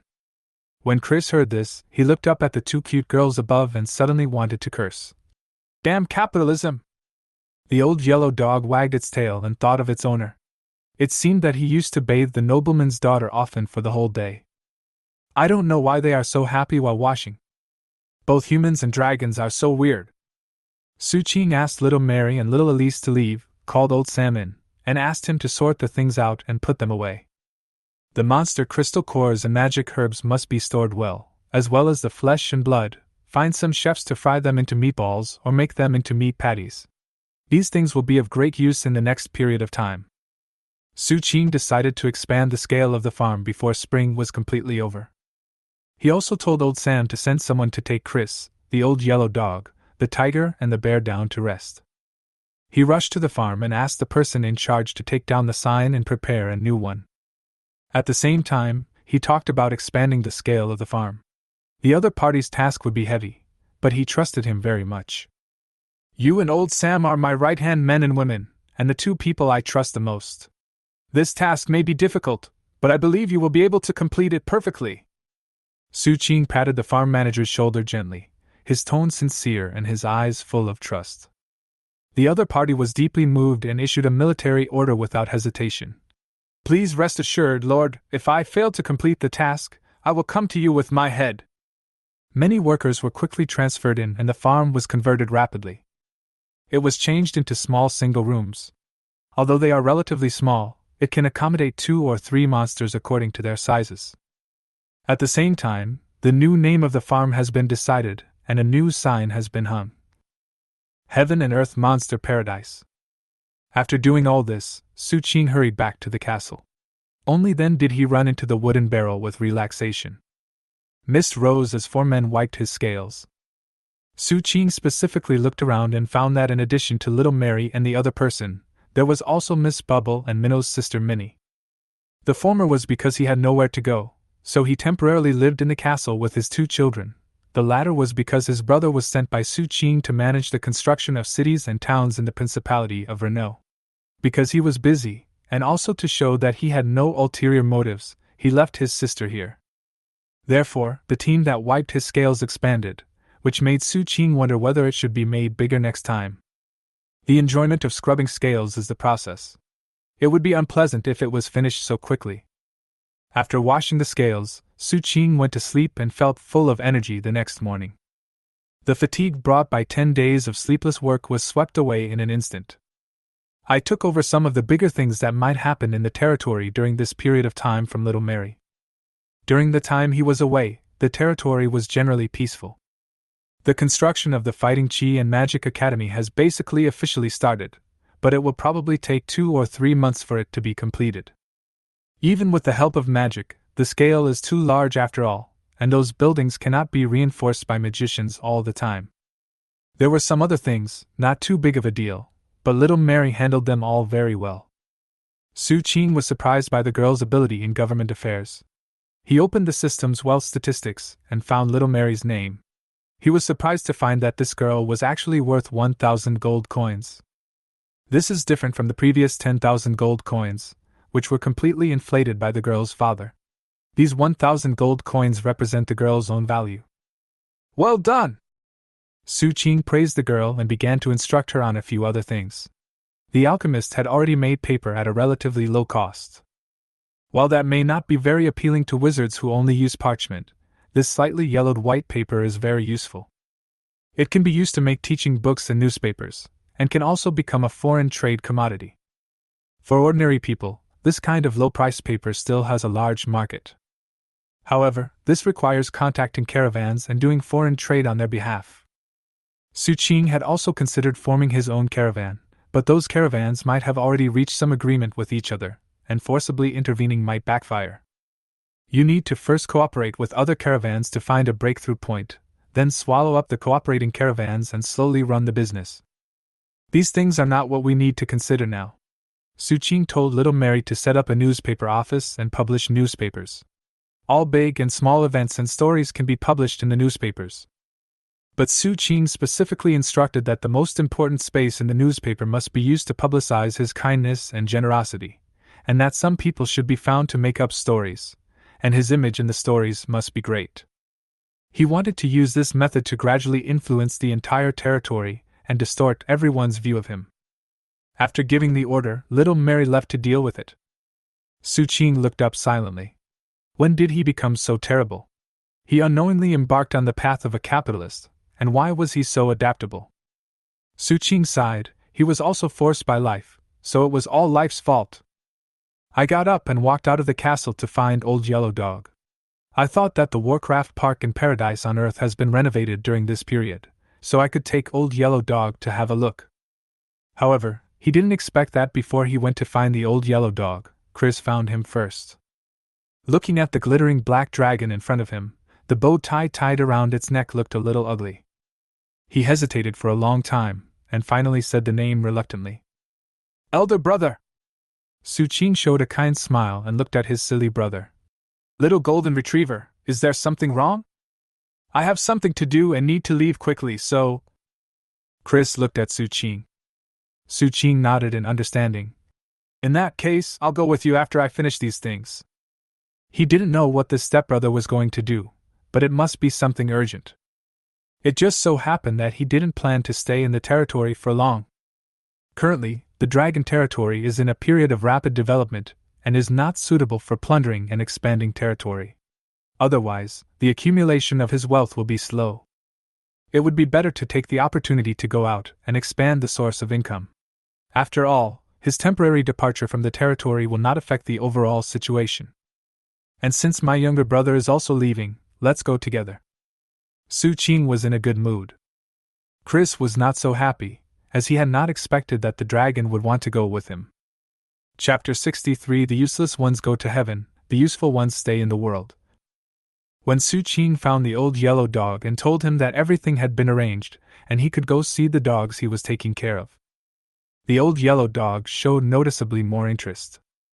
He has been alone for 300 years, guarding the 5th floor alone with his dog, although he would occasionally go to chat with the black-robed ghost on the 2nd floor. But the other party was a taciturn person, often acting like a dog, crying while talking, which often made the black-robed ghost impatient. The Old Yellow Dog was very happy to spend the past 2 days with the dragon, but by comparison, he still wanted to see his own kind more. Even an ordinary dog without intelligence has a different meaning to it. A dragon, a dog, and Chris, who Su Qing forced to come along. The group soon arrived at the transformed farm, with a brand new sign shining brightly on it. Heaven and Earth Monster Paradise. Chris saw the name on the plaque and couldn't help but read it out. When the Old Yellow Dog next to him heard the name, he thought it must be a good place. Su Qing smiled and invited them in. At this time, 2 workers passed by carrying an old plaque, intending to throw it away. The words, Breeding Farm, can be clearly seen on it. Chris looked at Su Qing strangely, and the Old Yellow Dog was also stunned. 2 pairs of eyes looked at Su Qing, one slightly strange and the other with scrutiny. Another place is planning to build a new farm to raise poultry such as chickens, ducks and geese to provide meat and eggs. That should be the brand of that place. Su Qing talked nonsense without any hesitation, and decided to arrange for someone to build another breeding farm and use the old plaque. Lie. He never lies. It's just talking about things that haven't been decided yet in advance. Chris naturally didn't believe such nonsense, but the Old Yellow Dog did, and happily suggested. You can feed them more insects, and they will be fatter. Su Qing accepted the suggestion with a smile, and said that she would definitely find someone to arrange it. The Old Yellow Dog felt that he had helped, and wagged his tail happily as he walked into the depths of the Paradise on Earth Monster Park. Chris had a complicated expression. Was this dog too honest or just too old and confused? Such obvious lies were not even audible.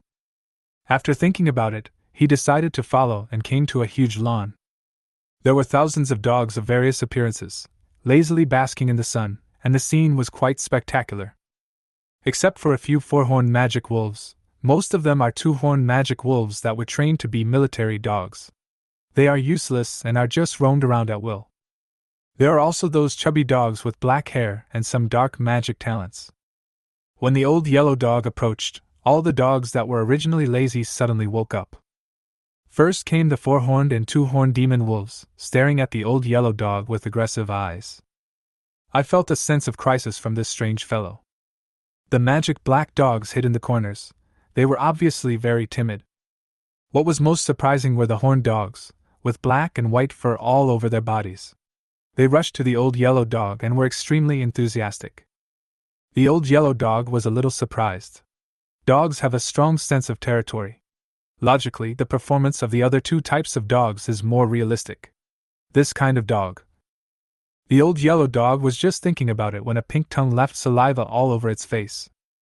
Then, every horned dog rushed to greet in their own way, licking the old yellow dog with their pink tongues. Chris quietly moved away, worried that the dogs would not be able to resist giving him a few bites too. Su Qing looked at the old yellow dog with relief, his face full of saliva and helplessness. It could feel that these little guys had no ill intentions, but it really couldn't accept this way of greeting. When the horned dogs were farther away, Su Qing stepped forward, smiling. "These little guys are very enthusiastic about you, Senior. Senior, why don't you stay and give them some guidance? These little guys have some magical beast blood in them. With your guidance and training, they will definitely achieve greater success in the future." Su Qing encouraged the old yellow dog to stay here. As expected, the old yellow dog hesitated. It was already very old and actually didn't have much desire to travel around. It seemed like a good idea to stay here and guide some puppies.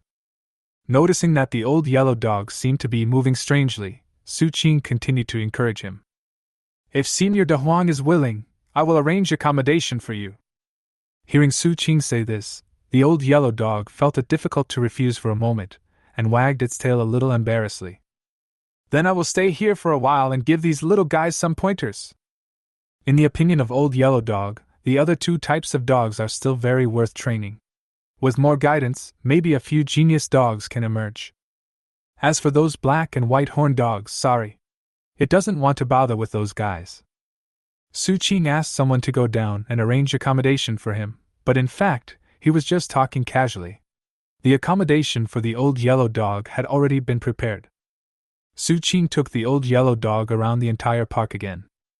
The park is very large and has complete facilities. Of course, the main area is the Wolfhound area, while the other areas are still under construction. But I think it won't take long to complete the initial construction.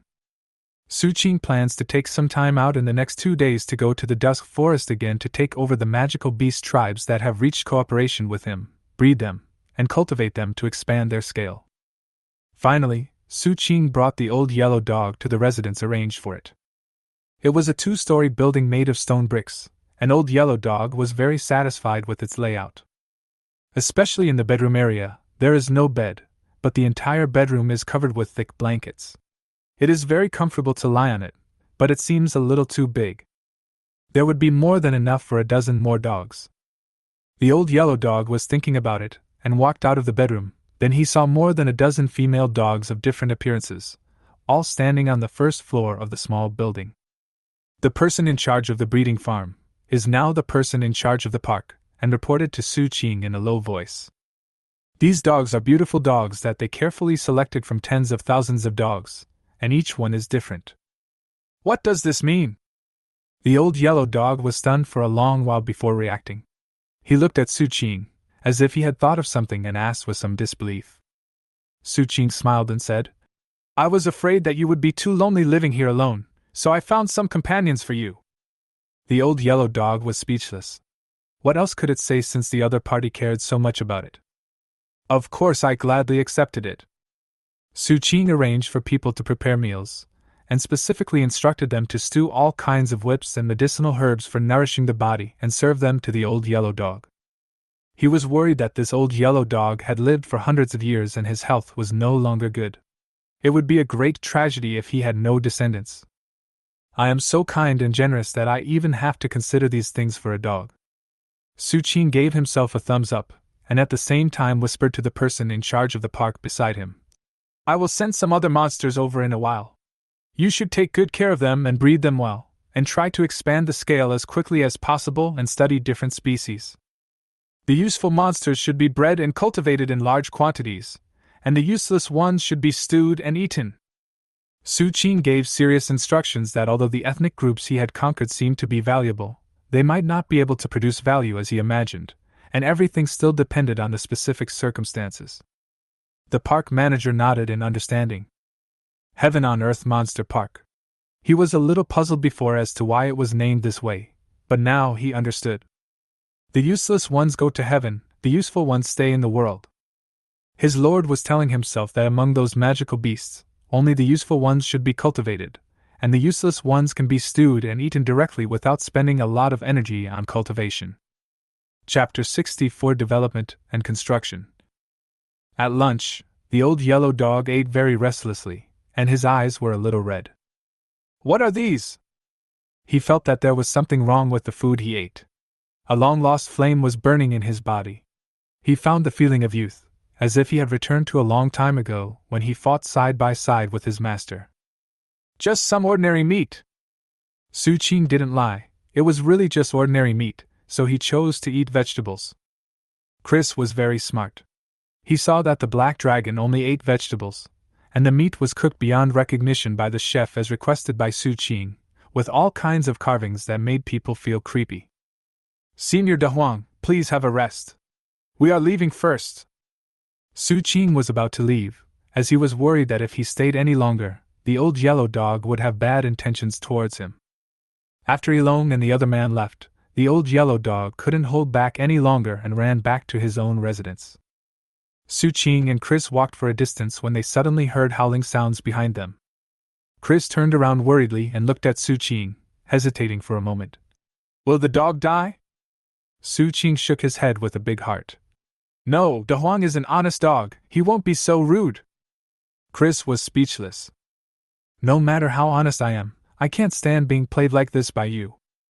The man and the dragon stood there and listened for a while. The noise coming from the other side not only did not decrease, but it seemed to be getting more and more lively. Old but still strong. Su Qing couldn't help but sigh. Let's go, you go back and get ready, I'm going to do something, we'll set off as soon as I come back. Where are you going? Chris hasn't responded yet. Of course I'll go with you to do things. Su Qing answered as a matter of course. Chris instinctively wanted to refuse. He was going to meet a girl when he returned, and he didn't want to reveal his family identity. But when he met Su Qing's calm dark golden dragon eyes, he immediately understood. Don't refuse, you will get beaten if you refuse. So Chris calmed down. Okay, I'll go back and prepare. Chris returned to the island in the sky. Su Qing was afraid that he would run away, so he specially found a strong man and a heavily armored knight, and asked these two glory-level men to keep an eye on him. He hurried back to the dusk forest. An extremely pungent smell rushed into his nose. His trembling eyebrows slightly frowned, and a pair of eyes full of confusion opened. You're awake! An old and hoarse voice was followed by a pair of eyes that were precipitated by time, turbid yet wise. He wore a pointed black hat, his gray hair hung down, and a strange and sinister smile appeared on his wrinkled face. Who are you?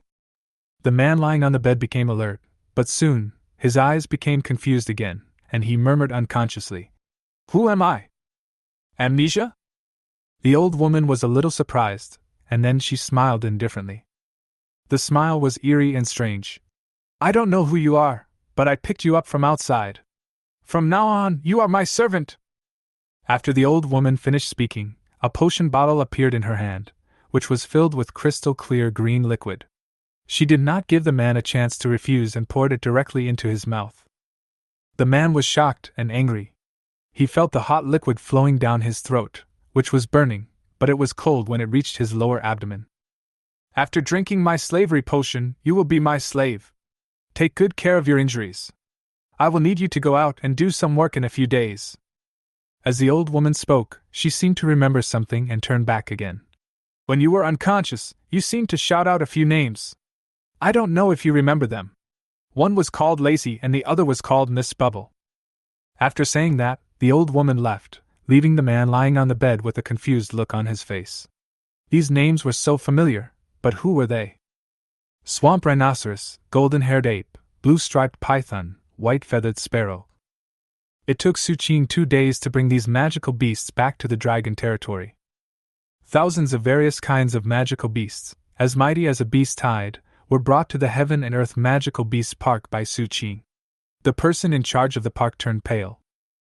Although the Lord said before that he would bring some magical beasts, isn't this number too terrifying? There are probably more than 1,000 of them, and the largest number of monsters account for half of them. They are giant pythons with blue stripes all over their bodies. There are 500 or 600 of them entangled together, which makes people's scalp tingle. These pythons originally lived in an underground snake cave. Su Qing accidentally fell into it. At that time, there were even more of them, as many as 800 or 900. With Su Qing's strength at that time, he was nearly eaten alive by these pythons. Relying on his brute force and scales that were not afraid of being bitten, he tore apart half of the pythons alive before struggling out. Originally, I was thinking of finishing everything and having some barbecue. Moreover, he really couldn't imagine what use these pythons could be put to, but who could blame them for having so many of them? Unable to resist the temptation, he wasted a slave contract and reached a friendly cooperative relationship with the Snake King among these pythons. After throwing all the monsters to the person in charge, Su Qing turned around and left in a hurry.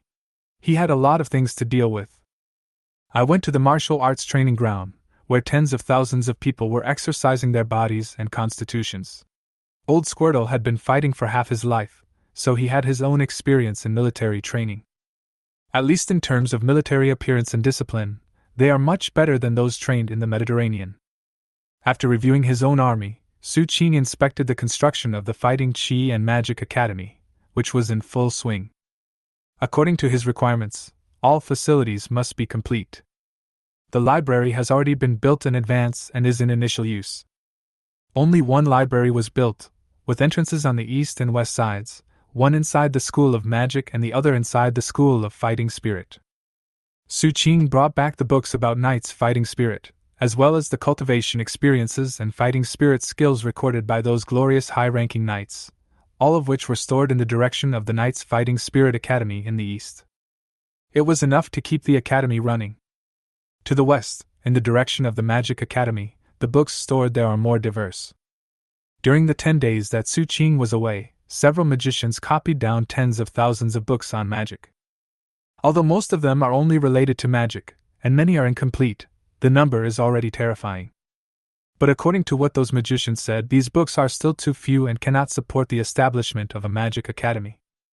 In fact, there are tens of thousands of fighting academies on the mainland, while there are only 100 or so magic academies combined, because of their foundation.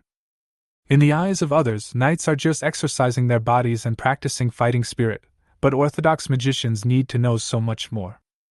But there are thousands of magics of all sizes. After listening to their stories, Su Qing felt absolutely insane. You have to know that this is just the specific magic. There are various other theoretical knowledge that require more understanding. Su Qing couldn't help but sigh, it was so scary, and then he asked about another thing, about various contracts. If possible, he wanted to get some contracts back from his trip this time. This thing has so many benefits. But he didn't expect to receive a piece of unexpected news. Chapter 65, Getting Ready to Go. The contract manufacturing method was passed down from the temple, and the most important material, called God's Pure Land, was also controlled by the temple. Although a certain amount of God's Pure Land flows out every year, it is actually very troublesome to collect it. At least the magicians in front of him had only collected a little bit over many years. After listening to their stories, Su Qing was thoughtful. As for the name of the temple, he vaguely heard Dragon mention it when he was on Dragon Island. It is ranked as one of the 2 strongest forces of the human race along with the Holy See. How powerful are they? They control the beliefs of more than 80% of the human race. Knights and magic are the 2 major training systems assigned to them, and the church that believes in elemental gods is in charge of the magician system. The knight system is controlled by temples that believe in gods of battle and wisdom. While piecing together the fragmented information in his mind and pondering, Su Qing vaguely felt his blood suddenly become hot, as if some condition was triggered, and some memory images inherited in his blood emerged. In the first picture, 2 figures were fighting in the endless void. One of them was wearing armor and holding a spear like a dragon. Wherever the spear tip swept past, the space was shattered and the rolling hurricane was calmed. The other person was wearing a magic robe and looked a little disheveled at the moment. He kept flipping the book in his hand and casting magic spells. The battle between these two men was neither as elegant as a knight nor as gorgeous as a magician. It was simple, straightforward, and direct. Su Qing saw with his own eyes that the knight approached the magician within 100 meters and blew him up. The scene in front of him fell into darkness, and soon there was another picture. It was on the sea, and the same knight and magician were fighting. This time, the magician was obviously more terrifying. He controlled the strong wind and cut the knight into pieces from a distance. After watching 4 or 5 scenes, Su Qing came back to his senses and was speechless. What on earth were my ancestors doing? How did they see so many top humans fighting each other? And if he guessed correctly, these memory images should come from 1,000 years ago, when dragons, elves, dwarves, and other creatures were expelled from the center of the continent. But why are the images all about humans engaged in a civil war? Su Qing thought about it, but couldn't figure out the reason, so he simply didn't bother to think about it. He roughly knew the materials of the contract. The other materials were easy to collect, but the main material, the pure land of God, was a bit troublesome. Su Qing left the academy and went to the Alchemist's Research Institute. Not long after he came back, he threw those puppets to the old alchemist and asked him to make something for him to hide his identity. At that time, he had the idea of going out for another trip. I just wonder if that old alchemist has created something that can hide his identity. With some expectations, when I arrived at the institute, what I saw was an old man with messy hair and almost crazy. Kajil felt that the dragon was simply making things difficult for him. How could he possibly create something that could conceal one's identity and infiltrate the human race? Over the past few days, I racked my brains and finally came up with something that was barely passable. Su Qing looked at the cloak in his hand with a hint of curiosity in his eyes. This cloak certainly couldn't help him become exactly like a human, but it could make his body's shape look not much different from that of an ordinary human if he shrank a little. It's not a magic item, it's just something that deceives human vision. He was either extremely disappointed nor extremely satisfied, but it still did not meet his expectations of an alchemist. He thought the other party could make him something that could turn him into a human, or even something that could make him look like a human, but this is it? Su Qing noticed this and a flash of disgust appeared in his eyes. Cargill almost exploded with anger. It was true that he was an alchemist, but the alchemical items he created also had to be logical. Turning a dragon into a human form is something that not only he but even a more powerful alchemist cannot do. However, the legendary wizard may be able to do it. Those wizards' potions and some props had magical powers, but they have long been extinct. If you don't like it, please give it back to me. Kajil's voice turned cold. He had a lot of things to do, and this damn dragon threw everything on him, and still looked down on him. Forget it, I'll use it first. Su Qing put away his cloak with a smile, not caring about the old man's disrespect to him. As long as your value is high enough, he can tolerate some of your little temper. The value of this alchemist is currently unmatched by anyone in the entire territory. Research talents are always valuable. Seeing this scene, Cargill felt a little relieved and left in a hurry without even saying hello. He was very busy. He was studying the puppets that Su Qing had sent him before. He had already made some progress and would soon be able to formally try to make them. In addition, ceramic glass has also been initially manufactured successfully, and the formula has been adjusted, and mass production will be able to begin soon. Silk is still under study, and he still has no clue for a while. The old man had a headache just thinking about all the questions and studies in his mind. He reached out and scratched his head hard. When Su Qing saw the other person working so hard for her, the discomfort in her heart disappeared. What a good worker! Su Qing sighed in his heart and thought for a while. There was really nothing else going on in the territory at the moment, so he rushed back to the island in the sky with peace of mind. After taking care of other things, you can set off with the golden retriever. He was looking forward to this operation. Last time he only entered the Warcraft forest, but this time, he had to blend in with humans. The main purpose this time is undoubtedly to open up new sources of income. The territory is developing rapidly, but there is no intention to expand into other countries in the short term, so the increase in wealth will be quite limited. Su Qing doesn't want to have new treasures but be unable to unlock skills because of his lack of money. After explaining everything, Su Qing found Chris and told him that he could leave, but Chris was still very conflicted. With such a huge dragon, he didn't know whether he should go to the Principality of Grimm. After all, his purpose of going there was quite complicated. One was to help preside over the transactions of the family caravan, and the other was to meet a girl. She is the princess arranged by the Principality of Grimm. But if you carry a dragon like this with you, it seems inconvenient to do anything. After thinking about it, Chris decided to reveal some information. I'm actually going to meet a girl, and it seems a little inappropriate for you to accompany me. Chapter 66 Going Out. Girls? Su Qing's eyes lit up and he came forward. Is she pretty? How about introducing her to us? Chris's face immediately turned black. This dragon often behaved in such shameless ways, which made it difficult for him to feel awe towards him. He said unhappily, It's me who wants to meet her. Blind date? Su Qing thought for a moment, then said indifferently, It's just right, as your brother, I can help you too. You are too naive, I'm worried that you will be deceived by a bad girl. After hearing these words, Chris was stunned for a long time, a little confused, and stood there speechless. This guy is really obsessed with me. Su Qing ignored the changing expression on Chris's face and directly pulled him away.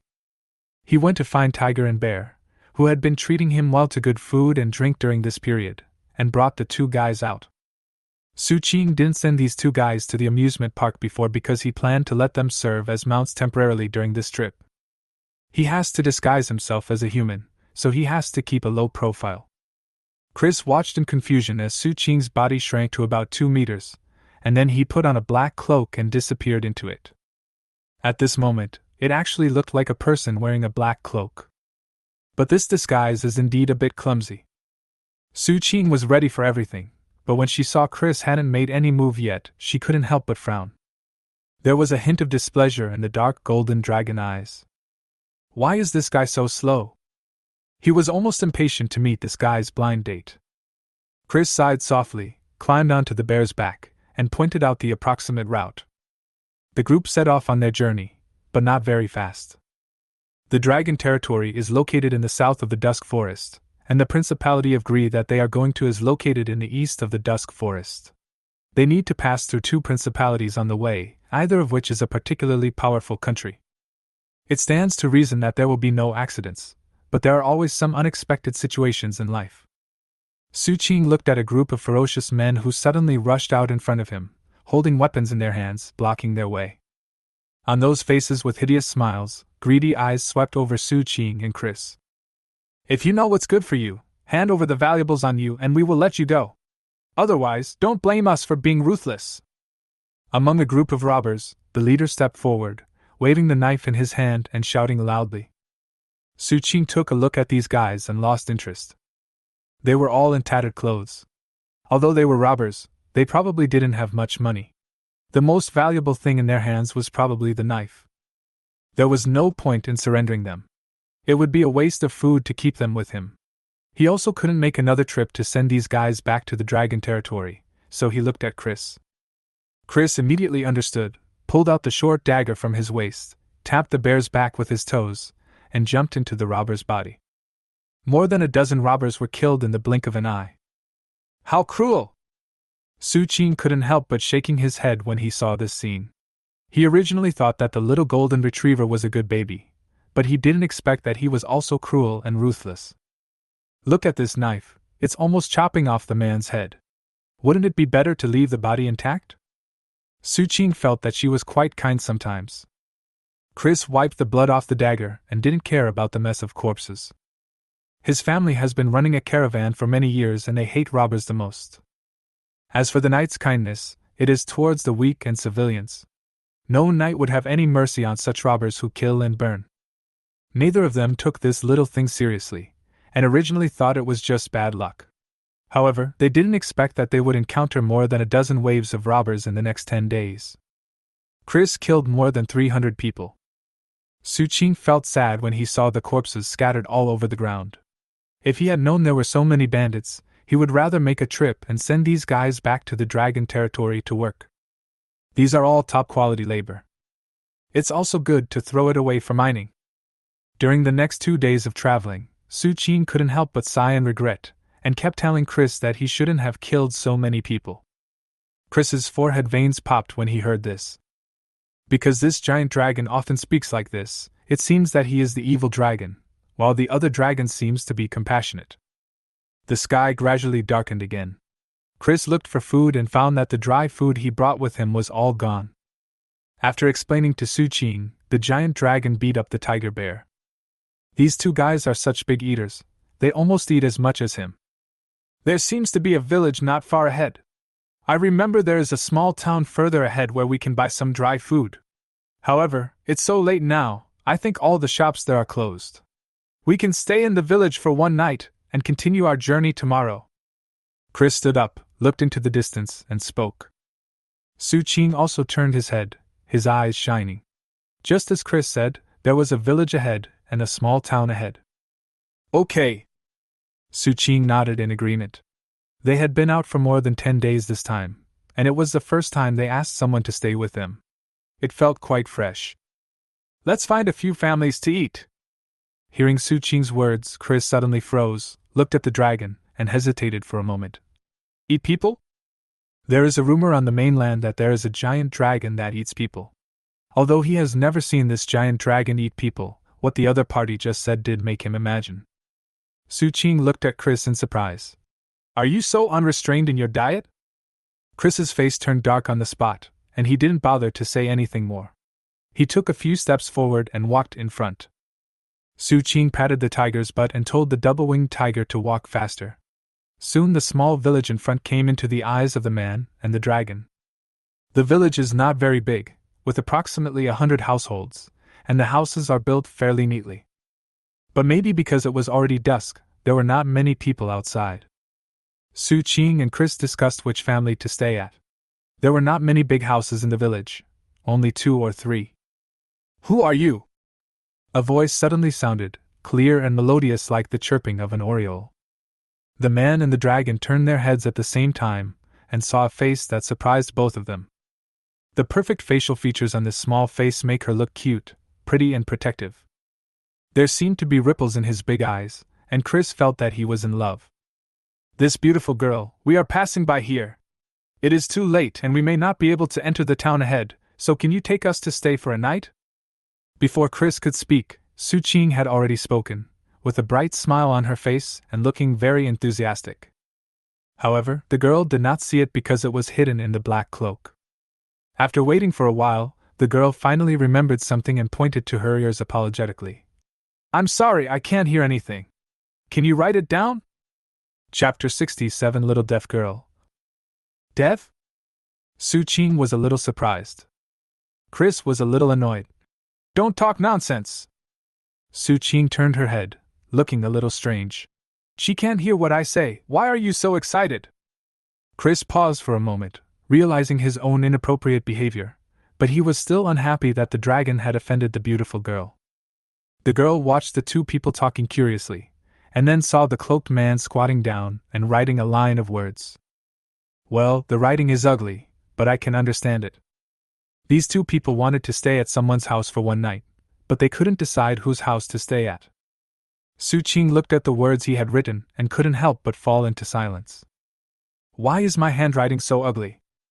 He was a little depressed. Was this due to his low level of education? The beautiful girl looked at the words, then looked at the two of them, and suddenly burst out laughing.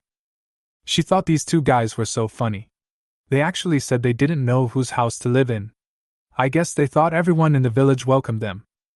Seeing the girls suddenly laughing softly, Su Qing was a little unhappy. Do you think it's funny? Su Qing stepped forward and prepared to tell the girl that one should not be so bad. Although my handwriting is ugly, you can't laugh at me. Chris quickly grabbed him and asked, What are you doing? Su Qing turned his head with a look of disdain in his eyes. Little golden retriever, do you know that you are becoming more and more like a kneeling person now? Chris didn't understand, nor did he care. He took a step forward, with a smile as warm as spring breeze, and gracefully performed a knight's salute. Then he wrote a line of words with a branch on the ground. The handwriting was beautiful, especially the one Chris wrote very carefully, and it was written next to Su Qing's line. Comparing the two, Su Qing's face turned a little dark. He felt that this guy really deserved a beating for being so disrespectful to him as his brother. "Beautiful girl, can we stay at your house for one night? Don't worry, we will pay." After writing this line, Chris continued in a very gentle tone, completely ignoring the fact that the girl couldn't hear him at all. The girl hesitated for a moment and looked at the two of them. She might have thought that if she didn't agree, these two guys might have to sleep in the wilderness. After all, in her impression, the villagers in the village have never been very welcoming to outsiders. Oh well! After all, the girl was naive and kind, so she agreed to let the two strangers stay with her. There was almost no defense. The girl's house was not very big, just 3 or 5 rooms. The girl put the wooden barrel in her arms aside, which contained the washed clothes. The girl had gone to the river to wash clothes. When she came back, she saw these two strangers. She didn't think too much at the time and just went up to say hello.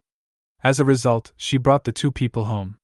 It was really magical when she thought about it. "My house is not very big, you can live in this room." The girl opened the door of a room. It seemed that no one had lived there before, but it was very clean. There was a big bed that could easily accommodate 3 or 4 people. "Thank you, kind girl," Chris complimented the pretty girl.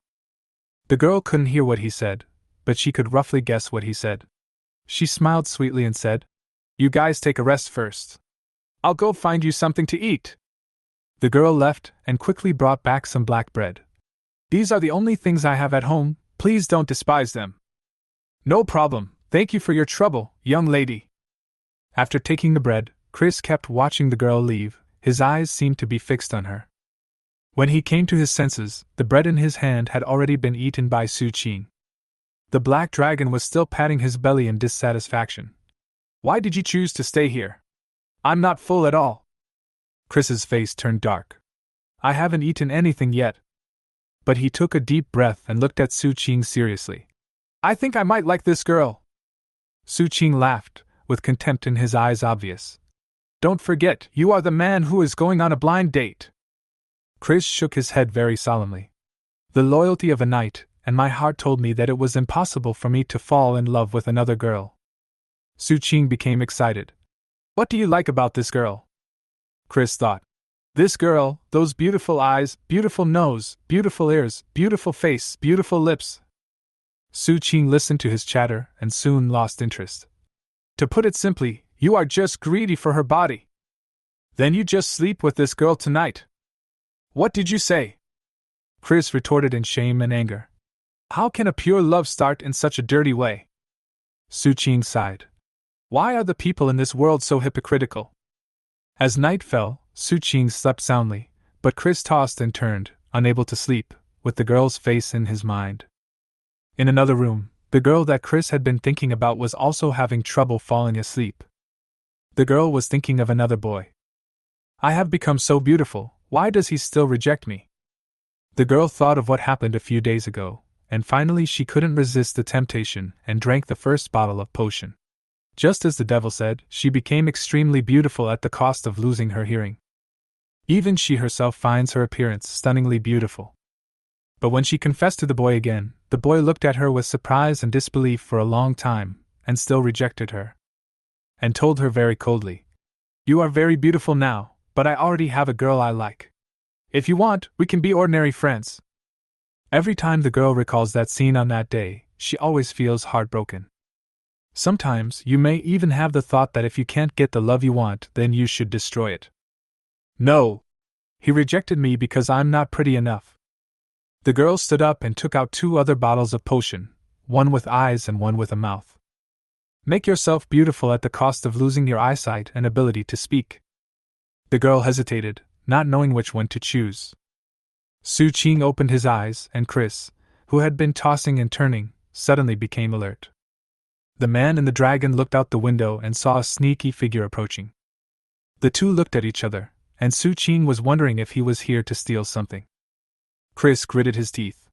This sneaky bastard must have some bad intentions towards that girl. Chris drew out his dagger, got out of bed, put on his clothes, walked to the door, and secretly opened it a crack. Seeing the sneaky figure walking into the yard and approaching the girl's room, he could no longer hold back and rushed over at lightning speed. The man was startled and felt a dark shadow in the darkness.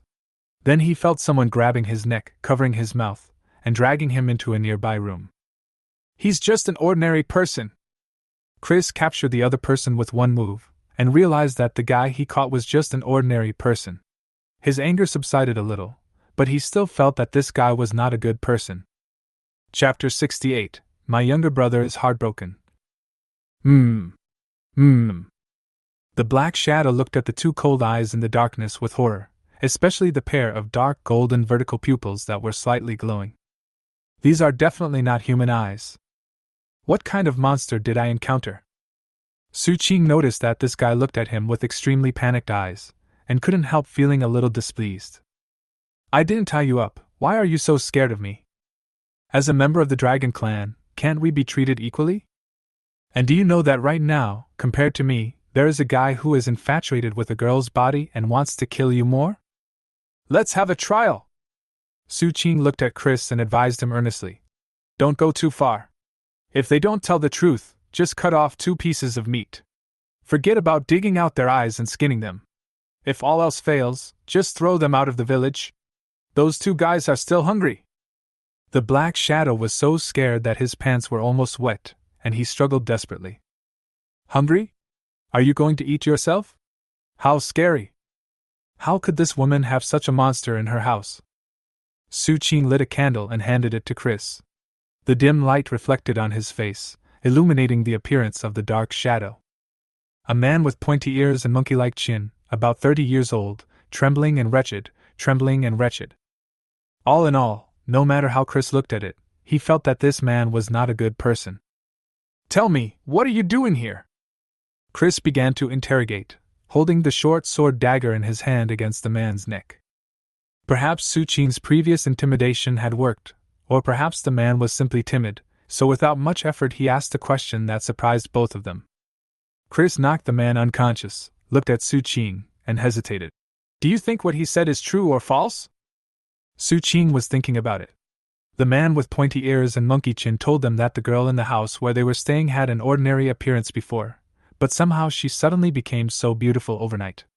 At the same time, she became beautiful, but also inexplicably lost her hearing.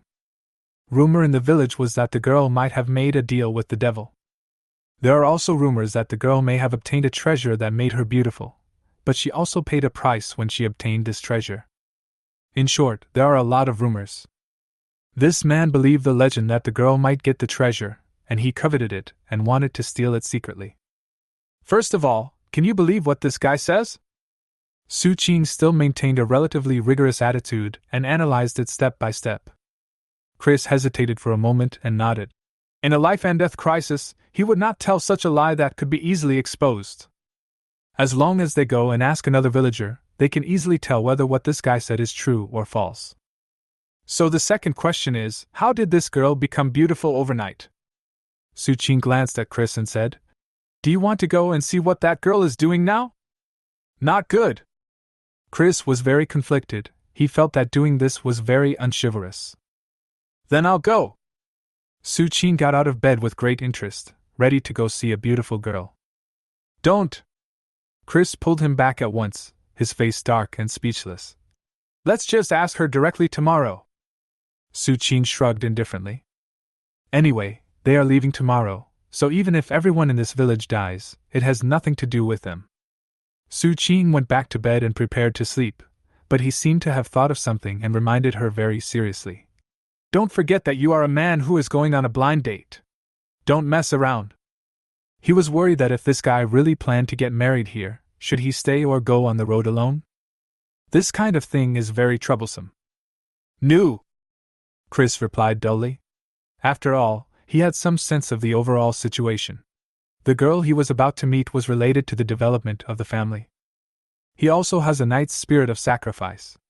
As the future head of the family, he will not let his love affairs affect the development of the family. But he felt sad when he thought that his first love had ended before it even began.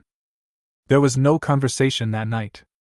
Su Qing slept soundly, but Chris did not close his eyes all night. When Su Qing got up, he found Chris looking very tired, but he didn't say anything. A man can only survive a heartbreak on his own. Although he couldn't figure it out, how could it be considered a broken heart when he didn't even touch the other person's hand?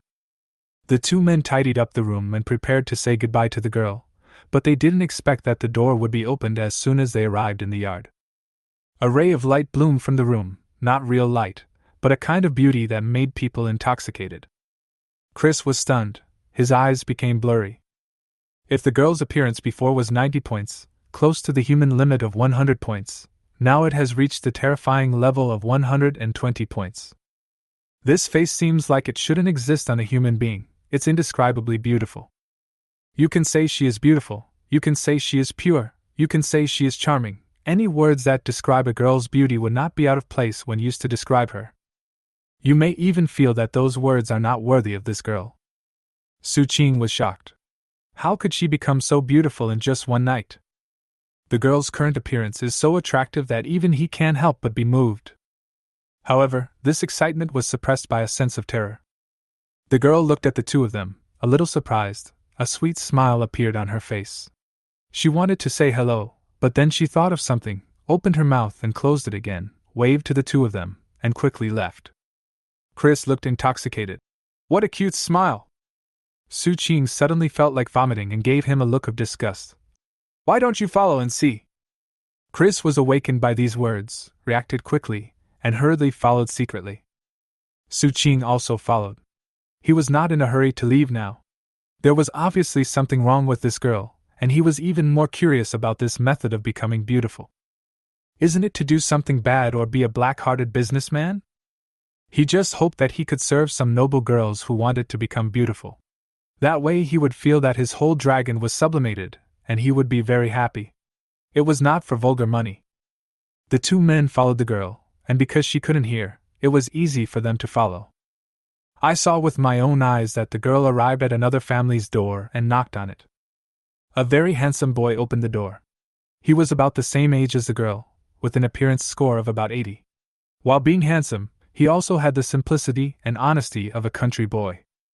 The moment he saw the girl, he was stunned, amazed by her indescribable beauty, but the next moment, the boy's face turned cold. Then the girl squatted down and wrote a few lines. When the boy saw those words, he shook his head very firmly and also squatted down and wrote a few lines. The girl looked very aggrieved as she wrote. The boy wrote, still looking determined. After a long time, the girl left with tears in her eyes. The boy closed the door. Su Qing pulled back Chris, who was about to rush up and hack the boy to death, and said speechlessly, "Let's go see what's written first." Chris gritted his teeth in hatred. His sweetheart was wrong. He felt like his heart was stabbed several times and was bleeding in pain. The man and the dragon looked at the words on the ground. Chris's eyes went dark and he felt like his first love was gone. Chapter 69 Beauty Flower. Su Qing cast a look of disdain at him for who knows how many times. He used to think this guy was quite serious, and his previous experience in the ruins was also normal. So what happened after meeting a beautiful girl? Have you never seen a beautiful woman before? Su Qing's attention returned to the words on the ground. The meaning of the words on the ground is very simple. The girl confessed to the boy, but the boy rejected her and said that she was terrible and hoped they would never see each other again.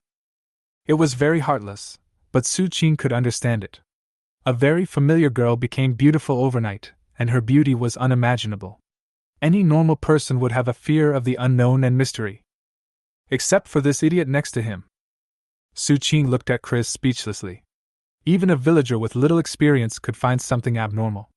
Was this guy simply bewitched, or did he lose his brain after seeing the beautiful woman? Let's go! Pulling the somewhat distraught Chris back to the girl's home, Su Qing planned to visit her to see if she could find out why the girl had become so beautiful. Worried that the girl wouldn't tell him, Su Qing took Chris's knife.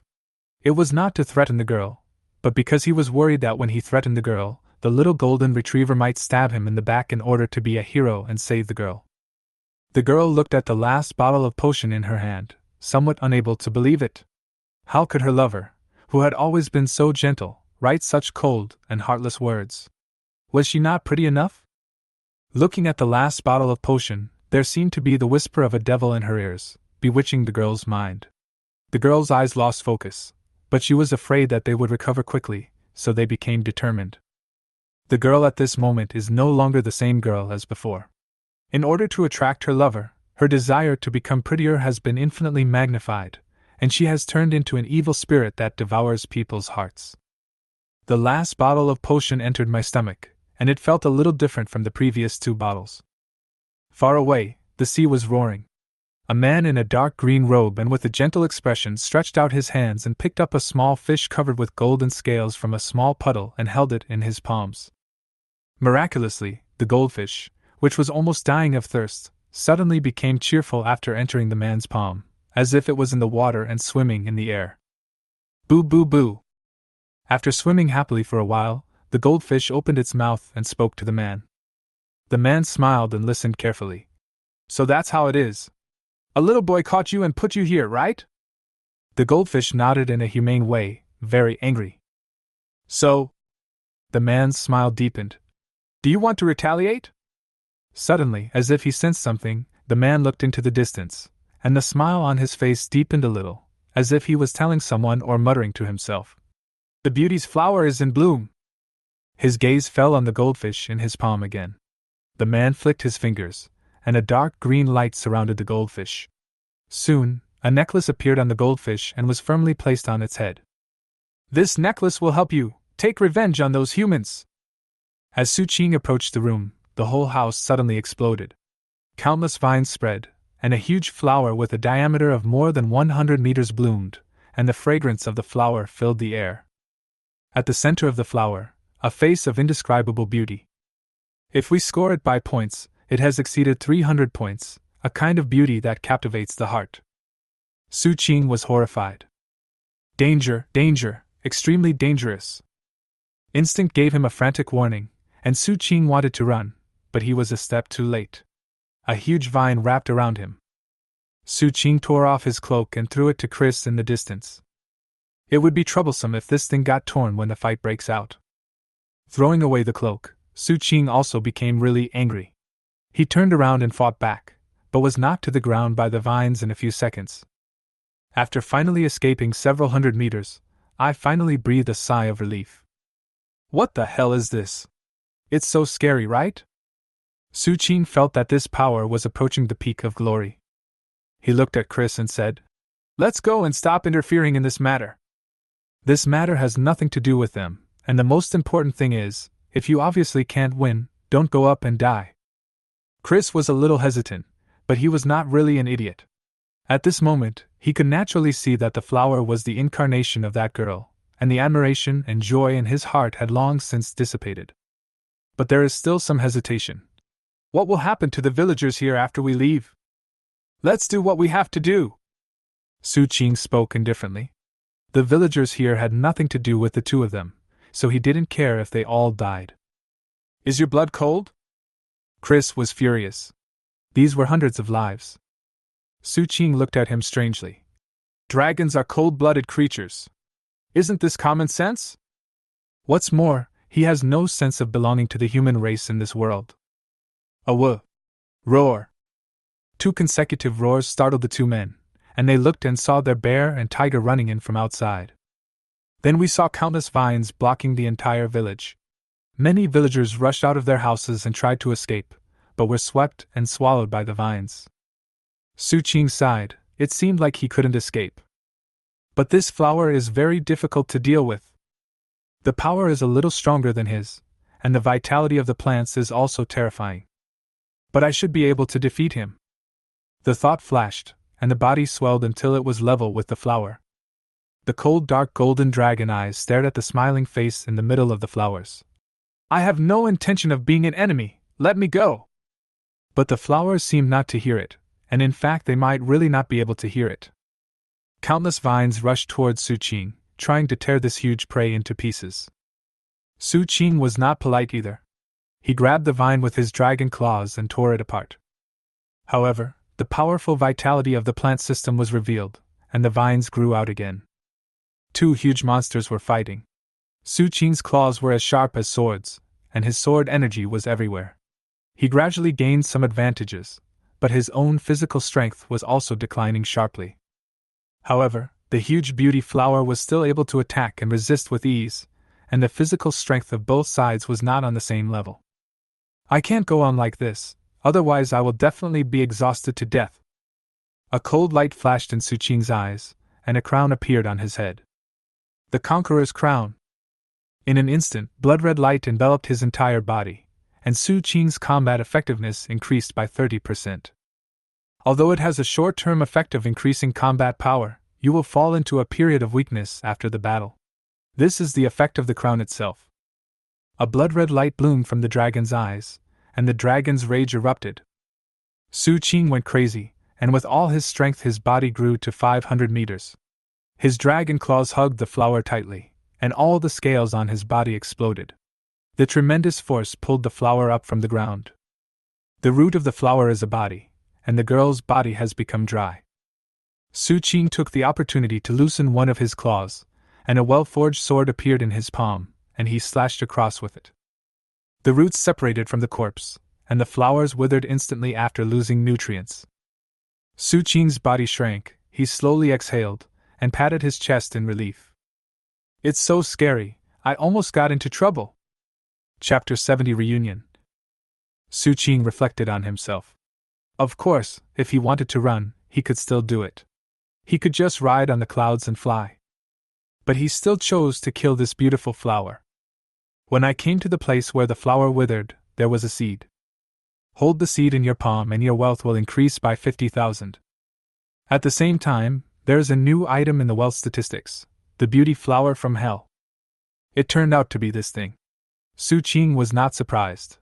He was ready to run away just now, but when he saw this flower, some memories in his blood were lit up, including information about this flower. It seems that an ancestor of this body had seen this flower and was deeply impressed, so the information of this flower was left in his blood.